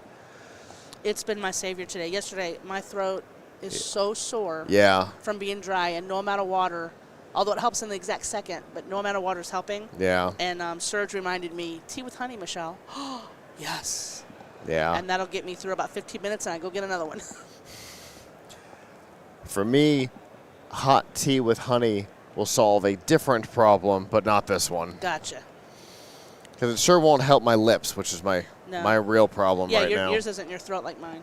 Yeah. Yet, anyway. My problem with my throat is different. Yeah. So. Yeah. Oh, we need to say a quick shout out to Steve Willingham, if he is still watching. Hey, Steve. Hi, Steve. We're missing you. And if you're watching, know that wherever you are, you can chat with us. If you are on the Plug Hits Live pages, over on plughitslive.com/join us, or on our YouTube or Twitch or Twitter. If you comment over there, we're able to see those comments if we have the chat open, which we do off and on. I've had it open downstairs most of the day. We appreciate the comments.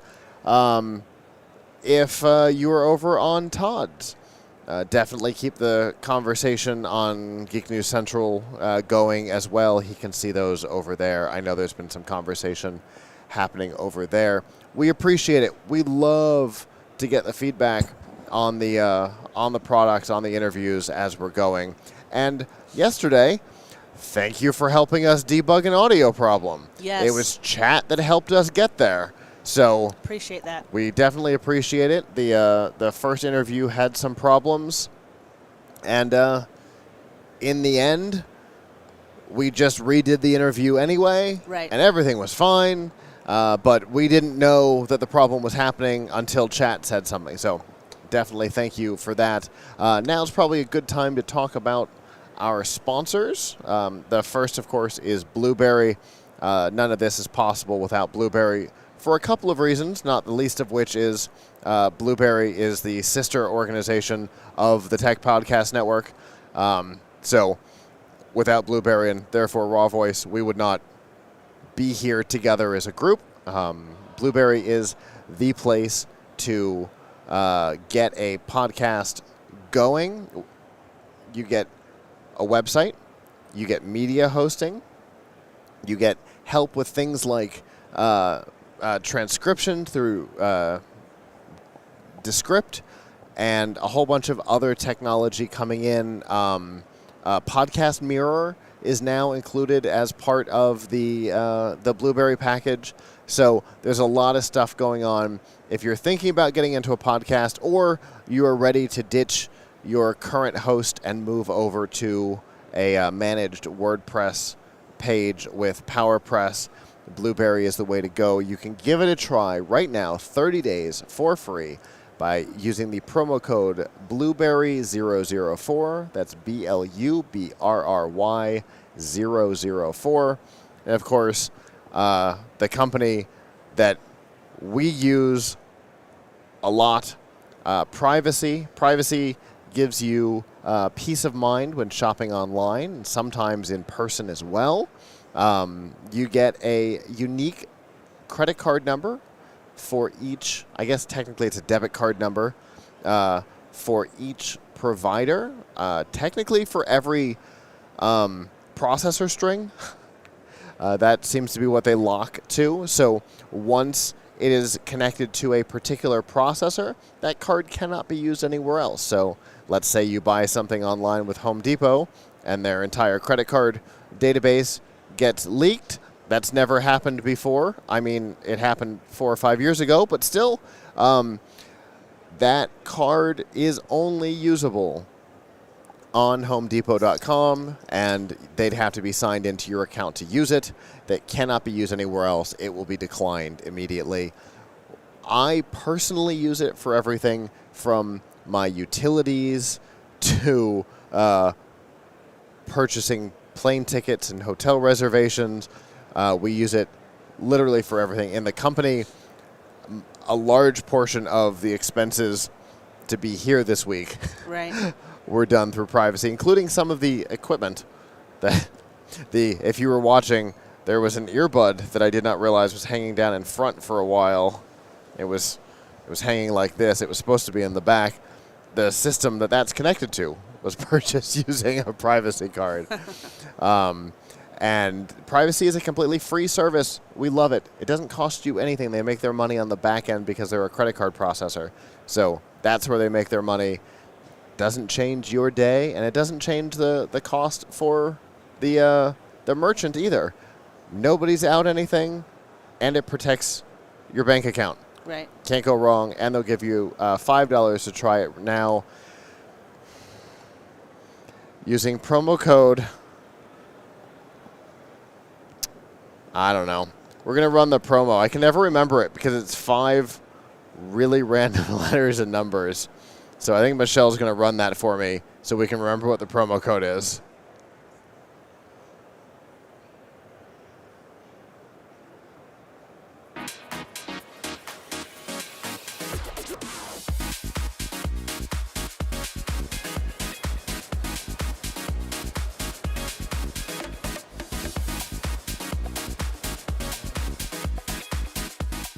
support our coverage with a free account on Privacy, the service that keeps you protected when shopping online.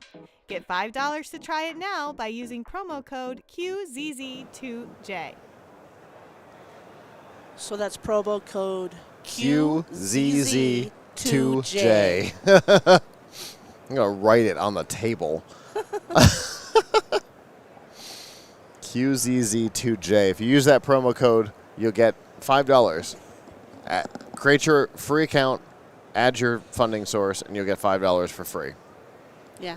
It's a no-brainer. And using these services help us out. We definitely appreciate it. Also, if you have an Albi account or you want to donate to the coverage, you can do that by going to getalbi.com/p/plughitslive. You can donate through there or through the PayPal link at techpodcasts.com. We appreciate that because, again, this is big coverage. It's very expensive. It takes a lot of people and a lot of work. I think our count is 18 people this year. It's one of our larger teams. Right. And, yeah, it's not possible without your help by supporting those companies and or donating to the coverage.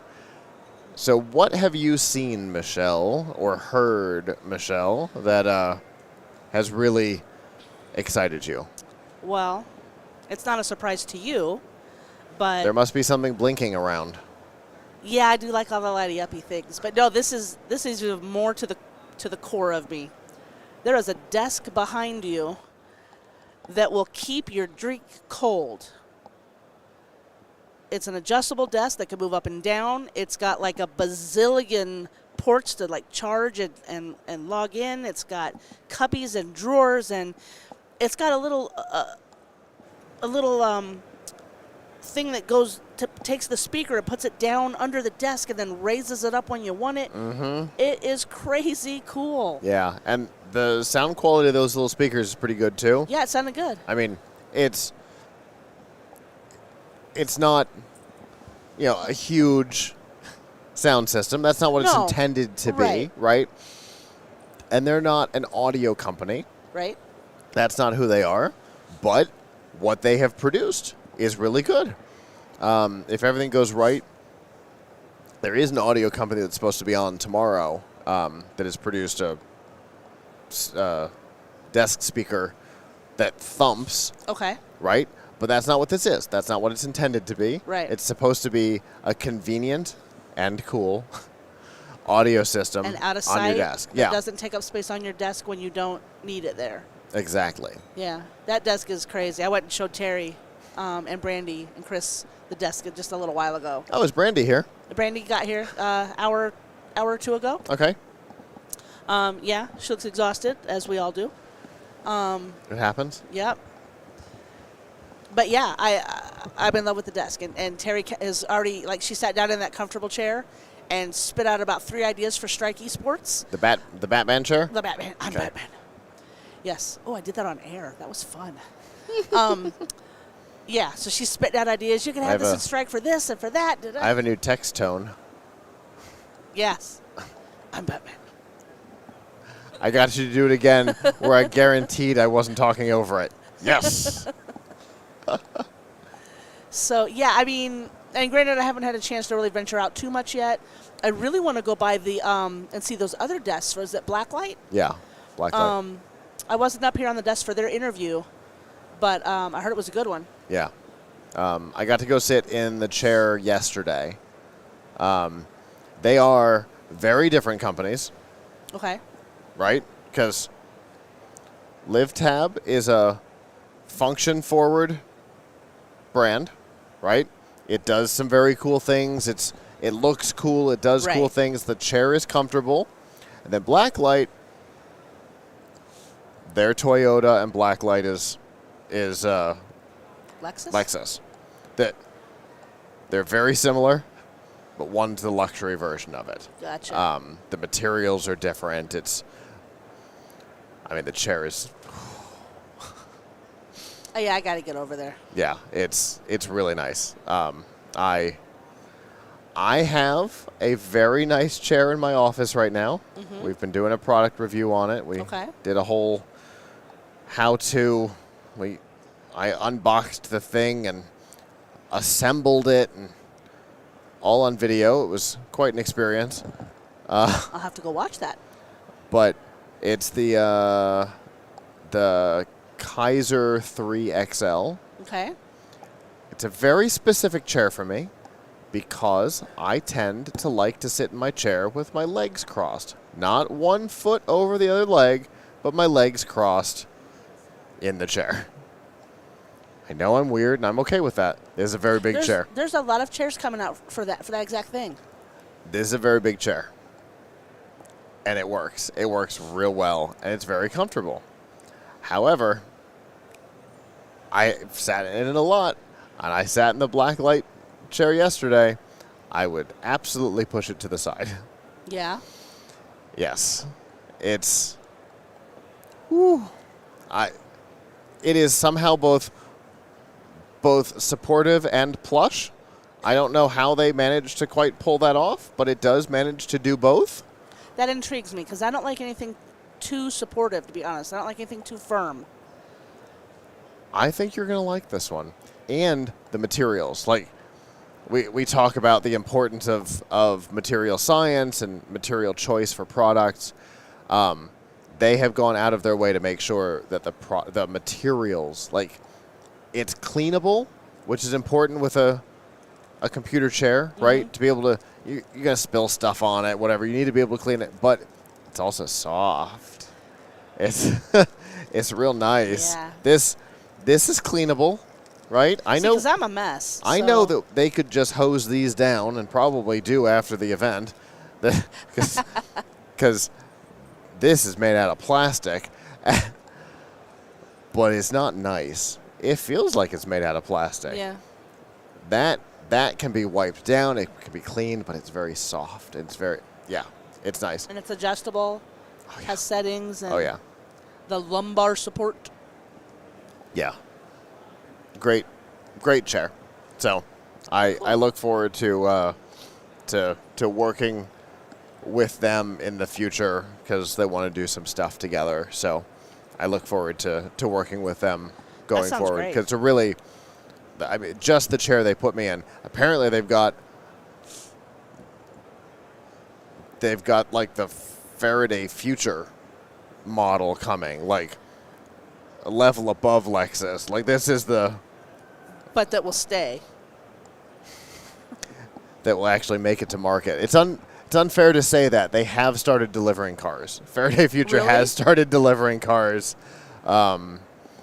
I have watched some social media video of them doing their first deliveries. So they are out on the market now. Cool. So thank goodness, because those were cool. But yeah, this is like the upper echelon. Yeah. Well, we need to get some of those in the strike. People can Tesla. come in. Yeah. Come in and see them. Tesla's $35,000, and the Faraday Future is $200,000. Oh. And I suspect this will be similar in concept. You know, their main chair I think is $699, and I think the new one is going to be 4 digits. Oh. Yeah, it's gonna be an expensive chair, but there's Herman Miller. Adam, is Herman Miller the name of the company? Is Herman Miller the name of the company that makes the really plush, popular, expensive chair? Yeah. It's going to be a competitor for them, but not at that price point. Okay. It's going to be lower than their price point. So, more of a desk, an office chair. I'm going to be working in this 8-10 hours a day as opposed to a gaming chair where I'm going to be leaned back, kind of messing around type environment. Because gaming chairs are designed to be able to lean back and kind of be comfortable. You can have a controller. You can sit forward with a keyboard and mouse and do kind of whatever. A desk chair, you know, a work chair is very different, and that's where Herman Miller lives, and they want to get into that space, and I don't blame them. Right. So It's nice. But and they have both of them over there? they do not. I don't think they have the new one Oh, because okay. it's still in prototype. I think Adam's looking up the Herman Miller now. I love Adam. Yeah, for sure. He says it's $2,000. Yeah, and so they don't want to be in that price point, but they want to be in that product category. Gotcha. So, super cool. Cool company. Glad they were on the show earlier. Unfortunately, it's one of those products that's real hard to show off on the live show. Right. Right. It's difficult to bring a chair up here. Right. Because it's difficult to bring a person up here. We brought an airplane up here earlier, but we literally had to clear the entire studio to make it happen. Yeah, I got kicked out. Kidding. I locked Adam in the corner and pushed all the chairs and blockaded him in, and then we were here in the corner here, and nobody could move. That was. But you got the shot. We got the shot. And that's what we do. Indeed it is. We had to use like the whole wall here and the entrance into the studio. We had to block the door and the whole wall up. I warned Adam, there is a possibility of a company, I think, coming tomorrow, although it might have been the one that was here earlier, that might be trying to bring a large robot for hospitality with them. Oh, yeah? That would not possibly be able to come upstairs. So I'm thinking about running an Ethernet cable tonight down into the office downstairs. Can't we just get a rope, tie it to a camera, and drop it down over the railing? No? Okay. As long as I got data, that's fine. So what I'm thinking is running a cable underneath so we can show it off if we need to from downstairs. Good idea. Because, I mean, this has been a wild show for us from a technological standpoint. We've changed a lot of stuff, a lot of things that we've added this year. Mm-hmm. Our little PTZ camera over here is a super cool addition. Let's go to that real quick. I'm liking that one. I'm liking that we have 5 of our 6 Mevos currently going.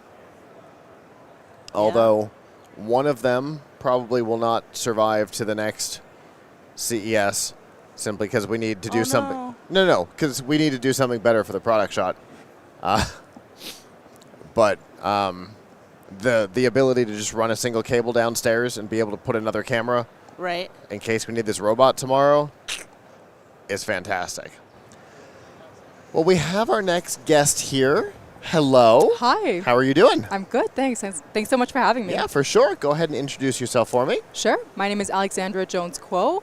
I'm the marketing director at PranaQ, and I'm here to talk to you guys about TipTrack, our next product. All right. Yeah. So let's talk about it. What have we got here? So this is a sleep tracker. Okay. Yeah, it's a sleep tracker. It's a wearable device. You wear it on your fingertip overnight. Sure. Yeah, adjustable strap and everything. The next day you get your sleep report in-app. And our main feature is that we have an AI-powered sleep coach. That'll, it's basically a specialized chat GPT. So you can think of it as a sleep coach or a sleep therapist that knows everything about your sleep, that knows how you'll react to everything, and that can tailor your program on demand in real time to best suit the individual user. All right. So let's start with the first and obvious elephant in the room. Mm-hmm. Why the fingertip? Why the fingertip? That's a good question. So other wearable devices usually are like a ring or a wristwatch, exactly. So that's very useful if you're wearing it all the time during the day when you're doing stuff. But since we're focusing only on sleep, we wanted to prioritize accuracy. Okay. And the inside of the fingertip is where the skin is the thinnest and where the sensor can collect the most accurate data. Okay. Yeah. Interesting. Yeah. Plus, not comfortable to wear at night. Exactly. Yeah. We kept comfort in mind too. Yeah, during the design. So the inside of the strap is coated with silicone to prevent it from slipping off. The strap itself is breathable. See, it's like you're reading my mind, I because that know. was going to be the next question. There you go. So it's coated with silicone, prevents it from slipping off. The device itself is slightly curved to kind of hug your fingertip. Okay. It is also coated with silicone, so it won't slip off either. Okay. Yeah. All right. Can I? Absolutely. Go All for right. it. So, I imagine this way. Yes. Well. With the. Here. With it facing in. Yeah. You can just So a little adjust further it down? like that. Okay. Yeah. The strap comes in 3 different sizes to make sure that everyone can wear it. Okay. But yeah. So, my big problem, Mhm. and it's my problem over here, is I fidget. Okay. Even during your sleep. Probably. Okay. So we recommend wearing it on the non-dominant hand because you usually fidget less with that one. Okay. So, the concept would be to put it here Right. instead. If you're right-handed. Yeah. Yes. Okay. Yeah. So I'm going to let it sit while we talk. Okay. And see if I mess with it. Okay. Well, I mean. I'm going to actively try not to mess with it, but we'll see if it happens. Okay. I actively try not to mess with my ring, and I find myself doing it during conversations. So I mean, during conversations, but what about when you're falling asleep? I absolutely take it off at night. Oh, okay. Okay. Well, okay. So we'll see what happens right now. Okay, okay. So, okay. It's comfortable. Mhm. I don't find it obvious. Okay. Like I don't feel like I know that it's there. Yeah, yeah. It's which not is cold. It's not like Right. the texture isn't bothering you. right. Okay. Yeah, yeah. Okay. So those are good things. So it feels good. Mhm. I also don't feel like I have to Right. be careful because my ring will do it, but I don't feel like I'm gonna even Mhm. trying to make it come off. Yeah. So that's good. Yeah. Okay. So we're tracking data all night. What kind of data are we Exactly. tracking? We're tracking the blood oxygen level. Okay. Blood oxygen saturation levels. The heart rate. Mm-hmm. That is through the device itself. Other things like temperature difference, like temperature variability, heart rate variability, and that's through the device. Then, because it's paired with an app, so you're supposed to have a smartphone next to you while you're sleeping, so Sure. that, like through Bluetooth, it'll upload the data. Don't we all? Yeah, exactly. And also, we will record, like, we'll use the microphone on your smartphone to record any snoring or breathing disturbances. So we can actually Oh. analyze the snoring, or if someone's like gasping for air or grinding their teeth really, really hard, we'll be able Okay. to add that to the, All right. So what is our availability on this? Okay, so we are launching April 1st of this year. April Fool's Day. Got Yeah, it. yeah. Okay. Mostly on Amazon if you're really interested. Okay.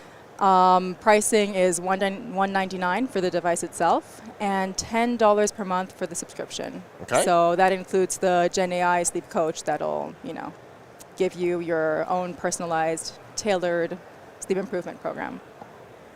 Okay. So we're ready with it, essentially. We're ready with it. That's Yeah. We're past prototype. This is Oh yeah. This is what we're going to If see you on the had market. if you have any negative feedback, it's kind of too late. Got it. I'd love to hear it, but So yeah. this is what we're going to see on the market. This is what you're going to see on the market. I imagine we're going to see colors. For now, it's just this color. Just this color? It's our Okay. brand color, so Oh, this okay. is the first. Got it, yeah, got it. yeah. There was one of two possibilities. Either this was the company's color, or this was one of a line. This is the company's Okay, color. got it. Cool. Yeah. I like the color. So Awesome. We're good on that. Awesome. So $199 for the device, $10 for the subscription. Yeah. And available April 1st. Exactly. And that's for purchase, not pre-order. Purchase, not pre-order. Okay. I'm going to give it back to you Awesome. now. Thank yeah, you. it's comfortable. I don't it doesn't feel weird. I I have saw all you fidgeting kinds- with it a little bit. Yeah, I but- was. That was because I started to become aware of my pulse. Mhm. And when that happens, I start thinking about it and other things start happening. But it's a really cool product. Thank you. Who is your target demo?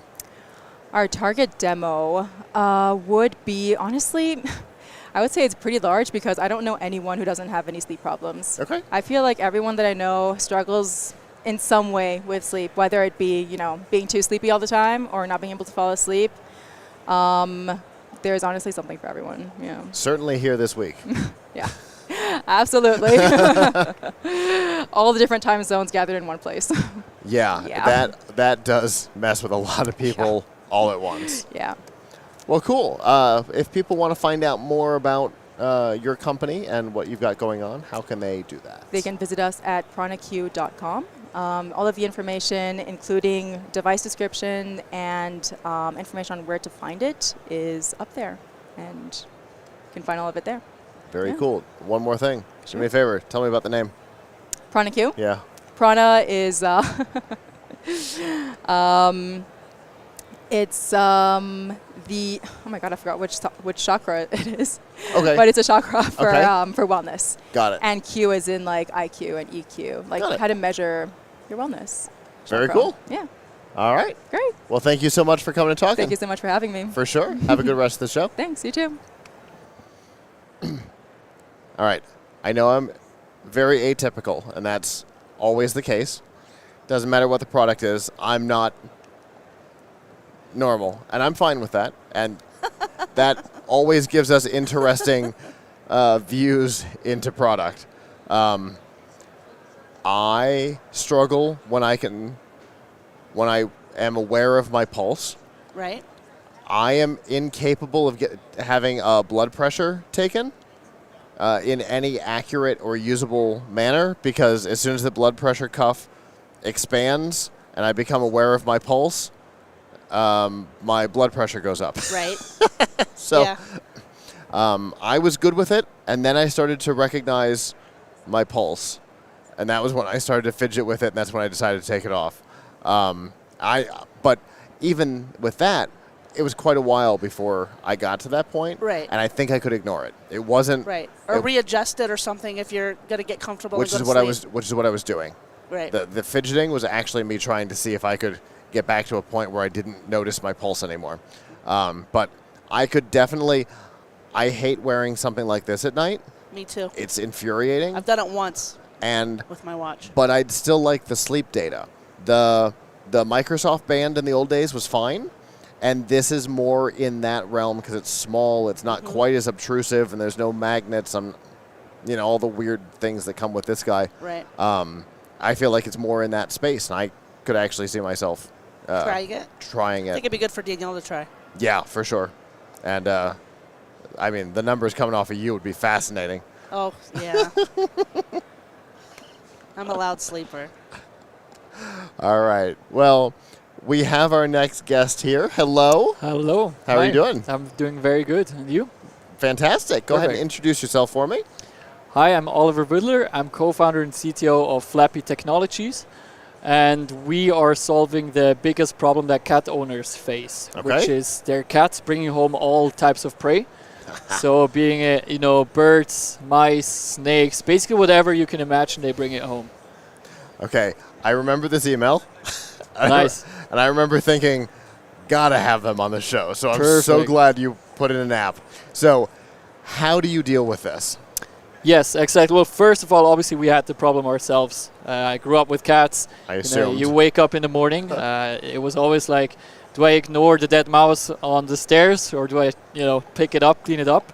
So in the beginning, it was just like putting a camera on the existing cat door that we already had. Okay. Working with that, but we then moved from that to developing our own cat door, which you can see here. This is Flappy. It basically works just like any other cat door that is on the market. Okay. We made sure that we got rid of the bit boring design, which is mostly just a square that you put into exactly. We have controls up here, so you can manually lock the entry, lock the exit. Okay. So you don't have to put down a thing. Yeah, exactly. We wanted that to be also a bit more modern. We have chip detection, so that we make sure that only your cat is allowed to come inside, because you don't want to have any other animals or other cats inside your home. You don't want the raccoon from the garbage can to come inside. Exactly. Maybe he brings other gifts. And then the most innovative thing is we have a prey detection. Okay. That means if you go, this is the outside part. Up here we have a motion detector. And the most important thing down here is we have a camera. That camera can also see during the night. Explains the shirt. Explains the shirt, obviously. So every time that your cat wants to enter, the camera goes on and it scans the face and detects prey. And so as soon as we detect prey, it locks the door, and the cat has to stay outside until it drops the prey, gets rid of it, and then tries again. And then obviously it's more than welcome to come back inside. Okay, it's clever. It's a really good idea. Not been a cat person. Yep. But have lots of friends who are, and you hear about it frequently. Absolutely, the numbers are huge actually. Yeah. So we're from Switzerland. So in Switzerland, almost all cats are outdoor cats. In the US, it's a bit different. There's more indoor cats than, let's say, in Europe. But alone, like in Switzerland and Germany, you have over 15 million households that have cats. So, and that's just households. The number of cats are much, much higher. Right. And so I believe, if I'm correct, like just in Switzerland alone, which is a small country, cats kill 20 million birds per year. And that's only birds. So like if you add that up, sum that up globally, it goes in the billions of animals that they kill. And most of the time they want to bring it home. Mm-hmm. And you don't want that. We had a story, where someone's 2-year-old daughter ate the dead mouse. So you have also diseases coming inside and so on. So it's a real problem. Yeah. That's terrible. Oh my goodness. Not nice to hear, yeah. So obviously this came from a personal place. Yeah, absolutely. How did you decide that this was the solution? So it needs to be very convenient for the user. We don't want him to worry about anything at all. And luckily I study robotics and AI, and so I was always a person that just tried out some stuff. And so it was obvious to me to use computer vision AI to try to tackle that problem. Okay. Because with that you can do everything automatically, and that right now everything's AI, which is also good for us. So we didn't have to think twice to integrate that. Sure. Where are we in the process on this? So I started developing it like 2 years ago during university, finished it, and then we decided to go, full in on it. We did a crowdfunding campaign through our website. That alone in Switzerland, Germany, and Austria did, like more than 600 pre-sales already, which helped us develop the whole cat store. So we're completely self-funded, and we're now in the industrialization phase. So we will have that on the market in late spring of this year. Okay. And then obviously it's about expanding as fast as possible. And yeah, also go to the US then. All right. So what kind of price point are we looking at, and what kind of a timeline are we hoping for on that? So right now, obviously, we have a bit of a discount on the pre-sale. That's 370 Swiss francs, which is a bit same almost with US dollars. Okay. And a retail price is going to be 399. Okay. I mean, you can expect this to last, 5 to 10 years. So it's a one-time investment. The prey detection will be free all of the time. It will come with an application, because obviously you want to see the footage that it makes. We have lots of additional features on there, but the prey detection will always be free. We make sure that if you have it connected to the internet, we give you always the newest prey detection model, so you're always staying up to date, and that should be for free because that's what users pay for. And then there's going to be lots of other features that are going to be integrated on top, which can then be subscription based. Okay. So you mentioned connected. Does it do the processing locally? Yes. Okay. So because the problem is you cannot control how good the internet connection is with people. That was exactly it. Exactly, you got it. So like, let's say someone has it in their garage. You don't know if it's good internet, so we need to be like really fast. Sometimes they run around the corner, so we need to be as fast as possible, split second. So everything happens locally. And then if we go into other stuff, like let's say detecting how they walk, for example, for a future project, that does not have to be locally, so that then can be on our servers as well. Gait analysis for the cat. Absolutely. So that's like the whole health part where you can go into then at a later stage. Okay. Fascinating. So my concern was alleviated, but my concern was we don't want to lock the cat out just because the internet goes out. Ah, I see. Right? Oh, the internet went down. The router is rebooting or whatever. Oh, no. That would be terrible. Cat's got to stay outside. Now you're undoing the training of you can't come in until you put down the rat. Absolutely. Absolutely. Because that would be terrible. Everything's fine. Why am I not allowed inside? So the cat turns off the Wi-Fi and learns. There you go. No, so even maybe not everyone wants to connect it to the internet. Maybe not everyone has internet connection. So it also works without internet connection. We just say it's basically your own fault because you're not getting the newest model. You're not getting all the additional features. Sure. But it needs to work regardless of internet. Right. Absolutely. Okay. Very cool. Yeah. If people want to find out more about this, how can they do that? Exactly. So we are on flappydoors.com. You can find us there. You can also make a pre-reservation to get Flappy as soon as it's in your country available. And we hope to hit your market soon. Very cool. Well, thanks for coming and showing this off today. Thank you very much for having me. Absolutely. Have a great day. Have Bye. a good rest of the show. Thank you very much. Okay. That's a good one. Because I don't want snakes and mice and things in the house. I once almost moved because a very small snake had somehow managed to find its way into the house and was removed from the house, and I still thought about moving. Yes. Yeah. I'm the same way with Like, that. that's it. I'm done. Might have to burn the building to the ground. Yep. Yep. There's no way to cleanse it except with fire. No amount of sage. So yeah, that's great. The little kid eating the dead mouse. No. Terrible. Horrible. Don't even want to see that in a movie. Yeah, for sure. Great product idea for a problem that I wouldn't have considered. Right. Which brings us back to good ideas come from things that suck. Yes. And that definitely does. Exactly. Well, we have our next guest here. Hello. How are you doing? I'm good, thank you. Go ahead and introduce yourself for me. Well, I'm Valery Yakovenko. I'm from Ukraine, and we represent Ukrainian startup named FarmFleet. We are part of Ukrainian technological ecosystem, and we create innovations in agriculture using drones and other robotics.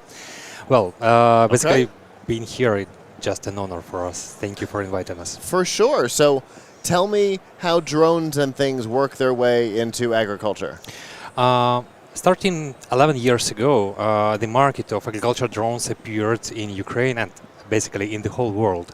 And primary drones were used just to scan areas, remotely control weeds, detect something, etc. Okay. But 3-4 years ago, a revolution appeared on the market, and drones started to protect harvests from different problems, and spray fertilizers and herbicides and other pesticides on the fields. And Ukraine is quite advanced in that. Okay. As a whole market, Ukraine is just bigger than all other European markets combined together. Okay. It's a big agricultural country. Yeah, for definitely. sure. The brain basket of the world. Right, exactly. It's kind of like the thing that you're known for, you know? Yeah. Okay. So where does your technology fit in here? Well, using just drones in agriculture is some kind of understandable, simple thing. In the short term, in 3 last years, we managed to create an ecosystem of partnerships that was able to spray over and protect over 3 million of hectares. In terms of acres, you have to multiply it by 2.5. And this is a large volume. This is a large amount of land protected. At the end, we have extreme low rate of water used, extreme number of pesticides used. Our agriculture machinery started to work more efficiently, and the whole industry started to use to leave less carbon. Less carbon and being more ecological. Sure. And because you don't need to use a helicopter or a plane or a tractor or something like that. Exactly. You can do it from a drone. Yes. Clever. And when the drone flies, it doesn't damage the field, the crops. And when we are talking about sunflower or corn, it just high yield, no, high crops. They are just not been damaged during spraying operations. Okay. And drones are flying above of it. And as a result, you are getting more yield. For example, just on sunflower, if you are using drones, you are getting 10% more yield. And these are huge money. And even if we are talking about return of investments, we have a large number of new companies, spraying companies, service companies in agriculture that are appearing all over the country and starting to provide services for farmers. This is a huge new jobs ecosystem of agriculture IT companies, and young people are returning to their farmlands, returning homes after universities in big cities, and bringing jobs and new companies back to the rural area. You know, it is a combination of different facts and different factors. And right here, we represent a farm fleet.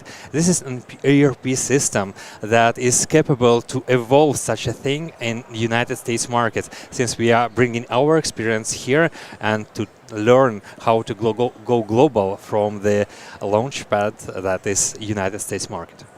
Okay, so is that what we're hoping to accomplish here at the show? We are looking here for partnerships, and actually we already have found them. More partnerships, more collaboration with universities, more collaboration with government agencies, different kinds of robotics manufacturing possibilities, and more manufacturers that are being able to be an ecosystem, a part of ecosystems in our platform. And what we are looking the most is to change a little bit the this kind of supply chain, production chain, because we are looking for the robotics and some kind of companies that create robotics here in North America. We are Ukrainians. We build robotics a lot. During past 2 years, we showed to the whole world how much IT can actually make efforts on different aspects of our lives. We actually surviving because of IT and because of technologies. Indeed. And we understand that right now Ukrainians are capable to build robotics fleets and for a good use for different industries. And here we came to find more partnerships to create such a field of use of robotics in agriculture. And CES shows that it is possible. We find partners that want to create hundreds, thousands and tens of thousands drones capable to shape the whole ecosystem of technology in agriculture here on the territory of the United States. That's really cool. If it was up to you, what would be the next step? The next step is forming an ecosystem of partnerships here on the United States. We have to move from the both ways, from the downs, from the farmer side. He just see the efficiency of the new equipment and he wants to use it. But in terms of regulation, in terms of collaboration with a different kind of understanding of dosage needed to be done with the sprayers, etc., we need an attention of government agencies, and we need an attention of universities. We need to create tests fields with them. We need to move with technology from the bottom and from the top at the same time. And right now in United States there are around 3,500 jobs in the robotics and agriculture, especially in drones when we are talking about sprayers. This number will be increased dramatically, at least 52, 53 times if we are talking about the whole market capabilities. Those are jobs with high salaries, with the use of robotics, and we need to create the whole ecosystem for that, including insurance, including labor relations, etc. It is a lot of work to do in advance. Yeah, I was going to say, what does that ecosystem look like? So government for regulations and things like, okay, I understand. How is that coming so far? Obviously, you said some of it has come together so far this week, but overall, how has that come together for you? Actually, I'm finding the results of CES splendid. We see partnerships that are appearing. We see not only interest from the United States market. Just now we have received a huge delegation from South Korea companies that were looking for such innovations. They came specially for us to see what we do. Nice. They inspired from experience that what they have created and achieved on our market, and right now this is a point in time when you can expand your efficiency and find more partnerships worldwide. United States is the first international market for Ukrainian companies right now, for our company, for example. And we see how important it is to learn how to be entrepreneur in modern farming here in the United States, how to use entrepreneurship, this kind of DNA, because you do have it. We don't have this kind of experience of creating companies and create businesses 100 years and more. You are showing us what we have to do if we want to make a great business. So right now we do see that the experience that we are receiving on the CES in the United States is just splendid. And the technology stage on the United States is number one. I have big experience in terms of worldwide exhibitions, in terms of appearances, but here it is just enormous. I didn't expect this. This is the first CES for me. Well, good. Yeah, but for Ukrainian ecosystem, the connection with such partnership capabilities, it is just a thing to do. Just move forward. Well, good. I'm glad that it's going well for you. I'm glad that your first CES is being a success. If people want to find out more about what you're up to and maybe help you build your ecosystem, how can they do that?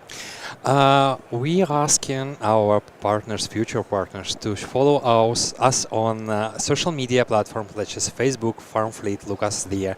Look us into the LinkedIn pages, FarmFleet there.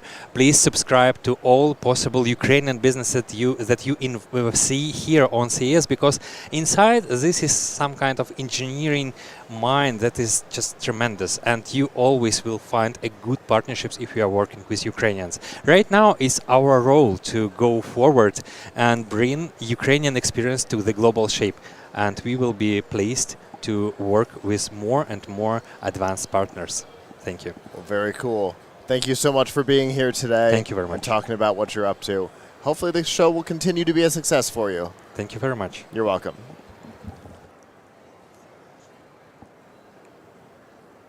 It's interesting. For me, I'm aware of helicopters being used for cows, right, for cattle. Not unusual. And biplanes being used for crop dusting. Right. But not necessarily so much drones. True. I mean, but it makes sense when you think about smaller footprint, less air push it. than a helicopter for sure. And no, no direct fossil fuel usage, indirect, because they're still electric, but interesting. Yeah, I agree. Really interesting.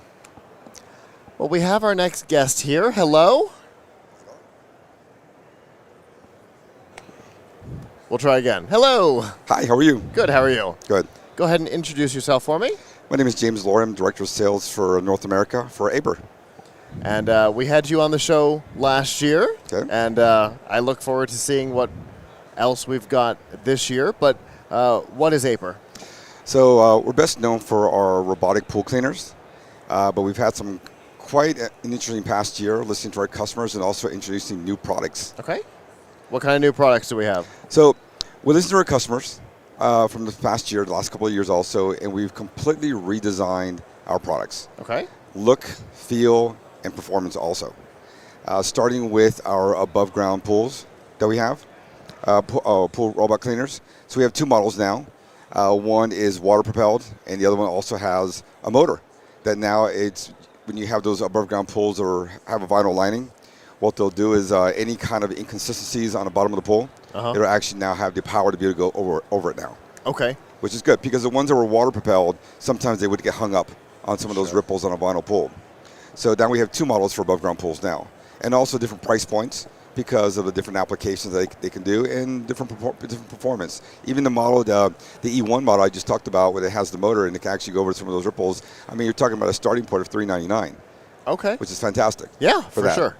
So then we have a step up from there. We have the S1, and the S1 is actually much better. So when you see this product, you'll see that it actually has like Caterpillar tracks on it for wheels, kind of like an off-road vehicle, Caterpillar trailer.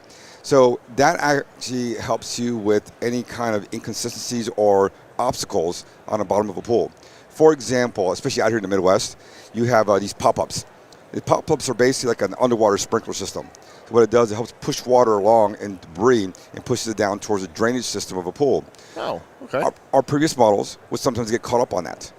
We've eliminated that process because now it just goes right over, like a 4x4, just goes right over it, which is great. Okay. So that's on the S1. Then we have the S1 Pro, which is my personal favorite. It does the same thing as the S1, but take it up a little notch, kind of like on steroids a little bit here. Bigger unit, bigger capacity when it comes to pick up debris on the bottom of the pool. However, not only does it go up the walls similar to S1 does, but this particular model also can go horizontal on the water line. So when it goes up the wall and it scrubs the water line, we all have. If you have a pool, you have like a black film that you have. Well, this one will actually go horizontal across the pool as well. Okay. So it's pretty cool. Yeah, for sure. Has an application that goes with it also, so you can do scheduled cleaning. Nice. And a real nice feature is you can actually check the pH balance and temperature of the pool as well. Oh, okay. Yeah, That's pretty cool. Definitely useful. So you could then, make your adjustments to the pH levels and to your chemicals to balance out your pH. Imagine if you're driving home from work and you see your pool needs more chlorine, you can actually pick some up at the store before you get home. Right. You don't have to go back out. Or if you're at the store already and hey, do I need chemicals? Do I need any chlorine for my pool? You can actually check your unit. You will have to, in order to do that remotely, you have to use our hydrocom buoy, which is a device that basically floats in the pool, communicates with the robot in the water, connects your Wi-Fi at home, and then that sends a signal to your app. That makes sense.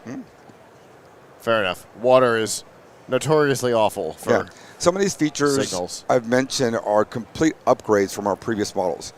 And before I get to the last model also, we've completely redesigned our models, and I kind of call it like the Tesla of pool robots. Okay. We have smooth lines. They're rounded off. It's sexy. At the same time, it looks sort of like a little beast at the same time. So it's a really cool looking product now. Yeah. If it's a Tesla, it's a Roadster. Exactly. That's what you're saying. It's so cool. I mean, it comes in two colors. So we have white, and we also have a black grayish color. So last year we only had 3 models in the market. Now we have a total of 5 models. Okay. I'm going to get to the last one right now, but that's the bad boy right there. That's the big boy right there, and that's going to be our Ultra. And the Ultra model does everything that the S1 does, the S1 Pro does, but this one takes it a little bigger. It can clean up to 2,500 square foot pool, which is a very large pool. It's a very large pool. The S1 Pro does 2,100. Okay. And the S1, the first one I mentioned, that climbs walls, does 1,600. But this one does 2,500 square feet. Think about the average size of your home. I was going to say, that's 50% more. Yeah, and exactly. 2,500 square feet is big, huge. It's a big pool. Yeah. And so that model will also climb the walls, clean the bottom of the pool, but also goes horizontal across the side along that little dirty line everyone has inside their pools. So these models also are capable of using our floating solar-powered panel. So basically, it's tethered to the robot that's going around. It's a floating device that goes on top, and it would charge your unit at all times. Pretty cool. Okay. So that way you don't have to take it out, hook it out of the water, and put it somewhere to charge it and whatnot. And okay. Yeah, pretty cool. Yeah, right? for sure. What kind of price points are we looking at on these guys? So with our basic model, entry level, it starts off at $199, and then the last one I just told you about goes for $14.99. The Ultra model goes for $14.99. So it's very, very affordable. Aper is known as a price disruptor in this category. They really are. Okay. And I'm really proud of my company at the same time. I want to do a little shout out to our R&D professionals. We have over 200 R&D professionals working on all the product lines that we have. It's crazy.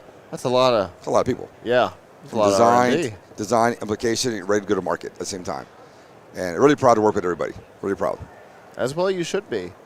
Where are we in these products? Are they out now? Are they coming soon? Are they variable? So our new product, it will be available starting, I'd say, mid-March to late March. Okay. And you can find our products in basically almost all major retailers here in the U.S. and also in Canada, throughout Europe as well. So some of our retailers are going to be all your big box stores from Lowe's to Home Depot, Walmart. Best Buy's coming online as well too. Best Buy Canada's coming online, and some other partners that you'll see us. I can't mention right now, but they are all coming to us, and we're going to them, and we're looking really. It's really hopeful. I will say here at CES, this is my first year with APR at CES. Okay. I'm a veteran of CES for many years, but my first time with APR, and I can tell you, if you had a chance to come to our event party that we had yesterday at 11:30 in the morning, it was unbelievable, the turnout and reception that we got. Yeah. And the folks that were coming to us telling us, wow, you guys are really improved. The product is amazing. I had some of our customers that we have right now in the U.S. come by and see our booth and just say they're just can't wait for this new product line to come out. They just can't wait. That's great to hear. It's good to hear, yeah. And there was good reception last year, too. There was. So the fact that in that 12 months, there's been enough of a hop to get the reception again. I would be scolded if I did not mention our new product line that we entered into a new channel. Okay. And it's called the Horizon U1. APR has introduced themselves into the robotic lawnmower business now. It seemed inevitable. It seemed. The concept was similar enough that it seemed like the perfect side-by-side there. If you go to apr.com real soon, you'll see it on there. And this little guy is amazing. Yeah. We took our inspiration from the Mars rover when we designed it. I personally think it looks like, from guys from my generation, the TV show Lost in Space, the robot that was on that show. Okay. I kind of think it looks like that. It is really cool looking. And we use RTK technology, which is fantastic. And the reason for that is other models out there in the market, you have to bury a wire underground to cut off your perimeter in your property. You don't have to do it with our product, with RTK. Okay. So in layman's term, what you do is you open up the app, you set up your product. And what you'll do is you'll map out your property line. Obstacles, maybe you have a bird feeder, maybe your edging of your gardening is it's not straight lines, or like it's kind of wavy a little bit. So you can actually dot out your property line. The robot learns it, and using GPS also, it'll stay within those perimeters. Okay. Pretty cool. To what accuracy? Within a meter. Yeah. It's not bad. Not bad. That's about the accuracy of consumer GPS. So it has all of the safety features that other robots have to have as well too. So optical avoidance and optical obstruction. So if a child were to run out in front of it, even your small dog, it would pick it up and it would actually stop. Okay. So those are safety features, and our robot, of course, is going to have that as well. It has a rain indicator that if it starts to rain, it'll go find itself and park itself in this charging station. So it's good for up to 20,000 square feet, which is a really large piece of property. Yeah, it is. It's big. Okay. Really big. So when is that going to come online? It's going to be probably, I'd say, Q3 or Q4 this year. Okay. And best part, under $2,000. Excellent. Yeah. And information about, more detailed information on that, you said it could be on the website? On the website as well. And if you're here at CES, come to our booth. We are in the North Hall in the 9,000 section, and we have a demonstrator right there as well. So that's why we didn't get to see you this year, because last year it was right there. Well, I did an interview early this morning, and it was actually picked as one of the hot trend products of CES this year in 2024.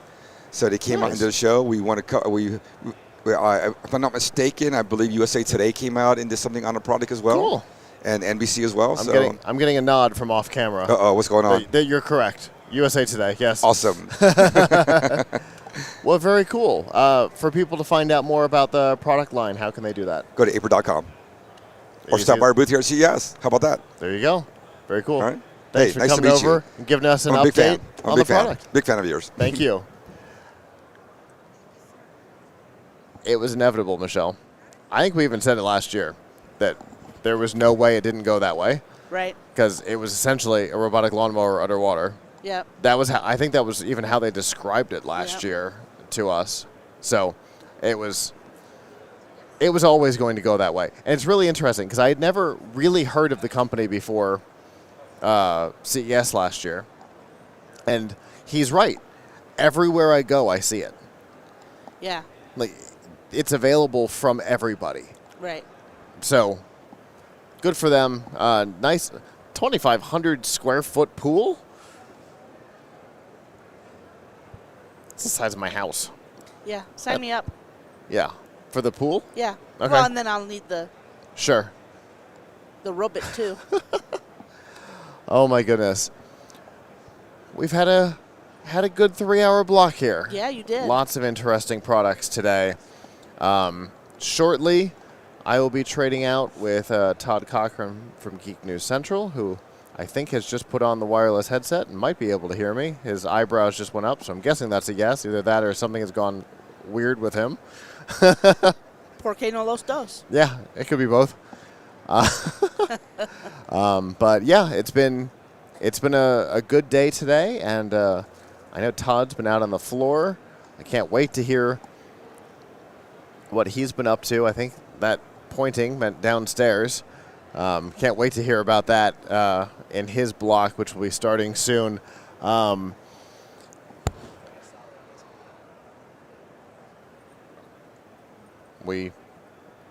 I think we might have one last one in our block. I remember this one. All right. And then this will do it for me after this interview, and we'll hand it over to Todd, I think. All right, I might need a second to find him.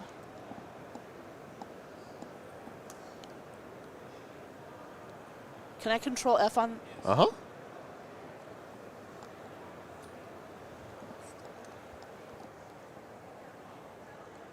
While we're at it, I'm going to do you a favor. Pull that over there for you. All right.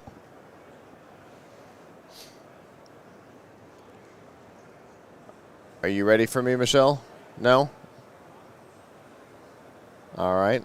Well, Let's find out when his time slot was. when was your time slot? It was yesterday, he thinks. It's okay. No worries. Just had to find it in the schedule real quick. 3:20 yesterday? 3:20 yesterday.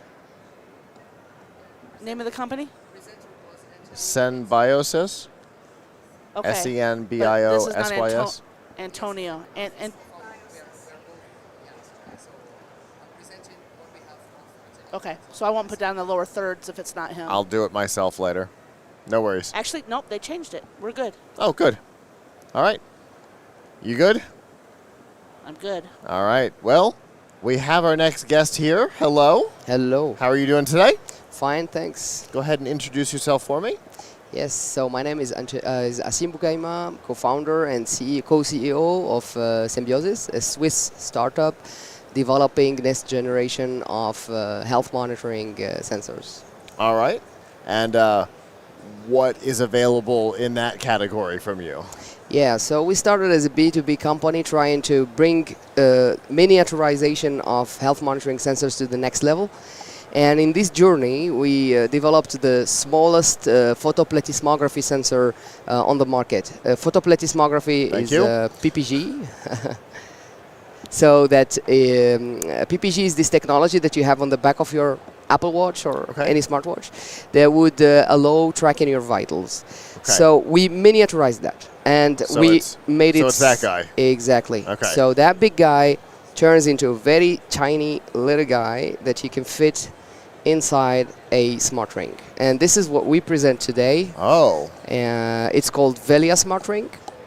So okay, it's a discrete health tracker. Yes. So this is the magnetic watch bands. So this is the sensor that I have on my watch. There we go. Exactly. Yeah. So And this circular part is replaced by each one of these little windows that you see here embeds our sensor, and we have 6 of them all around, so Got that it. we all the time have and track very good signal quality. Okay. And even if Gotcha. you rotate the ring, you keep having good signal. Well, thank goodness for that, because that's my number one problem with rings. Exactly, rotating. I specifically have a fidget ring for that reason. I mess with it constantly. So, Yeah. so you'll still have good... Good signal even if the ring rotates, and we think this is an important point, because today there are smart rings on the market, but they are still cumbersome and also designed rather for masculine audience rather than female audience, because they're quite big. Yeah. So with these we can also target appropriately almost everyone. And we aimed at a design that looks like a piece of jewelry outside but smart inside. So here we can't tell a big difference between my wedding ring and my Velia smart ring. Right. So the idea is that we want this device to be tracking health in the back, not popping off messages all the time, not disturbing. Okay. It will be focusing at the beginning on 3 axes. The first one is sleep monitoring, so it will be tracking your sleep, staging when you are sleeping, giving you hypnograms if you want to look at them. If you don't want to look at them, it will be just analyzing, and if it notices throughout weeks, for instance, that your sleep patterns are not good, you're not sleeping well, you wake up too many times, even if you don't notice, it will let you know, so that you change something in your lifestyle or so that you improve this.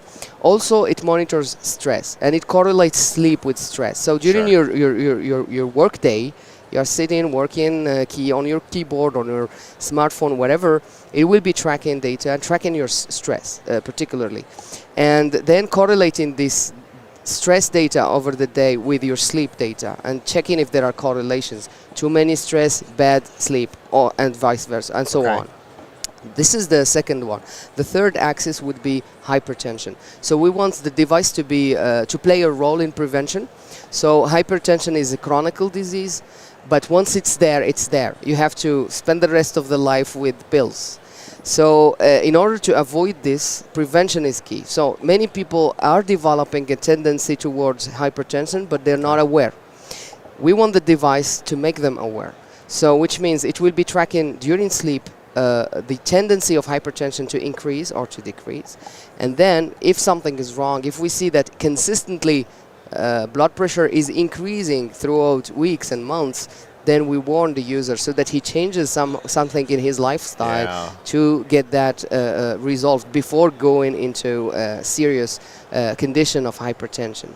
So these are the main use cases that we have imagined for our device. And also, in general, the device tracks heart rate variability, oxygen saturation, respiration rate, and other vitals.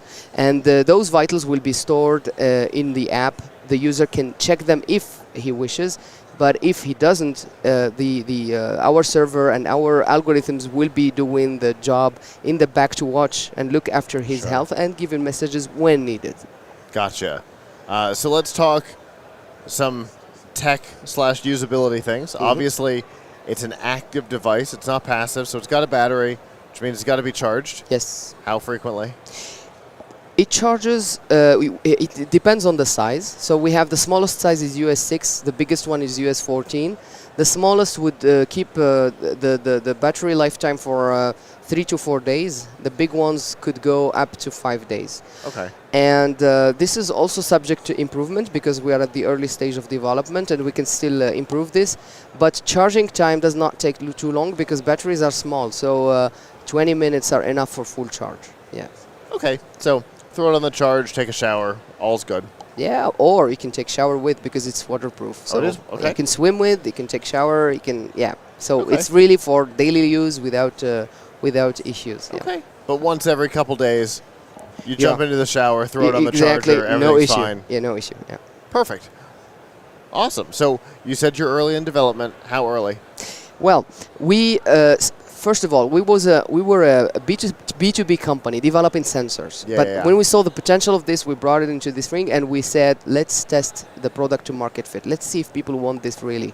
So we went to crowdfunding. Okay. We started with Kickstarter and then with Indiegogo, and it was a tremendous success. So over $1.8 million of pre-orders in a couple of months. So we said, definitely, we have to do this. Most of the pre-orders were in the US market, so that's why we want to start here. So today the timeline is the following: we have almost locked the design with our EMS companies, which means partners for industrialization. As you know, the sensor is ours, sensor technology is ours. All the rest is our design, and the assembly, high quality assembly, we are today about finalizing the design, and we are also in the frame of fundraising, we try to bridge what is required for mass production with investors, so that we have enough funding, so that we can start mass producing and delivering to the backers, and also selling throughout our online website. And then at a later stage, we would hit the growth for the company, and then go for another funding stage. Yeah. Okay. So between today and a go-to-market. If we secure our funding today, our go-to-market will be Q2 2024. Okay. Yeah. Okay. So if you get your funding, you're pretty much ready to roll. Yes. Okay. Yes. Very cool. If people want to find out more about this, how can they do that? They can go on our website, symbiosis.com, or on veliasmartring.community.com. Yeah. Very cool. Well, thank you so much for coming and talking to me today. Thank you very much. Really appreciate it. It was my pleasure. Good luck with the rest of the show, and hopefully you get your funding. Thank you. All right. I like smart rings. I'm a big fan of them, especially conceptually. So it's nice to see additional technology out there. Well, it is 4 o'clock here on Vegas time, which means it's the end of my day and about the beginning of Todd's broadcast. I'm Scott Ertz with Plug Hits Live. It's been a fun 3 hours, and I will see you back here tomorrow.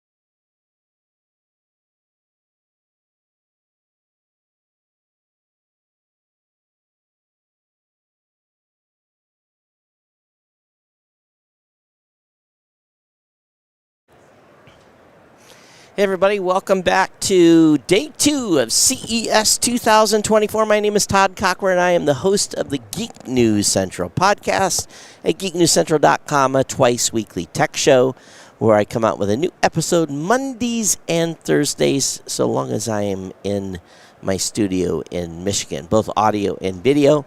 You can find me wherever podcasts are listened to. I also have a YouTube channel as well. So definitely, if you're watching on the YouTube channel, we appreciate it very, very much.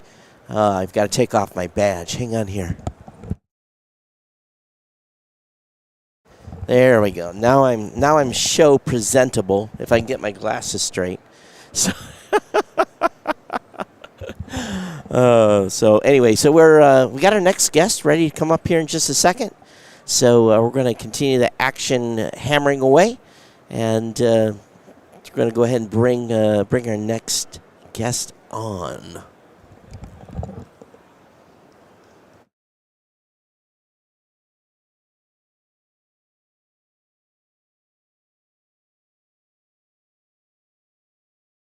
So today has been pretty busy on the floor. I spent a lot of time downstairs, so if we get a break, I'll kind of share with you some of the stuff I saw in Eureka Park today.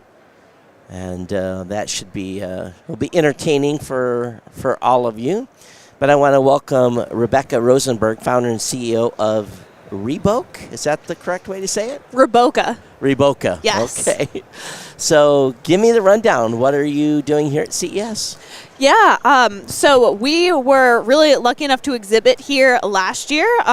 This year, we've come to learn more about what's going on in the assistive technology space, to reconnect with some of our friends and advisors and investors, and really to explore what's next on the horizon in the accessibility space.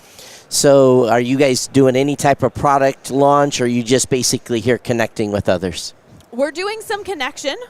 We are also really excited. So this is the first year that our Reboka Plus is available. So this is a technology that we have really been building for a year and a half probably now, and is sort of the paid version of our technology. So it was really important to us to have a free version of Reboka that was available, just because so many assistive technologies are so expensive and it becomes prohibitive for a lot of individuals.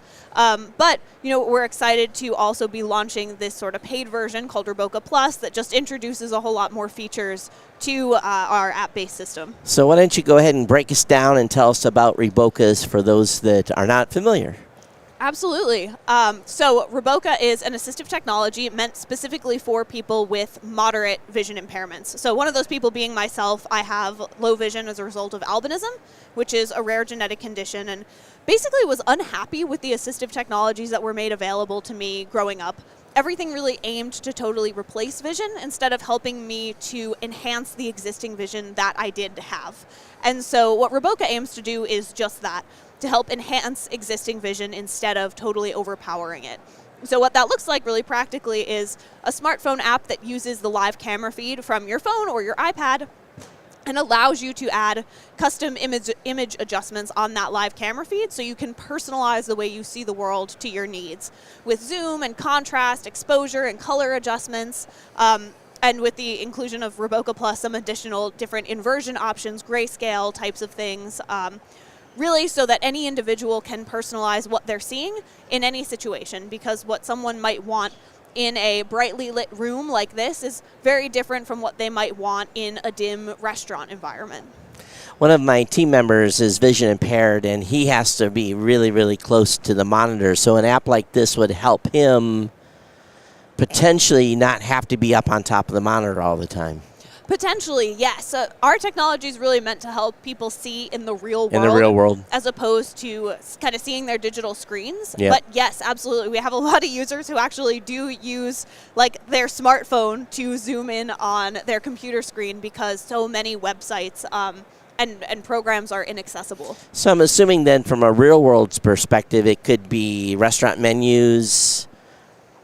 Really, it runs the full gamut, right? Absolutely. I mean, classrooms, restaurants, we have people who use it in museums. We have users who will use our technology to play in the orchestra so that they can actually see their conductor close up to them, but in real time. We have somebody who uses it to take an ASL class because otherwise she wouldn't be able to see the professor speaking sign language. Right. And so she uses our technology for that. To board games, to spotting your friends across the room. I could go on for a very long time. So what has the response been to the vision impaired community to your app then? What are they saying? It's been really incredible. We have users in more than 100 countries all over the world and have really found, the messages that we get, just over email and on social media are, it's so clear that this technology has been designed by somebody who understands this community and for the low vision population. People tell us it's a game changer. They tell us that it has revolutionized their ability to actually accomplish tasks independently in their regular everyday lives. We've been really astounded by the response. And beyond just the technology, no one has ever worked for the moderate low vision population before. We are really the first and still kind of only company to be doing that. And I have had a lot of, actually specifically parents of children who have vision impairments who even at shows like this at CES where they don't mean to be coming to learn anything about assistive technology or about their kid's vision impairment. Just I've had people stop and say, my kid has albinism or my kid has RP. Can I just stand with you for a minute? And they will just stand there and be with me and with our team, and it's really an incredible powerful moment because there's nobody else working for this population. I think, too, sometimes when you hear the word vision impaired, hearing impaired, everyone almost immediately assumes blind or deaf. But Absolutely. Yet we have this huge segment of the population that both has hearing impairment and has vision impairment at, from scale 1 all the way to almost being blind. So it runs the full gambit. So it's interesting that you're one of the first apps to actually address this community. And is it specifically for those two types of, I don't know what do you want to call those, diseases, or what is because I don't know the term. Yeah. So Roboca is really meant to serve not people by disease state is what you generally call it, but by functional kind of needs. Okay. And so, whatever type of disease you have, whether it's diabetic retinopathy or macular degeneration or albinism or retinitis pigmentosa, or just regular age-related vision loss, if your functional vision kind of falls into the category of you have a lot of good usable vision, but you need a little bit more help in certain situations, that is the population that Roboca targets. That's who we're working for. And really it's, like you said, about 90% of people with any type of vision impairment still have a lot of good usable functional vision, and they want the ability to use it. But I think we tend to forget that so often in technology. My grandmother, in her later years, suffered from macular degeneration, and I know it was quite devastating for her because of what happened to her vision, and it just got tighter and tighter and tighter. So I can understand where an app that you set up to design and set the settings that you need to be able to see clearly or better could be a godsend. So absolutely. Well, how can they find the app? It is available right now on the iOS App Store. You just type in Roboca. It's REBOKEH. Our website is also same, REBOKEH.com. And we are Roboca Vision on just about every social media platform. So go out there, folks, REBOKEH.com. Check it out. And I know everyone has someone in their family out there that has a vision impairment. This may be the app for them. Thank you for coming on. Thank you so much for having me. Absolutely. Good luck with the show. Thank you. Awesome. It just continues to blow me away that year after year as we see enhancements that are really health-focused for helping folks that have had really no other, I guess for a better word, solution for years. And now we've got folks that are tech-savvy, that have built teams, that have built apps that, they're living with this, and they say, I know what I need. It kind of goes back to even in my own, business that I work in podcasting. I work in podcasting. I am a podcaster, so in many times some of the ideas is because I know what I need. It's the same thing on the vision impairment, hearing impairment, and so forth. So very, very exciting. Hey, one thing today, I want to just remind everyone we are lit and live in a whole bunch of podcasting apps over at newpodcastapps.com, part of the Podcasting 2 podcast evolution. You can watch or listen to this show on a modern-day podcast app at podcastapps.com. So I want to take just a few moments and run through some of the things I saw today as I went down to Eureka Park and walked the floor, and some winners, some weird ones, some stuff I didn't understand, some very, very practical things. Let me get to the beginning of this so that I can. So the first thing I saw, and actually I can actually talk about some of the stuff I saw yesterday too. GE, their all-in-one washer dryer.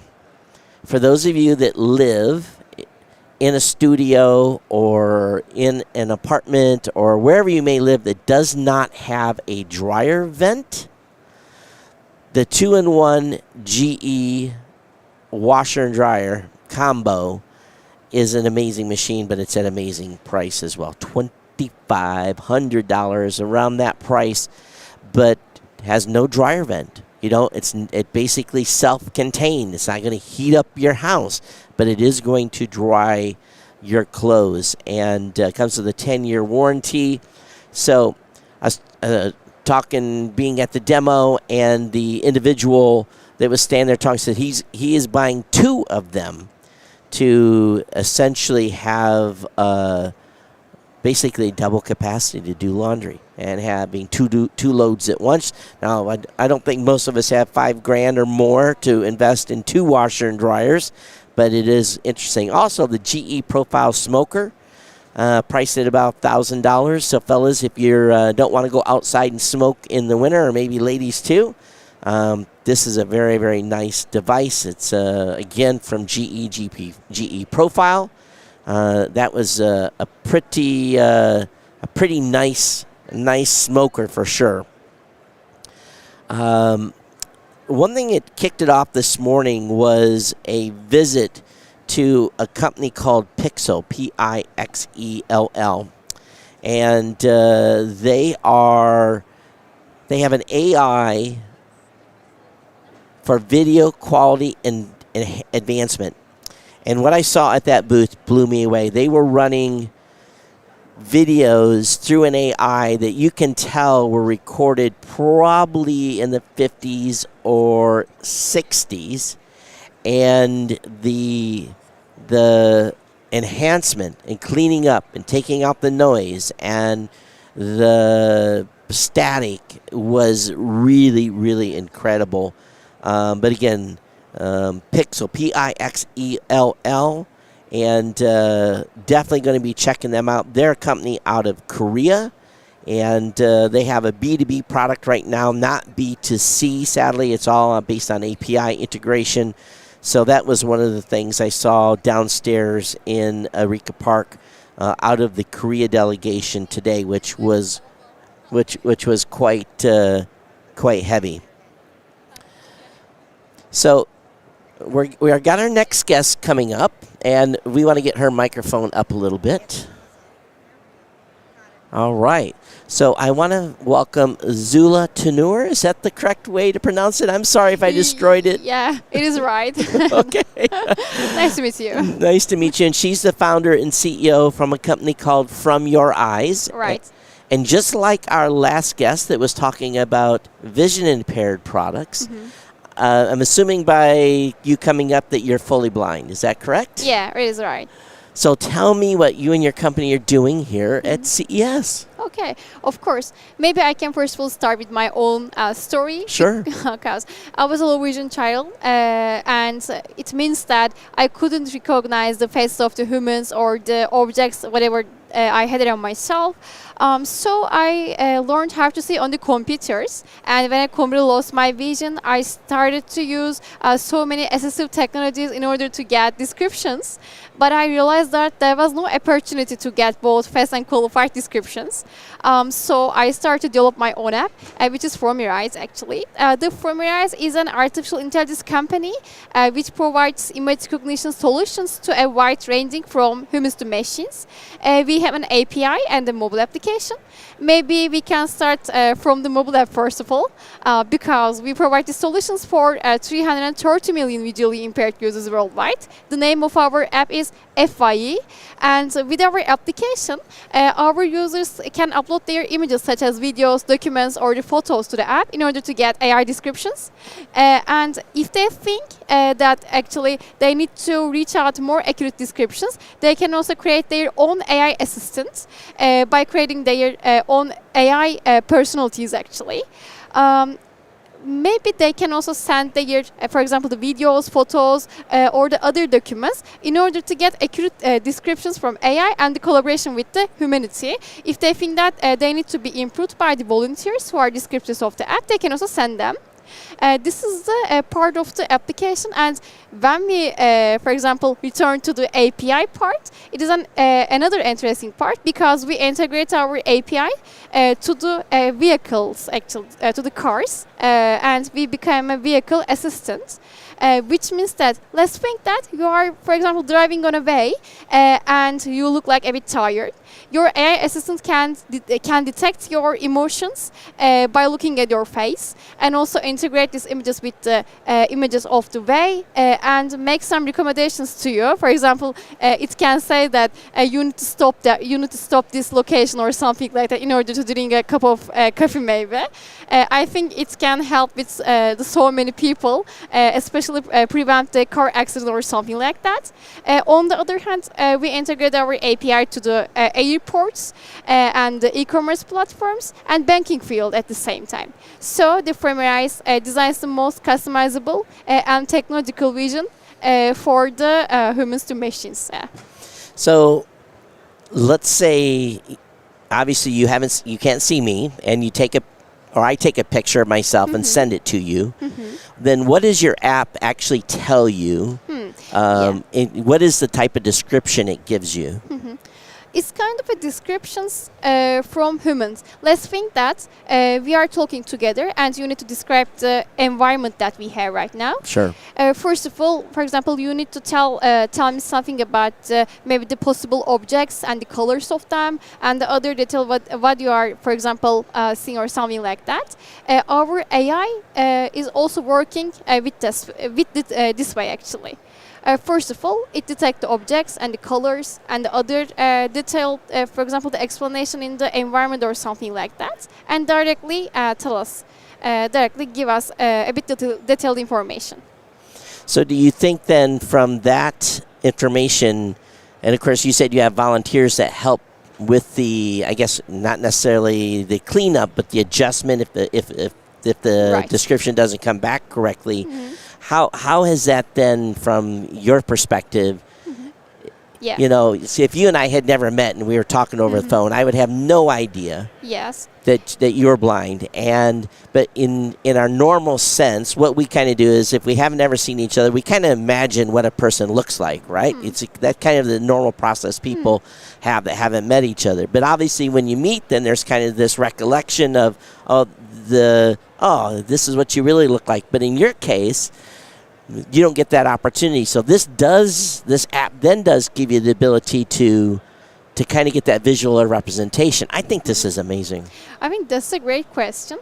In my own perspective, being as a, for example, totally blind person, I can easily say that yes, it helps with me to create the images of the things when I upload them to my own app.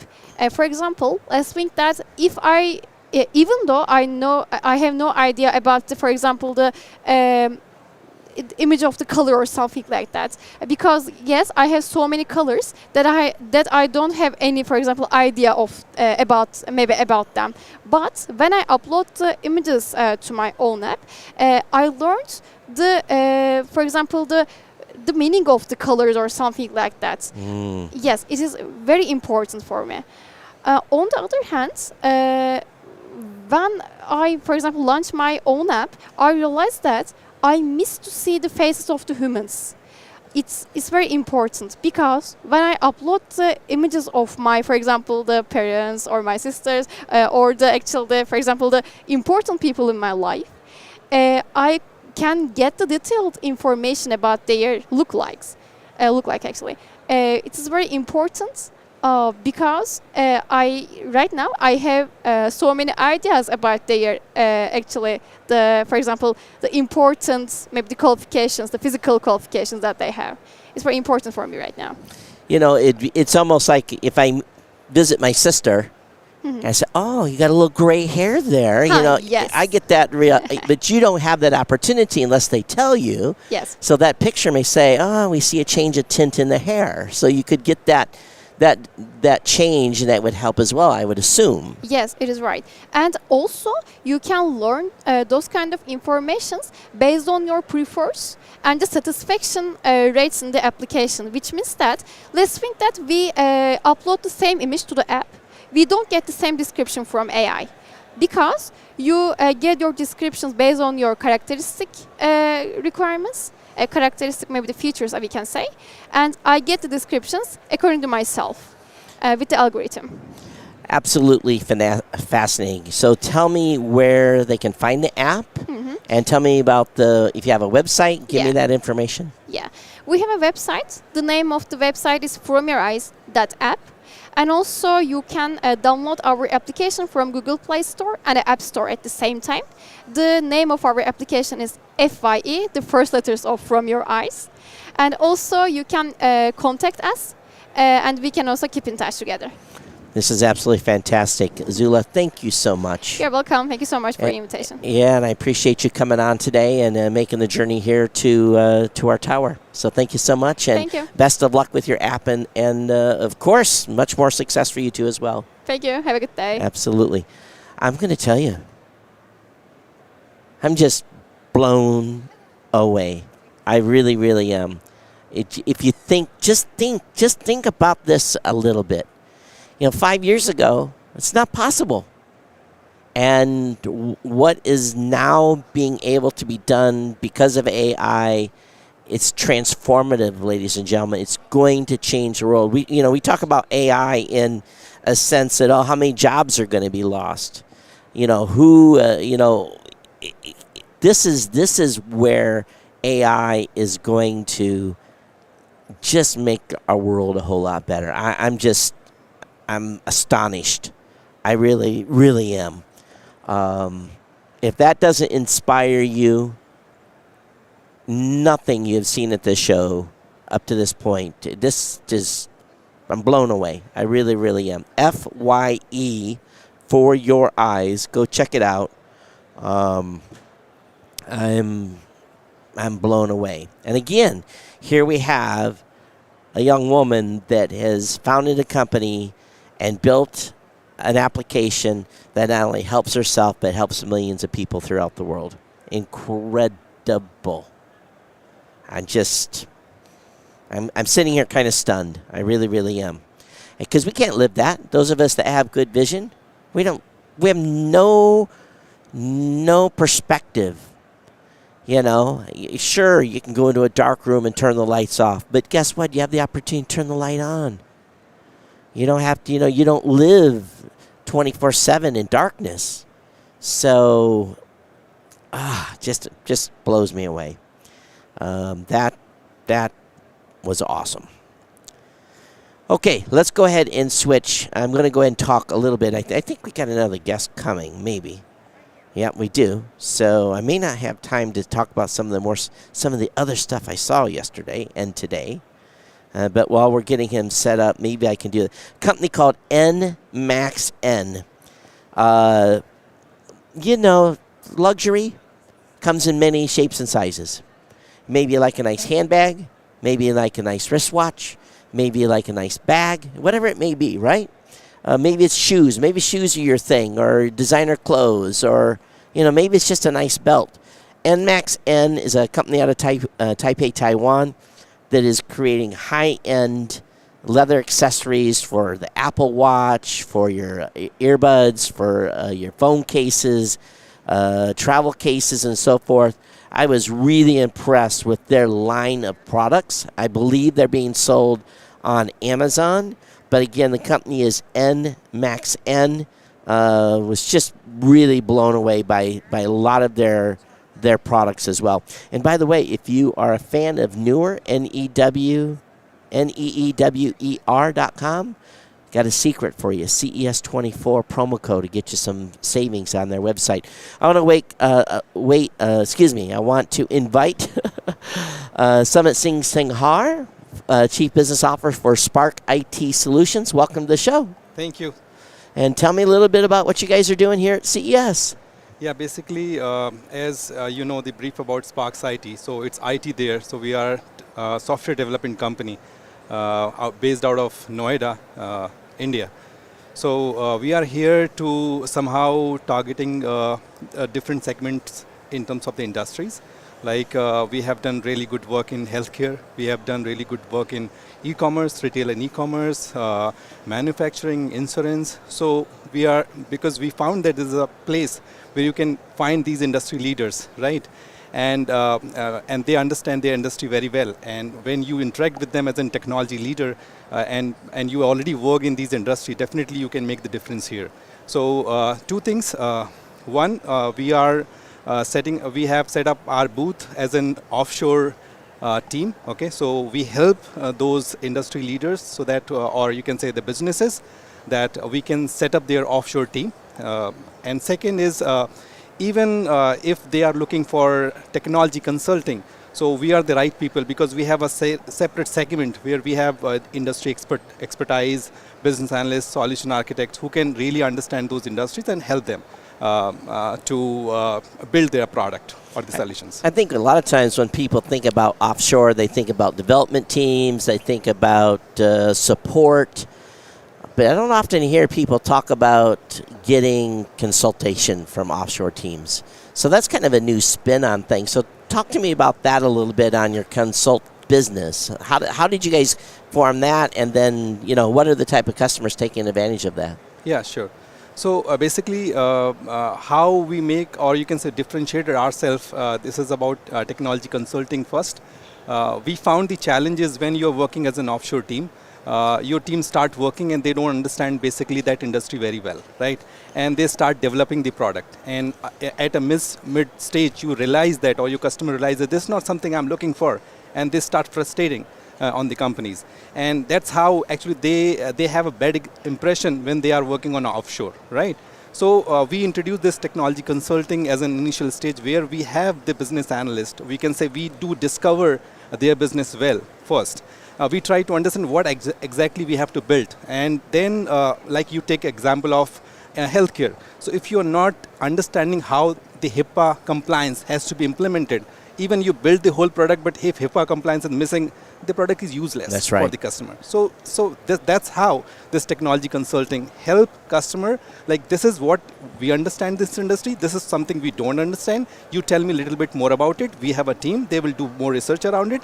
They will tell you that this is what we understood around these terminologies. Because you take example of insurance. There are a lot of terms which will be somehow unknown to the IT company, because IT company, they develop the products, right? But they don't understand those terminologies, how it works in US or how it works in Middle East market or in European market. So first, you have to put the guys who actually understand the market, that country market, as well as the industry, and understand those terminology, and then implement the product. That's interesting, because you tie that in, because even within my own company, when we're getting ready to work on a new project, it's critical that the team understands what the product's going to be at the end. Oh, yeah. And we got to understand the reason for it, how we're going to build it, what the goal is, what the deliverables are.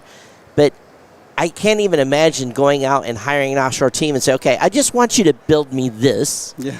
And, maybe we put together a spec sheet or whatever, but if you guys don't understand the purpose and the goal, then how can you really get a good design or good development strategy going? You're just going to spend a lot of money, waste a lot of hours, have 100 revisions, and frustration. Yes, correct. So I think your approach is correct, because I think, I've considered doing some stuff offshore in the past, and it just, to me, I've never been able to get over the hump of making the company that I was talking to work with, to make them understand what I wanted to do. Yeah. And and the purpose of it. Anyone can write code, but if you understand the end goal, I think it's a lot better. You rightly said. Anybody, because when you talk about technology in India, anybody can write the code.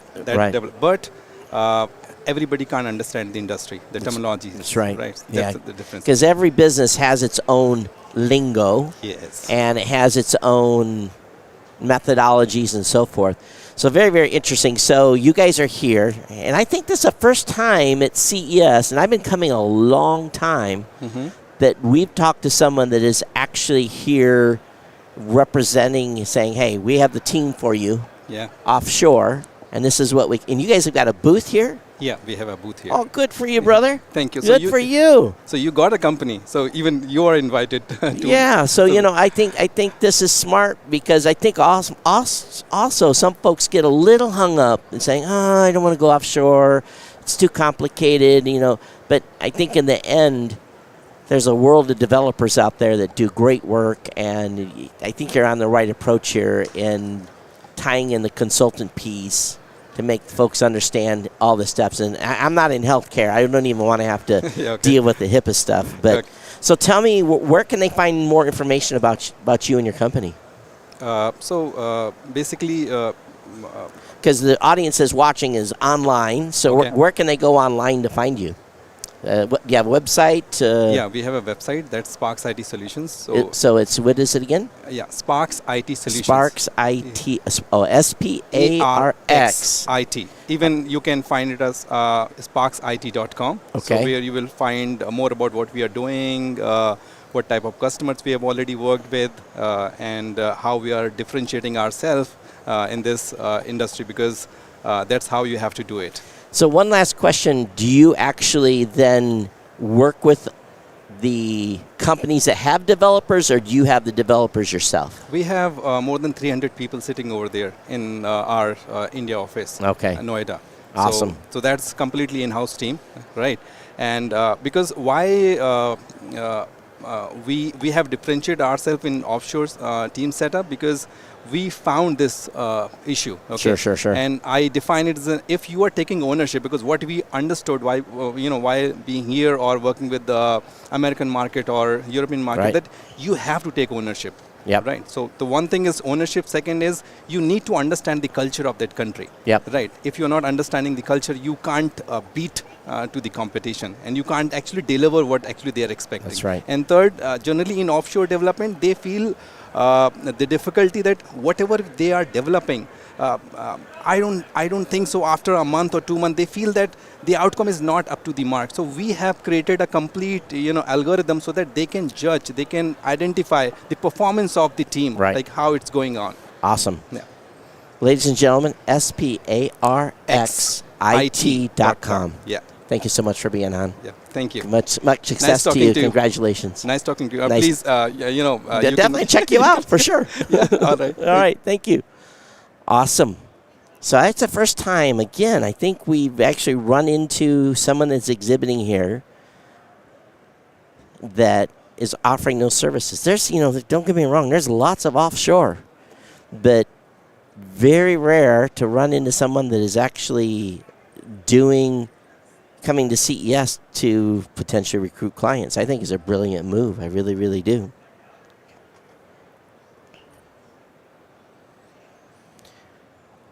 All right, so our next guest is already here. This is the type of CES back-to-back coverage that I love. I want to welcome Diana Zanelli. All right, and she's a project manager from Zound Dream. I'm going to put this over here where it's just the box, of course, but you've got some baby tech to talk to us, right? I do. So Zound Dream is a startup. We work with software, AI-based models to analyze baby cry sounds. And what you see here is actually a third-party product, hardware, that we have just gone to market with. And essentially, it's a baby monitor. Mm-hmm.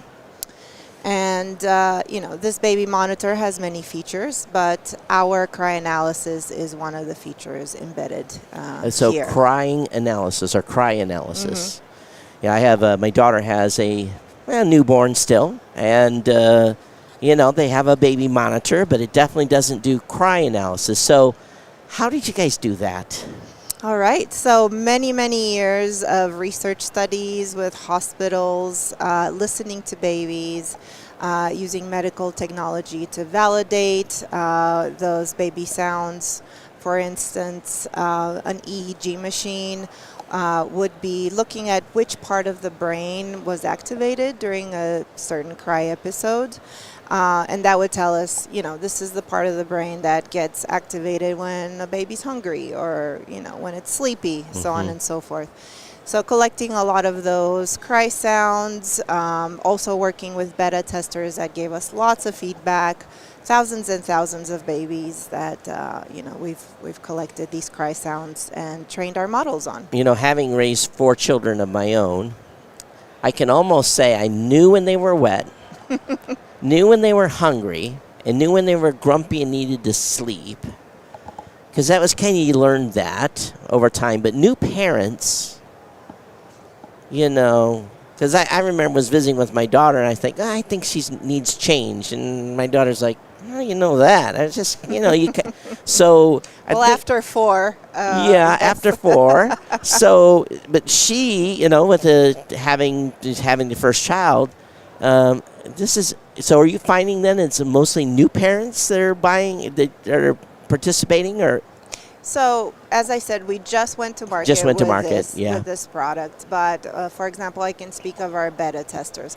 It was mostly new parents that signed up to test our technology. Of course, though, there's people out there that are more intuitive, and there are people that are more analytical, right? And so, if you're a third-time parent, but yet you still haven't really developed that intuition, it can also be useful for your third baby. And every baby's different too. They're not all the same. That's for sure. I'm thinking here just a little bit. So, then is it typically wet, hungry, sleepy, gassy? Gassy. Oh. Oh. I don't think I ever know those gas. Those ones. Pains. Yeah. Yeah. So is that the realm, or is there any more? There's 5. 5. The fifth one, I think, that you left out is agitated. Oh yeah. So that kind of like anonymous. My baby just won't calm down. Right. And usually agitated is accompanied by a red face and closed fist. Yeah. So it makes sense that there would be 5. And following up on what you said earlier, that all babies are different. Correct. All babies are different. They all have different mother tongues.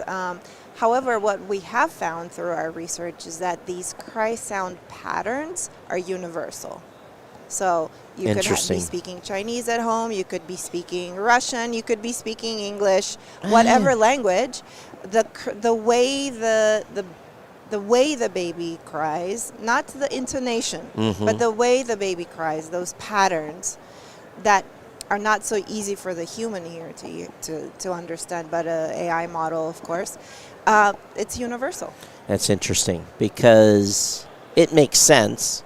In the end, we all put our pants on the same, no matter where you're at in the world. So, we're all human in that regard. So evolution-wise, it makes sense. If you're a child, you're a baby, it's going to be the same.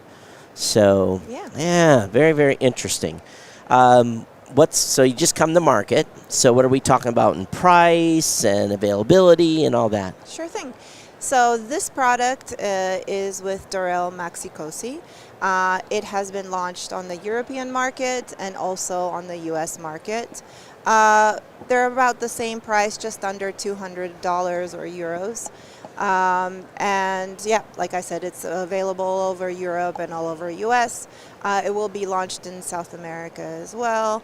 And we're currently also working with other partners to distribute and create new products in other geographies.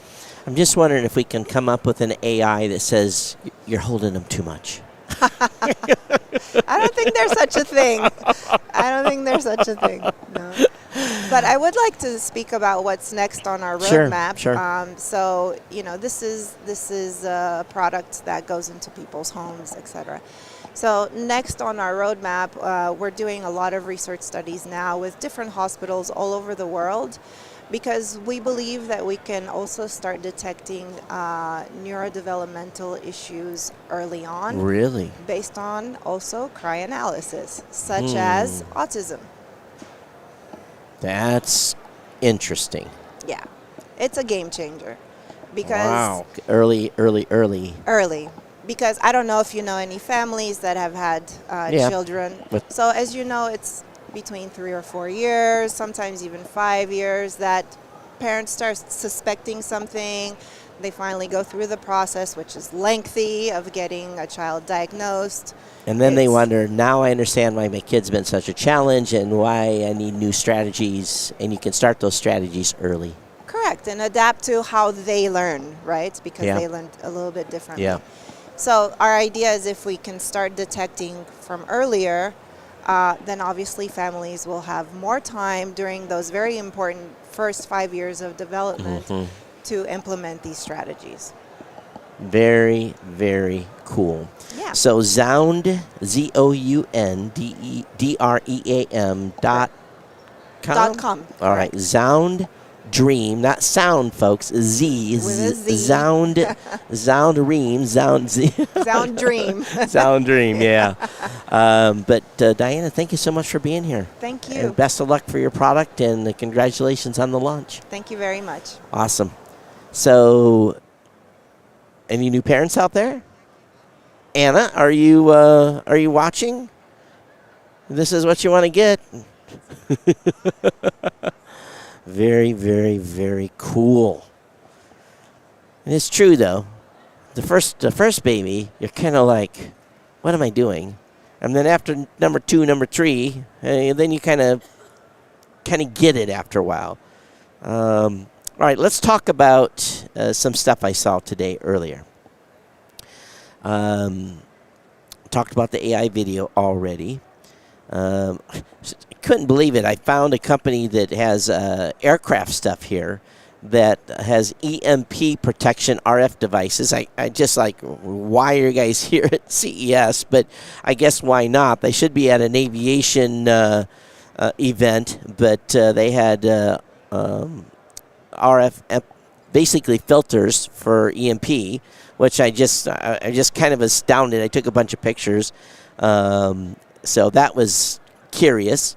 Then I ran into a company that's out of Korea that you can find this on Amazon. It's called Koza, C-O-Z-A, Koza Sleep. It's the #1 sleep drink in Korea. It is used all natural products. When I fly sometimes, when I was flying out of Hawaii a lot, I would take a over-the-counter sleeping pill to try to help sleep on the red-eye flight. And the bad part about that is it always leaves you feeling drowsy, and most people don't do so well on sleeping pills. So I'm going to try this next time because this is a natural product, and but again, Koza Sleep, and you can find more information about it online. For those of you that are into soundproofing, a company out of Japan has some very, very unique soundproofing material. I'll have the information for that later. But another thing that I found from a Japanese company was the world's first portable oven bag. It'll heat a product up to 250 degrees within the bag. So if you've picked up leftovers out of your refrigerator in the morning and you stick it in the bag, and by lunchtime your food will be warm. You won't have to stick it in the microwave. It's from a company called Will Cook, WILLCOOK. They are not currently in the United States. I'm going to try to have them on the show later in the week. They applied. I hope they'll be here. But this is cool, and it uses a battery that lasts 12 hours. It's very, very unique, and it was just one of those things I've never seen. Leave it to the Japanese to come up with a way to have your bento be warmed up by the time that it's lunchtime. I don't know if I have a screen up for our guests, but I guess it's, there we go. We got Drew Vernon, marketing director from Tony's. That's right. All right, awesome. So tell us what you guys are doing here at CES. So we have the Tony Box, which is a screen-free audio system for kids. It helps kids listen to songs and stories all on their own without any adult supervision. So I see that we have a dinosaur. We have, oh my God, forget what her name is. Moana. Moana. So we put Moana on up, and we have a song from Moana. Is that what happens? Yeah, so the Tony Box is it's about a 5-inch speaker cube, and you put a character called a Tony on the top. We've got Moana here. Yep. And you wake up the box, and it's going to start to sing songs from Moana and tell the story of Moana. Oh, so how many characters are there? currently? Well, we started in Germany in 2016. They've got about over 700 characters there. We came to the U.S. about 4 years ago, and we have about 200 characters. So a lot of characters then, so a lot of songs. And, of course, if it's my granddaughter, she will be playing Moana every night. So that's very, very cool. So you got basically colors are probably for girls and for boys, and you can probably get this in a different color tone? Yeah, we have 6 different colors. Nice. And then do the parents then, when they buy the product, do they get a set number of initial characters and then they can buy more characters as time goes on?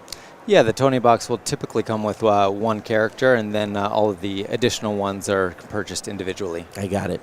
So then what is the typical price? Well, first of all, what is the price of the Tony box, and then the additional characters, what's that generally run?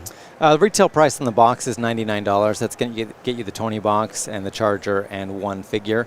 Additional figures are going to be about $15 to $20 depending on length of content and the license. How many songs then do we get with Moana? Obviously, that's a Disney character, so some serious licensing going on there. Yeah, we license with Disney and all of the other major entertainment companies. Most figures run about 30 to 60 minutes of content. That's pretty good. So what are the basically feedback from parents and the kids on this? Well, it's really interesting. We launched in the U.S. during the COVID pandemic, and kids at that time were just being handed screens and TV shows because parents were trying to work and schools were shut down. And now that coronavirus is over, parents really haven't taken the screens back. Kids have gotten some bad habits, and so this is really one of the solutions to that, and just getting kids off of screens and engaging and entertaining them without something to stare at. Do you think, are most parents utilizing this as a bedtime device, or what are you finding from a user standpoint? There's a lot of different ways to use it. Bedtime is definitely one of the popular ones. We've actually done research to show that using Tony's before bed helps kids fall asleep faster and helps the bedtime routine. But it's also great for road trips. It's great for any time that you want to entertain a child without giving them a screen. What are you recommending on age range on this? I would think just off the top of my head, maybe 3 to 7, something that range. What is the recommended age range on this? Yeah, precisely. So most of the content is targeted to 2 to 5, but we actually have we start with actually white noise and lullabies for infants, and we go up into some of the nonfiction. I've got the dinosaur here from National Geographic. Yep. That's more of like a 6 to 8. Okay, awesome. There you go, folks. And where can they find this at? This is available at Walmart, Target, Amazon, Tonys.com, and specialty retail. You guys got the distribution, don't you? Congratulations on that. Thank you. To get that good distribution. Fantastic. It's on Amazon as well? It is. All right. And TonysBox.com? Tonys.com, TONIES.com. TONIES.com. Well, Drew, thank you so much for being here. Thanks for showing this off. Moms and dads, check this out. Tony's. Thank you so much. Thank you. My pleasure. Awesome. When I was a kid, I was just told go outside and play. Of course, not at 2 or 3, but at 5, definitely. But I can see my grandkids going crazy over that. And like I said, my granddaughter in Florida, she would have a Moana up on top all the time. But then my grandson, maybe he would be the dinosaur one. So who knows? Very, very cool. Fun stuff. Fun stuff here at CES. Again, runs the gamut. We're talking about vision impaired. And it just switches to cool stuff for kids. All right, so let me get into some of the stuff I saw again today. I was talking about soundproofing. Saw some of that from a Japanese company. Talked about the world's first portable oven bag. Not available yet here in the United States, but I'm hoping. One of the products that was kind of cool was something called Midbar. We make a food ark for the planet in all generations, and they're I believe they were out of Korea. Do not have a U.S. distribution yet, but basically, for those of you that have raised food, I think it's, what's the word where you just use water,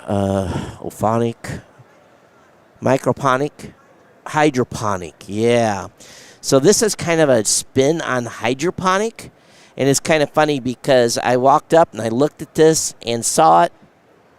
And I said, what are the folks talking about raising with this? And he says, everyone we've been talking to wants to grow weed. So,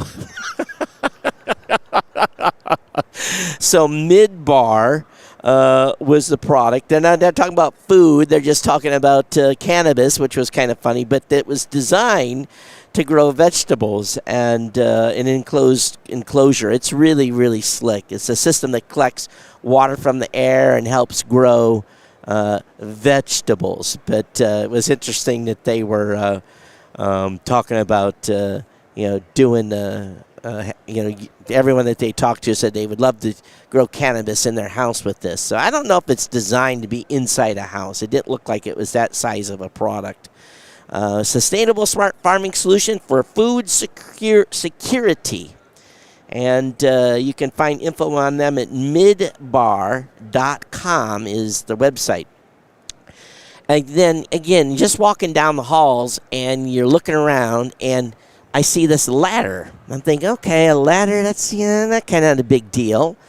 But what they had, and it's already got a patent here in the United States, is the ability to, I guess for a better word, it's a typical split ladder, steel ladder. It's got the ability to roll around. You step on it, and of course it sticks to the floor and doesn't move. But then it's got an extension that can be raised with a power tool and designed completely for painters. Up or down, depending on the height you need, the type of room you're in. You don't have to worry about being too high, too low. You get that exact area where you need to be for your hand position. It's just, again, a ladder, but a very, very cool ladder. It's from a company, it's called the Lifting Ladder. And the only advice I gave them was I said maybe the wheels need to be a little bit bigger, but it's at lifting-ladder.com if you want to check it out. They're looking for distributors here in the United States. So if you are in that business, definitely consider reaching out to them at lifting-ladder.com. The next product that I was looking at was a company called VCAT, vcat.ai. It's a video creatives automation tool, and I was really trying to get them to go to one of my product pages for my company, but they wouldn't do it. It costs $25 a month, and with a URL, just give the URL of a product page, it will create a marketing video in minutes via AI. Now, all I saw was their product demo. Of course, product demos are always perfect, so I have no idea how this is going to do. Designed for Facebook, Pinterest, Amazon, Instagram, TikTok, for your e-commerce, LinkedIn. Has all kinds of templates. So it's using text generation by GPT, ad concept by GPT. Again, coming up with images directly off your product page and so forth. So again, VCAT, VCAT.ai. As a reminder, we're lit and live with those new podcasting apps from podcastapps.com. Be sure to go over and get a modern one. She wanted me to follow them, so she'd give me some socks. I said, I don't need no socks. But the best swag of the day came. And I actually told the guy, no, I don't want any swag. I no thank you. And he held out a business card holder. And I'm like, oh, I'll take one of those. So the best swag of the day, again, was a business card holder from a company called Planning Go. We'll talk about them here next. Now, what Planning Go is, and this one it took me a little while to think about and really to fully understand what they were doing. They are creating, and it's designed for people that has a physical product.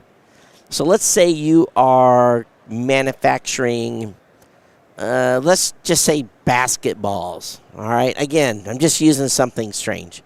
And you want to create an image a studio image, a setting for your basketball to be in a product shot. In other words, it's going to be on the floor in a basketball court or whatever it is, but through their app, you can actually create a photoreal image and it looks like that the product shot was done in a studio. Now, these three guys at this booth, they were definitely smart dudes. And, they were the techies. They had a good job on their branding and everything, but you could tell that they were hardcore, deep in the weeds. And I was able to spend some time with them, and they showed me the demo, and it was really pretty slick. And so again, Planningo, Planningo. They are a Korean company. We'll see what happens with this one. So again, early stage. Now, for those of you that are Michigan State fans, go green, and I will have to congratulate the University of Michigan for winning the national championship this past week. That's the only gimme you're going to get from me for that. But the Sparties, Michigan State University is here at CES, and they had 3 booths, and the one that I took interest in the most was a startup that's called MOT. M-O-T. And what they have done is they have developed a robot that will fit in a maximum size of an 8-inch water main, and it will roam around safely, not contaminating the water. It will roam around a municipality's pipes and do an assessment. Now, it can be driven, it can be automated. They have some AI tools to be able to help map it to get where it's going. It has the ability to watch out for challenges, aka blockages, and that kind of stuff. And it was kind of funny because they had a map up, and they had a grade of A, B, C, D, and E for the grade of infrastructure in the United States. And they asked me to guess Michigan's grade. Now, based upon Flint, Michigan, and things that we've heard about some of the water piping in Michigan, I guessed a D, and it was actually a D minus, so I got it right. But Mott, they're trying to come out of startup mode, and it detects leaks, it detects rust, it detects irregularities in piping, it looks for roots, anything that should not be in the water pipe. And there's 2.2 million miles of water mains in the United States that are aging quickly in major municipalities. And Mott is the company that hopes to come out and do this with a submersible robot that goes in the pipe and finds its way around and maps what's going on with your waterworks. So if any of you municipalities are out there listening and think you would like to reach out to them, they say they're going to be about 20% cheaper than the one main company that does this today that's out there. The next company that I talked to was called PeopleSnap. And actually, I've got an image. I took a selfie of myself, and they ran it through their system. It removed the background behind me automatically. It overplaced a background of downtown Las Vegas. At the same time, it had the CTA logo on the bottom along with the PeopleSnap logo on the right. This is designed for businesses that are looking for a unique way to have a photo booth at an event without a photo booth. So all someone has to do with this is, first of all, you got to get an account set up with PeopleSnap.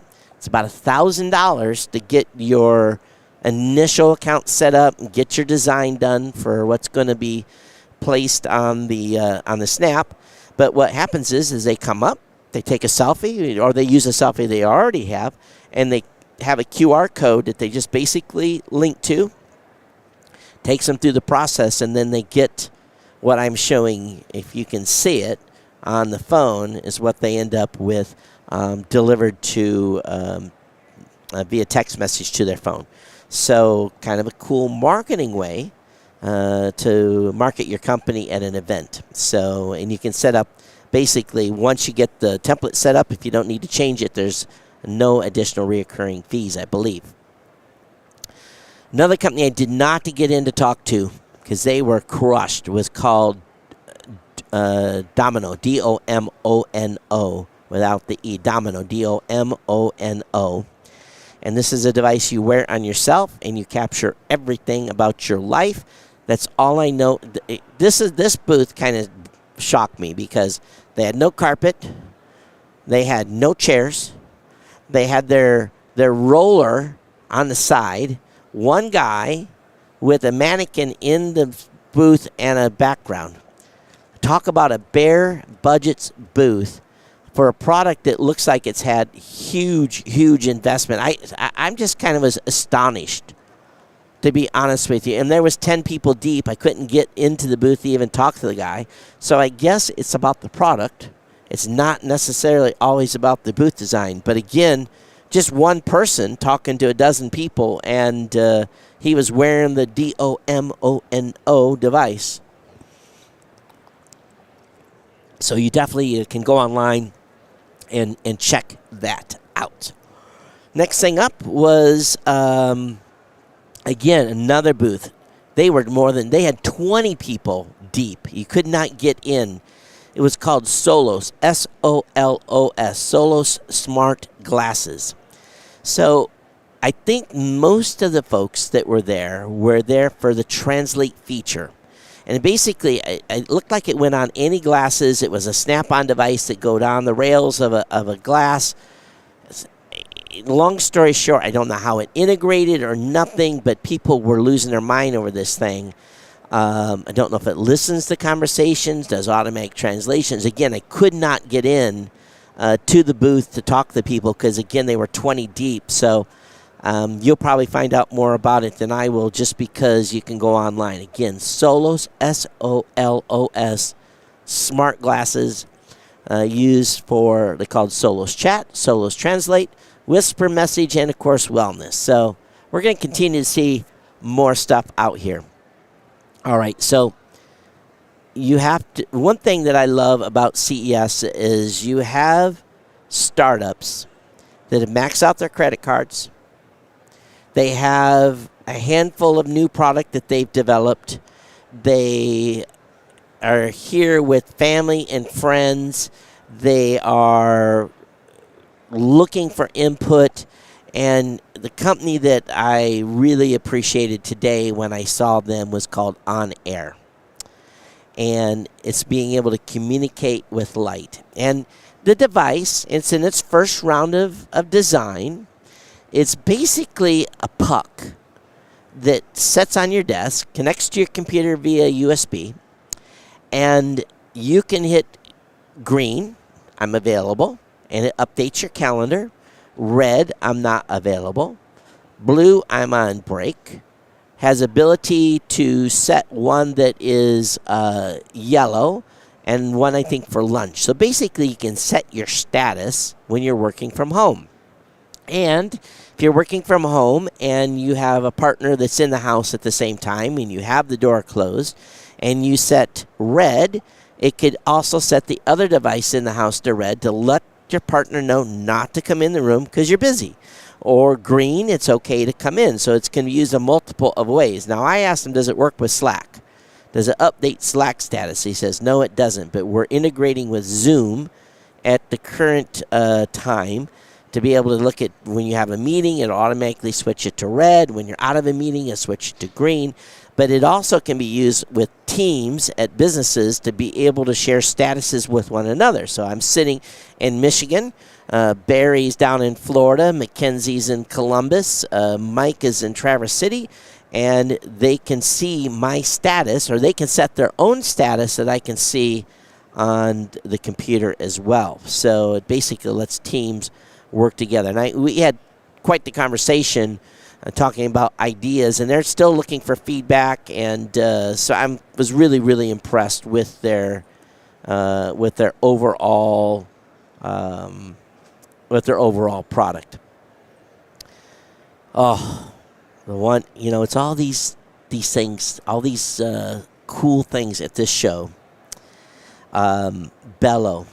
And I asked them if they were here last year, and they said they were not. Bello Water has me, I think it's going to be $349.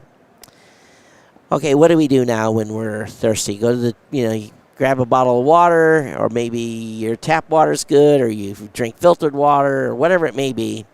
But maybe, maybe you think, okay, instead let me just go grab a soda. So you go to the refrigerator, grab a Coke. Not the healthiest choice, right? But if you want to mix it up a little bit, I've bought those things where you put little drops in the water to make the flavor. And I'll be honest with you, those things to me are kind of, they don't taste that great. Well, Bello Water, I sampled their 4 different flavors. It's a pod that sits in the machine. It'll make 25 liters from a single pod.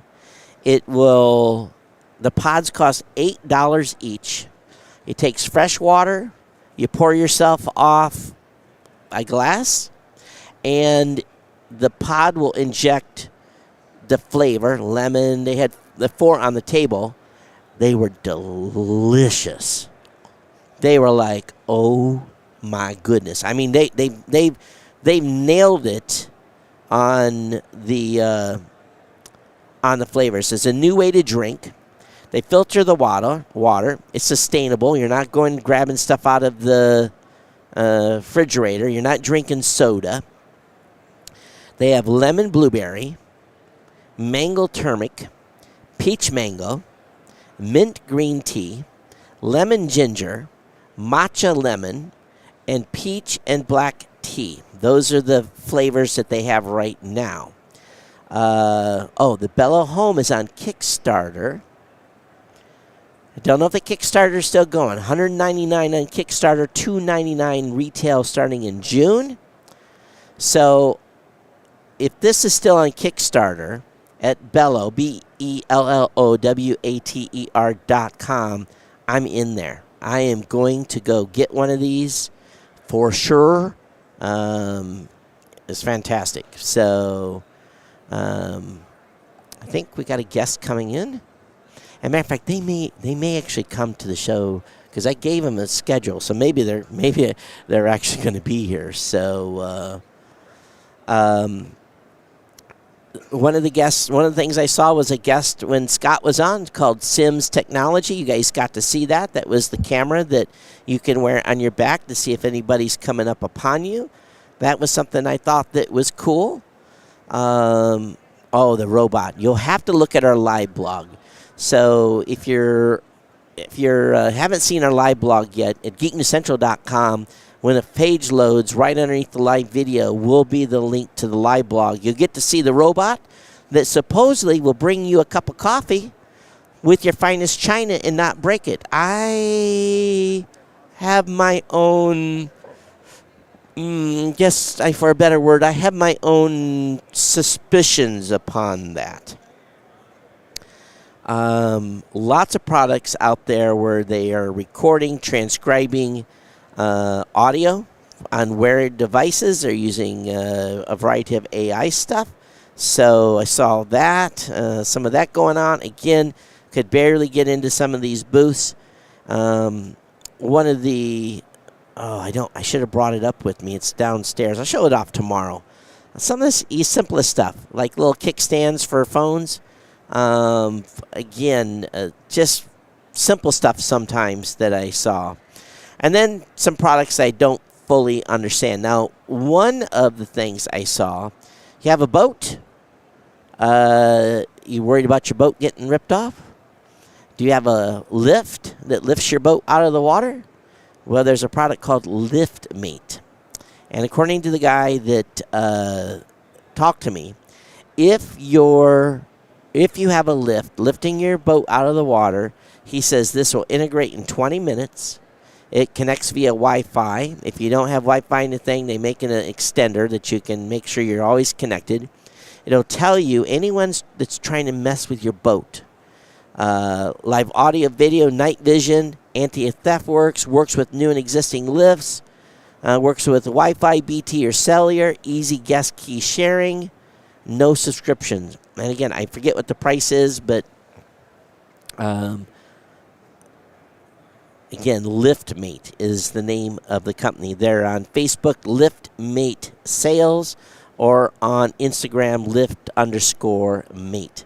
One of the weirdest ones I saw was something called Airware. And initially I thought you sucked on this thing because I was trying to figure out how it worked. And it's what it is. It's a device that you wear around your neck.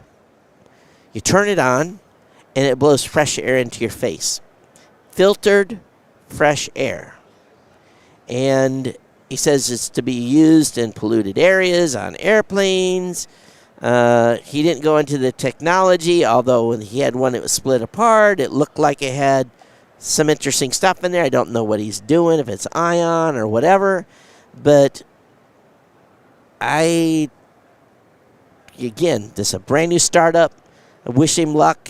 He said he's had good response. He was kind of a weird location within the convention center, so I kind of felt bad for him.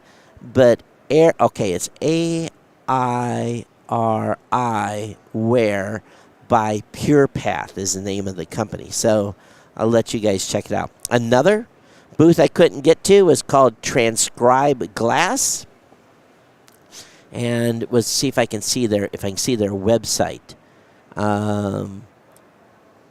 Again, 10 deep. The glasses that they were showing off, let me say this politely. There's a term we used in the military. It was called BC. Called them birth control glasses.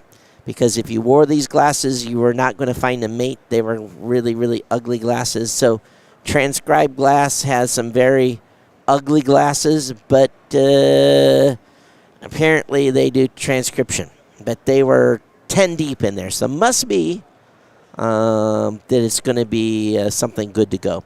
I got to see a drone that you can fly home in or fly to work.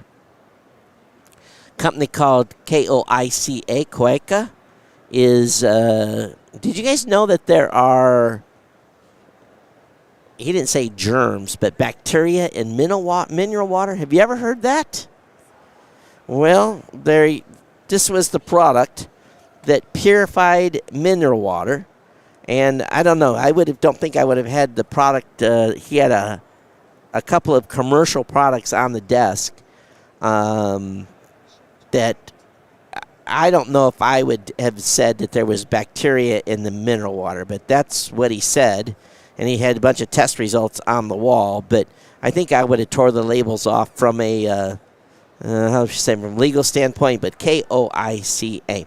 All right, we got our next guest is Tom Granger, Senior Director of Strategy and Business Development from Neuron Magnetics. Welcome to the show. Hey, thanks so much. Great to be here. Yeah, so what are you guys doing here at CES? Neuron Magnetics has developed the first new magnetic material in half a century, and we're introducing it to the world. First new magnetic material. Oh, you have to explain more. You got my curiosity piqued here. I got you. I mean, something almost no one thinks about, but magnets are an integral part of most of the technology that we use every day. So I'd say easily 80% of what's on display here at CES, pretty much anywhere where electricity creates motion or motion creates electricity. So generators, motors, the thing that makes your toothbrush buzz if you got an electric model. Yep. And even down to the speakers that folks are hearing us out of now. That is a magnet, a coil of copper wire attached to a membrane. That's right. And so today, the magnets that folks are using are made of materials that are pretty critical and relatively scarce. That's right. It's a rare earth material. Rare earth material, you got it, exactly. Yep. And so, I mean, just what the name implies, when you look at the future of what we're going to need for electric motors and electric vehicles, in wind turbines, and just in everything being built here, taking off as a wild success, there are not enough magnets and not enough mines for those rare earth materials to satisfy the need. And even if you recycle, they're hard to recycle, expensive to recycle. So tell me what you guys have invented here then. So what we've got is a magnet where it's made out of iron and nitrogen, and the sources of those are iron oxide, so effectively rust, which we'd all be familiar with, and ammonia, so what you're making fertilizer out of. So you can now take processes that you have anywhere in industrialized society and say, if we need to make a magnet, we can. So tell me about that process then. Is it come out, look like a physical magnet, or what's the process? What's going to come out at the end is what you or I would recognize as a magnet. It's black, it's shiny, it's metallic, and it sticks to other metals.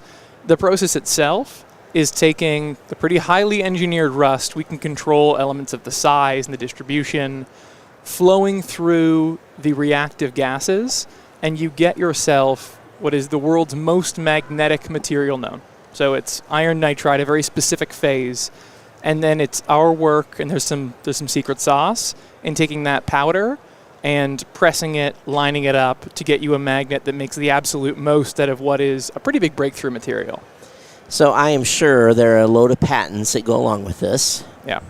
And I guess the basic question is, what has been the response when people see it, have they played with it? What's the, because the first thing we're going to do is stick them together, right? Make sure. No, you've got it perfect. The first thing folks do is you stick it to something. And the response has been overwhelmingly positive. Anyone who is in this space has been looking for a solution to their supply chain problems, looking for something new that just unlocks an innovation waiting to happen. And new materials tend to do that. When you've been waiting 40 years, there are a lot of innovations waiting to be unlocked. So people will stick it, feel it, see that it's real, and then the engineer in them comes awake. So their brain wakes up and they go, Papa! It sets off a few light bulbs. So I have no idea today how magnets are naturally manufactured. I have no clue on any of that. So where does the cost? You guys cheaper, more expensive? Where does it come in if someone has a pile of magnets on a table from, how they've been resourcing them forever to what you guys are creating? Is it going to be more, less, same, about the same? As we're going to market this year, we're figuring out the exact sort of positioning, but what I can say is we're making it out of commodity raw materials that you can source anywhere, and so any impact of scarcity or volatility, or given those rare earths, they only come from a few specific places in the world. So you get into a trade issue, and immediately the price goes up 10x, and that's happened. That's not hyperbole. Are you guys a public company yet? We are not yet a public company. But I appreciate you asking. Because I want a piece of this.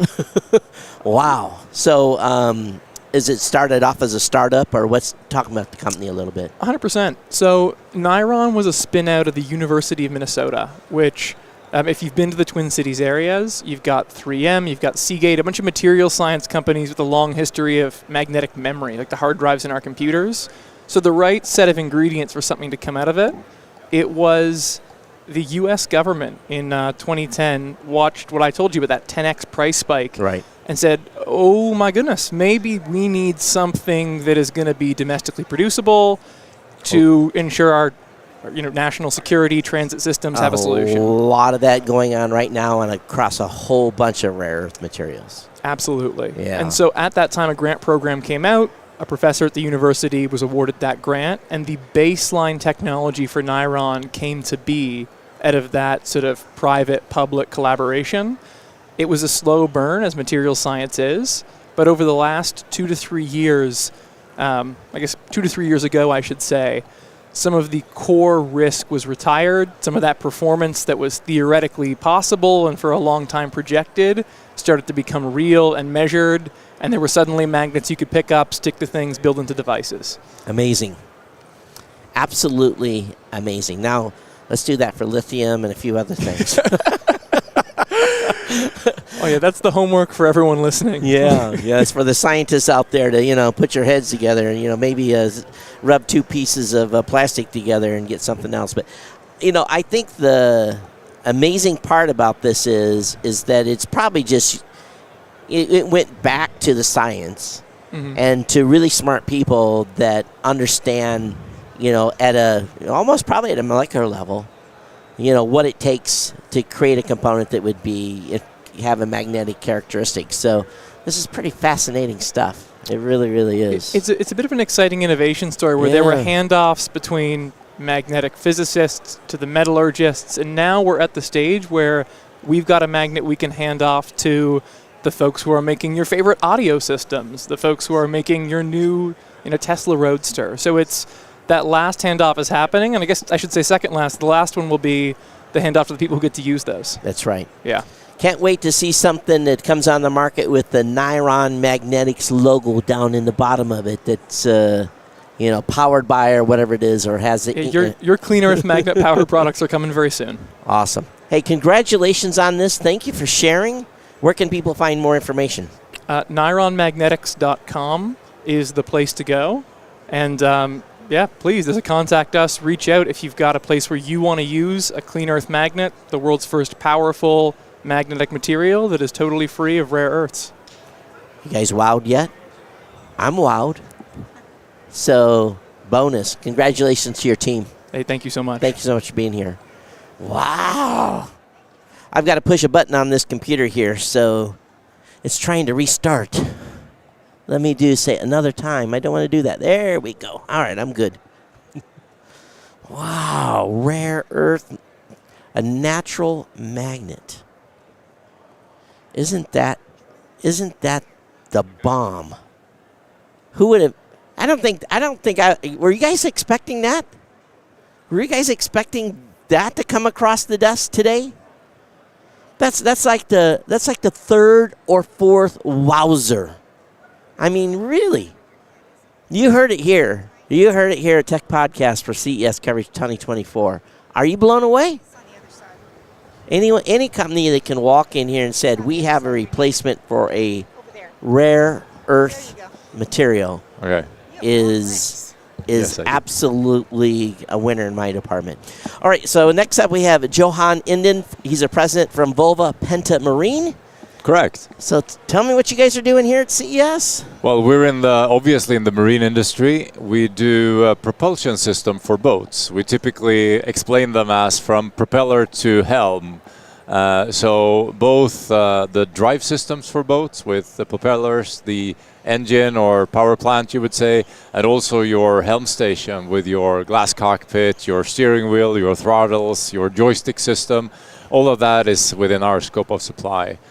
Here at CES, we're doing an evolution of our platform. So we press released this morning a new edition, a larger size of our famous propulsion system called the IPS. So we're stretching up significantly in size of boats.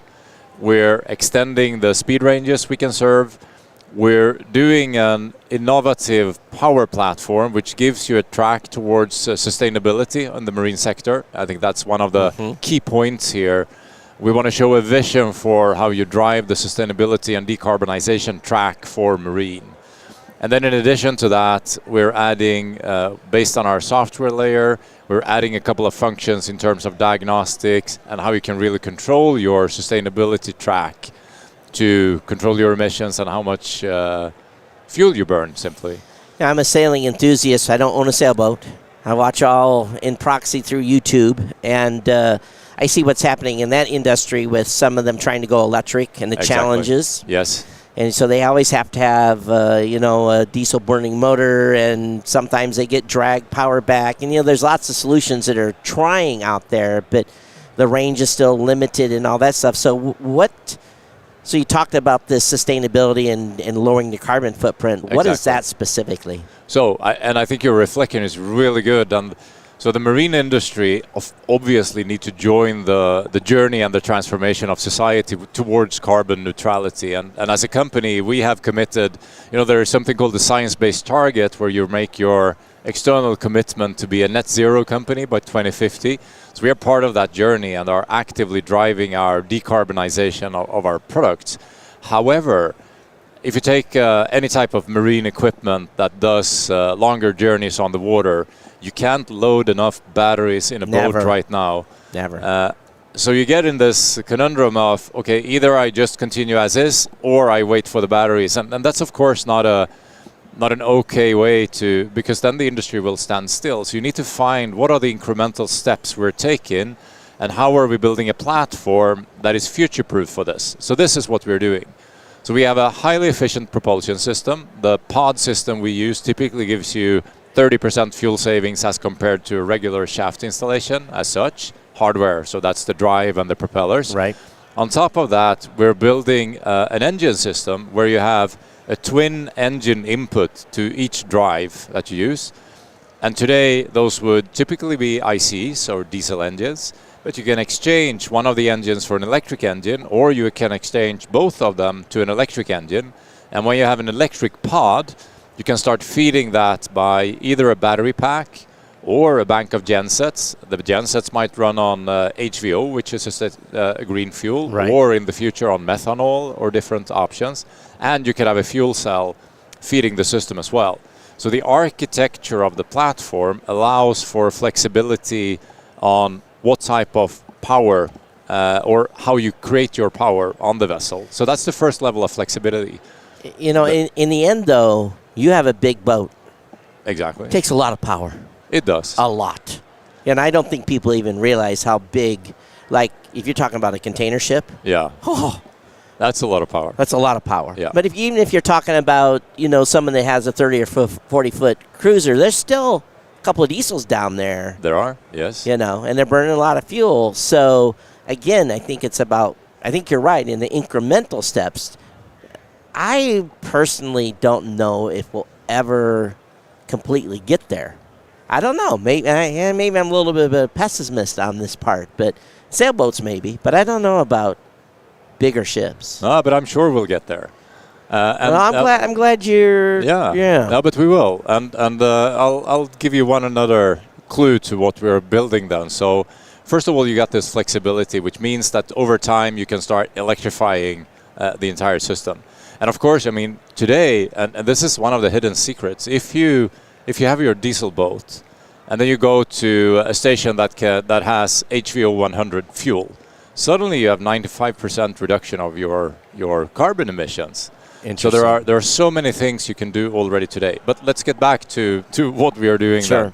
So the twin engine input to this pod, and typically, or you always put 2 or 3 or 4 pods in a boat, depending size of pod, means that you will have 4, 6 or 8 engines in this type of system. So you don't go for the 2 huge engines, Right. but rather you get a power plant consisting of smaller engines. That's curious. And we're doing a software layer on top of this, which means that you can switch on and off the engines exactly to the power that you're actually asking for. So when you go slow, you don't run all the engines. Right. So that's the second level of savings that you do. First, the very effective pod system. Second, what we call the eco mode. Then you only run the number of engines that you need for the power level that you require.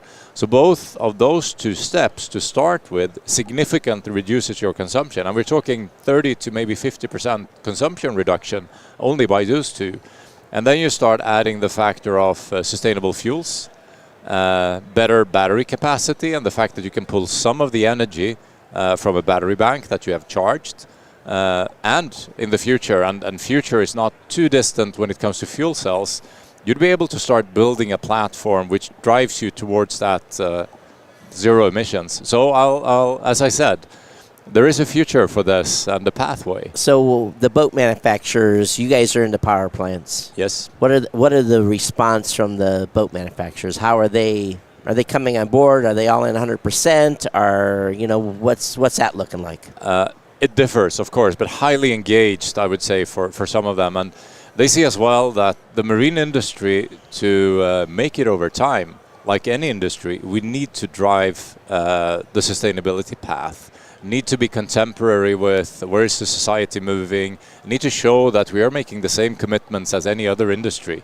And it goes both for the leisure side, but if you look at the even more forward-leaning companies, it's on our marine commercial side. So I'll give you one example. We do power quite a lot of vessels working with servicing offshore wind farms. And that's, as you know, it's a scaling industry right now. Right. Europe has built quite a lot of footprint. There are plans in the US as well to do this.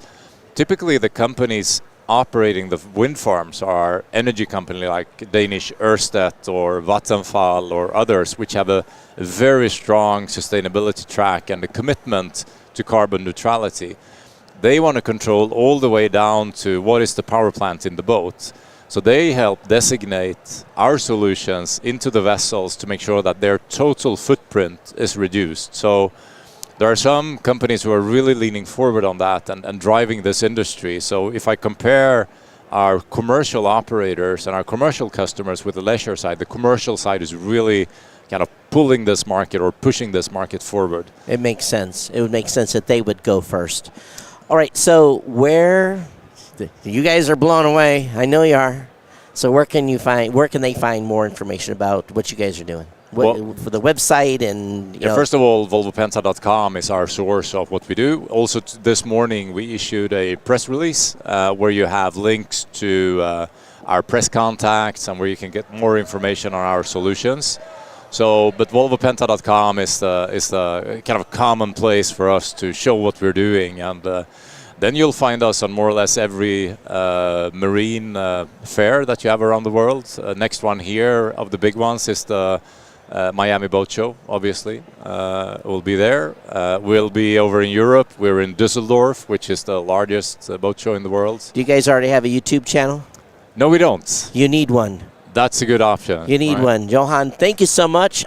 This is cool stuff. Again, I'm kind of an observer of the marine whole ecosystem, and exciting. Thank you very much for having us here. Yeah, absolutely. You never know. You never know what's going to come here to the table. We're talking about marine motors and being able to save energy. Come on now. Where are you going to come? In CES, where are you going to find information? Oh, man, I talked about them. They're here. Wait, you guys. We're gonna talk to the folks from Bello. Oh, no. We're 444 first? Let's see. Which ones are we getting first? Awesome. Oh, this is another. Hey, go green. This is another Michigan State team. So,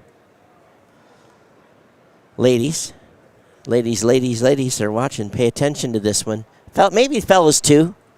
But you know what? We got a handsome young man here from Michigan State, and we don't have no Michigan people, U of M people on the show today. So, hey, Matt, thanks for coming over. And I know you and I talked earlier today, but everyone, this is Matt Rogan? Yes, sir. All right. Not the Matt Rogan podcaster, but, you could go ahead and pass for that. He's a founder of 444S. And any of you like pepper spray? Talk about it. So, go green to start. That's Thanks right. for having me on here. So, the company's actually called 444. 444. Yep. And it is powered by Mace and manufactured by Mace brand. Awesome.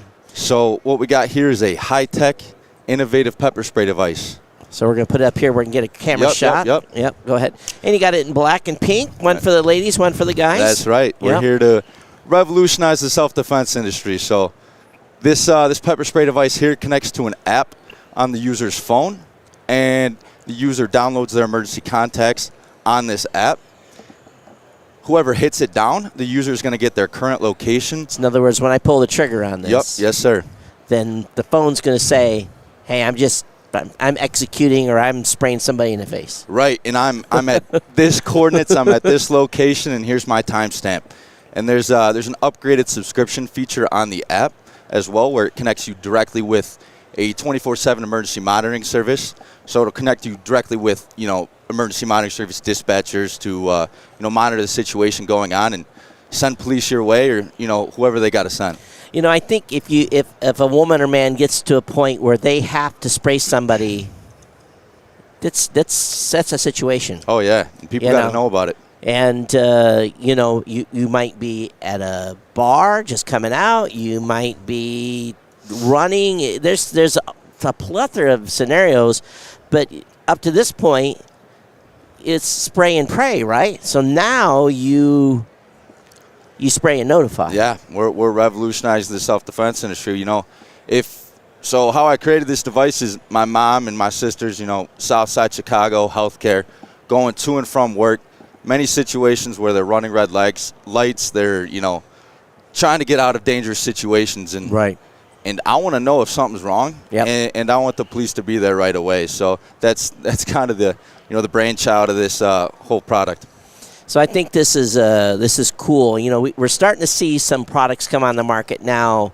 We had one on here earlier where if someone was approaching from behind, they had the ability to tap on your phone to be able to notify emergency contacts. Because we're such interconnected now, when we have devices like this for self-protection, then it basically you just have this ability now to, for better words, inform a friend. Yeah. And get that pin on the map on where you're at the time. Exactly. And then we can start gathering, geographic statistical data around locations. And, and we plan to teach, situational awareness on our app and self-defense videos as well to, prepare people for those situations. I know that not all states is it legal to carry mace, so you need to check your local municipality when this is on the market, whether or not you're allowed to have this. But correct. What is this going to price out at? Any idea? So there's a range right now. It's going to be in the $75 to $100 range. We're a high-end, luxury pepper spray device.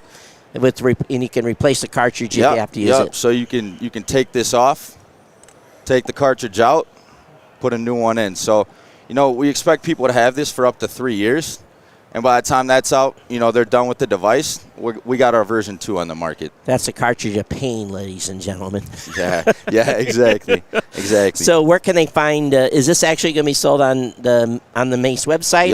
Yep. So is that mace.com? Yep. So we just announced a partnership that we've partnered with Mace brand. They're very recognizable in the industry. So they can find it on mace.com, and we're going to be launching in national retail channels as well.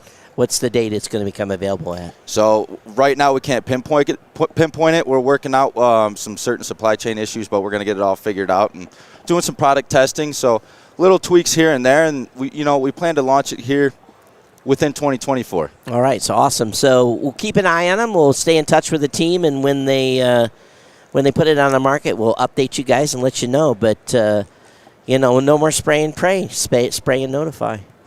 Thank you so much, sir. Thank you so much, Fred. Take care. Appreciate it. All right. Awesome. So I hope I just gave him a marketing logo. Spray and pray. No. Spray and notify. Awesome. All right. And some Michigan State undergrads. So good. Go green. And no, we don't take anything away from the University of Michigan and their national championship. So we'll see you next year, Blue. All right, awesome. So I'm hoping the folks from Bello are going to be here. We'll see if they come up. All right, let me go back to my list of stuff. Oh, I'm almost out of my list of stuff. Saw that. Talked about that. Oh, you got to look at the live blog, because I saw a solar powered vehicle that I just don't know if it's going to be able to get a license plate or not. But I do have a comment here, and it's really for any of you to think about going to a trade show. Make sure the product you have on the table is the product you're selling, not the attraction to stop at the booth. I stopped at the booth and said, cool, I want to buy one of these. And then she said, oh, no, it's just part of our display. We're actually selling. And what it was those, you guys have probably seen them before. They're a light tube that basically looks like old TV tubes that have LEDs in them.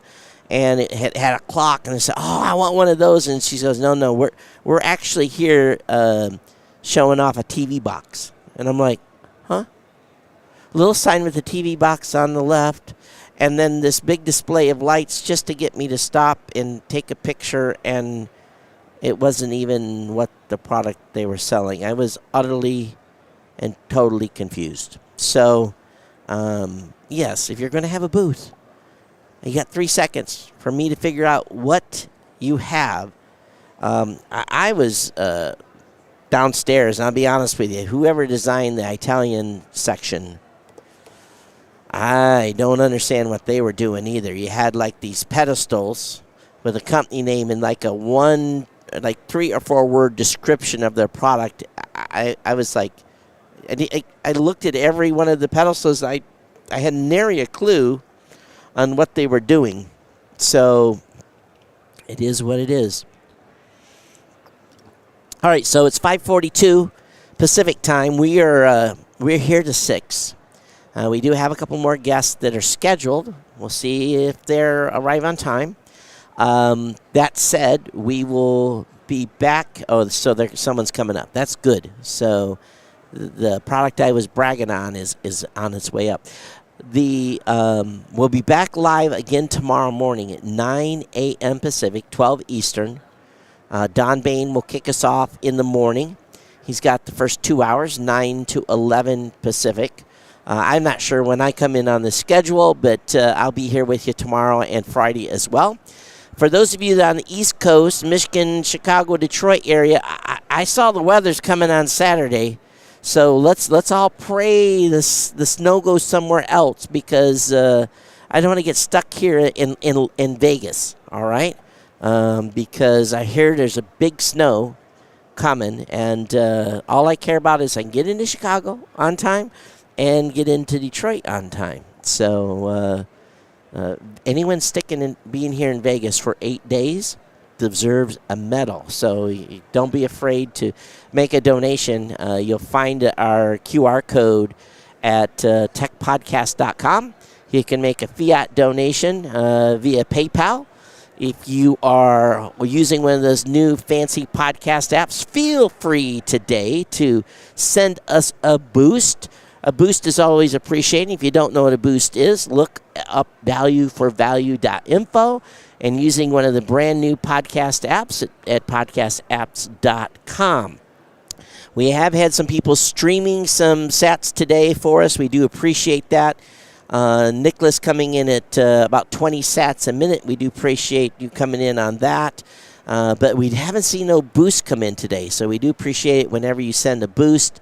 That is greatly appreciated. Okay, here comes the product that is going to be in my kitchen before it's all over. So I talked about this. Now you guys get to see it. All right, they're coming. They're getting set up here. They're going to be up in a minute. So, do they need electricity or? Yeah, we got them.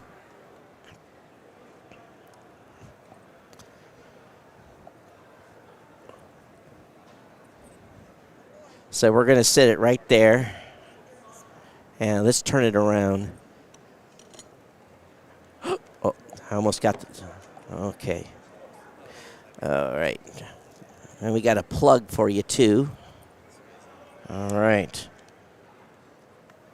Now, when I saw this earlier...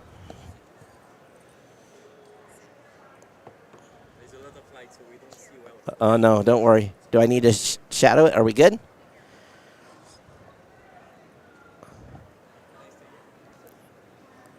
So we've got Mark Shaw. Is that correct? Yeah, exactly. And you're the co-founder of Bello. And I was talking about you guys earlier. Yeah. And I said, wait till you guys see this. And I'm glad you guys are able to make it. Tell us about Bello. Yeah. So Bello has one mission, is to reinvent the beverage industry.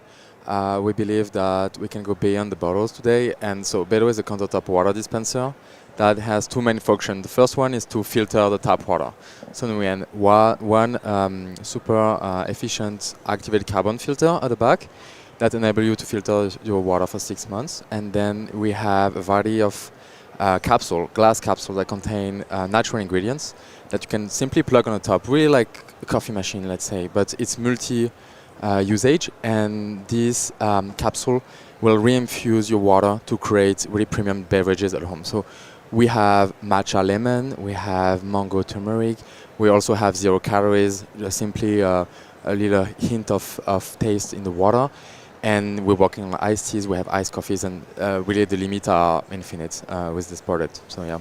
So the thing I was impressed about this when I was talking to you folks is I said, like, you see these cartridge systems, you go, oh my God, how much are the cartridges going to be?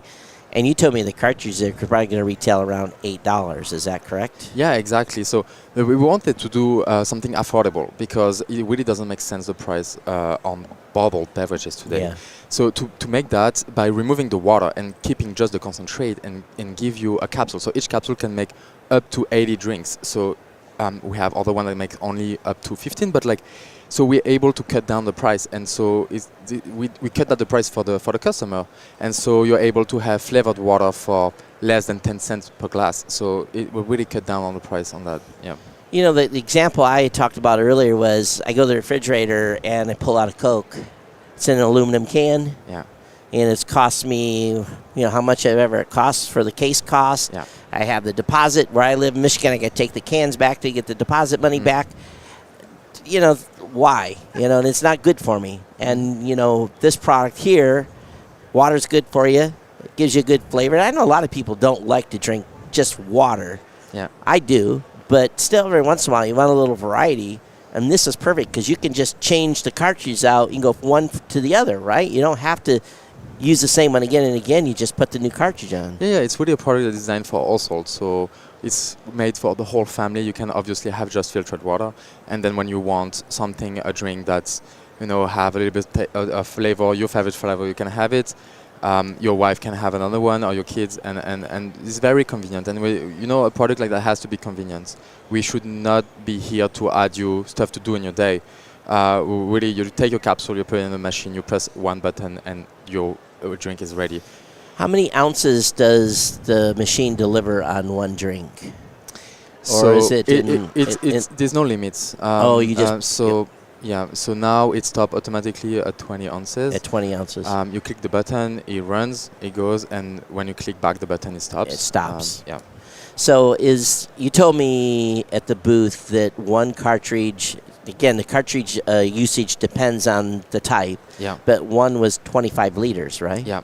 Now think about that. Think about a liter. A liter is, that's one of the large Cokes, right? 25. Yeah. It's almost maybe too much. We're not gonna make enough money. I'm joking, but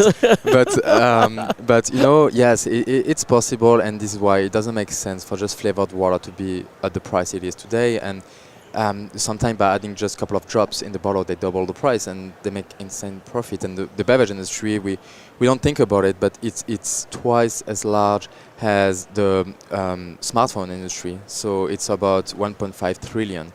And the non-alcoholic beverage industry I'm talking about. And so there's very few innovation. And then the capsule, how are we able to make beverages that are such a variety? The capsule have an NFC tag on each capsule. It's the little white thing that you see here. Yep. And so that contains information that the machine recognizes, and the machine will automatically adapt to each flavor. So we give you the best of each capsule. And then you're also able, through an app, that you don't have to, it's not mandatory, but you can have an app that will tell you how much you drink today and what is the nutritional ingredients that you had today in your body. You can add, of course, the one you had on your side. Sure. But that's also, our goal is 70% of Americans are not drinking enough water That's today, right. and it's very hard. I'm part of it, yes. And why? And it's first, the experience is not good, so you go either to tap water, you go but you're not happy to do it. You have a bottle, but you know that it's not necessarily good for the environment, and you have to carry it from the grocery to your house and things like that. So it's very making it a good feeling, a good moment of having an hydration experience. They're able to do that with coffee, for example, and to a very high level. But I don't know what the reason why, but they were not able to do that with water. And I feel like we're really filling this gap, and yeah. You guys are going to be mad at me. But I told them they were charging too little for the cartridges.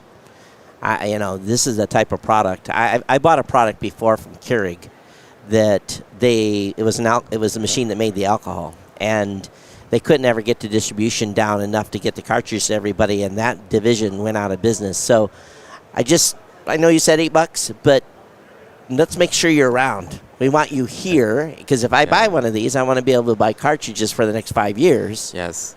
And I know what you talk about, and I know the brand that you mentioned from Keurig. Yeah. So yeah, definitely there's it's the CPG. So there's two industries. There's the hardware part and there's the CPG part. That's so right. CPG part has to make margins. That's right. It is how it is, and it has to be around 60% minimum. That's right. So we make sure that we can get there. We also, is able to stock with customers. So, a drink, an alcohol drink, you don't necessarily drink it every day. That's so right. The thing is that we're really pushing people to hydrate. This is and a to have daily. It's a daily use device. It is a new tool in your countertop. We made it also very nice, very smooth, very sleek, and I think it fits any kitchen, and that is very important because you don't want a big machine. You don't want a big machine. Yeah. This will, I'll have one of these in the office, and I'll have one of these at the house because, 2 different locations.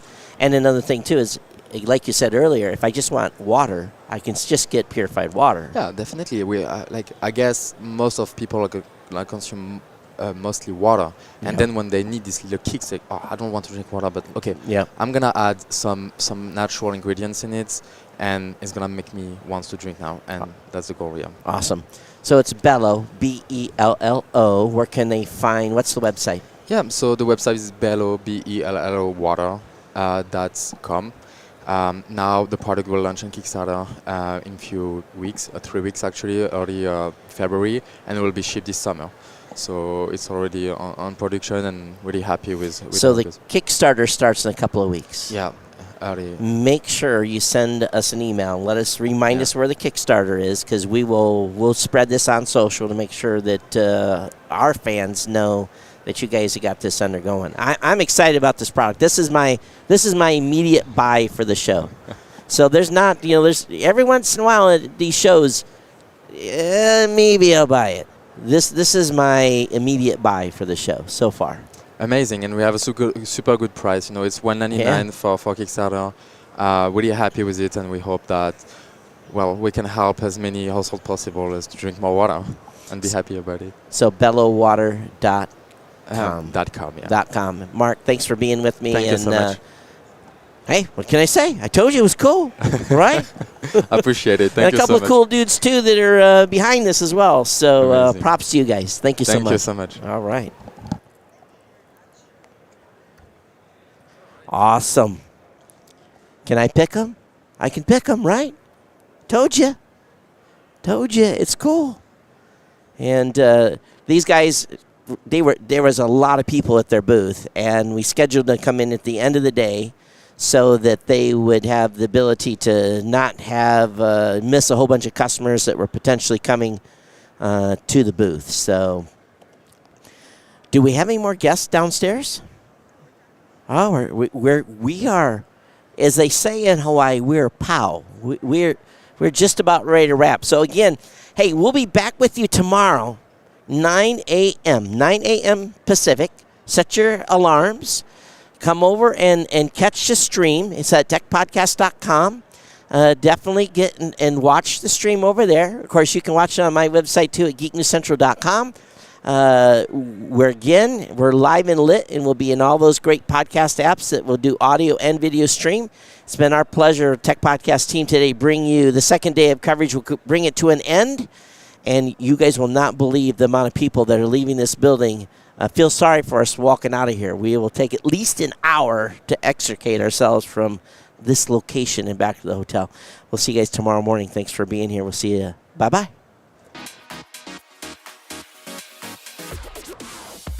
The Tech Podcast Network CES 2024 coverage is executive produced by Michelle Mendez. Technical directors are Kurt Corliss and Adam Barker. Associate producers are Nancy Ertz, Clinton Millsap, Sergio Velasquez, and Terry Willingham. Voiceover by Aaron Hurst. Our hosts are Marlo Anderson, Don Bain, Todd Cochran, Scott Ertz, and Christopher Jordan. Studio and equipment are provided by Plug Hits Productions. This has been a Tech Podcast Network broadcast. Copyright 2024.